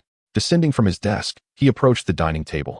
"The golden roses of the green fields honor my humble abode, and I am most privileged," he exclaimed, gesturing to the seats in his chamber, inviting his guests to sit at the table. "I had anticipated emissaries from the Redwind family, yet here are the children of the Duke of Highgarden. It seems the commander has surmised our identities. I did not foresee the commander to be so youthful and sagacious," Galen replied. Although he felt elated to have an audience with the Wolfpack's commander, he remained curious about the rumors of the Wolfpack surrounding Meereen. Was the partnership with Highgarden deemed more crucial than seizing Meereen itself? "We are grateful for your hospitality, Commander. We intended to present ourselves in the traditional colors of Highgarden, green and gold, but circumstances compel us to act swiftly," Marjorie's laughter echoed softly as she removed her veil. Jandeli beheld Marjorie, with her long, chestnut curls and gentle, doe-like eyes, her smile both shy and sweet. Indeed, she was a vision of beauty, especially with the support of the affluent Highgarden. This was all thanks to my intelligence chief, a man of great wisdom. Jandeli introduced Coburn to Garland. It was then that Garland and Marjorie noticed the elderly gentleman in the corner. He was amiable and of considerable age. However, as the Minister of Intelligence, he surely possessed numerous means. Coburn bowed to the young lords and ladies of House Tyrell in greeting. Mace, though somewhat of a disappointment, had nonetheless raised several commendable children. Their camaraderie was commendable, and their abilities were noteworthy. The eldest son was shrewd, the second adept in both arts of war and peace. And even the flamboyant youngest son had strengthened ties with Loras.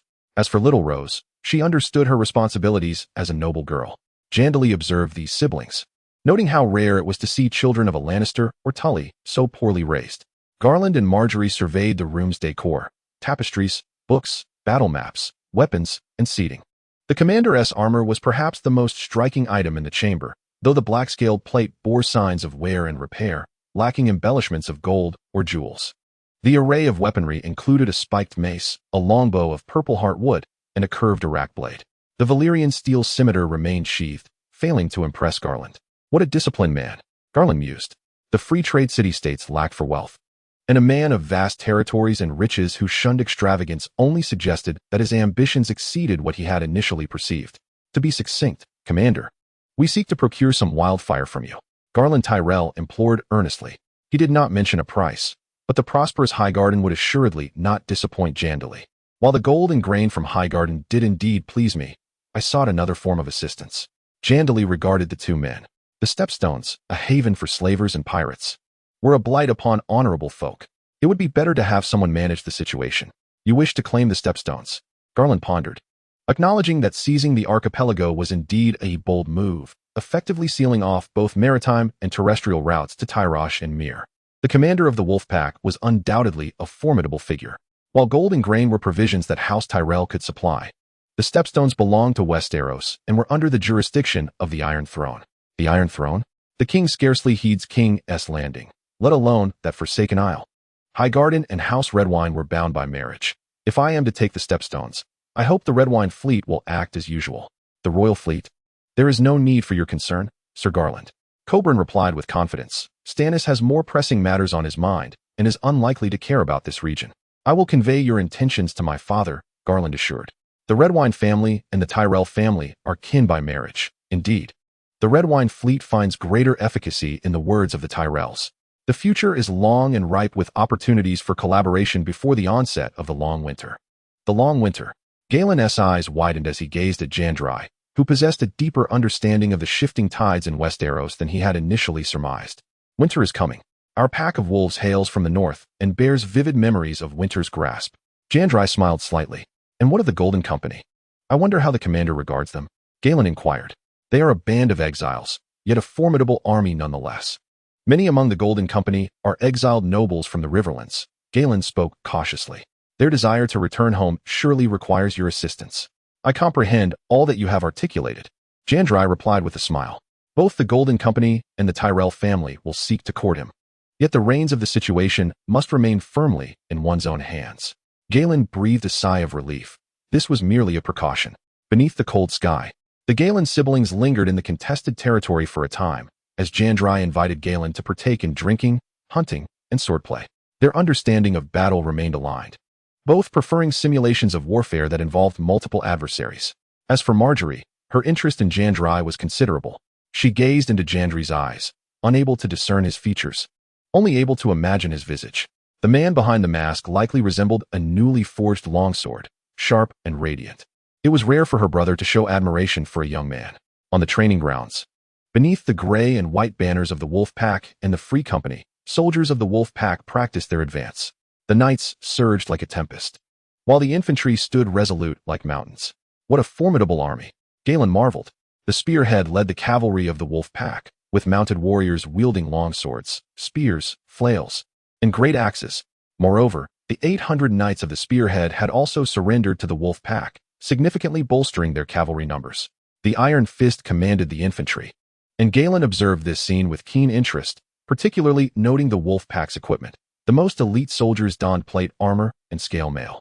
The wolfpack style was distinctly northern, fearless in battle and brimming with vigor, yet their armaments were lavishly ornate.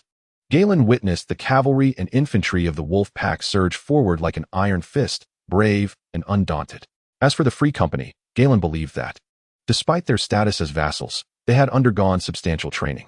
They had become acquainted with the tactical doctrines of Westeros and had even adopted elements of the unsullied formations. The threat posed by the wolfpack might indeed surpass that of the Golden Company. Their numbers were considerable, and their morale and equipment were commendable, Galen pondered. The Golden Company's soldiers were, after all, limited in number, while the Free Company's ranks swelled like an avalanche. Regardless, such a vast armed force necessitated thorough preparation in advance. The moments of reunion were fleeting. Jandeli did not relish the days spent alongside the Rose siblings before bidding them farewell. He bore a resemblance to someone. Brother, Marjorie whispered on the ship. Are you referring to Renly? Renly. But Renly would not have such a large, illegitimate child. At the bow, Marjorie Tyrell recalled the image from her memory, the seemingly jaded yet handsome young man. Duke Renly was slender, broad-shouldered, with soft, straight black hair, azure eyes, and a warm, gentle smile. It was said that Renly was as handsome as the king in his youth, which drew many lords to him, as Garland reminded his sister. We cannot see the liberator's visage. His hair, eyes, and physique resemble Duke Renly's, yet he is far more robust than Renly. The Duke is elegant and slender, while the liberator is strong and vigorous. If he is indeed the king's son, it all makes sense. Little Rose's eyes sparkled with realization. The Baratheon bloodline was known for its tenacity, with most members being grand and powerful, akin to the Stark's direwolf lineage and the Targaryen's silver hair and violet eyes. His demeanor contrasted sharply with Renly's. He was a fierce and formidable warrior. Renly would groom himself, apply perfume, and engage in jesting with Littlefinger during council meetings, yet he was far from an exceptional fighter, having squandered his thoughts on trivial pursuits. The iron-faced Wolf King, like the king in his youth, was inseparable from bloodshed and his warhammer. Garland pondered this, wise and astute. He lacked the filter of affection that colored his brother's view of Renly. How could the king have such a large, illegitimate child? Marjorie found it somewhat absurd. An illegitimate child was a crude act, an affront to the marriage covenant for the nobility. Especially offensive was the act of producing a bastard before marriage. An even greater violation of the betrothal. Eddard Stark's late brother, the Wolf Brandon, was notably wise. He had a penchant for young maidens and was famed for his bloodied sword, yet he left no illegitimate offspring, remaining true to his duties in pursuit of Catelyn Tully. Like most noble offspring, he distinctly separated desire from obligation. The king was a man of indulgence, following his whims. Before his marriage, when he and Eddard Stark were fostered in the Vale, he fathered an illegitimate daughter with a maid. Garland elaborated. Even after marriage, the king's escapades did not wane. He fathered the infamous Edric Storm on his brother's wedding bed. I have heard the queen has been cleaning up after the king, ruthlessly eliminating those unfortunate bastards in their cradles. The situation was becoming intriguing. Soon, a new player would emerge at the gaming table in King's Landing. Garland smiled. The king of the Stormlands was older than Joffrey and more formidable than Renly. Across the narrow sea, a multitude of men devotedly served him. He would undoubtedly become embroiled in the game. Then we shall. King's Landing had never had a place for the Rose.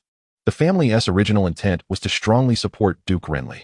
However, now a more advantageous position for House Tyrell was required. Who becomes king is inconsequential. What truly matters is that you become queen, Garland mused. The father dreams fervently of seeing his grandson ascend to the throne. Yet he must maintain his composure and avoid hasty decisions. The Tyrell family envisions a role akin to that of the Lannisters, whether as queens to any king that may arise. In the current court of King's Landing, the Lannisters wield considerable influence. With the Tyrell family's financial and human resources, they too should aspire to secure a greater voice. However, the king remains a bastion of legitimacy. Marjorie hesitated. The Duke of Lannister's ambition had already strayed from the path. But could there be an even greater contender? The times have changed, dear sister. Without dragons, it is the armies, war horses, and provisions that dictate the throne, Galen reassured her. King Robert's claim to the throne stemmed from warfare, alliances, and brute force, along with a trace of dragon blood. Yet how does that compare to the so-called beggar king? Robert's throne lacks the sanctity of House Targaryen. Even a bastard, endowed with formidable power, harbors ambitions for the crown, reminiscent of demon Blackfyre from days of yore. Your Grace, The wealth of House Tyrell is renowned across the Seven Kingdoms, inquired Maester Coburn within the chamber. You may glean further benefits from them. Indeed, the wealth of the roses, abundant in provisions, has long been marginalized at court, which surely stirs their discontent. The ecological niche targeted by House Tyrell is that of House Lannister. The Lannisters, through familial connections, dominate in King's Landing. It is not unreasonable to assume the Tyrells harbor similar ambitions. The Tyrells are both powerful and avaricious. It is prudent to bide our time, mused Jandeli. We shall adhere to our original plan and sweep through the stepstones. Beneath the azure sky, the banners of the Grey Wolves fluttered against the wind as their fleet navigated the narrow sea. The vessels of the Wolf fleet were varied, primarily comprised of riverboats, black ships, and merchant vessels surrendered by fleeing slaves.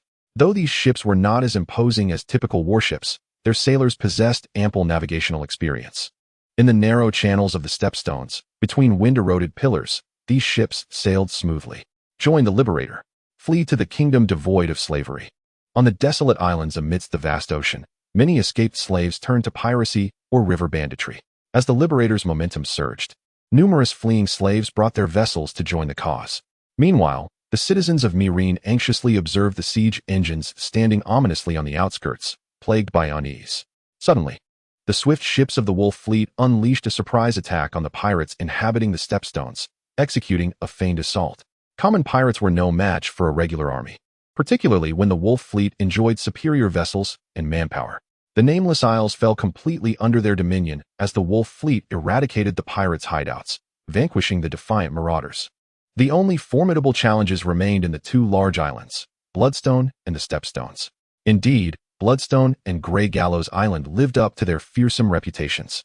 Jandeli observed the smoking ruins of Bloodstone from his ship, where the Wolf fleet had raided the pirates' outer docks, plundering their shipyards and seizing their vessels, leaving the pirates on Bloodstone and Grey Gallows to fend for themselves, with hunger as their only companion. Your tactics are indeed astute, Your Highness. Bloodstone Island and the Stepstone Isles are fortified with intricate works based upon their stony terrain, where pirates have entrenched themselves in the deep, shadowy caves and tunnels. The earthen fortifications are relatively difficult to conquer, and Prince Demon has expended considerable time commanding the dragon, Master Coburn remarked. Furthermore, there is the external environment, as Jandeli noted. The third daughter has collapsed, and the Ironborn have yet to recover from the turmoil of the Greyjoy Rebellion. The Dornish maintain a low profile, and these pirates possess little external support. Lacking such assistance, and deprived of fresh water and provisions, the pirates are bound to perish from hunger. Bring forth my spoils. Upon Jandeli's command, the Unsullied brought forth the captives, who hailed from the pirate crews of the islands, adventurers from various city-states. Among them were the crimson-haired Tyroshi, the pale Lyseni, the olive-skinned Myrish, and even a few black men from the Summer Islands. The captives' arms were tightly bound with hemp ropes, some even oozing blood from the constriction. I desire warships and sailors, yet I am unwilling to pay, Jandeli declared to the captured pirates. You scoundrel! The drowned god shall punish you.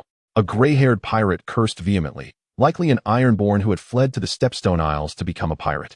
Convey my regards to the drowned god, Jandeli retorted, as two Unsullied stepped forward, landing a punch upon the Ironborn's face. The Unsullied severed the Ironborn's tongue, then nailed him alive to the prow of the ship. Jandeli has always held an appreciation for those with craftsmanship, yet some obstinate pirates indeed hold little value for persuasion. These ships, this island, are now mine. You have two choices. The first is to submit and heed my commands. The second is death.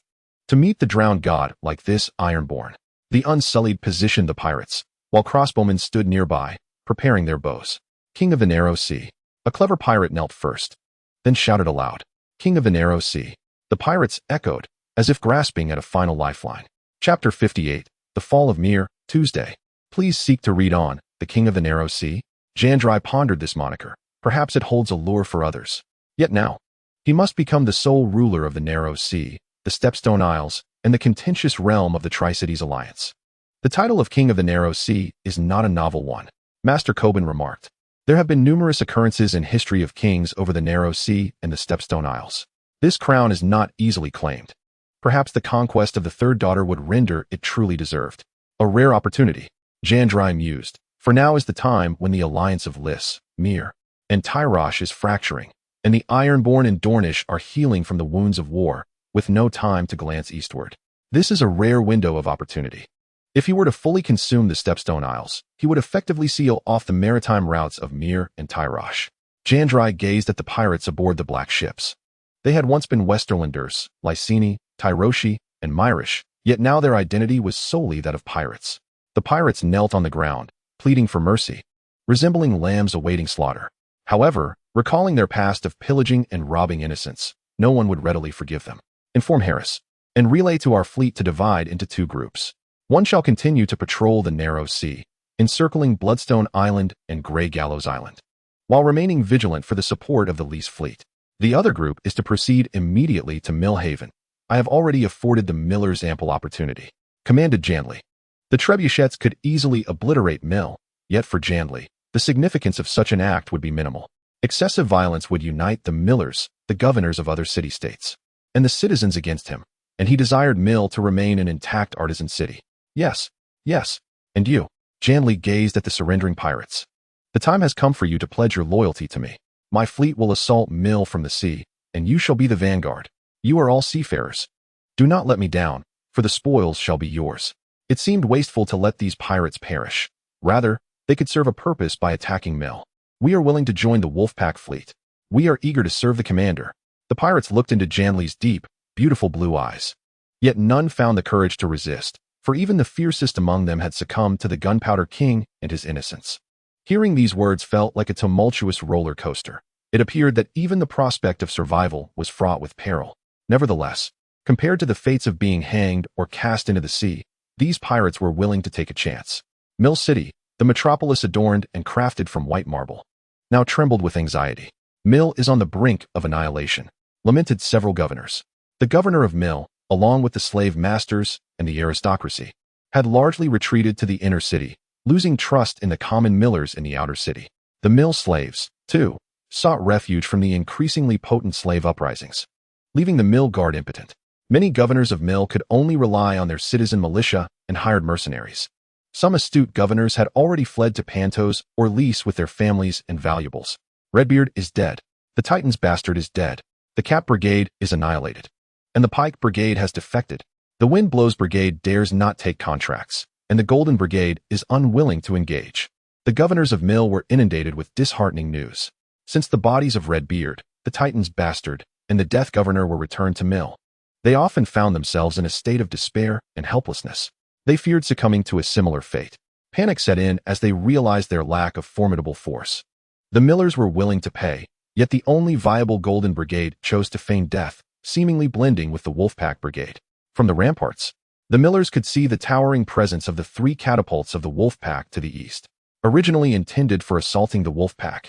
These colossal machines had unexpectedly become instruments of attack against Mill. A stretch of Valyrian Avenue extends from Meereen, with a catapult positioned upon the thoroughfare.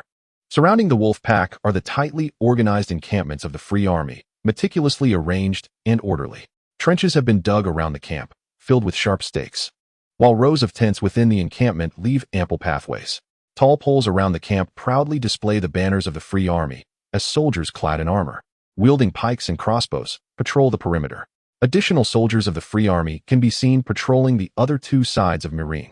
The city is besieged on 3 fronts. This is a truth universally acknowledged among the inhabitants of Meereen. The Wolfpack and the Free Army have seized the disputed territories, capturing all the vassal towns and estates of the Meereenese.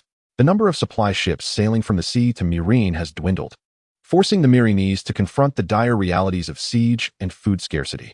The slave masters of Meereen pray for aid from the Tyroshi, the Lyseni, the Pentoshi, and even the Valyrian, yet hope remains elusive.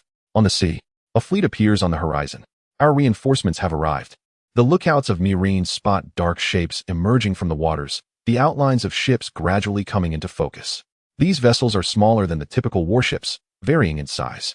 The Meereenese are overwhelmed with joy, believing their pleas for assistance have finally borne fruit. They call out for help from all directions: Tyroshi, Lyseni, Valyrian, and even Pentoshi. Initially, the Meereenese shout in exuberance, but soon the slave masters are gripped by fear, as if they were witnessing the approach of the others.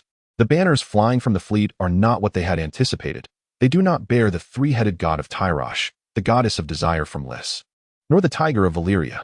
Rather, the banners display the gray and white of the Wolfpack, the flag of the Free Army that shatters chains. What are the Tyroshi doing? The wolf fleet has evaded the patrols of the Tyroshi. They must have captured the Stepstone Islands. Or perhaps Tyrosh has surrendered. Boom, boom, boom. Once again, the sound of horns resonates from the Free Army's encampment outside the city, the catapult launching fewer projectiles at the defenses of Meereen and more propaganda flyers. Long live the Free Army! Long live the Free Army! The sound of a great roar echoes outside the city as the soldiers of the Free Army, led by Steel Fist and the Grey Wolf, charge forth from their tents. The catapults spring into action, as if delivering a final judgment upon the fate of Meereen. The soldiers of the Wolfpack launch their assault upon the Meereenese from both land and sea. The ship carrying Jandeli docks smoothly in the tranquil bay of Meereen, where few of the Meereenese warships dare to break from the safety of the harbor, and they are swiftly overwhelmed by superior numbers. The Meereenese warships, manned by numerous slaves, can no longer trust in the combat abilities of their crews, aside from those ships fleeing under the pretense of seeking reinforcements. The remaining Meereenese vessels are captured by Jandeli's wolf fleet. Such splendid ships! At last, my grand fleet has taken shape. Jandeli gazes upon the fleet of Meereenese warships now under his control. Their scale is a quality that his ragtag fleet cannot hope to rival. Yet, regardless of this, he now possesses a fleet of far greater splendor. In the city of Mill, chaos erupted as the enslaved populace overturned the established order, heralding a grand insurrection. Some slaves seized weapons and launched an assault on the Mill garrison, seeking retribution against their oppressive masters. With the assistance of the slaves, certain gates of Mill were flung open. The inner city has fallen. The inner city has fallen. The sons of the second opened the gates. An even more explosive revelation emerged. The sons of the second had defected once more, this time aiding the Wolfpack in breaching the gates of Mill's inner city. Chapter 59. Conquerors of Mill. Beneath the boundless sky and the cerulean sea, the magnificent white city of Mill stood agape. The horizon was dotted with countless warships, varying in size, yet collectively sealing Mill's coast. Gray and white banners fluttered in the breeze, and as the jubilant knights set foot in the city, all clamor subsided. Steel Fist led a contingent of the Free Army soldiers to maintain order in Mill, alongside the sons of the second under the command of Brown Man. Jandeli rode atop his steed, surveying the charming city. Mill, the artisan city among the three daughters. Behind Jandeli marched 500 of the most elite Wolfpack knights, their soldiers clad in uniform black plate armor, resembling a dark steel jungle. Following them were the Knights of the Spear Brigade, whose equipment and spirit paled in comparison to the Wolfpack cavalry. Behind them trailed the infantry of both the Wolfpack and the Free Army. Long live freedom! Long live the commander! The cries of the enslaved rang out, welcoming their liberators, their figures flooding the streets of Mill. However, the noblemen and the governor of Mill were scarce in their reception. Those who could fled for their lives, while others hid away. In Mill, the ratio of slaves to free citizens stood at approximately 1 to 3 or 1 to 4, with the enslaved populace constituting the majority. Do not damage those splendid workshops and docks. That would be a waste. I hope to hear no tales of looting or assault amidst the chaos. Jandeli addressed the spearman by his side. Yes, Commander. The spearman departed, accompanied by several Free Army soldiers. During the siege of Mill, disorder reigned, and indeed, there were incidents of banditry, robbery, and murder. Many of the rebellious slaves were notably fierce, alongside the mercenaries in exile. However, with the army's entrance into the city, order was swiftly restored, and those who sought to exploit the chaos were quickly purged. Maintaining order was paramount. Military discipline among soldiers of this era often left much to be desired. The discipline of Tywin's forces or those of the northern lords was considered poor, for Tywin relished unleashing his vicious hounds upon the lands of his foes. Stringent discipline was upheld by two renowned generals, Stannis and Renly Targaryen. Steel Fist was responsible for maintaining order, Master Cobain for intelligence, the Handsome One for accounting wealth, and Captain Harris for commanding the fleet. This was a well-trained division of responsibilities. My army, my iron. They must exhibit discipline and fortitude. Jandeli pondered. The Wolfpack maintained commendable discipline, while the Free Army, born from the ranks of the oppressed, had a far superior ethos compared to the ruffian mercenaries. Zongrenben, you have led the Second Sons with remarkable fortitude, and your contributions are indeed substantial. Jandeli remarked appreciatively, observing Zongrenben half kneeling on the ground. The Second Sons allied with the governors of Myr, opening the city's defenses at a crucial moment, allowing the wolves to enter. I am merely a loyal subordinate of the Supreme Commander and dare not claim credit. Zongrenben, trembling with fear, understood that the over 500 mercenaries of the Second Sons were no match for the overwhelming tide of events. In the face of absolute power, schemes and calculations appear insignificant. You have performed admirably. I hope you will continue to partake in the governance of Mir, as you are familiar with the old nobility of Mir. Indeed, Zhongrenben felt as though he were being touched by the icy fingers of a specter. For maintaining order in Mir and eradicating the old noble factions was a task fraught with peril. Yet, having already offended the Mir people, he could only march forward into oblivion. Enter the city. Jandeli raised his whip. Mir was the first city he had conquered. However, entering did not equate to complete victory, as the noble factions of Mir, intent on restoration, continued to lurk in the shadows. The reality was that Mir was fragmented. Many old governors had fled, and the regime resembled leaves scattered by an autumn wind. With the escape of the exiled nobility, numerous vacant residences and estates dotted the cityscape. Jandeli established the command center of the wolfpack at the governor's mansion, a resplendent white estate. Within the elegant conference hall of the governor's residence, Jandeli was discussing governance strategies for Mir with the elderly Cobain. Mir was the first major city under Jandeli's control, and the management order established here would be extended to other cities in the future. Conquering Mir was merely the first step. The crux lay in the long-term governance of Mir, Jandeli asserted to Cobain. Brief conquests hold little significance. Only enduring dominion constitutes true rule. The aged Cobain fell into a reverie.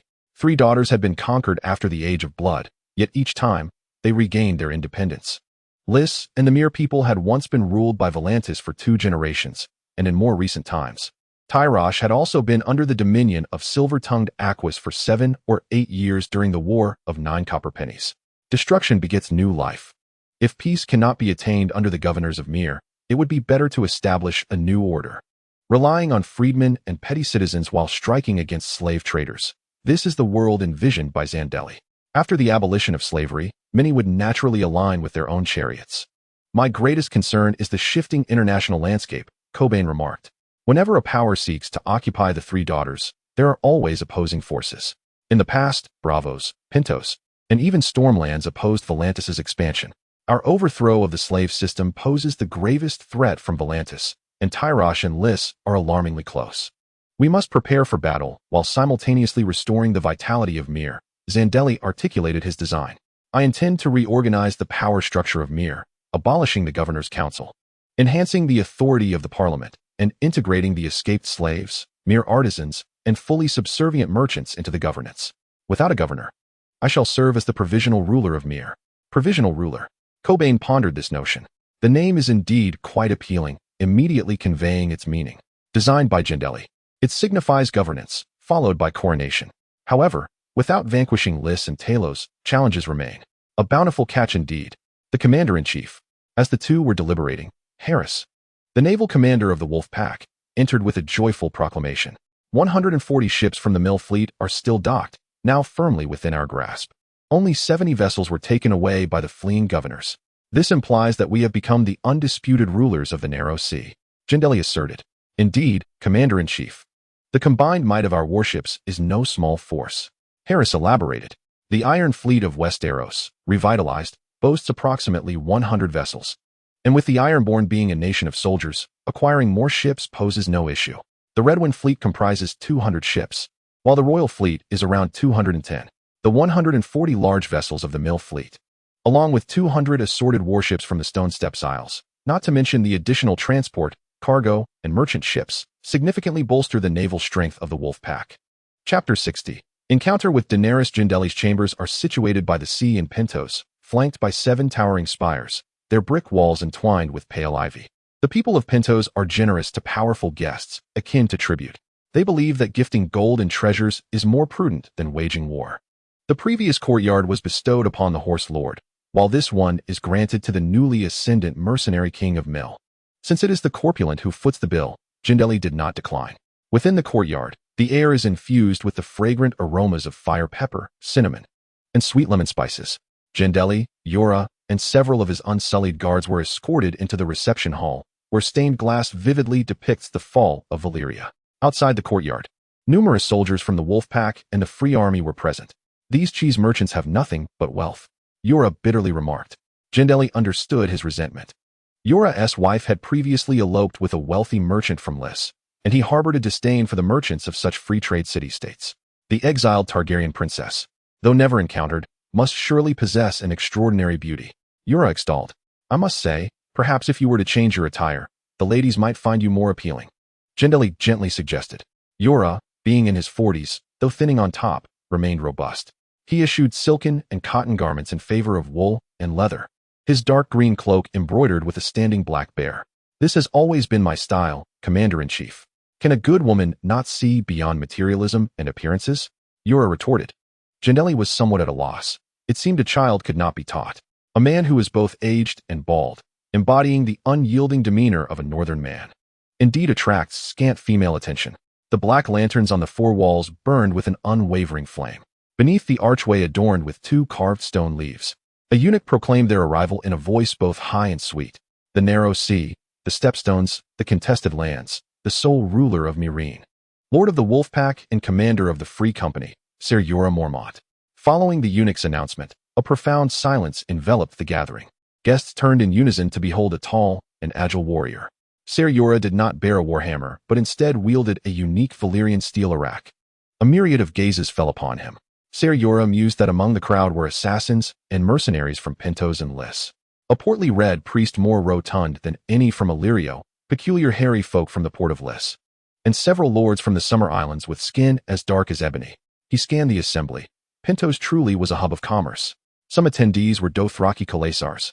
Rather than inviting the most formidable Khal, Drogo, Illyrio had summoned other Khalasars. Each was tall, with reddish-brown skin, long beards adorned with metal rings, and lustrous black hair braided with silver bells. The red priest radiated curiosity, while the Lyseni were marked by fear and animosity. Meereen and the Stepstones posed a significant threat to Lys. Conversely, the Dothraki exuded a mix of combativeness and intrigue. In this world, there existed but one flame, the fire of R'hllor. No one engaged Ser Yura in conversation save for the corpulent red priest, who approached him. We are here to meet the princess. What do you babble about? Ser Yura gestured dismissively, and the priest retreated in disappointment. The red priests of R'hllor were fervent. Yet Ser Yura had little interest in prolonging the exchange. Before long, dozens of strong men cooperatively bore a bridge, lifting Illyrio and the Targaryen siblings into the courtyard. 2 servants preceded them, carrying exquisitely adorned oil lamps topped with pale blue glass. When the curtain was drawn back, the principal figures finally emerged. A soldier of the Free Company assisted Daenerys from her sedan, alongside her brother Viserys, who clutched a borrowed sword. The portly Illyrio also descended with the aid of several attendants. Viserys Targaryen, the third of his name, proclaimed the high-pitched eunuch, king of the Undulls, the Roiner, and the first men, ruler of the 7 kingdoms and protector of the realm. His sister, Princess Daenerys of Dragonstone, born of the storm. He gestured towards his patron, the governor of the free city of Pentos, Illyrio Mopatis. The trio passed the eunuch, entering a courtyard adorned with towering stone columns and pale, ever-climbing ivy. Their shadows cast silver by the moonlight. Daenerys stepped nervously into the courtyard, aware that today marked a transaction. Her brother and Governor Illyrio were selling her to a mercenary king. She was the only female present. By the columns stood Morocco and his son Rogero, the green-bearded brother of the Lyseni lord. Illyrio introduced them with a flourish. Moreover, there exists a matter of greater significance, my little princess. It pertains to the mercenary king, a figure known by many titles. He is the Warhammer, the governor, and the supreme commander. Illyrio introduced him to Daenerys. Behind the king stands his guard, Ser Yura Mormont, a knight in exile from Westeros.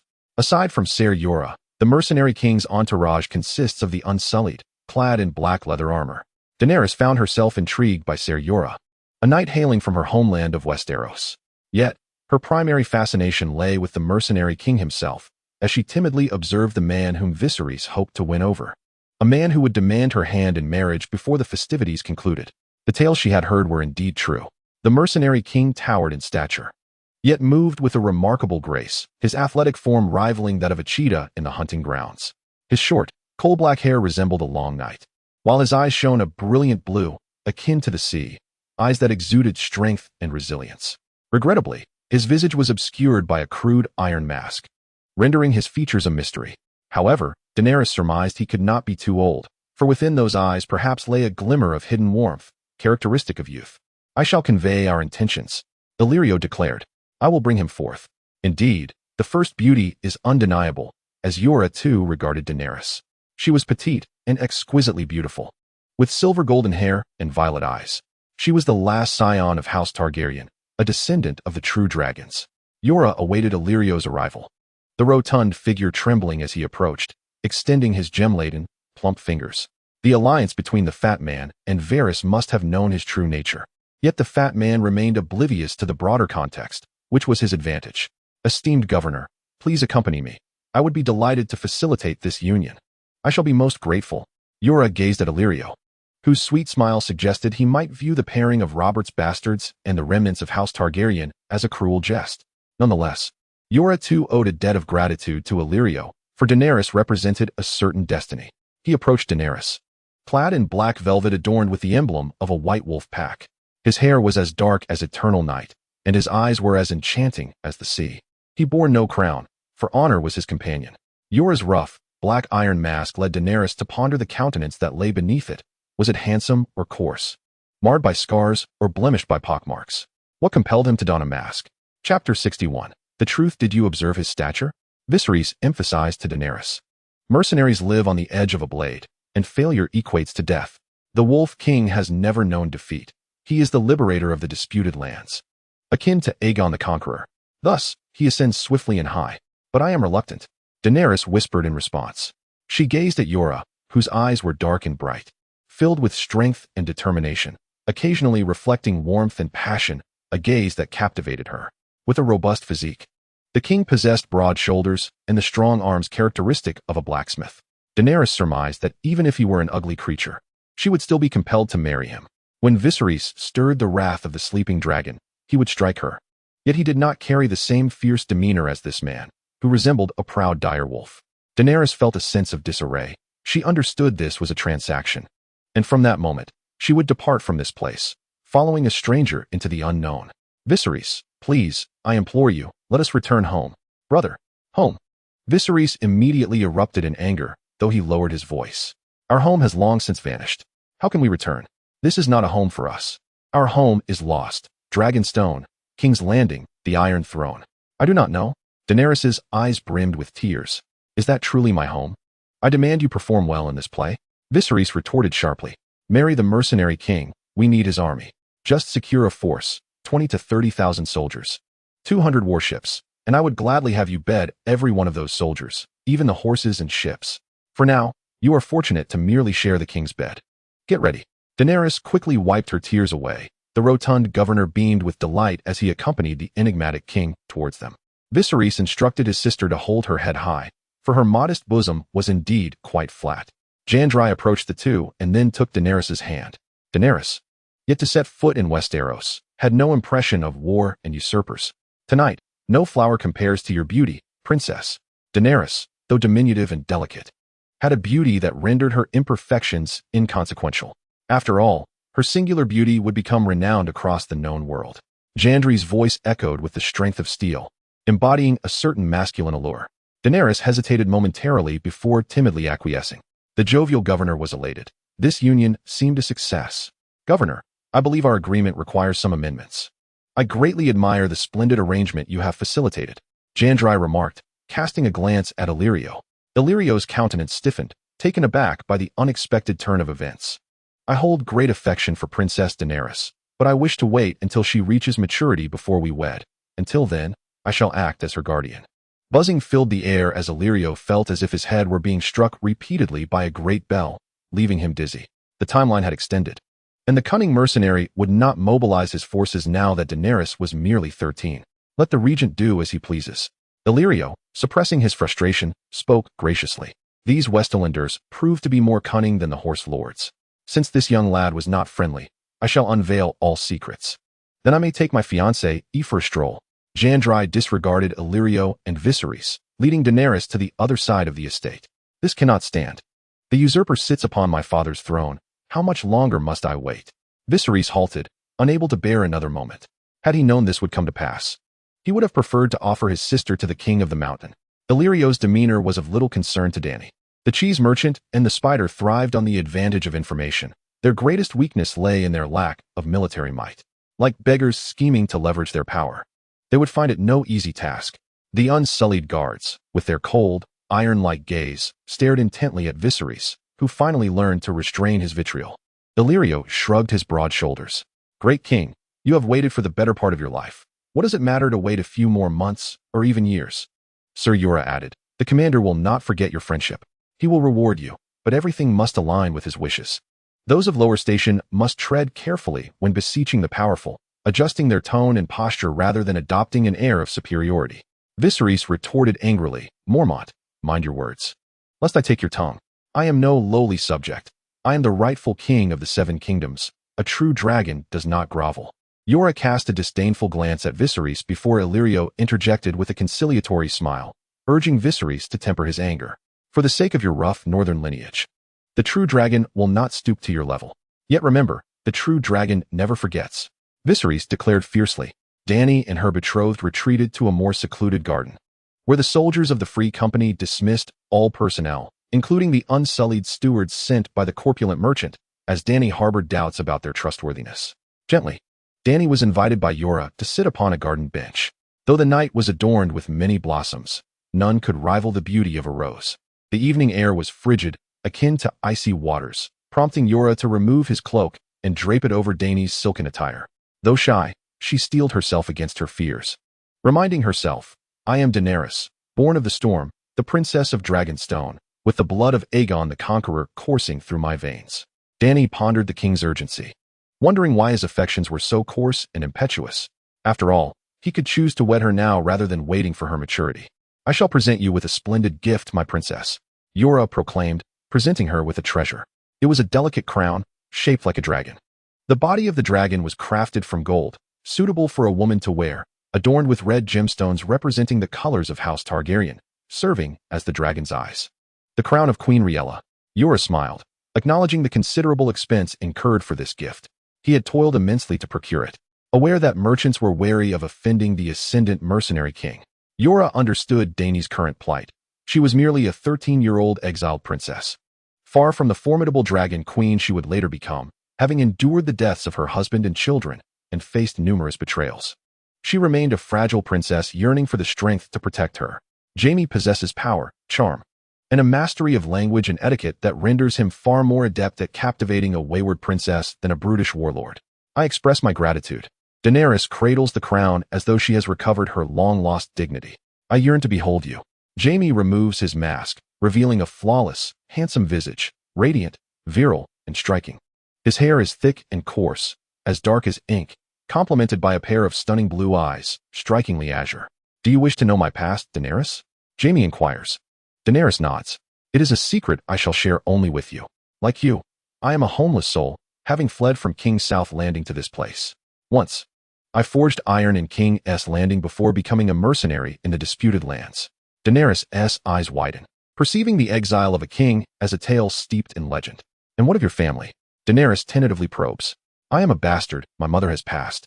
And I possess a father of great influence who has never acknowledged me, preferring the company of various wild women.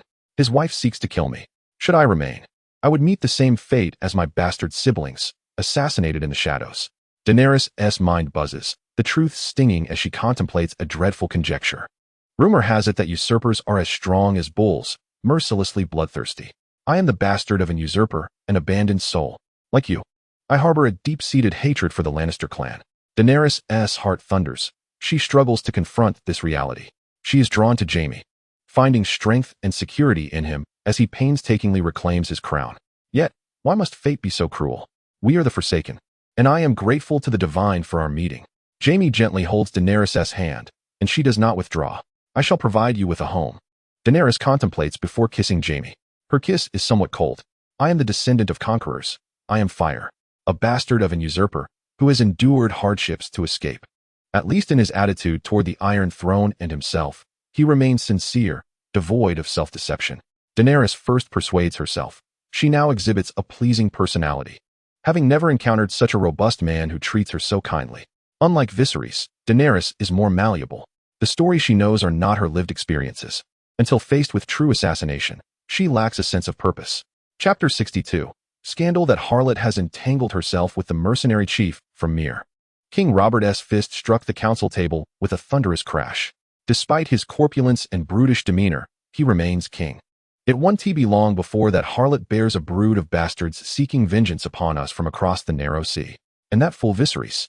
Let me make myself clear. I want them dead. It's merely a game between a girl and a mercenary chief. Robert, they are not yet wed. The aged yet vigorous John Aaron, with his blonde hair, blue eyes, and hawkish nose, interjected. Do you expect me to wait indefinitely? The king demanded. It was due to your obstruction that I missed a prime opportunity for assassination. Who is that mercenary leader? Lord Renly inquired deliberately, clad in a striking green attire. He appeared even more handsome. Is that mercenary king related to you in some way? My Lord Renly. Varys replied softly, twisting his perfumed hands. How peculiar. I have a connection with the mercenary leader across the narrow sea. Varys, allow me to clarify. Duke John declared. Robert, that mercenary leader is most likely your illegitimate son. Duke John asserted with conviction. His stature, past, temperament, fervor for battle, and even his eyes and hair. How coincidental. When the mercenary king rose to prominence, a certain apprentice had just vanished from the armory in King's Landing. Jandeli, the son of a tavern wench, dark-haired and blue-eyed, a striking young lad with considerable strength, was sent to serve as an apprentice by a notable figure, until one day, perhaps he uncovered a significant secret and fled from King's Landing. Varys exaggeratedly recounted. All gazes turned towards the king, and at that moment, silence enveloped the room. If Cersei discovers the king's illegitimate son following his ascension, it is likely he would be silenced. A scandal. An explosive scandal. Is it possible I have such a son? Jandeli? King Robert was taken aback. He had lost count of the women he had bedded and was oblivious to the number of illegitimate offspring he may have fathered, showing little concern for those children. Too many coincidences can no longer be deemed mere chance. Robert, Duke John asserted. Perhaps in the year 283, the very year we triumphed. He is your child, Robert. In the year 279 of the conquest, when you were merely 17, you fathered your first child while living in the Vale with Eddard. Could it be? King Robert pondered. Struggling to unravel the tangled threads of his past, Storm's End, King's Landing, the Vale, the Westerlands. He had been indulgent everywhere. Yet he had never cared for these children, save for the first illegitimate daughter, Maya. 7 gods. I cannot bring this lad back from across the narrow sea to ascertain whether he is indeed my illegitimate son. The king's face flushed. Even if he is my son, he is already entangled with the wretched offspring of dragons, a traitor to House Baratheon. How whimsically ironic it is. My brother's illegitimate son, a remnant of House Targaryen. If one adds the remnants of the Golden Company, it could truly be a coalition of restoration. Renly laughed heartily. Enough. Stannis interjected, casting a fierce gaze at Robert. The king's bastards have stirred up significant trouble. We must confront their threat head-on, as the saying goes. Bastards are the offspring of desire and deceit, maturing more rapidly than other children, their blood coursing with debauchery and betrayal. The mill is just across the sea. That great fleet will inevitably return with the Targaryen heir. The lessons of the Black Fire Rebellion loom large.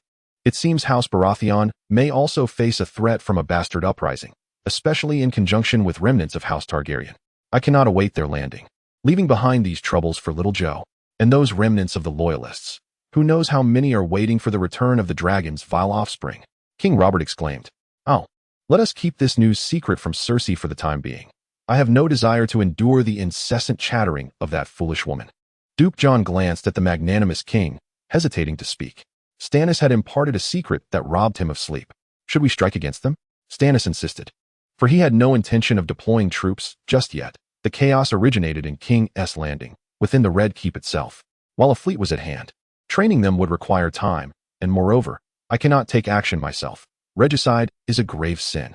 Varys smiled slyly, positing that if sacrificing one could save millions, then the fate of one pales in comparison to that of countless others. Duke Renly added, the likes of Viserys and his sister ought to have been dealt with long ago, yet you, my king, have heeded Duke John's words. But Daenerys and your children, Robert, are but children, perhaps not even 16 or 17. Such an act would be immoral. Duke John asserted. We must eradicate the Targaryens. The king roared. They must be slain. Duke Renly concurred. We have no other choice. Varys murmured. Alas, how unfortunate. Duke John felt isolated. Perhaps he should summon someone. Eddard. Your Majesty. It is an honorable thing to engage on the battlefield. However, to murder children is disgraceful, especially when one of them is your son, even if born out of wedlock. He cannot escape suspicion. I beseech you to forgive me. I support Duke John's stance, Sir Barristan declared. Maester Pycelle cleared his throat for several moments. My organization aims to serve the welfare of the realm, not merely that of the rulers. I once served King Aerys loyally, just as I now serve King Robert. Thus I bear no ill will toward his daughter. However, may I ask, should war reignite, how many soldiers will perish in the wilderness? How many villages will be reduced to ashes? How many children will be forcibly torn from their mothers, only to meet a grim fate? He stroked his long white beard, appearing sorrowful and weary. If the death of Daenerys could save thousands of lives, would that not be the wiser and perhaps more compassionate course of action? More compassionate. Varys remarked, "Oh, wise master of whisperers, how eloquently you speak. Indeed, if the gods above were to err and grant Daenerys Targaryen a son, a legitimate child of both the Baratheon and Targaryen bloodlines, the kingdom would surely descend into bloodshed." Littlefinger finally spoke, altering his tone. "My lord, perhaps words could wield greater power than swords. I could traverse the narrow sea with my silver tongue. Perhaps my words might persuade that wayward child to hand over Daenerys and her brother." Hand over Daenerys? Sir Barristan regarded Littlefinger. "With gold, with rewards, with titles. Let us see if that good lad, Jandeli, would still wish to return." Littlefinger cleared his throat. "Your understanding is rather simplistic." Duke Lysa sneered. "With the possession of Mill and the disputed lands, along with Daenerys's claim, if he were to gain the support of the Golden Company, he could indeed pose significant challenges for us. What do you offer to appease him? A mere parcel of land? A handful of gold? It is all a matter of human endeavor, my Lord Baelish. Your dear nephew may be merely enchanted, while I shall greet him with smiles and gifts." Lord Baelish asserted confidently, "Should my plans falter, I will prepare poison and assassins without delay. The crux of the matter is, what gifts shall we present? Gold, a castle?" Robert's face flushed crimson. "I will not include him in the royal family, nor will I negotiate with a traitor. Regardless of circumstances, I am his father." Chapter 63. Lysa Tully, resilient by nature. In the Prime Minister's tower, the aged Duke of Eagle's Nest, Jon Arryn, murmured to himself as he paced in his study. Upon the wall hung a sword crafted for him by Lady Lysa, which he donned whenever he sat upon the Iron Throne in place of King Robert. The blade was intricately engraved with patterns resembling the vastness of the mountain skies, the hilt shaped like a falcon's head, and the guard fashioned as two wings. Soaring like glory, Duke Jon mused painfully, gazing at the falcon's sword. Soaring like glory, he should be like an eagle flying freely in the mountain stream, rather than ensnared in the myriad webs of King's Landing. On Duke Jon's desk lay a voluminous tome, borrowed from the venerable Master Pycelle, titled Genealogies and Histories of the Major Noble Houses of the Seven Kingdoms, which was indeed tedious in nature. "I may have uncovered a truth," Duke Jon pondered, noting that every one of the king's bastards bore hair as dark as night. This was reality, whether it be Edric, Maya, the newborns of the King's Landing courtesans, or those across the narrow sea. Furthermore, Queen Cersei's demeanor grew prouder with each passing year, her nature bearing a cruelty akin to her father's. She was a woman audacious enough to engage in adultery. Previously, Duke Jon viewed the slaying of those bastards as mere temperament. Yet now it appeared to be an effort to eradicate evidence. History bears witness. No matter how Duke Jon traced back through the brittle, yellowing pages, the golden would always succumb to the black. Maester Melian recorded in his texts the last union between the Stag and the Lion over 90 years prior. When Tywin Lannister wed Gwynlyn Baratheon, their only offspring was an unnamed stillborn male, described in Melian's book as large, with a hearty appetite and a full head of black hair. 30 years earlier, a male Lannister had taken a Baratheon girl as his wife, who bore him 3 daughters and a son, all possessing black hair. Poor Robert. Jon internally concurred with Stannis's conjecture that Queen Cersei Lannister's children did not carry the blood of House Baratheon, but were rather the offspring of the usurper and the queen's infidelity. The cunning Lannisters, stealing sunlight from the sun to dye their hair golden, truly were descendants of deceivers and thieves. I must steer the nation back onto the right path and resolve this matter. Yet, I cannot confront it head-on. For the murder of children would tarnish my reputation and offend the Lannister family. I must devise a clever plan to send the regicides to the wall, to handle those children discreetly, without undermining the vitality of this new dynasty. Within the nascent Baratheon dynasty, it has always been the Duke Jon who orchestrated the grand design. That wretched Lannister woman, and those regicides. The Baratheon dynasty lacks dragons, and its foundation is already somewhat fragile, relying heavily on the craftsmanship of Duke Jon. Whether it is to court the Lannister family through an alliance or to achieve a superficial unity with the Martells, all originates from his scheming. However, what Duke Jon failed to anticipate was that his strategic alliance with the Lannisters would ultimately become the root of chaos. Initially, he considered the formidable power of the Westerlands to solidify the new dynasty. Just as Duke Jon was deep in thought, his wife, Lysa Tully, entered the study. Lisa possessed the blue eyes of House Tully, her lips small and stern, with a cascade of soft, wavy auburn hair flowing down to her waist. Time had not been kind. In her youth, Lisa was a beautiful, slender girl with a generous bosom, delicate and bashful. After marrying John Arryn and enduring multiple miscarriages, she finally bore their son, Robert, after which her figure began to swell. Although she was 2 years younger than her sister Catelyn, Lisa appeared a full decade older. Her physique had become bloated and slack, her pale cheeks dusted with powder. "You called for me, my lord?" Lisa inquired upon entering. "It is nothing urgent. Our dear Robin has reached an age where young lords become pages, foster sons, or cupbearers. I wish to send him to Dragonstone as Lord Stannis's ward." Duke John gazed at his wife, striving to display a semblance of gentleness. Duke John was older than Lisa's father, Lord Hotine, and even in the absence of love, the disparity in age inevitably led to a certain indulgence. The influence of Peter Baelish and the arrangements with Blackfish, Lisa's whispers were indeed quite effective. "You intend to take dear Robin from my side? That cannot be. There are enemies everywhere," Lisa exclaimed hysterically. Lisa had suffered 5 miscarriages, 2 in the Eyrie and 3 in King's Landing, along with 2 stillbirths, before finally giving birth to their son, Robert Arryn. After her last stillbirth, she had fallen into paranoia, believing that enemies lurked at every turn. "My good lady, you must remain calm. Robin is already 6 years old. He is the heir to the Eyrie, not a mere infant still suckling at his mother's breast. Everything I do is for the Vale and for him." Duke John reassured his wife. "I have long known this. You have never loved me. You married me solely for my father's army. I still remember my father's words. He said I should thank the heavens that a prominent lord would marry a woman who has lost her virtue. I loathe him, and I loathe you. Those matters. Why must we revisit them?" The visage of Duke John bore the weight of resignation, etched with the lines of age. The absence of love in his marriage to Lisa, marred by her infidelity prior to their union and the significant disparity in their ages, was painfully evident. "Very well, my lady. I merely sought your opinion," Duke John gently coaxed, ushering the still fuming and vitriolic Lady Lisa from the chamber. The once vibrant room now lay steeped in silence, leaving behind the aged yet vigorous Duke John. In this moment, he found himself reminiscing about his 2 deceased wives. How he longed for their presence, as well as for the lively and healthy heirs he once cherished, some lost to the battlefield, others to the hands of the Mad King. For that cold and jagged iron throne, I must hold my ground. For now, I can only ally with Stannis. Duke John mused, recalling his historically unfriendly relations with Stannis. Sending Robert Arryn to Stannis was a decision born of careful contemplation. Across the realm, few of the great nobles were reliable. Should the scandal break, Duke Tywin would turn against King's Landing. As for Winterfell, it was too frigid, and young Robin's health was frail, compounded by Lisa's enduring enmity towards her sister. Duke John found little trust in young Lancel, either. The kingdom must return to its rightful order. Given that the marriage of the king and queen is void and the king has no legitimate heirs, the succession must fall to Stannis. He reflected. Stannis, though stern and lacking in compassion, was indeed the first legitimate heir following the annulment of his brother's betrothal.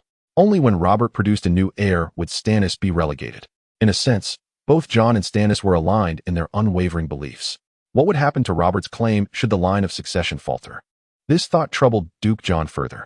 The bastards across the narrow sea, the dragon princess, that jesting young Lancel, and the lurking Duke Tywin in Casterly Rock. All these figures were secondary concerns. The primary task was to manage the scandal of succession and the matter of the queen's annulment.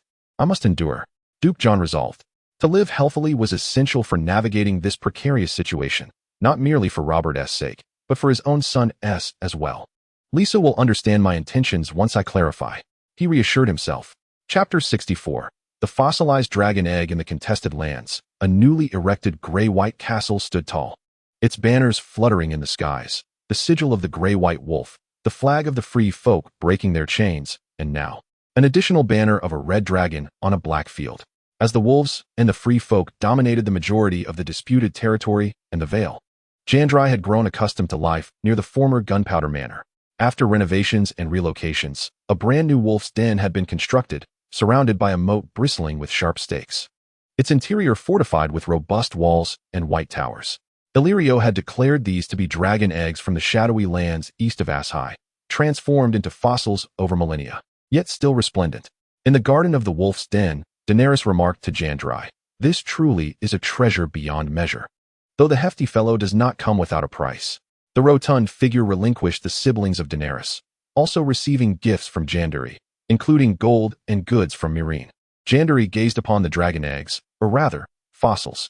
An open box made of cedar adorned with bronze contained the finest velvet and brocade produced by the free trade city-states, within which lay 3 substantial eggs.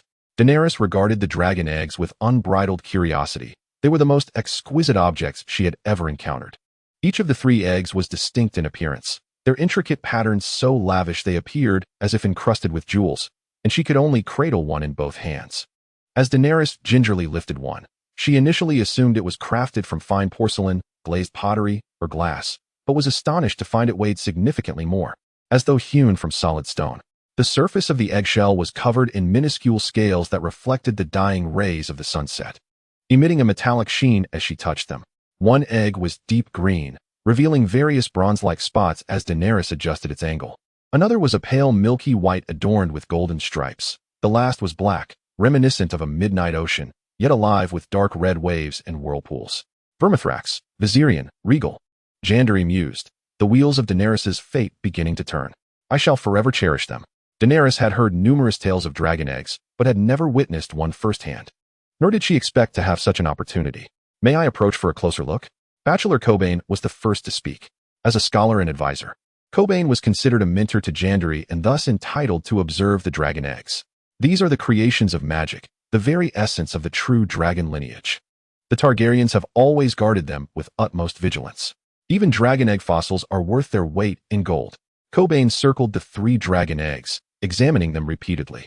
Deep green, bronze, milky white with gold, black with red. If they could hatch, the dragons would mirror the colors of their eggs. The ancient legends hold truth. A dragon often bears multiple colors, and the hues of the eggs correspond with those of the dragon. Jandeli had some understanding of this, as he too bore a trace of dragon blood. However, in this era, it is unlikely that any living dragon eggs remain. Cobain lamented. Living dragon eggs? Daenerys inquired, astonished. There are some, princess. If these were living dragon eggs, not even a city of Meereen would be generous enough to gift them to us. Cobain replied slowly. The Targaryen family has always meticulously guarded their dragon eggs, storing them in vaults and cellars. Over time, some had even turned to fossils. Even as dragon egg fossils. The rotund figure has been quite generous. Jandeli contemplated the fossilized dragon eggs, knowing that with these 3, he would eventually make the rotund figure and Varys weep. The rotund figure sought to curry favor, fully aware of the irreversible nature of dragon egg fossils. However, he had not anticipated 2 factors. First, the resurgence of magic and the emergence of the others, heralding an increase in magical phenomena. Second, that even dragon egg fossils might, under certain blood magic stimuli, have a chance to hatch into dragons. Then, can my dragon egg hatch a dragon? Daenerys asked. Alas, it is unlikely, princess. Cobain replied with certainty. In the passage of time, even a newly laid dragon egg might not hatch into a dragon. What more can be said of fossilized dragon eggs? For once an egg turns to fossil, the transformation is irreversible. Well, Daenerys felt a tinge of disappointment. All right, Daenerys, safeguard them. You must attend your classes as well, said Jandeli. Jand, you must come to see me. Daenerys replied with eager anticipation, as if they were inseparable. Humanity often harbors a fascination for strength, especially when it comes to a gentle yet powerful handsome man. Jandeli nodded. The King's Guard escorted Daenerys and the dragon eggs away, leaving Cobain and Jandeli in the garden. Jandeli no longer needed to conceal his identity and appearance, for the portly fellow had exposed everything. The scandal of his lineage was now common knowledge. That generous fellow gifted me 3 fossilized dragon eggs. He likely possesses more. Cobain mused slowly. Many claimed that the portly man once engaged in the smuggling of dragon bones, suggesting he had ample connections. What of the dragon eggs left by the Targaryens? They seem to have vanished. Indeed, it was an unsolvable mystery, Cobain remarked. The Dragon Kings had left numerous eggs behind. Even after the dragon's extinction, they conducted many experiments with the remaining eggs. For instance, in the Summerhall incident, 7 dragon eggs were utilized at once. However, after the Usurpers' War, there were no reports of a new dynasty discovering those eggs. It would be best to find some viable dragon eggs, living ones. Jandeli contemplated. With such eggs, there would be no need to delve into the intricate and troublesome blood magic. Dragonstone, the Red Keep, Summerhall, wherever they may be, I shall seek those dragon eggs. They rightfully belong to Daenerys and me, to my children. Your Highness, the matter concerning the princess is manageable. She is quite reliant on you and behaves well. After undergoing professional etiquette and knowledge training, she will undoubtedly shine in Westeros, Cobain stated. Yet there is Viserys. He remains a threat. His age places him ahead in the line of succession, and he harbors certain psychological issues. Is Viserys still frequenting brothels? Jandeli inquired. Indeed. The portly man sent 2 unsullied to guard him. Cobain nodded. He believes you are untrustworthy and detests our soldiers staring at him like fools. More importantly, your lineage exacerbates his fear and unease. Let him be, as long as he does not trouble me and Daenerys, Jandeli replied dismissively. If Viserys continues his reckless debauchery, he will eventually meet a grim fate, and it need not be by my hand. It was Illyrio who spread the rumors of my illegitimacy. Jandeli confided to Scholar Cobain. It must have been him. Aside from the portly fellow, he has informants in King's Landing. Cobain analyzed. Indeed, there is such an informant, and he possesses considerable influence. The portly man is not our ally. Rather, he may be an adversary. He and the spider view Daenerys and her kin as mere pawns, while they support others as their primary focus. Such is the nature of these merchants. Cobain nodded. The matters concerning the overweight individual are of little consequence. The pressing concern lies in dealing with the Tyroshi, the Lyseni, the Volantene, and the adversaries across the narrow sea. Tyro, with its black city, is ensconced among an archipelago. Once we impose a blockade, seizing it should not pose significant difficulty. Cobain contemplated. The crux of the matter is to solidify governance and preempt the insurrections of those exiled governors, which necessitates manpower. Chapter 65.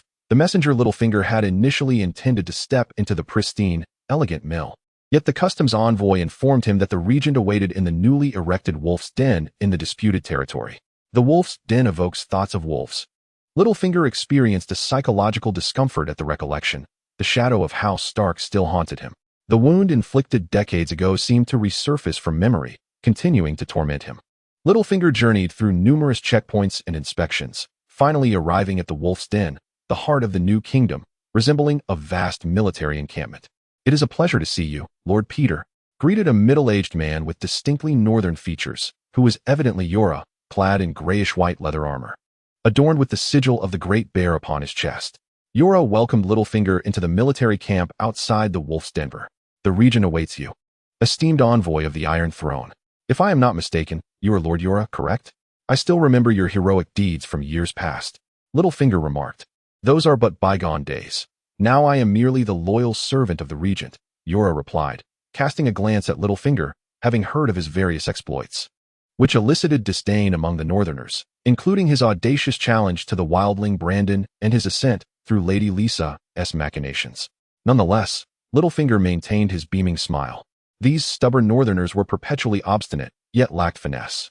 If the king's bastard were to grow up surrounded by such individuals, he would inevitably possess a character akin to that of Brandon, making him easier to persuade. Within the encampment, Littlefinger beheld the banners fluttering vibrantly, heard the clash of steel, witnessed the soldiers rehearsing in unison, seemingly preparing for a new conflict. Those with taut muscles and robust physiques, donning the grayish-white wolf insignia, were the elite wolf guard.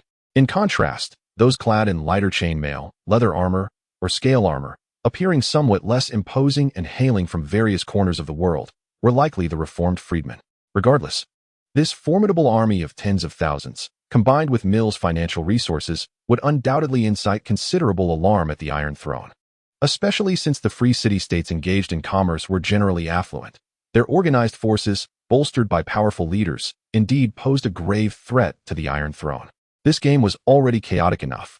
Wolves, eagles, fish, lions, and deer. I initially sought only to entangle the ice wolves in this struggle. Yet now the wild deer across the narrow sea have unexpectedly risen, also vying for a stake in the game of power. I must triumph, securing more for myself. Littlefinger mused. The regent's tent, though vast, was unadorned. Littlefinger spotted a Cold War hammer and a colossal steel shield emblazoned with a crude iron mask. From this perspective, it indeed appeared that this bastard was the king's own flesh and blood. Littlefinger contemplated as the unsullied servant drew back the curtain, allowing him to enter the tent. Peter, of modest stature yet possessing striking features, had piercing gray-green eyes and a small tuft of beard on his chin, with dark hair streaked with touches of gray. As the envoy of the Iron Throne and the financial minister of the Royal Council, Peter Baelish expressed his honor in meeting Lord Bronn, the ruler of the disputed lands, the Vale, and the Narrow Sea. "It is a privilege to be in your presence, my lord," he said sweetly, bowing low. Clad in a heavy cloak fastened with a silver mockingbird brooch, Littlefinger noticed the tall youth across from him, momentarily mistaking him for Ser Lisa. However, upon closer inspection, he discerned notable differences. Though equally handsome, the young man had a broader jaw and more pronounced brows. The short-haired youth before him exuded a robust vigor. Unlike Lisa's delicate elegance, Bronn possessed sturdy shoulders and arms characteristic of a blacksmith, said to have once forged iron himself. A fitting reputation for a warrior rather than a nobleman. "What wisdom do you bring?" Bronn remained silent, allowing an elderly man with white hair beside him to speak first. "I come bearing gold, fine wine, and a father's affection." Littlefinger raised his voice. "The king shall grant you a fief near the Blackwater River and bestow upon you a title." Laughter echoed within the tent, for such a meager gift was perceived as an affront. "What are the terms?" Bronn quelled some of the laughter, urging Littlefinger to continue. It would indeed be challenging to send both Viserys and Daenerys Targaryen, but selecting only one would not tarnish your reputation. And it could even alter the Iron Throne's perception of you. I have heard that the Tyroshi and Lyseni are gathering mercenaries. The commander could certainly use more allies. The terms offered by the Iron Throne were so generous that I must decline. Littlefinger was not surprised. The situation unfolded as he had anticipated. Negotiations require leverage, and the little he had brought to the table was insufficient for bargaining. This mattered little, he mused. Once the scandals from King's Landing were unveiled, the mercenary king across the narrow sea would inevitably be drawn into the fray. "Why has Jon Arryn not arrived?" Bronn inquired of Littlefinger. "The hand of the king bears the weight of the 7 kingdoms, and due to his advanced age and frailty, I, as his loyal servant, have taken on this responsibility." Littlefinger replied, momentarily taken aback by the question. "Truly, you are a silver-tongued devil, Littlefinger. Your charm is intoxicating. Why not stay with me for a few days? I find myself in need of a financial minister, and I have heard you possess a remarkable talent for making gold breed gold. Commander, this?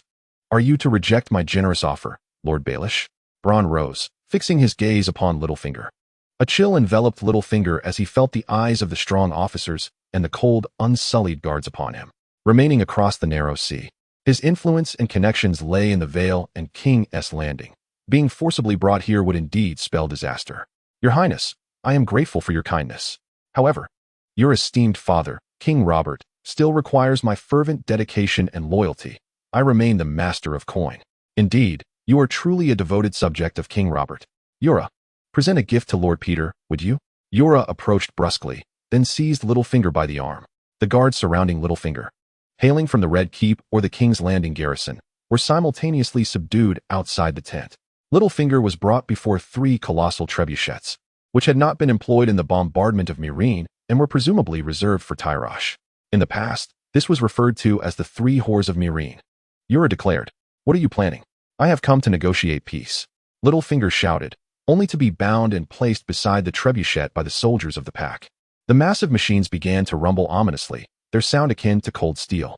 "Do not jest, Commander," Littlefinger cried hoarsely, yet the trebuchets continued their operation, climbing to a considerable height without any sign of cessation. Tears streamed down Littlefinger's face. He felt the crushing despair of death, reminiscent of the wounds inflicted by wild wolves years ago. He sensed himself ascending into the clouds, teetering on the brink of becoming mere flesh and bone. When a scholar encounters a soldier, all schemes crumble before absolute might. This is not King's Landing. There are no elaborate court intrigues here. Respect your adversary, Littlefinger mused. This is a new player intent on upheaval, unlike those in King's Landing whom I know too well. King's Landing has recently received dreadful news. Jon Arryn is on the verge of death. Commander, I beseech your forgiveness. This intelligence suffices to atone for my arrogance. Trembling, Littlefinger was once again escorted into the tent, now left only with the unsullied and Janos. I had anticipated this news. However, your loyalty before me is commendable, Janos observed Littlefinger, his voice a whisper like that of a demon. Poor Jon. With the likes of Littlefinger and Lady Lisa by his side, he is beyond salvation. The death of the Prime Minister heralds imminent chaos for King's Landing. Jon Arryn was a loyal servant to Robert, but not to his cause. Had it not been for his fortuitous survival, the bastard would have met his end at Cersei's hand. Jon's reactions were all for the greater good. For the sake of the Prime Minister, I shall not meddle in your affairs in King's Landing, where you wield influence. But here, we are amidst wolves. Yes, yes. Chapter 66. The death of Jon Arryn. Duke Jon is dying. Janos gazed at the map spread across the desk. Coburn's face contorted, and he raised his hands in resignation. For one so aged and burdened by the weight of the realm, old John has lived a long life. The demise of Duke John is due to more than just his advanced years. Janos mused enigmatically, revealing little of the deeper machinations at play. Duke John's downfall appears to stem from the treachery of Lady Lisa and Littlefinger. The chaos in Westeros may soon be upon us, Coburn asserted with certainty. For many years, King Robert has indulged in debauchery, while Queen Cersei has arrogantly seized power, leaving only old John to bear the burden. Once the Prime Minister passes, the king will undoubtedly be at a loss, seeking someone to manage the aftermath and provide for his hedonistic desires. The king shows little concern for us. Frankly, Jandeli harbors no malice towards Duke John. However, Jon Arryn, as the architect of the Baratheon dynasty, has failed to resolve the troubles plaguing the realm, merely prolonging them. There is little recourse. The new dynasty lacks strength, and the king is but a drunken libertine. The Lannister queen is both cruel and haughty, expanding her influence in King's Landing, while the king's two brothers are untrustworthy. I believe that the only person King Robert can trust now is Duke Eddard. The handsome man replied with conviction. The pack of wolves is across the narrow sea. Have you been following the political landscape of Westeros? Coburn inquired of the handsome man. The narrow sea is not far apart. The north is the homeland of the wolves, and we have kept some watch over the Stark family's affairs. However, we have ventured across the narrow sea to make our living. The wolf pack, though coursing with the blood of northerners, no longer serves House Stark. During the War of the Usurper, when northerners marched south for vengeance, the then commander of the wolf pack did not order in advance. Excellent. Jandeli encouraged the handsome man to continue. The crux of the War of the Usurper lies with the stag, the eagle, the fish, and the wolf. Duke Eddard and King Robert are foster sons of Duke John, and Duke Horst married his two daughters to Duke John and Duke Eddard, who later orchestrated the marriage between the king and the Lannisters. Now, with Duke John deceased and Duke Horst ailing, the only qualified candidate remains Duke Tywin. But surely King Robert would not be foolish enough to allow the Lannister family to gain full control of King's Landing. And then there is the stern Stannis.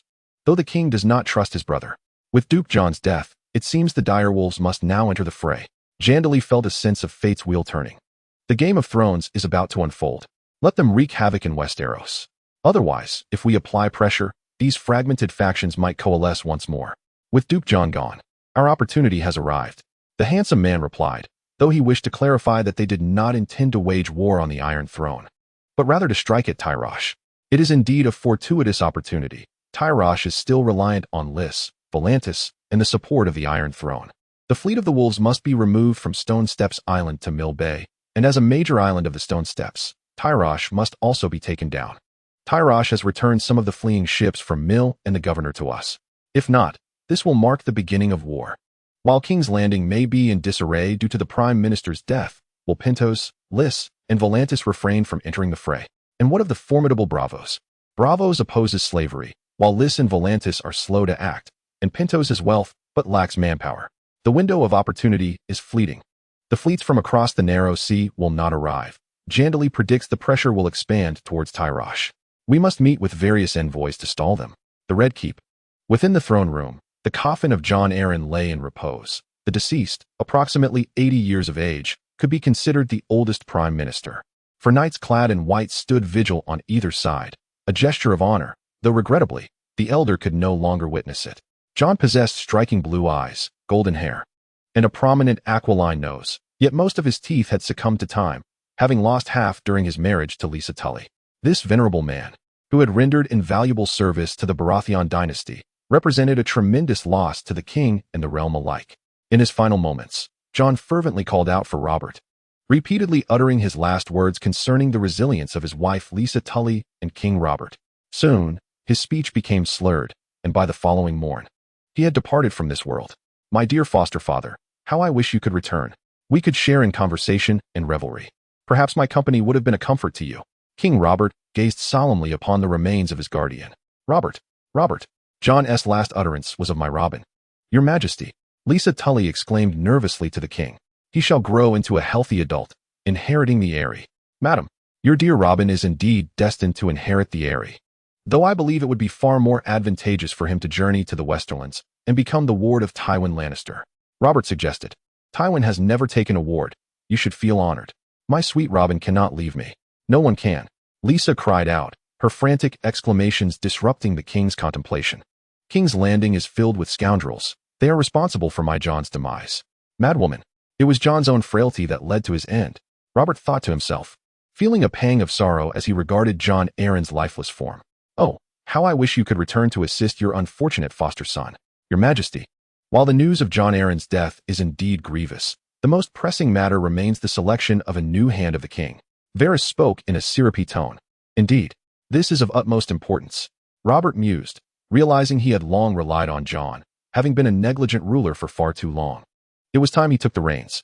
However, the position of hand is of great weight, and finding someone both loyal and dependable proved to be a daunting task. His relationship with Stannis was tepid, and Hoster was ailing.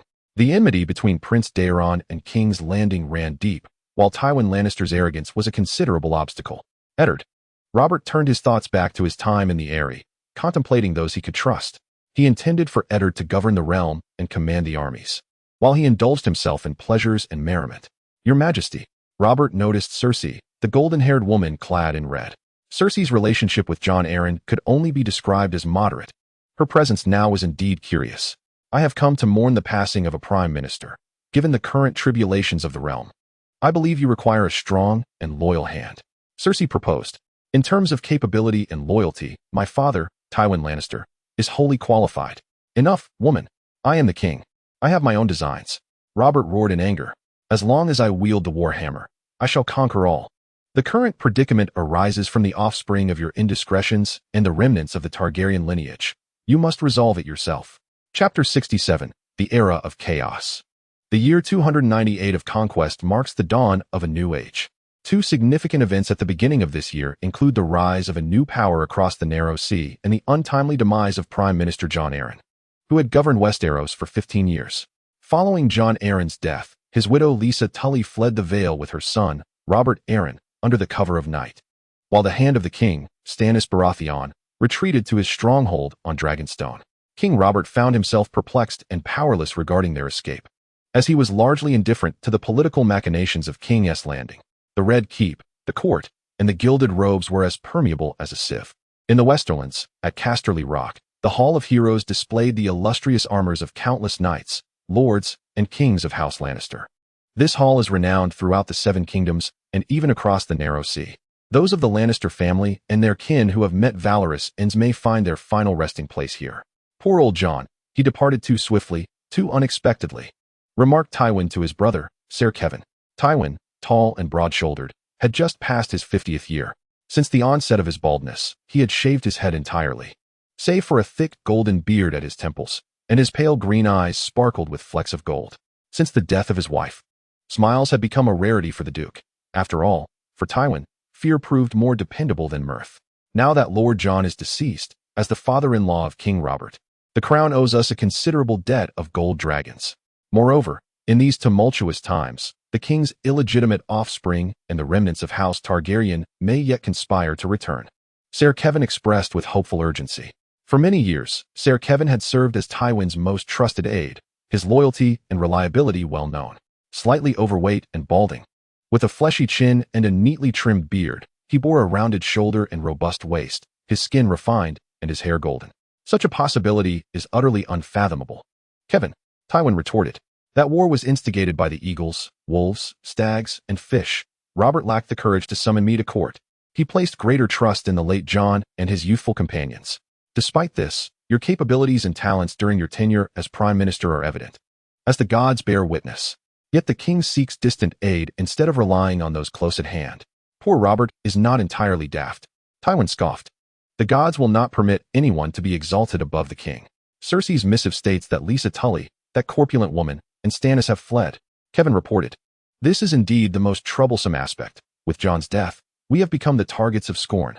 It is evident that Stannis has escaped, and with Jon gone, does it not follow that most of King's Landing is now under Lannister influence? Tywin assessed. Even if we are not responsible, it remains advantageous to our facade. Jon Arryn has long maintained the status quo, Kevan concurred, acknowledging Jon's contributions. Indeed, our old Jon, in his so-called maintenance of peace, merely acts as a mediator. He dares not offend House Martell, nor does he wish to provoke House Tyrell. He remains impotent to intervene in the king's indulgent amusements, allowing the monarch to run amok. Lisa is merely a woman, slightly unhinged. Yet, the formidable Stannis poses a significant challenge. That man is not easily subdued. And let us not forget the remnants of House Targaryen and the king's bastards across the narrow sea. That bastard is a fierce character. Alas, Kevin sighs, recalling the cruel machinations of House Lannister against the Targaryens in years past. I can already sense the impending chaos. I must prepare for this war. I have devoted many years to restoring my family's glory, and I shall not permit House Lannister to falter. As the tides surge, the very depths of the Hall of Heroes resonate with thunder, echoing the disquieting times we inhabit. Tylos, one of the 9 free trade cities, lies not far from the contentious shores. Tylos is a stronghold city fortified by towering walls, situated at the northeastern tip of the Stepstone Islands. Its inner walls are forged from obsidian dragonstone. The Lord of Tylos, his brow furrowed with worry, stands atop the lofty watchtower of the Black Inner City, gazing at the fleet of wolves prowling the waters. Those splendid Meereen warships have now lowered their Meereenese flags, raising instead the banners of the wolfpack. Surrounding the Lord are a cadre of seasoned governors, nobles, mercenary leaders from Tylos, and a scant few exiled Meereenese aristocrats. Without exception, the Tylosi are known for their opulence. They favor vibrant colors, dyeing their hair and beards in hues of blue, green, chestnut, pink, purple, scarlet, and crimson, with distinctive hats adorning their heads. I would gladly offer half my wealth and my warships, if only you would assist me in reclaiming Meereen, pled the exiled governor, his heart bleeding. Let us act. My lord, many matters do not hinge on capability, but rather on courage, suggested a Tylosi governor. The Wolfpack fleet has effectively blockaded the entire maritime passage from Meereen Bay to the Stepstone Islands. Our slave ships now dare not pursue their trade, and merchant vessels are likewise constrained by the Wolfpack's blockade. At this rate, Tylos is bound to collapse sooner or later. What can we do? Rely solely on ourselves. The Tylosi? Lamented the green-bearded lord of Tylos. I am acutely aware of Tylos's dire predicament. The slaves in the city are brewing insurrections. Estates and towns in the disputed lands have been seized, and now our maritime routes are being strangled. Yet, reinforcements from Lys and Volantis are long overdue. We are merely holding on by a thread. What of the Unsullied? Their price is exorbitant, and the timeline is lengthy. Moreover, Braavos opposes slavery. I fear that avenue is unviable. While our strength may be insufficient to match our foes, we do have allies. Lys and Volantis are both cities of the slave trade. Along with the Slavers' Bay, would they permit the tide of emancipation to surge unabated? Currently, the king's bastard and the exiled Targaryen princess are entangled together, and they have numerous enemies across the narrow sea. The affluent Duke Tywin stands as one such adversary. The governor and the nobles gathered around, each articulating their analyses with fervor. Let me first present an unfavorable point. The king, who had relied on his aging prime minister, is now bereft of his counsel, and I fear the Iron Throne has little interest in venturing across the narrow sea. Distant waters cannot quench immediate thirst. My lords, we are ablaze here. How long must we wait for reinforcements? Inquired the Grand Duke of Tyrosh. No one understands the intricate structure of free trade city-states better than he. The elections and democracy have rendered them akin to horses pulling in disparate directions, making decisive action exceedingly arduous. If only your tongues wielded the sharpness of swords. Would you then embark upon the ships and engage in battle? Mocked the purple-haired admiral of Tyrosh. We possess roughly 200 warships, while the mercenary king commands 200 multicolored vessels and 140 of the mill ship type. Moreover, his army is well-trained. The Pantosians are feeble, and the Braavosians are ambiguous. The most promising reinforcements from Lys are hesitating, and the election year for Volantis has yet to arrive, with this year still dominated by the Elephant Party. As for the Golden Company, they too are courting the mercenary king. Despair began to spread, and some governors wore mournful expressions. We are by no means without options, the Grand Duke of Tyrosh asserted, waving his hand. The horse lords, those avaricious horse lords, will likely be displeased with Mill's refusal to offer wealth post-independence. This is the moment for us to unite and confront the crisis in Tyrosh. A peril more daunting than silver-tongued rhetoric. My lords, contribute your riches. On one hand, we shall hire swordsmen and knights, and on the other, we shall dispatch envoys to entice the horse lords to take up arms. Chapter 68. The Orphans of Dragonstone. Dragonstone stands as a solitary fortress amidst the sea, its terrain a damp and desolate expanse, perpetually encircled by tempestuous waters, with the looming shadows of volcanic ash in the backdrop. The castle's high walls are adorned with ancient Valyrian-style gargoyles, hellhounds, and long-winged dragons, numbering in the thousands. When Stannis first arrived, he felt a sense of distaste for these grotesque sculptures, and despite the passage of time, his resentment had not waned. In the round table hall atop the drum tower, only his trusted confidant, Ser Davos, remained in his company. The hall is renowned for its map table, crafted by conquerors, measuring 50 feet in length, 25 feet at its widest, and less than 4 feet at its narrowest. The entire table is devoid of a flat surface, depicting the 7 kingdoms of the Age of Aegon, with all rivers, mountains, fortresses, cities, lakes, and forests illustrated upon it. Its glossy finish has accumulated over nearly 3 centuries. Close to the position of Dragonstone on the map, there is a raised seat that offers a panoramic view of the table. Stannis occupied this very spot. "Is there any correspondence from King's Landing, Davos?" Stannis inquired. He was clad in a snug leather vest and coarse brown woolen trousers, his broad shoulders and robust limbs exuding strength. His countenance was taut, weathered by the sun, rendering his skin as hard as iron. Though not yet 35, his hair was reduced to a mere fringe of black strands, resembling a crown encircling the back of his ears. His beard was trimmed short and even, casting a bluish shadow over his square chin and the hollows of his cheekbones. "None," Davos replied, shaking his head. "I have long been aware of this. I have served my brother Robert for 15 years, aiding Jon in the governance of the realm, all to ensure that Robert indulges in his vices. Logically, old Jon should have retired to the Vale by now, yet he clings to his position. While my brother's distrust of others is understandable, it is inconceivable that, with Jon now deceased, he has not considered appointing me as Prime Minister." Stannis's words were devoid of any emotion, as was his nature. Upon reflection, "I suspect he would bestow this honor upon Eddard Stark instead. His kin is not me, but Ned Stark. My lord, this is not the time for anger," Ser Davos advised. "Furthermore, King's Landing is hardly a favorable place, especially now that Prime Minister Jon is dead, and the stench of lions pervades the air. Indeed, while King's Landing is certainly no paradise, how much better is Dragonstone? To be frank, I have no desire for the entirety of Dragonstone. It is a cursed place. I seized it only because it was the stronghold of Robert's archenemy. I vanquished the foe and fulfilled my duty as a brother. Yet how does Robert repay me? He appoints me Duke of Dragonstone while granting the lands and taxes of Storms into Renly. This bitter recollection wounds Stannis deeply, leaving him unable to escape its scars. The former greatness of Dragonstone was built upon the backs of dragons. Without them, it is now barren and feeble. Stannis commands only a handful of minor nobles, and the outlying territories are rugged and sparsely populated, yielding hardly any soldiers. Never mind, Stannis mused. The crux of the matter is the absence of soldiers and revenue.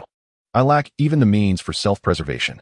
Davos sighed inwardly. Steadfastness defined Stannis, yet he lacked a certain warmth and charm, leaving few inclined to favor him. The Lords of Storm's End now pledge their allegiance to Renly, and some may even be watching the illegitimate son across the narrow sea with keen interest. My lord, our true enemy is the Lannisters, without a doubt. Imagine if you could fight alongside your brothers and kin. I will never compromise, unless they first acknowledge my rightful place in the line of succession, fulfilling the duties of a brother and a descendant. Renly is no longer an option. In the future, we shall inevitably need to recruit mercenaries and sailors from across the narrow sea, but you know that many of those mercenaries depend on Gendry's influence. They have either fled to Tyrosh for a livelihood or surrendered to the free folk. He is merely a brash youth, the bastard of my brother," Stannis declared. "Though he has not yet dared to claim the throne, I see him approaching that ambition, treating the last remnants of the true dragon, that girl, as if she were a treasure, all for the sake of the crown. To compromise with him would only lead to the fragmentation of the realm. Even so, Gendry's forces are currently preoccupied with governing Meereen and preparing for the impending war against the slave cities. At least at this stage, we may still have time for negotiation." "Negotiate? I find it rather hopeless. That young fool is as ambitious as wildfire. I can only rely on you, as you have connections in Lys and Meereen." Stannis gazed at Davos. Saitiga, Valyrian, and Baelmon are not particularly capable individuals, yet these are the only companions my brother has left me. I shall exert every effort. Though I may be somewhat advanced in years, my skill in maneuvering the Black Ship remains intact. The Onion Knight vowed. Compared to the courtiers of Storm's End, he still felt that mercenaries, who value gold above all, are far more reliable. The vassals are reluctant to champion Stannis' cause, for they do not hold him in esteem. At this moment, the aged scholar, Maester Crescent, entered the round hall. His advanced years rendered the ascent of the stairs a painful endeavor. "Old man, I knew you would come, whether summoned or not," Stannis remarked as he looked up. "In the past, You would have roused me, the elder replied. In those days, you were young. Now, you are frail and in need of rest. Stannis never learned the art of flattery. He spoke his mind without regard for others' feelings. As the master of ships, is it not discourteous for you to return to Dragonstone without proper decorum, and without offering an apology or explanation to the king? Explanation. When Robert granted me Dragonstone, he offered no explanations, nor did he when summoning the hand of the king. By rights, having become king, Storm's End should belong to me. Though Robert may have treated you unjustly, Maester Cresson responded cautiously. He had his reasons at the time. Dragonstone has historically been the stronghold of House Targaryen. He needed a strong leader to govern it, and Renly was but a child then. He is still a child, Stannis retorted. A vain, arrogant child who disrespects his elder brother. I have fulfilled my duties to Robert. What of Renly? Cresson, feeling the weight of his years, was reluctant to continue advising Stannis. Despite often perceiving himself as a father figure, ever since the Stormlands claimed the life of Duke Stephen, Robert, Stannis, and Renly had become like his 3 sons, whom he had raised with care. Let us depart, old maester. We shall grant the Duke some peace, Davos suggested. Stannis stood before the round table, his shadow stretching over Blackwater Bay and King's Landing. Stannis, my child, you are not alone. There are those who love you, the old scholar thought, determined to quell the discord among the brothers.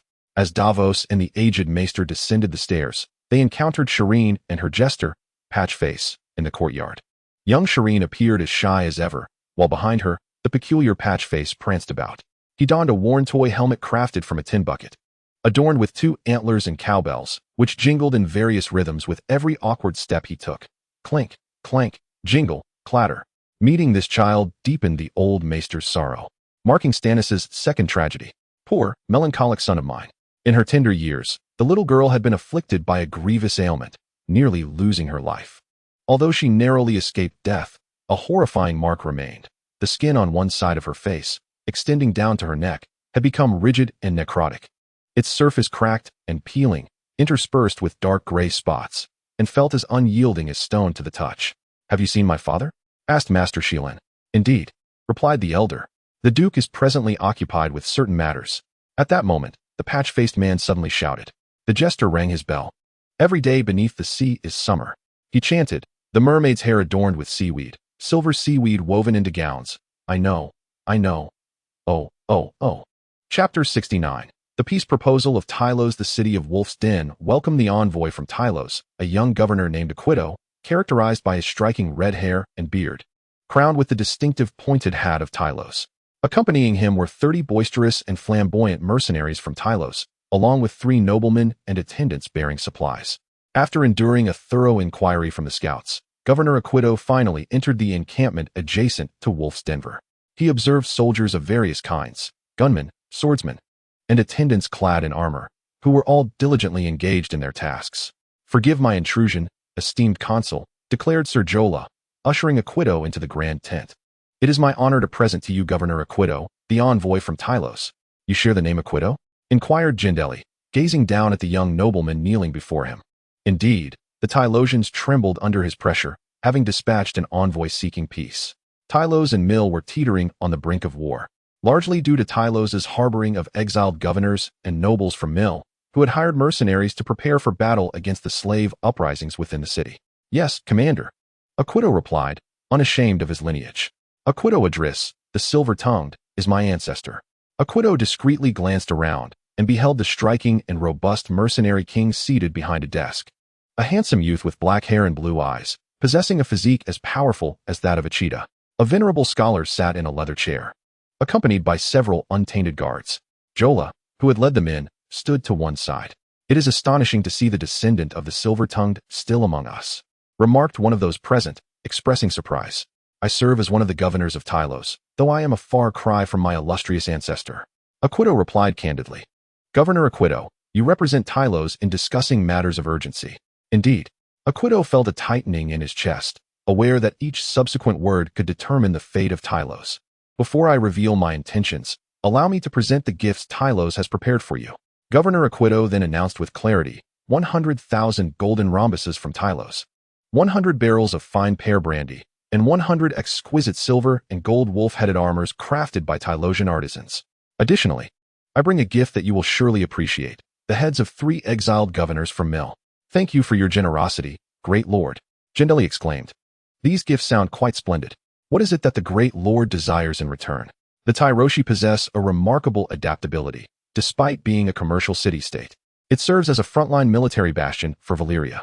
The militaristic essence of Tyrosh is more pronounced than that of Myr or Lys. The exploits of Silver Tongue stand as a prime example, having ruled Tyrosh for 7 or 8 years as a usurper. Peace, Governor Aquito proclaimed emphatically. Should you bring peace to Tyrosh, we shall cede the disputed estates and towns to the wolfpack and recognize the commander's authority over Myr. To demonstrate our sincerity, upon the formal signing of a treaty, Tyrosh will bestow upon the commander a gift tenfold in value. And what if I refuse? Jandeli stared intently at Aquito. Should I conquer Tyrosh, all its wealth shall be mine. Tyrosh is not Myr. It is not a feeble Myr. The city teems with mercenaries, and its master armorers forge bizarre and formidable armaments. Moreover, the stout black dragonstone walls stand resolute. Most importantly, the unwavering followers of the three-headed god persist in their defiance. Aquito summoned all his courage to speak fluently. Why would the commander opt for the arduous siege of a city when wealth is readily within grasp? Aquito queried. And what if I decline? Do not forget, there are countless slaves in the world. Can they all be liberated? The emancipation of slaves and the return of the Targaryen orphans is a formidable endeavor.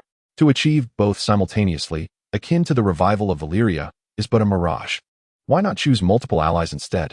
Once, the might of Volantis boasted hundreds of thousands, now reduced to mere echoes of its former glory. The commander waging war on all fronts will inevitably become a pariah of the known world. Jandeli regarded Aquito. Though youthful, the young man's vision and capabilities were indeed remarkable. Do you know what this is? Jandeli brandished his Valyrian longsword. My army is as sharp as this blade. Valyrian steel is ruthlessly keen. A mere glance reveals its nature. Aquito replied. Should Commander Jandeli take my life, it would only render Tyrosh even more unassailable. Such a silver tongue you possess. Jandeli sheathed his curved blade. You were cast aside, weren't you? Indeed, Aquito candidly admitted. Though the Idris family reached their zenith under my ancestors, they swiftly declined. I find myself quite awkward in the governor's council, merely a placeholder, lacking genuine trust. Tyrosh harbors factions of hawks and doves. Which do you belong to? The doves? Aquito answered calmly. Years ago, the 9 men captured Tyrosh.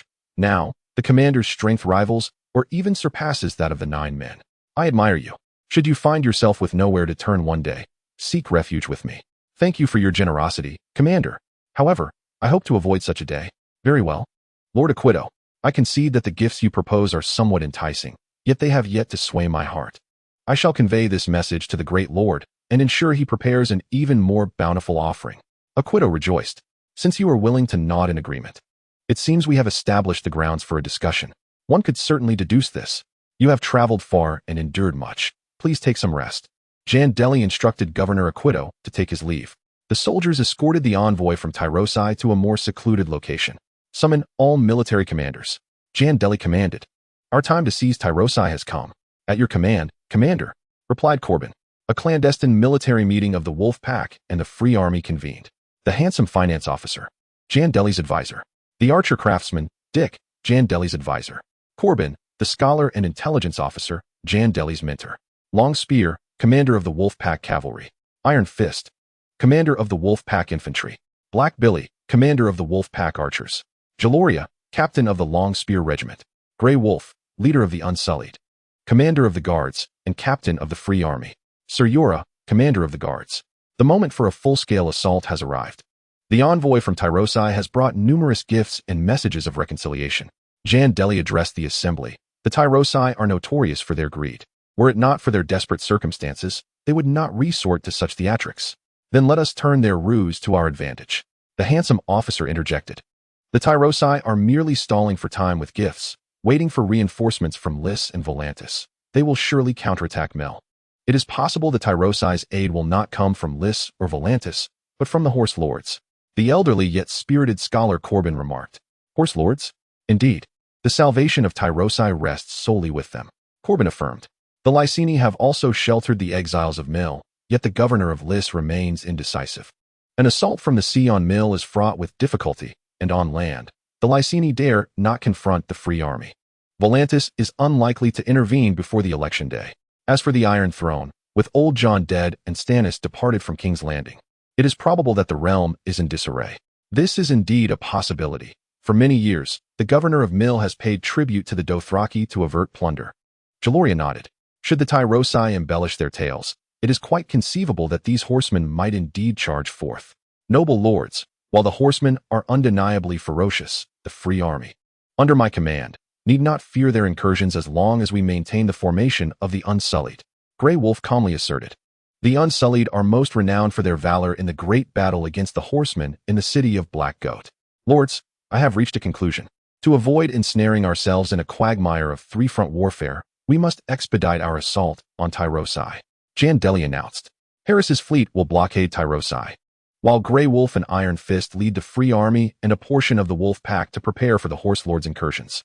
I shall serve as the reserve force. 3 fronts? Some did not comprehend Jandeli's intent. There are also internal enemies within Mill, and others may lurk in the shadows. Jandeli elucidated. Chapter 70, Bloodshed in Tyrosi. Above the narrow sea, the waves roared, and the winds favored the swift ships. The thunderous battle call echoed across the waters. A haunting and guttural sound, like the summons of a demon, transmitted from vessel to vessel. The Wolf Pack is the flagship of Jandeli, formerly known as the Lady of Lace, and serves as a mainstay of the Mere fleet. The sails shimmer with brilliance, adorned with the emblem of the roaring Wolf Pack. The vessel is equipped with 300 oars, and its deck is lined with crossbows, while catapults at both the bow and stern are ready to hurl barrels of burning pitch. It is both formidable and remarkably swift. I did not anticipate encountering you here, Sir Davos remarked to the Onion Knight, Jandeli, clad not in armor but in a grayish-white leather vest, with his helmet resting at his feet. Jandeli had opted for comfort. Heavy armor proved cumbersome at sea, as advised by his fleet commander. Sir Davos had journeyed across the narrow sea under Stannis' orders to assess the mercenary and sailor market, preparing for any eventuality. Naturally, he intended to pay a visit to his old friend. To his surprise, Moro, a mere native, had already disembarked and joined the Wolfpack fleet. I seem to see a reflection of the former king, Davos mused, observing Jandeli, who, like the youthful king, exuded a robust and handsome demeanor. Renly, the dashing nobleman, lacked the aura of a warrior, yet the youth bore a certain resemblance to the king, albeit with a more carefree spirit. Undoubtedly, both possessed the allure and charisma of traditional Baratheon warriors, akin to flames amidst a crowd. Davos felt a touch of the surreal. For over a decade, he had followed Duke Stannis closely. Today, however, he found himself half-forced, half-willingly accompanying the Duke's illegitimate relative into battle. It is a privilege to meet you, Commander. I never imagined being betrayed by an old friend, Sir Davos lamented. The Onion Knight, of unremarkable appearance and slender build, with chestnut hair and brown eyes, sported a thick gray beard. His left hand bore the scars of lost fingers, the first joints of his other 4 fingers severed. He carried these severed parts in a leather pouch, a talisman he wore around his neck. I was once the commander of the Mere mercenary fleet. At this moment, I am the commander of the Wolfpack fleet and fortunate to attend the Mere Round Table, Moro declared. With his olive-toned skin, Moro epitomized the Mere people, his eyes glinting with cunning. When Mere fell, he believed his path as a mercenary commander ended, seeking a brighter future by aligning with Jandeli and his fleet. This is unlike you, my old friend, Sir Davos quipped. In my memory, you revel in smuggling and accepting contracts, finding joy in it. That is easily understood. Not everyone wishes to live as a pirate like old Salader throughout their life. You were among the wisest early on, hence your elevation to knighthood. Moro replied dismissively. However, I am no longer interested in smuggling. I know Stannis, he is as dull as a rock. It would be better for you to join the commander with old Salader than to remain on a volcanic island. Enough, my friend. You know I am not that sort. I have always been loyal to Duke Stannis, Davos asserted firmly. Jandeli cast a glance at Davos. Despite his humble origins, he was undeniably a paragon of maritime expertise, adept in the ways of the sea, the winds, the shores, and the vessels. It seemed Lord Stannis was not faring well on Dragonstone, sending his trusted confidant across the narrow sea. Jandeli inquired. The desolation of Dragonstone significantly constrained Stannis' endeavors, and with the sudden demise of old Lord Jon, Stannis, like a bird startled by a bowstring, found his powers severely limited. Sir Davos hesitated to respond, for he was not renowned for his eloquence. Perfect. Sir Davos shall accompany my fleet. Let us witness how we breach Tyrosh, Jandeli declared. He did not press further. Loyalty is a rare virtue, and if it were easily swayed, Davos would not be who he was. Contemplating his position, Davos decided that since he could not depart the ship, he might as well observe this rare battle. Currently, the fleets in the Narrow Sea were under the command of Admiral Harris, while the Mill Fleet was under my authority. Morosu spoke to Stannis. This is a demonstration of power. Their influence has already encompassed Lys, the Stepstones, and the disputed territories. Tyro is next. In this light, it appeared that Morosu had accepted the lofty rewards of a bastard's high office and would naturally disregard Stannis' overtures, Davos thought with resignation. Sir Davos could not help but marvel at Jandeli's generosity. The youth often exhibited a hubris that disregarded the counsel of their elders. However, with Jandeli heeding Morosu's seasoned words, coupled with a numerical advantage, Tyro was indeed in peril. Commander, our swift vessels have completed their reconnaissance. It is time to launch a full-scale assault. Morosu exclaimed with excitement. Previously, he had served as a mercenary fleet commander and a skilled smuggler, yet he had never experienced a battle of such magnitude. Careful scrutiny, probing for strengths and weaknesses, rather than reckless charges, characterized Morosu's approach. As an old friend of Davos, he also possessed exceptional knowledge of ships, sails, and coasts. Davos maintained a calm vigilance over the unfolding maritime scenario. Ideally, the fleet would envelop the enemy, encircling them in the center. Row. Morosu commanded, a line. 300 oars dipped into the water simultaneously, the sound of drums resounding like a massive and measured heartbeat. With each beat, the oars moved in unison. A cohesive force of 300 men. The Wolfpack fleet and the Narrow Sea fleet converged from both flanks. The latter comprised pirates from the Stepstones and runaway slaves. Boasting over 200 vessels, though not as formidable as standard warships, they excelled in agility. Conversely, the Wolfpack fleet was a transformation of the original Mill fleet, embodying conventional naval warships. Accelerate. Morosu bellowed. The Wolfpack flagship led the front line, flanked by 200 oared vessels. The other ships in the first line exceeded 100 oars. Following them were the second line of warships, of 100 oars, commanded by seasoned sailors, runaway river thieves, and escaped slaves. Further back were the smaller, slower mill ships, and in the distance, a few merchant and cargo vessels could be seen. Both the first and second lines of warships carried knights and soldiers. Though their numbers were limited, an excess of armored soldiers would impede the vessel's speed. After the second column, the number of soldiers being transported aboard the ships would increase significantly. Commander, the Wolfpack fleet is composed of the King's Mill warships. We are the right fist of this operation, Morosi announced, and the Narrow Sea fleet under Commander Harris is our left fist. The battle horn resounded. Beginning with the Wolfpack, its robust call echoing across the skies, seemingly piercing through the tumultuous white froth of the waves. The rhythmic sound of drumming reverberated, accompanied by the clash of swords against shields from the infantry and the archers. Jandeli gazed towards Telosai, the city now within sight, yet a bloody battle lay ahead. Chapter 71. The storm has arrived. Jandeli observed Telosai. The surrounding seas were filled with tumultuous sounds, horns blaring, roars, shouts, the beat of drums, and the tremulous notes of flutes, mingled with the cacophony of thousands of oars striking the water's surface. Some warships bore battering rams and catapults, which hindered their speed. Jandeli beheld the visage of Telosai, which loomed larger than the city of Sunward. At the harbor of Telosai stood the blood-weeping tower, while within the city lay the Bacchus fountain. The streets and riverbanks of Telosai were adorned with numerous temples and sanctuaries dedicated to various deities. The outer city of Telosai posed little challenge. The true difficulty lay within the imposing citadel constructed from black dragonstone. The city grew ever larger before Jandeli's eyes.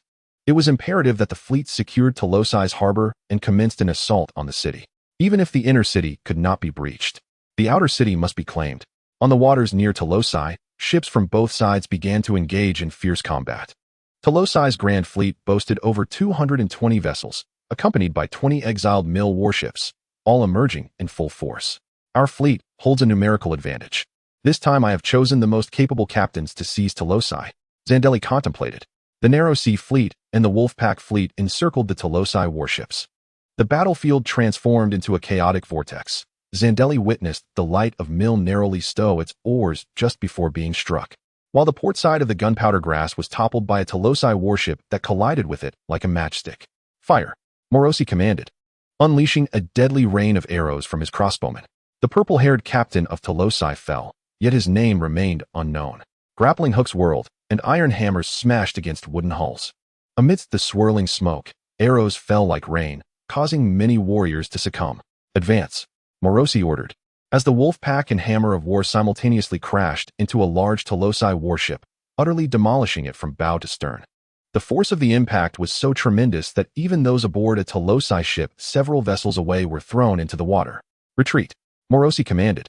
As the oars were drawn back, the sea surged violently into the gaping hole they had just created, and the Tolosi warship shattered before Jandeli's eyes, its crew plunging into the river. The living struggled desperately, while the dead lay silent, their colorful-haired sailors crying out before being pulled beneath the waves. At this moment, the battlefield had descended into chaos. The first line of battleships had scattered, engaging in individual combat. The wolfpack, accompanied by 2 additional vessels, joined the fray. As the wolfpack fleet became entwined with that of the enemy, the warships slowly rotated, and the deck began to turn bloodstained. "Die!" The accent of the Tyroshi soldier was laced with a raucous tone, as Jandeli focused on the Tyroshi warrior before him, who donned leather armor and appeared to be a vice-admiral of the Tyroshi navy. The Tyroshi brandished a longsword, launching an attack towards Jandeli. "Perish!" Jandeli secured his helmet, wielding his Valyrian steel-curved blade, a weapon of unmatched might. With a swift strike, he cleaved the blue-haired Tyroshi officer in two, the soldier's entrails spilling onto the deck, rendering the surface treacherously slick. Caution was paramount. The optimal use of the Iraq curved sword lay in wild, mounted assaults, yet the current circumstances did not permit such freedom. Davos, too, seized a weapon, coldly initiating his assault. He had come as an envoy, unwilling to sacrifice himself in vain. The brutality of war was palpable, persisting until the enemy vessels were vanquished. "Captain, are we ready to make our next move?" Jandeli inquired of Moros. Naval warfare was indeed a unique endeavor for him, a new subject to master. In terms of experience and skill, he relied on Harris and Moros, lamenting the absence of Sir Davos, who he greatly esteemed for his expertise. "It is time, Commander," Moros replied, as the horn sounded once more. The Wolfpack and Narrow Sea fleets launched a coordinated assault, quickening the pace of battle. The Tyroshi warships struggled under duress, their numbers unfavorable, particularly against the swift and agile vessels that circled like sharks. "I am eager to see how long the Tyroshi can endure," Jandeli declared, observing the Tyroshi fleet. The ships collided, as their rams met in fierce confrontation, leading to brutal close-quarters combat. A sluggish vessel faced the grim fate of being sunk. One had to consider the currents and winds. Fortunately, Moros, as a pirate, possessed considerable expertise. "My old friend, it appears your old skills remain intact," Sir Davos praised. "Indeed, do you not recall our days of making a living upon the sea?" Moros boasted. A moment of hesitation, and one's head is on the chopping block. The fierce flames of battle erupted upon the sea. This was a fight for survival. The Tyroshi slavers and governors had exhausted their fortunes to ensure the fleet was commanded by free Tyroshi and mercenaries, striving to suppress the enslaved sailors and avert rebellion within the Tyroshi ranks. Thus, the war was marked by its cruelty. Yet, the Tyroshi overlooked the fact that by sending mercenaries, free sailors, and citizens into battle, they rendered their cities hollow. "Kill, slay the slavers." A deafening uproar erupted within the Tyroshi city, flames and smoke billowing into the sky. In anticipation of the Wolfpack's landing, the Tyroshi had prepared several catapults. However, the slaves began a widespread revolt, and some catapults had already been destroyed and set ablaze by the insurgents. "Steady," Jandeli exhaled, relieved, before launching their assault on Tyro. The Free Army clandestinely delivered a considerable number of leaflets, information, and weaponry into the city. Although the governors of Tyro managed to temporarily suppress the uprising by leveraging their numerical superiority and mercenaries, the situation became increasingly precarious as the conflict escalated. Mutinies began to erupt within some of the Tyroshi fleets, as enraged slave sailors clashed with their Tyroshi counterparts and the free sailors, leading to a complete collapse of order. "Kill, slay the slave masters. Kill, annihilate this cohort of Tyroshi slave owners."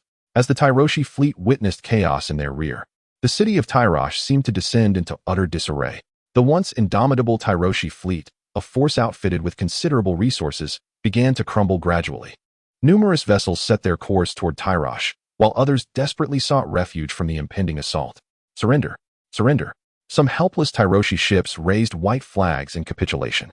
Jandeli gazed ahead at Tyro, realizing that this was the moment. Amidst the billowing black smoke, he beheld small sailboats, merchant vessels, and the shattered remnants of Tyroshi warships. Among them were the swiftest and most agile vessels, darting through the waters like swordfish. These swift ships, once the scourge of the Stairs Islands, were now transporting the sailors and soldiers of the Narrow Sea fleet and the Wolfpack fleet, surging toward the shores of Tyro. Certain areas were already littered with charred masts and sunken vessels, serving as makeshift harbors for approaching ships. However, Morosu, being a smuggler, possessed an intimate knowledge of Tyroshi lands. Kill. The crew, archers, and infantry surged ashore, and some outer city gates had swung open due to the tumult caused by the liberated slaves. The soldiers merely needed to select their landing routes with caution, planting the wolfpack flag firmly upon Tyroshi soil. The mercenaries and guards of Tyrosh charged forth. Yet in comparison to Westeros, their knights were relatively few. Blood and carnage ensued as the rebellious slaves, free army soldiers, and wolfpack warriors roared their battle cries, easily distinguishing their Tyroshi adversaries by their distinctive hair. The scene was a cacophony of bloodshed, with spears and battle axes dancing wildly in the fray. It seems that the warriors have indeed heard your prayers, Sir Davos remarked to Jandeli. Victory is within your grasp. Yet, Davos felt a twinge of discomfort. With the fleet across the narrow sea now under Jandeli's control, the mission entrusted to him by Duke Stannis had effectively failed. A storm surged upon the waters. But it arose from a different stag. Chapter 72. Breaching the lines. Tyrosh now stood as a solitary bastion, having lost its contested territories and vassal towns, reduced at best to a colossal city. Over the past several years, the most brutal naval battle was the Battle of Roaring Sea, during which the Black Party's dragons participated, and the 90 foremost warships of the Tri-City Alliance saw most of their ranks decimated. Although today's conflict, while not as savage as that of yore, would nonetheless determine the fate of Tyrosh, the war unfolded along its coastline.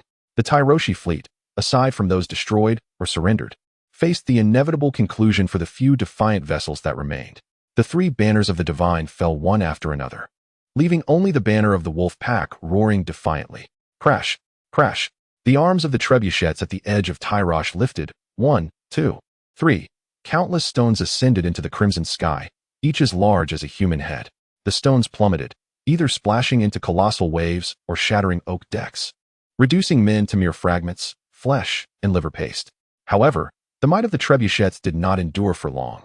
Many slaves had already toppled them or redirected their aim. Slay. Annihilate the slave masters. The dockworkers of Tyrosh seized their weapons, ready to confront the fleets of the wolf pack and the narrow sea. The dockworkers, burdened with the most arduous labor, harbored no affection for Tyrosh. The city resembled a ripe fruit cast upon the ground, bursting forth with its juices. Chaos reigned in Tyrosh, as the rebellious slave army acted as insiders, with many gates of the outer city thrown wide open. Jandeli also set foot upon Tyrosh's soil, clad in heavy armor, wielding his warhammer and a Valyrian scimitar. Kill! Sir Jorah shouted, following closely behind Jandeli as they entered Tyrosh. Jorah felt as though he had returned to a bygone era, when he was so youthful and radiant. Alas, he had encountered her, that woman from the estuary. Jorah had participated in quelling the Greyjoy rebellion, scaling the walls of Pike Island in the heat of battle, earning the title of knight bestowed by King Robert for his valor. The war horses stirred up clouds of dust as the cavalry collided with a group of flamboyant, multi-hued mercenaries from Tyrosh. Die, you wretches! The leading mercenary, agile and smooth-skinned, donned splendid attire adorned with numerous golden teeth. These hapless mercenaries seemed to seek an escape route. Now unable to squeeze into Black City, the mercenary chief brandished two gleaming swords, their hilts shaped like the three-headed god. The clash of metal rang out, swift as a tempest, too rapid for the eye to discern the moves. The chief's longsword struck against Jandeli's dark-scaled armor, producing a resounding clang. Crash! Jandeli's warhammer roared with ferocity, reducing the Tyroshi hero's head to a pulp. Combat is a fusion of strength, speed, and courage. The bodies of Tyroshi mercenaries fell as though crushed fish. Why fight without a helmet? Jandeli surged forward, the wolf knights overwhelming the mercenaries like a flood. Sir Jorah swung his longsword, carving a bloody path. He truly resembled a roaring bear in battle, his skin dark and hair thick, though slightly balding, yet still robust and formidable. A portion of the defenders atop the walls began to launch crossbow bolts at Jandeli and Jorah, but the distance rendered their arrows harmless as they whizzed past the ground. Soldiers of the wolf pack and the free army poured into Tyrosh, and the intensity of the conflict escalated in the streets and alleys. Lay down your weapons. The knights of Jandeli advanced like a phalanx, obliterating all who dared to resist. At the harbor of Tylos, the Tower of Weeping Blood stood tall, and within the city lay the Fountain of Bacchus. Yet, Jandeli paid little heed to these sights. As the bloodbath unfolded in Tylos, Mill would likely be stirred into turmoil as well. The situation in Tylos resembled a blossoming core. with furious slaves clamoring and seizing the weapons of the guard, flinging open the city gates. The remaining resolute slave masters and nobles entrenched themselves within the Black City, determined to hold their ground. Tylos indeed boasted an abundance of mercenaries. Jandeli mused, for the number of mercenaries in Tylos surpassed that of the Melitas.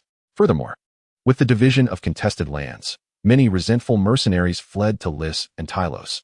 The clash of spears, the twang of crossbows, and the screams of slaves drowned out all else. Aside from the inner city of Tylos, this campaign promised both breach and triumph. Jandeli stationed his command post near the Fountain of Bacchus, a conspicuous location. "Commander, we have conquered the outer city of Tylos and the docks. Now, only the inner city remains unconquered," Jorah reported to Jandeli, who also brought along a commander of the rebellious slaves. A tall, red-bearded man knelt before Jandeli, the scent of blood lingering about him. "What is your name?" Jandeli inquired, observing the warrior before him, though he bore the red hair and beard typical of Tylosians. His visage and physique hinted at an ancient northern lineage. "Raymond, known as the Wild Man. I was once a free man beyond the borders, sold into Tylos at a tender age. I have served as a guard, trained children, and fought as a pugilist, until I redeemed myself and became a free mercenary. I have never forgotten the tribulations inflicted by the slave masters of Tylos. Tylosians strip away freedom. Both the old and new gods shall scorn them." Jandeli lifted the wild man Raymond to his feet.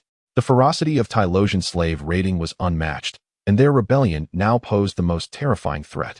The slave trade in Tylos was well developed, with aggressive slave traders who even ventured north across the Great Wall in search of free men to enslave. "Restrain the free slaves. I detest their rebellion being drenched in blood. Otherwise, we would be no different from the former slave masters." "Understood, Commander," Raymond replied. "And what of the Lord of Tylos and the priests of the three-headed god?" Jandeli asked Sir Jorah. "The Lord of Tylos is currently holed up in the Black City with the High Priest," Jorah responded. "Maintain order in Tylos, including the banks, warehouses, and shops. Those who have surrendered should not be left unattended. Let our soldiers oversee them." "And where is Aquito?" Jandeli inquired. "Governor Aquito has been imprisoned by the Lord, for he conveyed to him that you would not strike so swiftly. Let us hope Aquito's misfortune is not as severe as it seems," Jandeli thought. "And the Black City of Tylos?" Sir Jorah asked. Jandeli gazed upon the Black City of Tylos, its oval walls of molten black stone soaring 200 feet high. "If we were to launch a direct assault, it would indeed present certain challenges.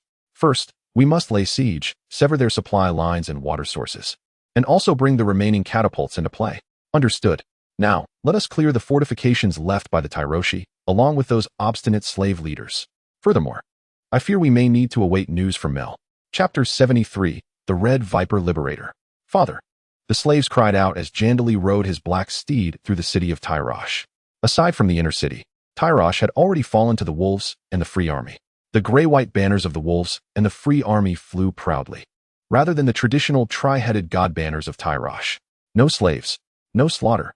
Jandeli raised his hand and beheld the faces of the liberated slaves, each one alight with excitement. Calling his name and yearning to draw near him, their expressions filled with fervor and joy. The former slaves trampled their shackles underfoot, casting their identity tags into the sky. The Onion Knight followed closely behind Jandeli, compelled to acknowledge that this was indeed a true manifestation of the Targaryen lineage, charismatic, approachable, and possessing an extraordinary talent for turning foes into allies. At least, that was the impression he projected. Inwardly, Ser Davos believed the lad to be quite shrewd. In contrast, Stannis himself was the anomaly of House Baratheon. Behind Jandeli and the Onion Knight trailed the Wolf Knights clad in gray-white capes, the Lancers who had pledged their allegiance to him, along with some of his own free army cavalry. The Unsullied marched alongside them, shields and spears in hand, their helmet spikes glinting coldly like daggers, ever vigilant of their surroundings.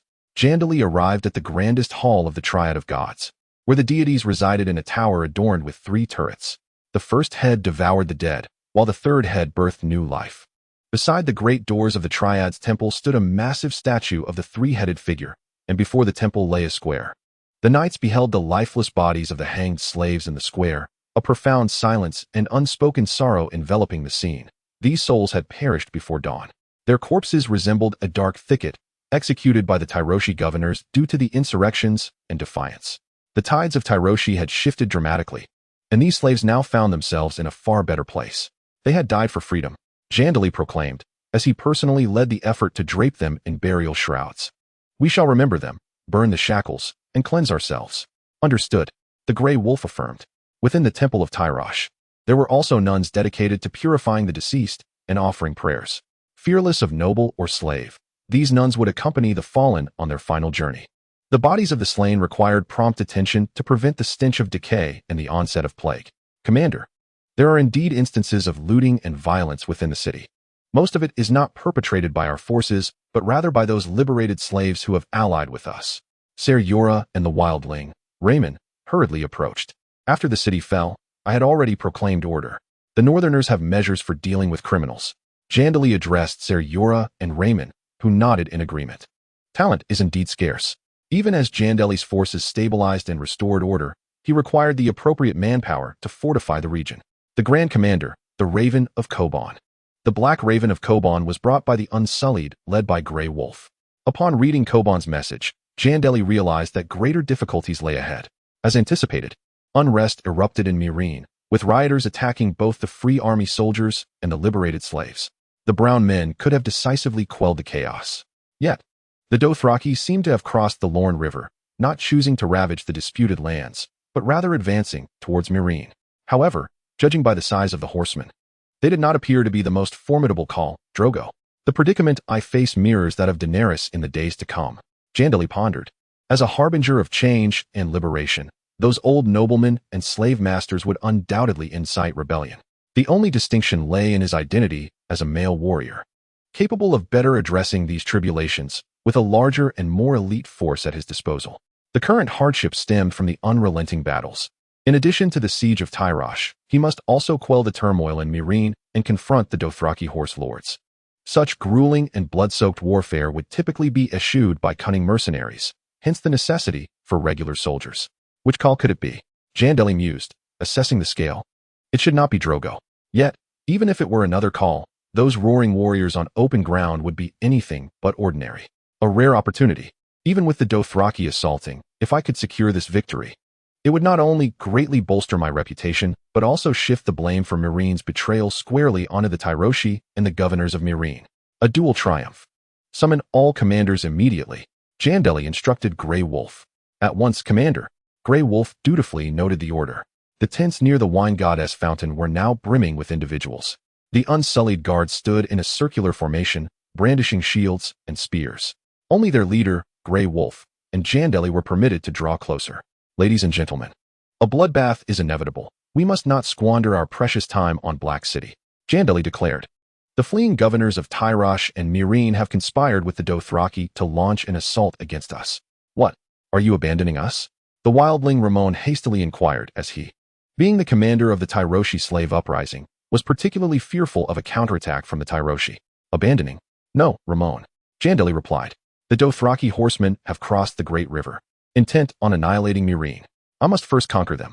Friends, to save Meereen and Tyro, to salvage everything in the disputed lands. I must take up arms against these vile Dothraki. I will lead a portion of the army back to Meereen." The commanders voiced little dissent. Engaging on multiple fronts was perilous, and Meereen was one of their major strongholds. Given the current situation, it was imperative to secure Meereen before driving off the Dothraki, thus enabling better governance of Tyro. "Give the orders. Proceed with the commands, Commander." The immediate task was the siege of Tyro, to be overseen by the handsome commander, who would maintain the pressure on Black City. Ser Jorah, in charge of the Free Army left here, as well as the Wolfpack, would answer to your command. The Wildling Mound would also comply with your directives. Before my return, refrain from launching an all-out assault. Harris is tasked with rallying the Tyroshi fleet, while Moros will transport soldiers and myself, Jandeli stated. Although the Black City of Tyro is arduous to conquer, it is a bastion of unyielding fortitude, and there is no necessity for a forceful onslaught. Once I have sufficiently calmed Mill, the Black City will inevitably fall. Indeed, the handsome man nodded. Despite the loss of the sword-bearer's touch, his intellect had sharpened, revealing a greater strategic acumen. The handsome man, brave and astute, possessed considerable loyalty. Were it not for the dual-front battle, Jandeli would be reluctant to expend such a valuable asset. Jandeli further allocated some Unsullied and Knights of the Wolfpack specifically for his protection. "Yes, Commander," Ser Jorah murmured. He yearned to confront the centaurs alongside Jandeli, to engage in a decisive clash, Yet the reality dictated that Tyro also required warriors.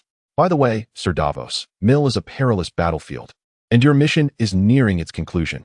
It would be prudent for you to remain in Tyro and assist my financial officer, Jandeli remarked to Sir Davos, his words leaving no room for dispute. This was not merely because Davos was not his soldier, but also due to Jandeli's aversion to having Davos as a witness. Moros piloted a swift vessel, stealthily ferrying soldiers to the shores of Tyro as dusk descended. This operation was shrouded in utmost secrecy. On the opposing shore of Tyro, Jandeli beheld the Red Viper, Prince Oberyn, accompanied by approximately 100 Dornish light cavalry. The Dornish light cavalry lived up to their esteemed reputation. Under the illumination of torches, the bronze components of their armor shimmered with brilliance. Dornish warriors were known for their use of metal round shields, complemented by long spears, throwing darts, or composite bows. Their forces were renowned for their adeptness with light cavalry and the skilled employment of composite bows from horseback. Due to the local sweltering climate, Dornish soldiers donned lighter scale armor, often incorporating bronze elements, fashioned from leather to resemble scales. They were accustomed to wrapping their headscarves around their helmets. A splendid victory, Commander, the Red Viper proclaimed to Jandeli, his spear and sunlit shield gleaming vibrantly.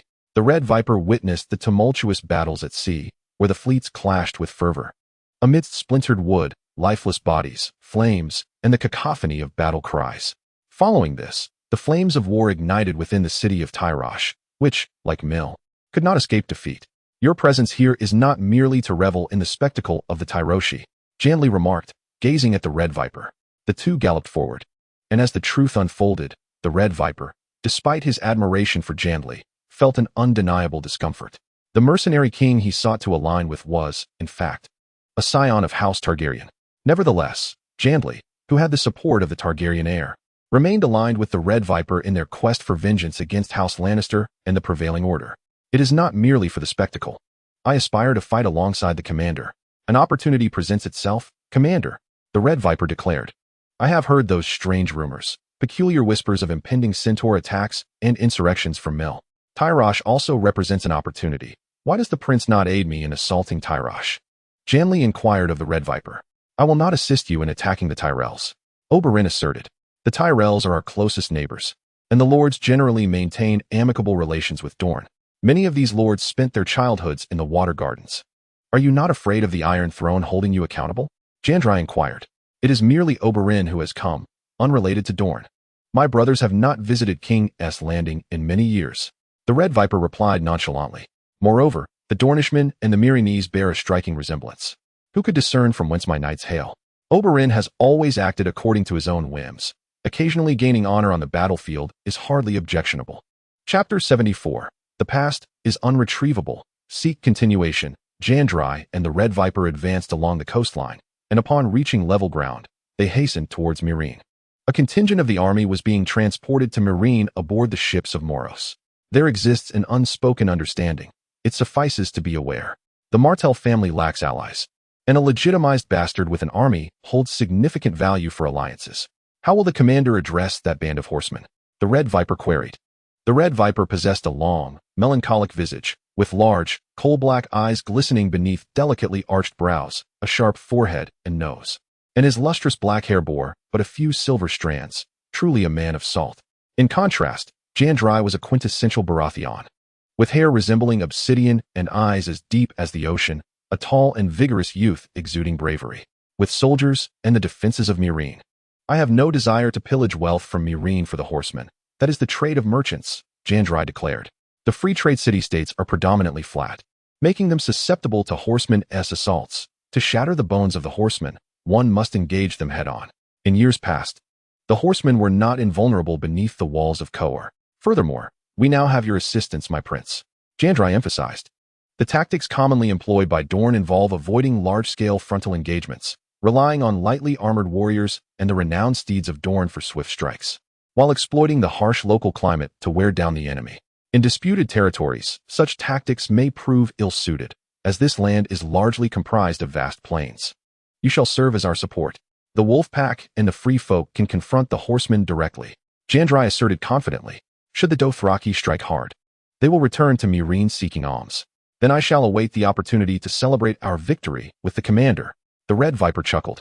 What of the lands and estates? As they traversed the disputed terrain, the The Red Viper and Jandeli passed fields and estates, now bereft of their slave masters, some dead, others fled, though the freeborn trembled in fear. For the Dothraki ravaged towns like locusts, they still held faith that the brave liberators remained unconquerable. Divide the lands. Some shall be made public property, while smaller plots will be allocated to the freeborn, Jandeli stated. I shall measure the land and count the populace. Measure the land? Count the populace? The Red Viper exclaimed, somewhat astonished. Indeed, the census and land ownership are the essence of governance. Many slaves are nameless, and the former masters concealed their numbers to evade taxation. This cannot stand. Within the envisioned framework of Jandeli, he seeks to unearth the potential of the land, with the town system, household registration, and examination system as its core elements. What a bold strategy, the Red Viper marveled. The might of this fertile land evokes envy. Dorne is far too barren, even with control over its entire populace. It would still be insufficient. Dorne, the Stormlands, and the North possess the smallest populations among the Seven Kingdoms, primarily due to the harsh climate. With Dorne being the least populated. I have known your father for quite some time. The Red Viper reminisced about the past. Oh, I was not well acquainted with him. I suspect he scarcely remembers the number of his illegitimate offspring. Jandeli remarked with a calm demeanor, yielding to his heart, lying in wait, strengthening his power, and awaiting the chaos of Westeros. Other families may operate in such a manner, but the Baratheon lineage, your ancestors were the bastard brothers of the Conqueror. That is merely a rumor. The matters concerning the Baratheon heir are not for me to interject. Jandeli pondered. The Baratheon family is currently a disarray. Meddling now would yield no benefit. The lords of King's Landing, Casterly Rock, Storm's End, and Highgarden do not share this sentiment. You have sheltered the last daughter of House Targaryen. Are you not considering reaching for that hideous throne, seeking vengeance with the exiles? I must concede. You are indeed a skilled negotiator. Prince Oberyn. Jandeli regarded the Red Viper, aware that for many years, the brothers of the Red Viper sought allies. And there was no moment more delightful than when the Baratheon family turned against itself. This is not a threat. Power is captivating. Speaking of which, King Robert's grandmother was a Targaryen princess. Ultimately, she was the one who overthrew the Targaryen dynasty. The war of usurpation cannot merely be attributed to ambition and desire. It was the Mad King and Rhaegar who brought about its ruin. Jandeli chuckled, asserting that the war of usurpation was akin to a fly not alighting on a seamless egg. The deranged thoughts of the Mad King and his son accounted for a significant portion. Regardless of the reasons, the outcome remains. At the Battle of the Trident, it was Rhaegar who faced defeat. Many years ago, we were still young then, yet the heir of Storm's End was already notorious for his reckless ways. He loved women, revelry, and tournaments. People claimed he resembled a howling storm. Robert enjoyed those songs that brought him laughter, the more vulgar, the better, only to be sung when inebriated. Such as a barrel of ale, 44 kegs, or a bear and a beautiful maiden, Oberyn recalled.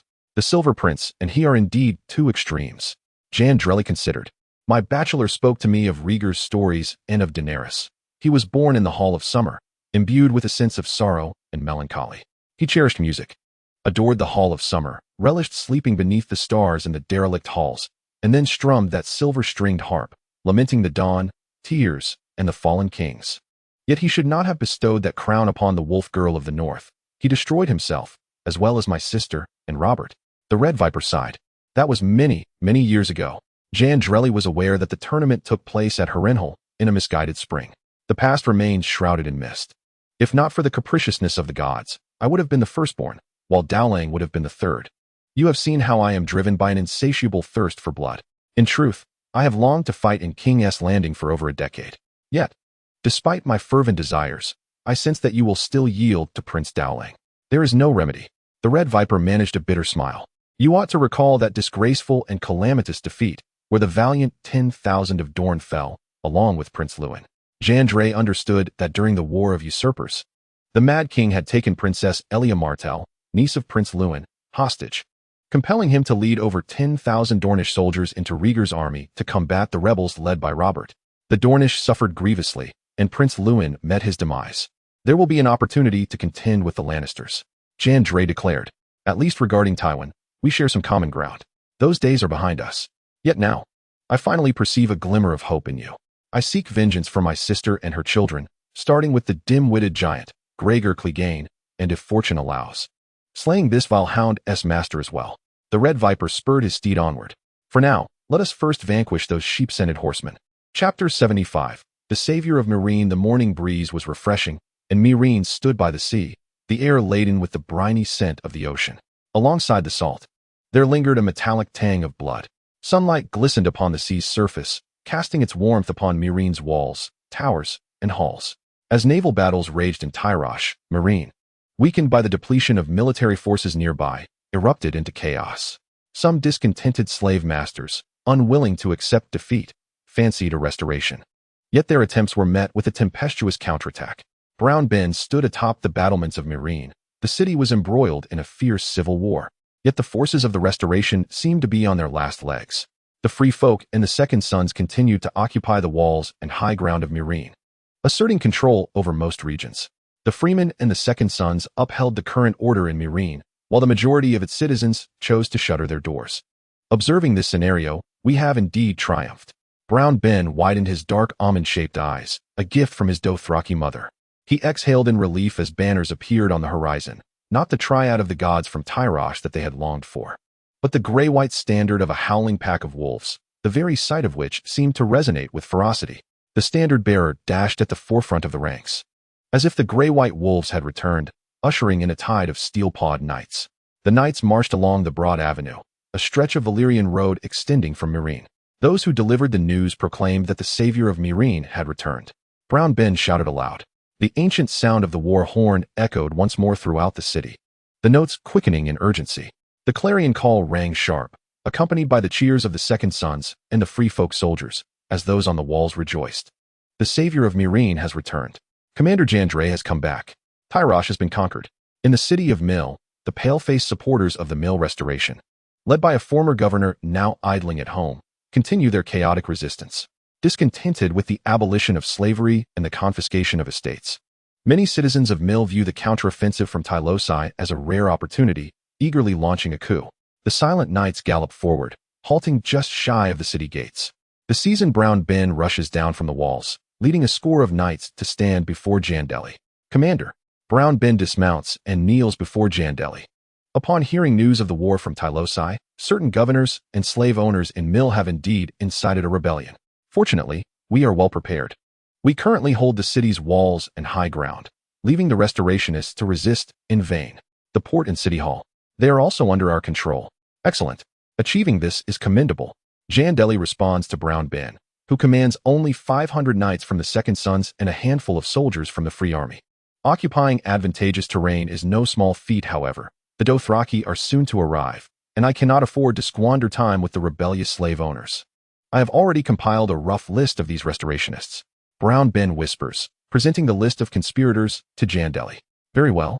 Victory is assured, Jandeli declares, raising his war hammer and brandishing it before the knights. Victory. The soldiers unsheath their weapons, long swords, two-handed axes, or morning stars, metal clashing as their fervent cries seem to shake the heavens. Jandeli and his cavalry enter Mill, with Brown Ben's cunning involvement. Although the situation is tense, the wolfpack and free army maintain the upper hand. Now, Jandeli's knights are poised to deliver a decisive blow, ready to confront the arrival of the horsemen. Are you Prince Oberyn? Brown Ben recognizes the Red Viper, taken aback. The two are familiar acquaintances.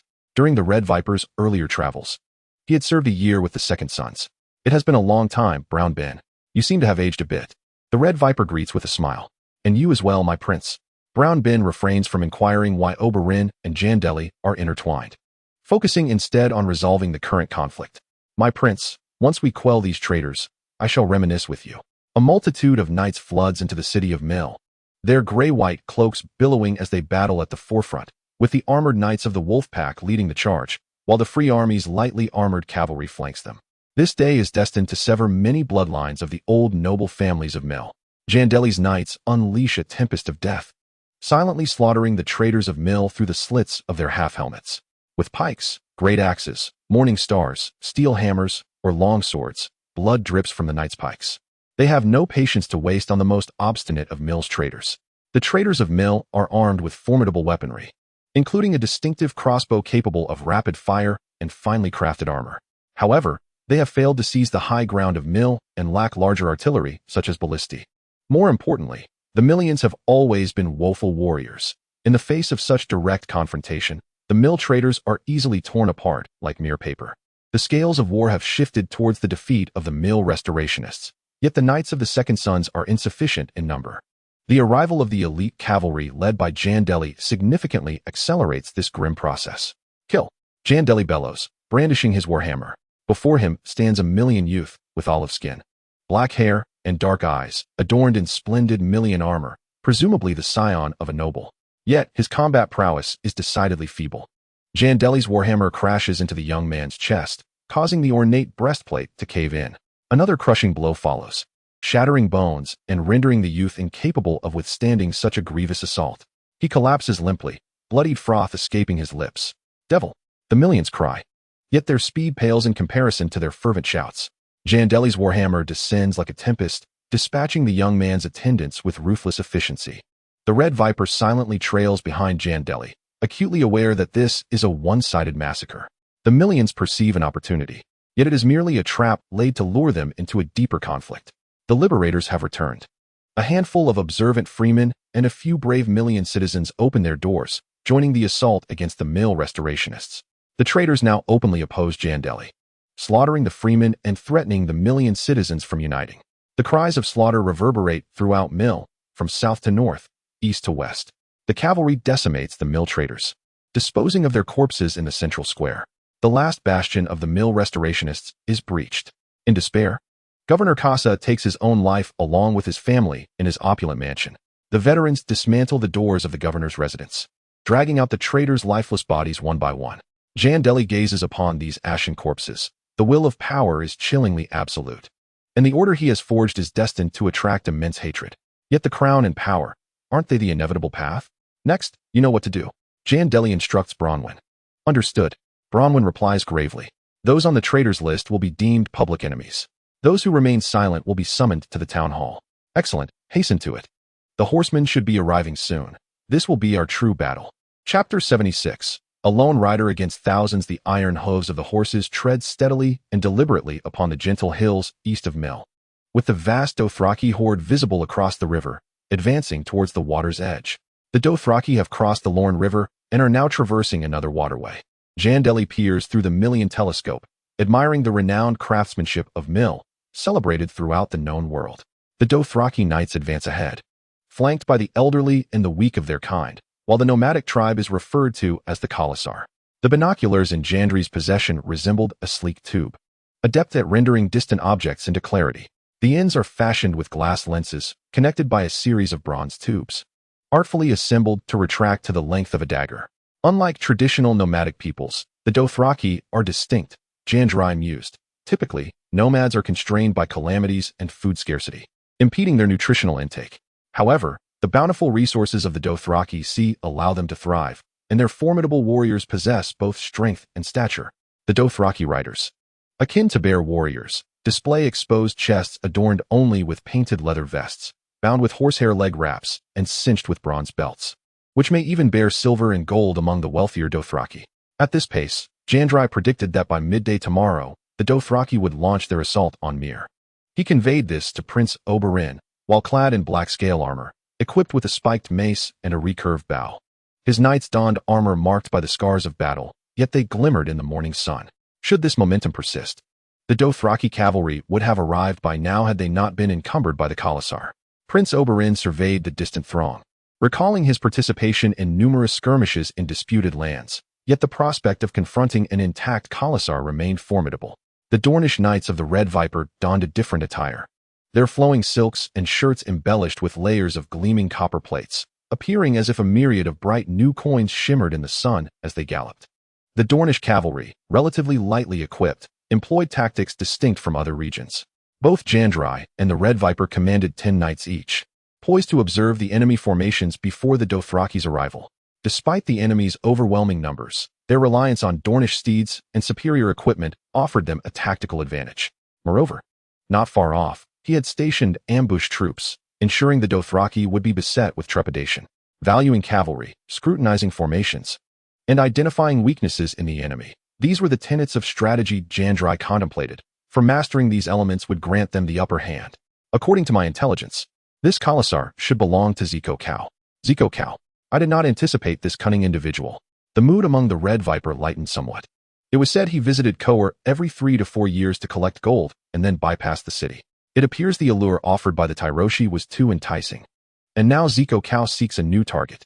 Currently, the most powerful force in the Dothraki Sea is led by Drogo Kao, commanding the largest Khalasar with over 40,000 warriors, undefeated in battle.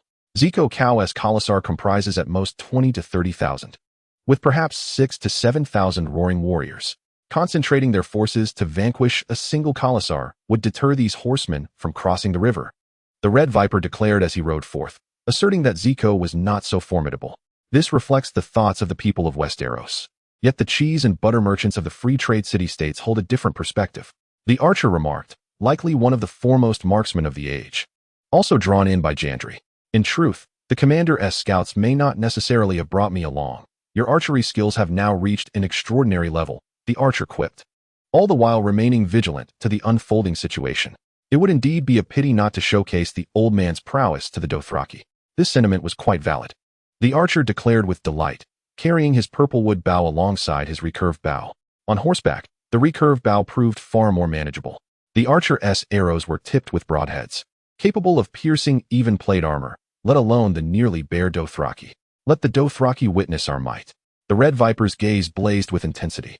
Based on my observations, the Dothraki possess one strength but two weaknesses, Jandeli analyzed while observing the Dothraki forces. Their prowess in horsemanship, the abundance of cavalry, and their fearless nature are indeed their strengths. However, the Dothraki lack armor, and their siege techniques are rather rudimentary, which are their two significant drawbacks. Indeed, let us proceed with the tactics of the Battle of Koer, suggested the Red Viper. As long as the Unsullied maintain their formation, the meager forces of Zekiko shall not prevail. The Dothraki's tactics remain rather simplistic, characterized by Dothraki raiders shooting arrows and attacking, only to collect arrows and spoils after the battle. The Jackalar are tasked solely with delivering mercy to the wounded, wielding massive axes as they navigate the battlefield, harvesting the heads of the dead and dying. The Unsullied, at that time, numbered a genuine 3,000. Do we possess such a multitude? They are all freedmen, former slaves incapable of withstanding several rounds of assault. The archer furrowed his brow. With the aid of Meereen, let the Grey Wolves form their ranks. If they can withstand a few attacks, it will soon be our turn to engage. Jandeli asserted. The formation of the Unsullied is merely an iron shield, while the cavalry serves as the decisive hammer of war. As the group conversed, a scouting party of the Dothraki raiders had already crossed the river and charged forth. Jandeli beheld those distant Dothraki, their tall frames, bronze skin, pale yellow-brown eyes, and black hair. The sight of warriors from the free trade city-states daring to observe the scouts astonished these Dothraki, for in previous encounters, the cheese merchants often employed a turtle strategy, dutifully presenting gifts. Dozens of Dothraki raiders galloped forward, roaring and drawing their bows, their sides adorned with curved arak blades. The archer drew his longbow, the arrow piercing through the chest of a Dothraki warrior, gliding as smoothly as silk. Whoosh! Jandeli, too, did not hesitate, loosing an arrow that felled a Dothraki warrior. Currently mounted, Jandeli did not bear his Valyrian longbow, yet this longbow proved cumbersome to wield on horseback. The Valyrian bow is indeed the mightiest bow in existence. Due to its substantial iron content, the dragonbone is an inky black hue. It possesses a tenacity akin to steel, yet is remarkably lighter and more elastic. The dragonbone bow is exceedingly rare, as its range far surpasses that of ordinary wooden bows. The Red Viper also draws forth his recurved bow, favored particularly by the Dothraki and the Dornish, who can effortlessly unleash a deadly rain of arrows upon their foes from horseback, rather than targeting them individually. The archery skills of Jandeli, the Red Viper, and the bowmakers are unrivaled in the contemporary world, making it a formidable challenge for the Dothraki raiders to confront this small contingent. The Dothraki roar, their horsemanship impeccable, as if they and their steeds are one. However, the knights of the wolfpack and the Dornish knights are no weaklings. They are the elite among knights, equipped with the advantage of armor. While some of the Dothraki's long arrows strike, they fail to inflict damage upon the plate armor. In similar circumstances, a Dothraki struck by an arrow would suffer severe injury. I am the governor of Meereen, Jandeli proclaimed, his voice resonating like iron. The majority of the Dothraki scouting knights fell, and the remaining Dothraki, lacking numerical superiority, dared not advance, forced to watch as Jandeli, the Red Viper, and the cavalry departed with a swagger. Chapter 77, The Pre-Battle Speech, Request for Continued Reading. The impending arrival of the Dothraki raiders loomed over Meereen like a dark cloud. The horsemen are coming. This alarming news spread throughout Meereen, as the Dothraki have long been synonymous with destruction and slaughter during the Blood Century. This ties back to the beliefs of the Dothraki, who view the earth as their mother goddess and consider the act of tilling the soil with plows, shovels, and axes as sinful. Consequently, they set fire to fields, farms, and towns, returning the plains to desolation. During the Blood Century following the doom of Valyria, the Dothraki drove civilians from their cottages and nobility from their manors, leaving nothing but grasslands and ruins from the forests of Coer to the sources of the river Suru. For centuries ago, the Dothraki surged westward from the east towards the free cities, pillaging and burning every town and city in their path, including the kingdom of Sarlar, the free city of Essos, the cities of the Qyrls in the Red Wastes, and the settlements of the Ibans in the kingdom of Ivorlon. Ultimately, they were halted at Temekeo by the 3,000 unsullied warriors of Coer. The Dothraki were purchased by the great lord of Tyrosh and the exiled governors of Meereen, at the expense of the Meereenese' well-being, with the intention of restoring the previous order. This news incited even greater fury among the Meereenese, as the conservative citizens had privately known of the exiled governor's betrayal of their city-state. With the spies from Coben intentionally fanning the flames, all Meereenese became aware of this scandal. These exiled governors and restorationists not only fled Meereen and incited internal strife, but also deliberately lured the Dothraki to the city. Even the old citizens bore deep psychological wounds inflicted by these ancient nobility. Traitor! Traitor! Treason! Panicked citizens of Mill emerged from their homes to protest, compelled to unite with the very free folk they had once scorned, all in a bid to preserve the order of Mill before the onslaught of war. Prior to the eruption of violence, they required a figure of iron resolve. The Dothraki, seizing the opportunity amidst the chaos, sought to plunder Mill, and mere gold would not suffice to satiate their ravenous appetites. In the lace square of Mill, the towering white spires loomed behind the square, home to the town hall of Mill, where previous governors had convened. Soldiers, with their glimmering spear tips, stood like a forest, exuding a chilling aura. The wolfpack, soldiers of the Free Army, upheld order in the vicinity of the square, their armored knights and pure-hearted guards wielding shields and spears, instilling confidence in the citizens of Mill. While mercenaries were deemed untrustworthy, the wolfpack and the Free Army represented a true military force. Citizens of Mill, free folk, farmers, artisans, soldiers from the wolfpack and the Free Army, and even former governors and noble merchants willing to uphold the new order rallied together. Jandeli, standing before the multitude, proclaimed loudly that Mill had reached the brink of destruction. The Dothraki were poised to invade Mill, ravaging the beautiful city, slaughtering our kin, and pillaging our homes. What course of action shall we take? Before the throng, Jandeli stood resolute, his deep blue eyes hard as iron, clad in heavy armor that resembled a dark tempest. He could discern the faces of the free folk and the citizens of Mill. Behind him, the arrowmaker held his dragonbone longbow. The red viper cast an envious glance at the dragonbone bow, renowned as the finest in the realm, while the golden heart bow stood as the second best. The Dothraki and the Dornish favored the recurved bow, as it allowed them to unleash a deadly rain of arrows upon their foes while mounted. Rather than targeting them one by one, slay the Dothraki, exterminate those traitors. The free folk shouted, for the liberated free folk harbored a profound disdain for slavery. And the Dothraki, infamous for their bloodshed and brutality, were also known for their enslavement practices. The free folk were determined that the Dothraki must not triumph under any circumstances. The old citizens of Mill soon joined in the chorus, their cries fueled by genuine sentiment. Though the old citizens may have been timid, they recognized the gravity of the moment. It was a matter of destruction or survival. In the face of violence, the people of Mill had to choose those who could offer them protection. The commander surveyed the scene with satisfaction. As long as the horsemen besieged Mill, and as long as they truly appeared, the exiled governor of Mill, Lord Tyros, would inevitably become the target of the populace's ire. The majority of Mill's populace were citizens, and the slave owners and nobility were but a minority. Jandeli understood the necessity of garnering the support of these citizens.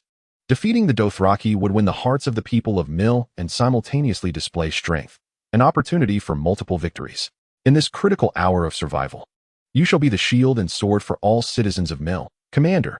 The members of the Round Table of Mill proclaimed, a diverse assembly of merchants from the carpet, lace, screen, lens, and painting industries, alongside representatives of the free folk and artisans. I shall accept this mission. We shall vanquish the Dothraki butchers. We shall undoubtedly triumph over the Dothraki horsemen. For Mill, for the contested lands, for the countless free citizens. Jandeli brandished his warhammer, Victory!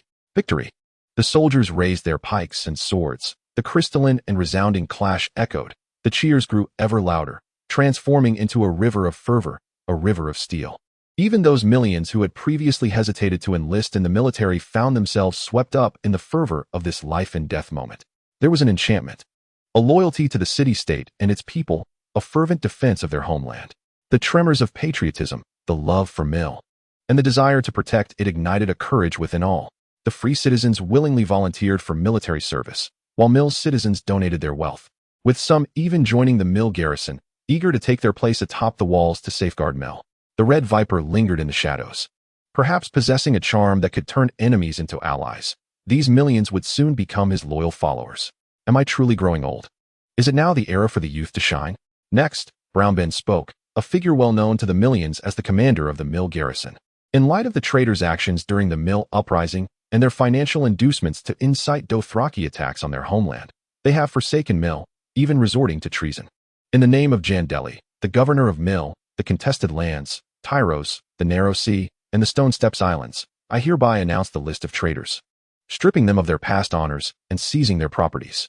Brownben declared loudly that the exiled governors, merchants, and nobles on the list would be publicly shamed in Mill, stripped of all wealth and honor. Death to the traitors!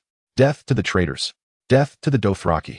The list of traitors was undoubtedly approved, and these names would be posted in the squares of Mill, in every street and alley, with all the wealth and honors of the exiles revoked. March 4th, Jandeli issued the command, as the Grey Wolf led the free soldiers into action, while others silently ascended the walls, and some Mill citizens eagerly joined the fray.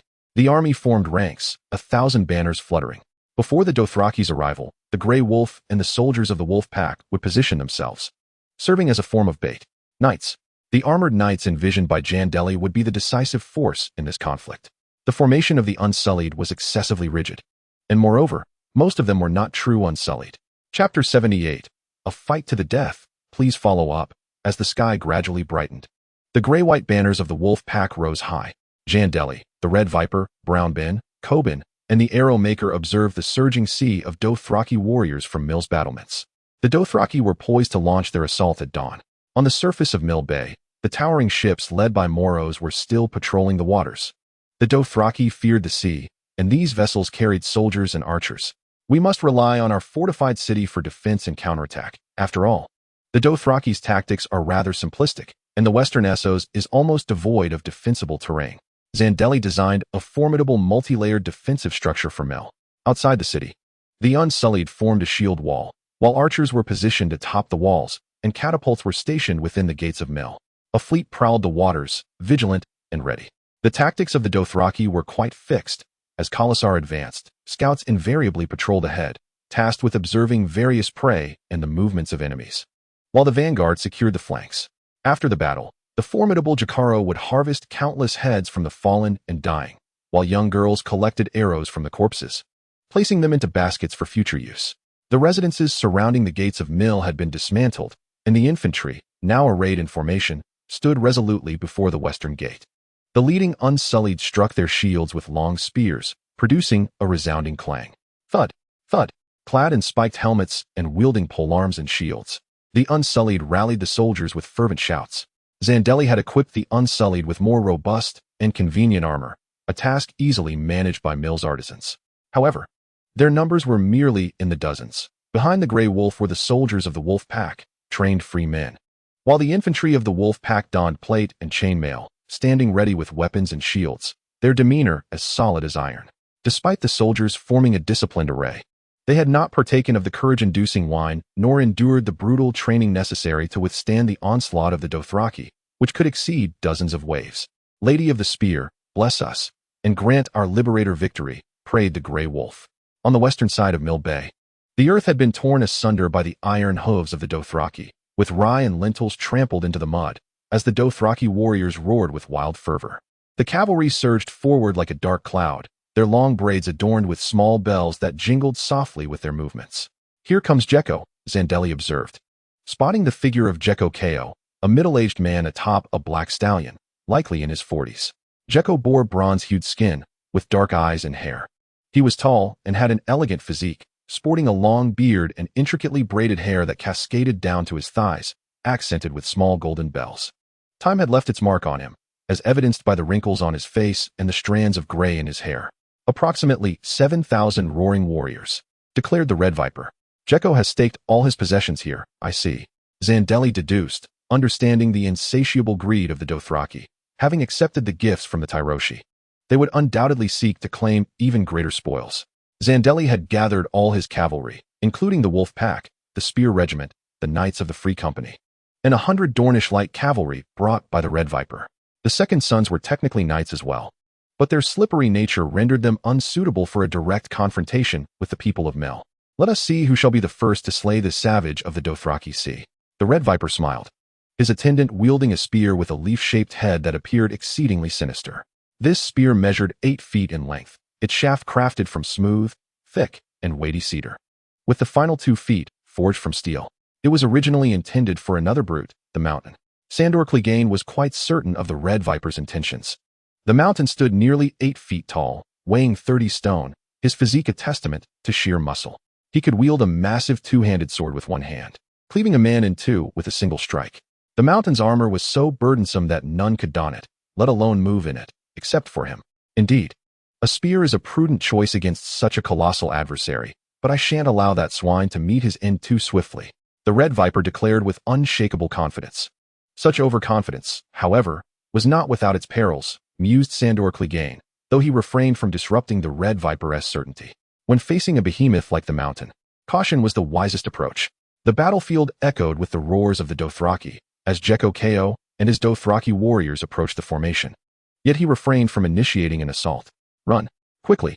A group of enslaved boys, driven forth by the Dothraki, dashed toward the gates of Meereen, devoid of girls, as they were considered a form of wealth. These boys, with their bronze skin and almond-shaped eyes, bore a resemblance to the Dothraki, albeit shorter in stature, their faces flat, and their hair typically cropped short. Those are the sheep men, Brown Ben Plum remarked. They resided in the southeastern lands of Westeros known as Lazarene, a pastoral people.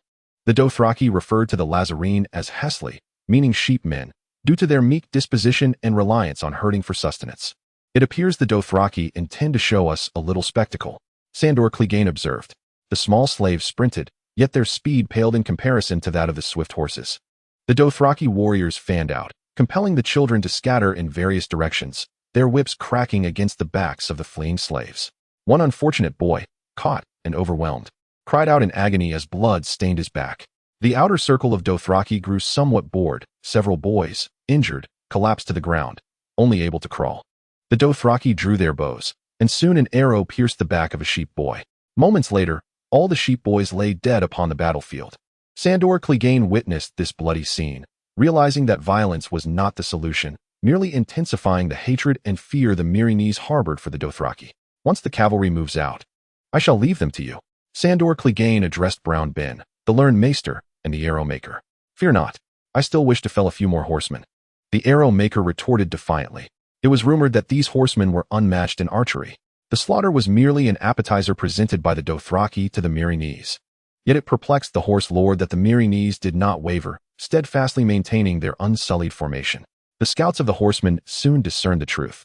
There were not thousands of unsullied present, which eased their concerns. Upon realizing the absence of a formidable unsullied army, Jekko Ko confidently ordered a charge. Beneath the heavens, the Dothraki warriors surged forth with a thunderous roar, their long, dark braids gleaming in the light. They bore bare chests, devoid of shields and helmets, adorned only in intricately painted leather vests, with their hair tied back and legs bound. At their waist, bronze adornments glimmered, save for Khal's distinctive golden belt. The catapults emitted a disheartening clatter, launching stones the size of a man towards the advancing Dothraki. Some unfortunate warriors were struck, their bodies bursting apart like overripe melons. Yet, a greater number of Dothraki pressed forward, crashing against the formation of the Unsullied. Cowardly armored fools, the Dothraki railed. The Grey Wolves and Steel Fist organized their ranks.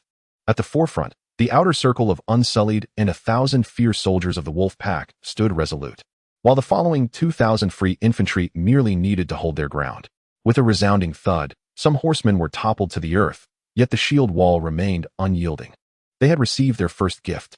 In front of the Unsullied formation, Jandeli had ordered oil to be spread across the ground, soaking the previously dry earth.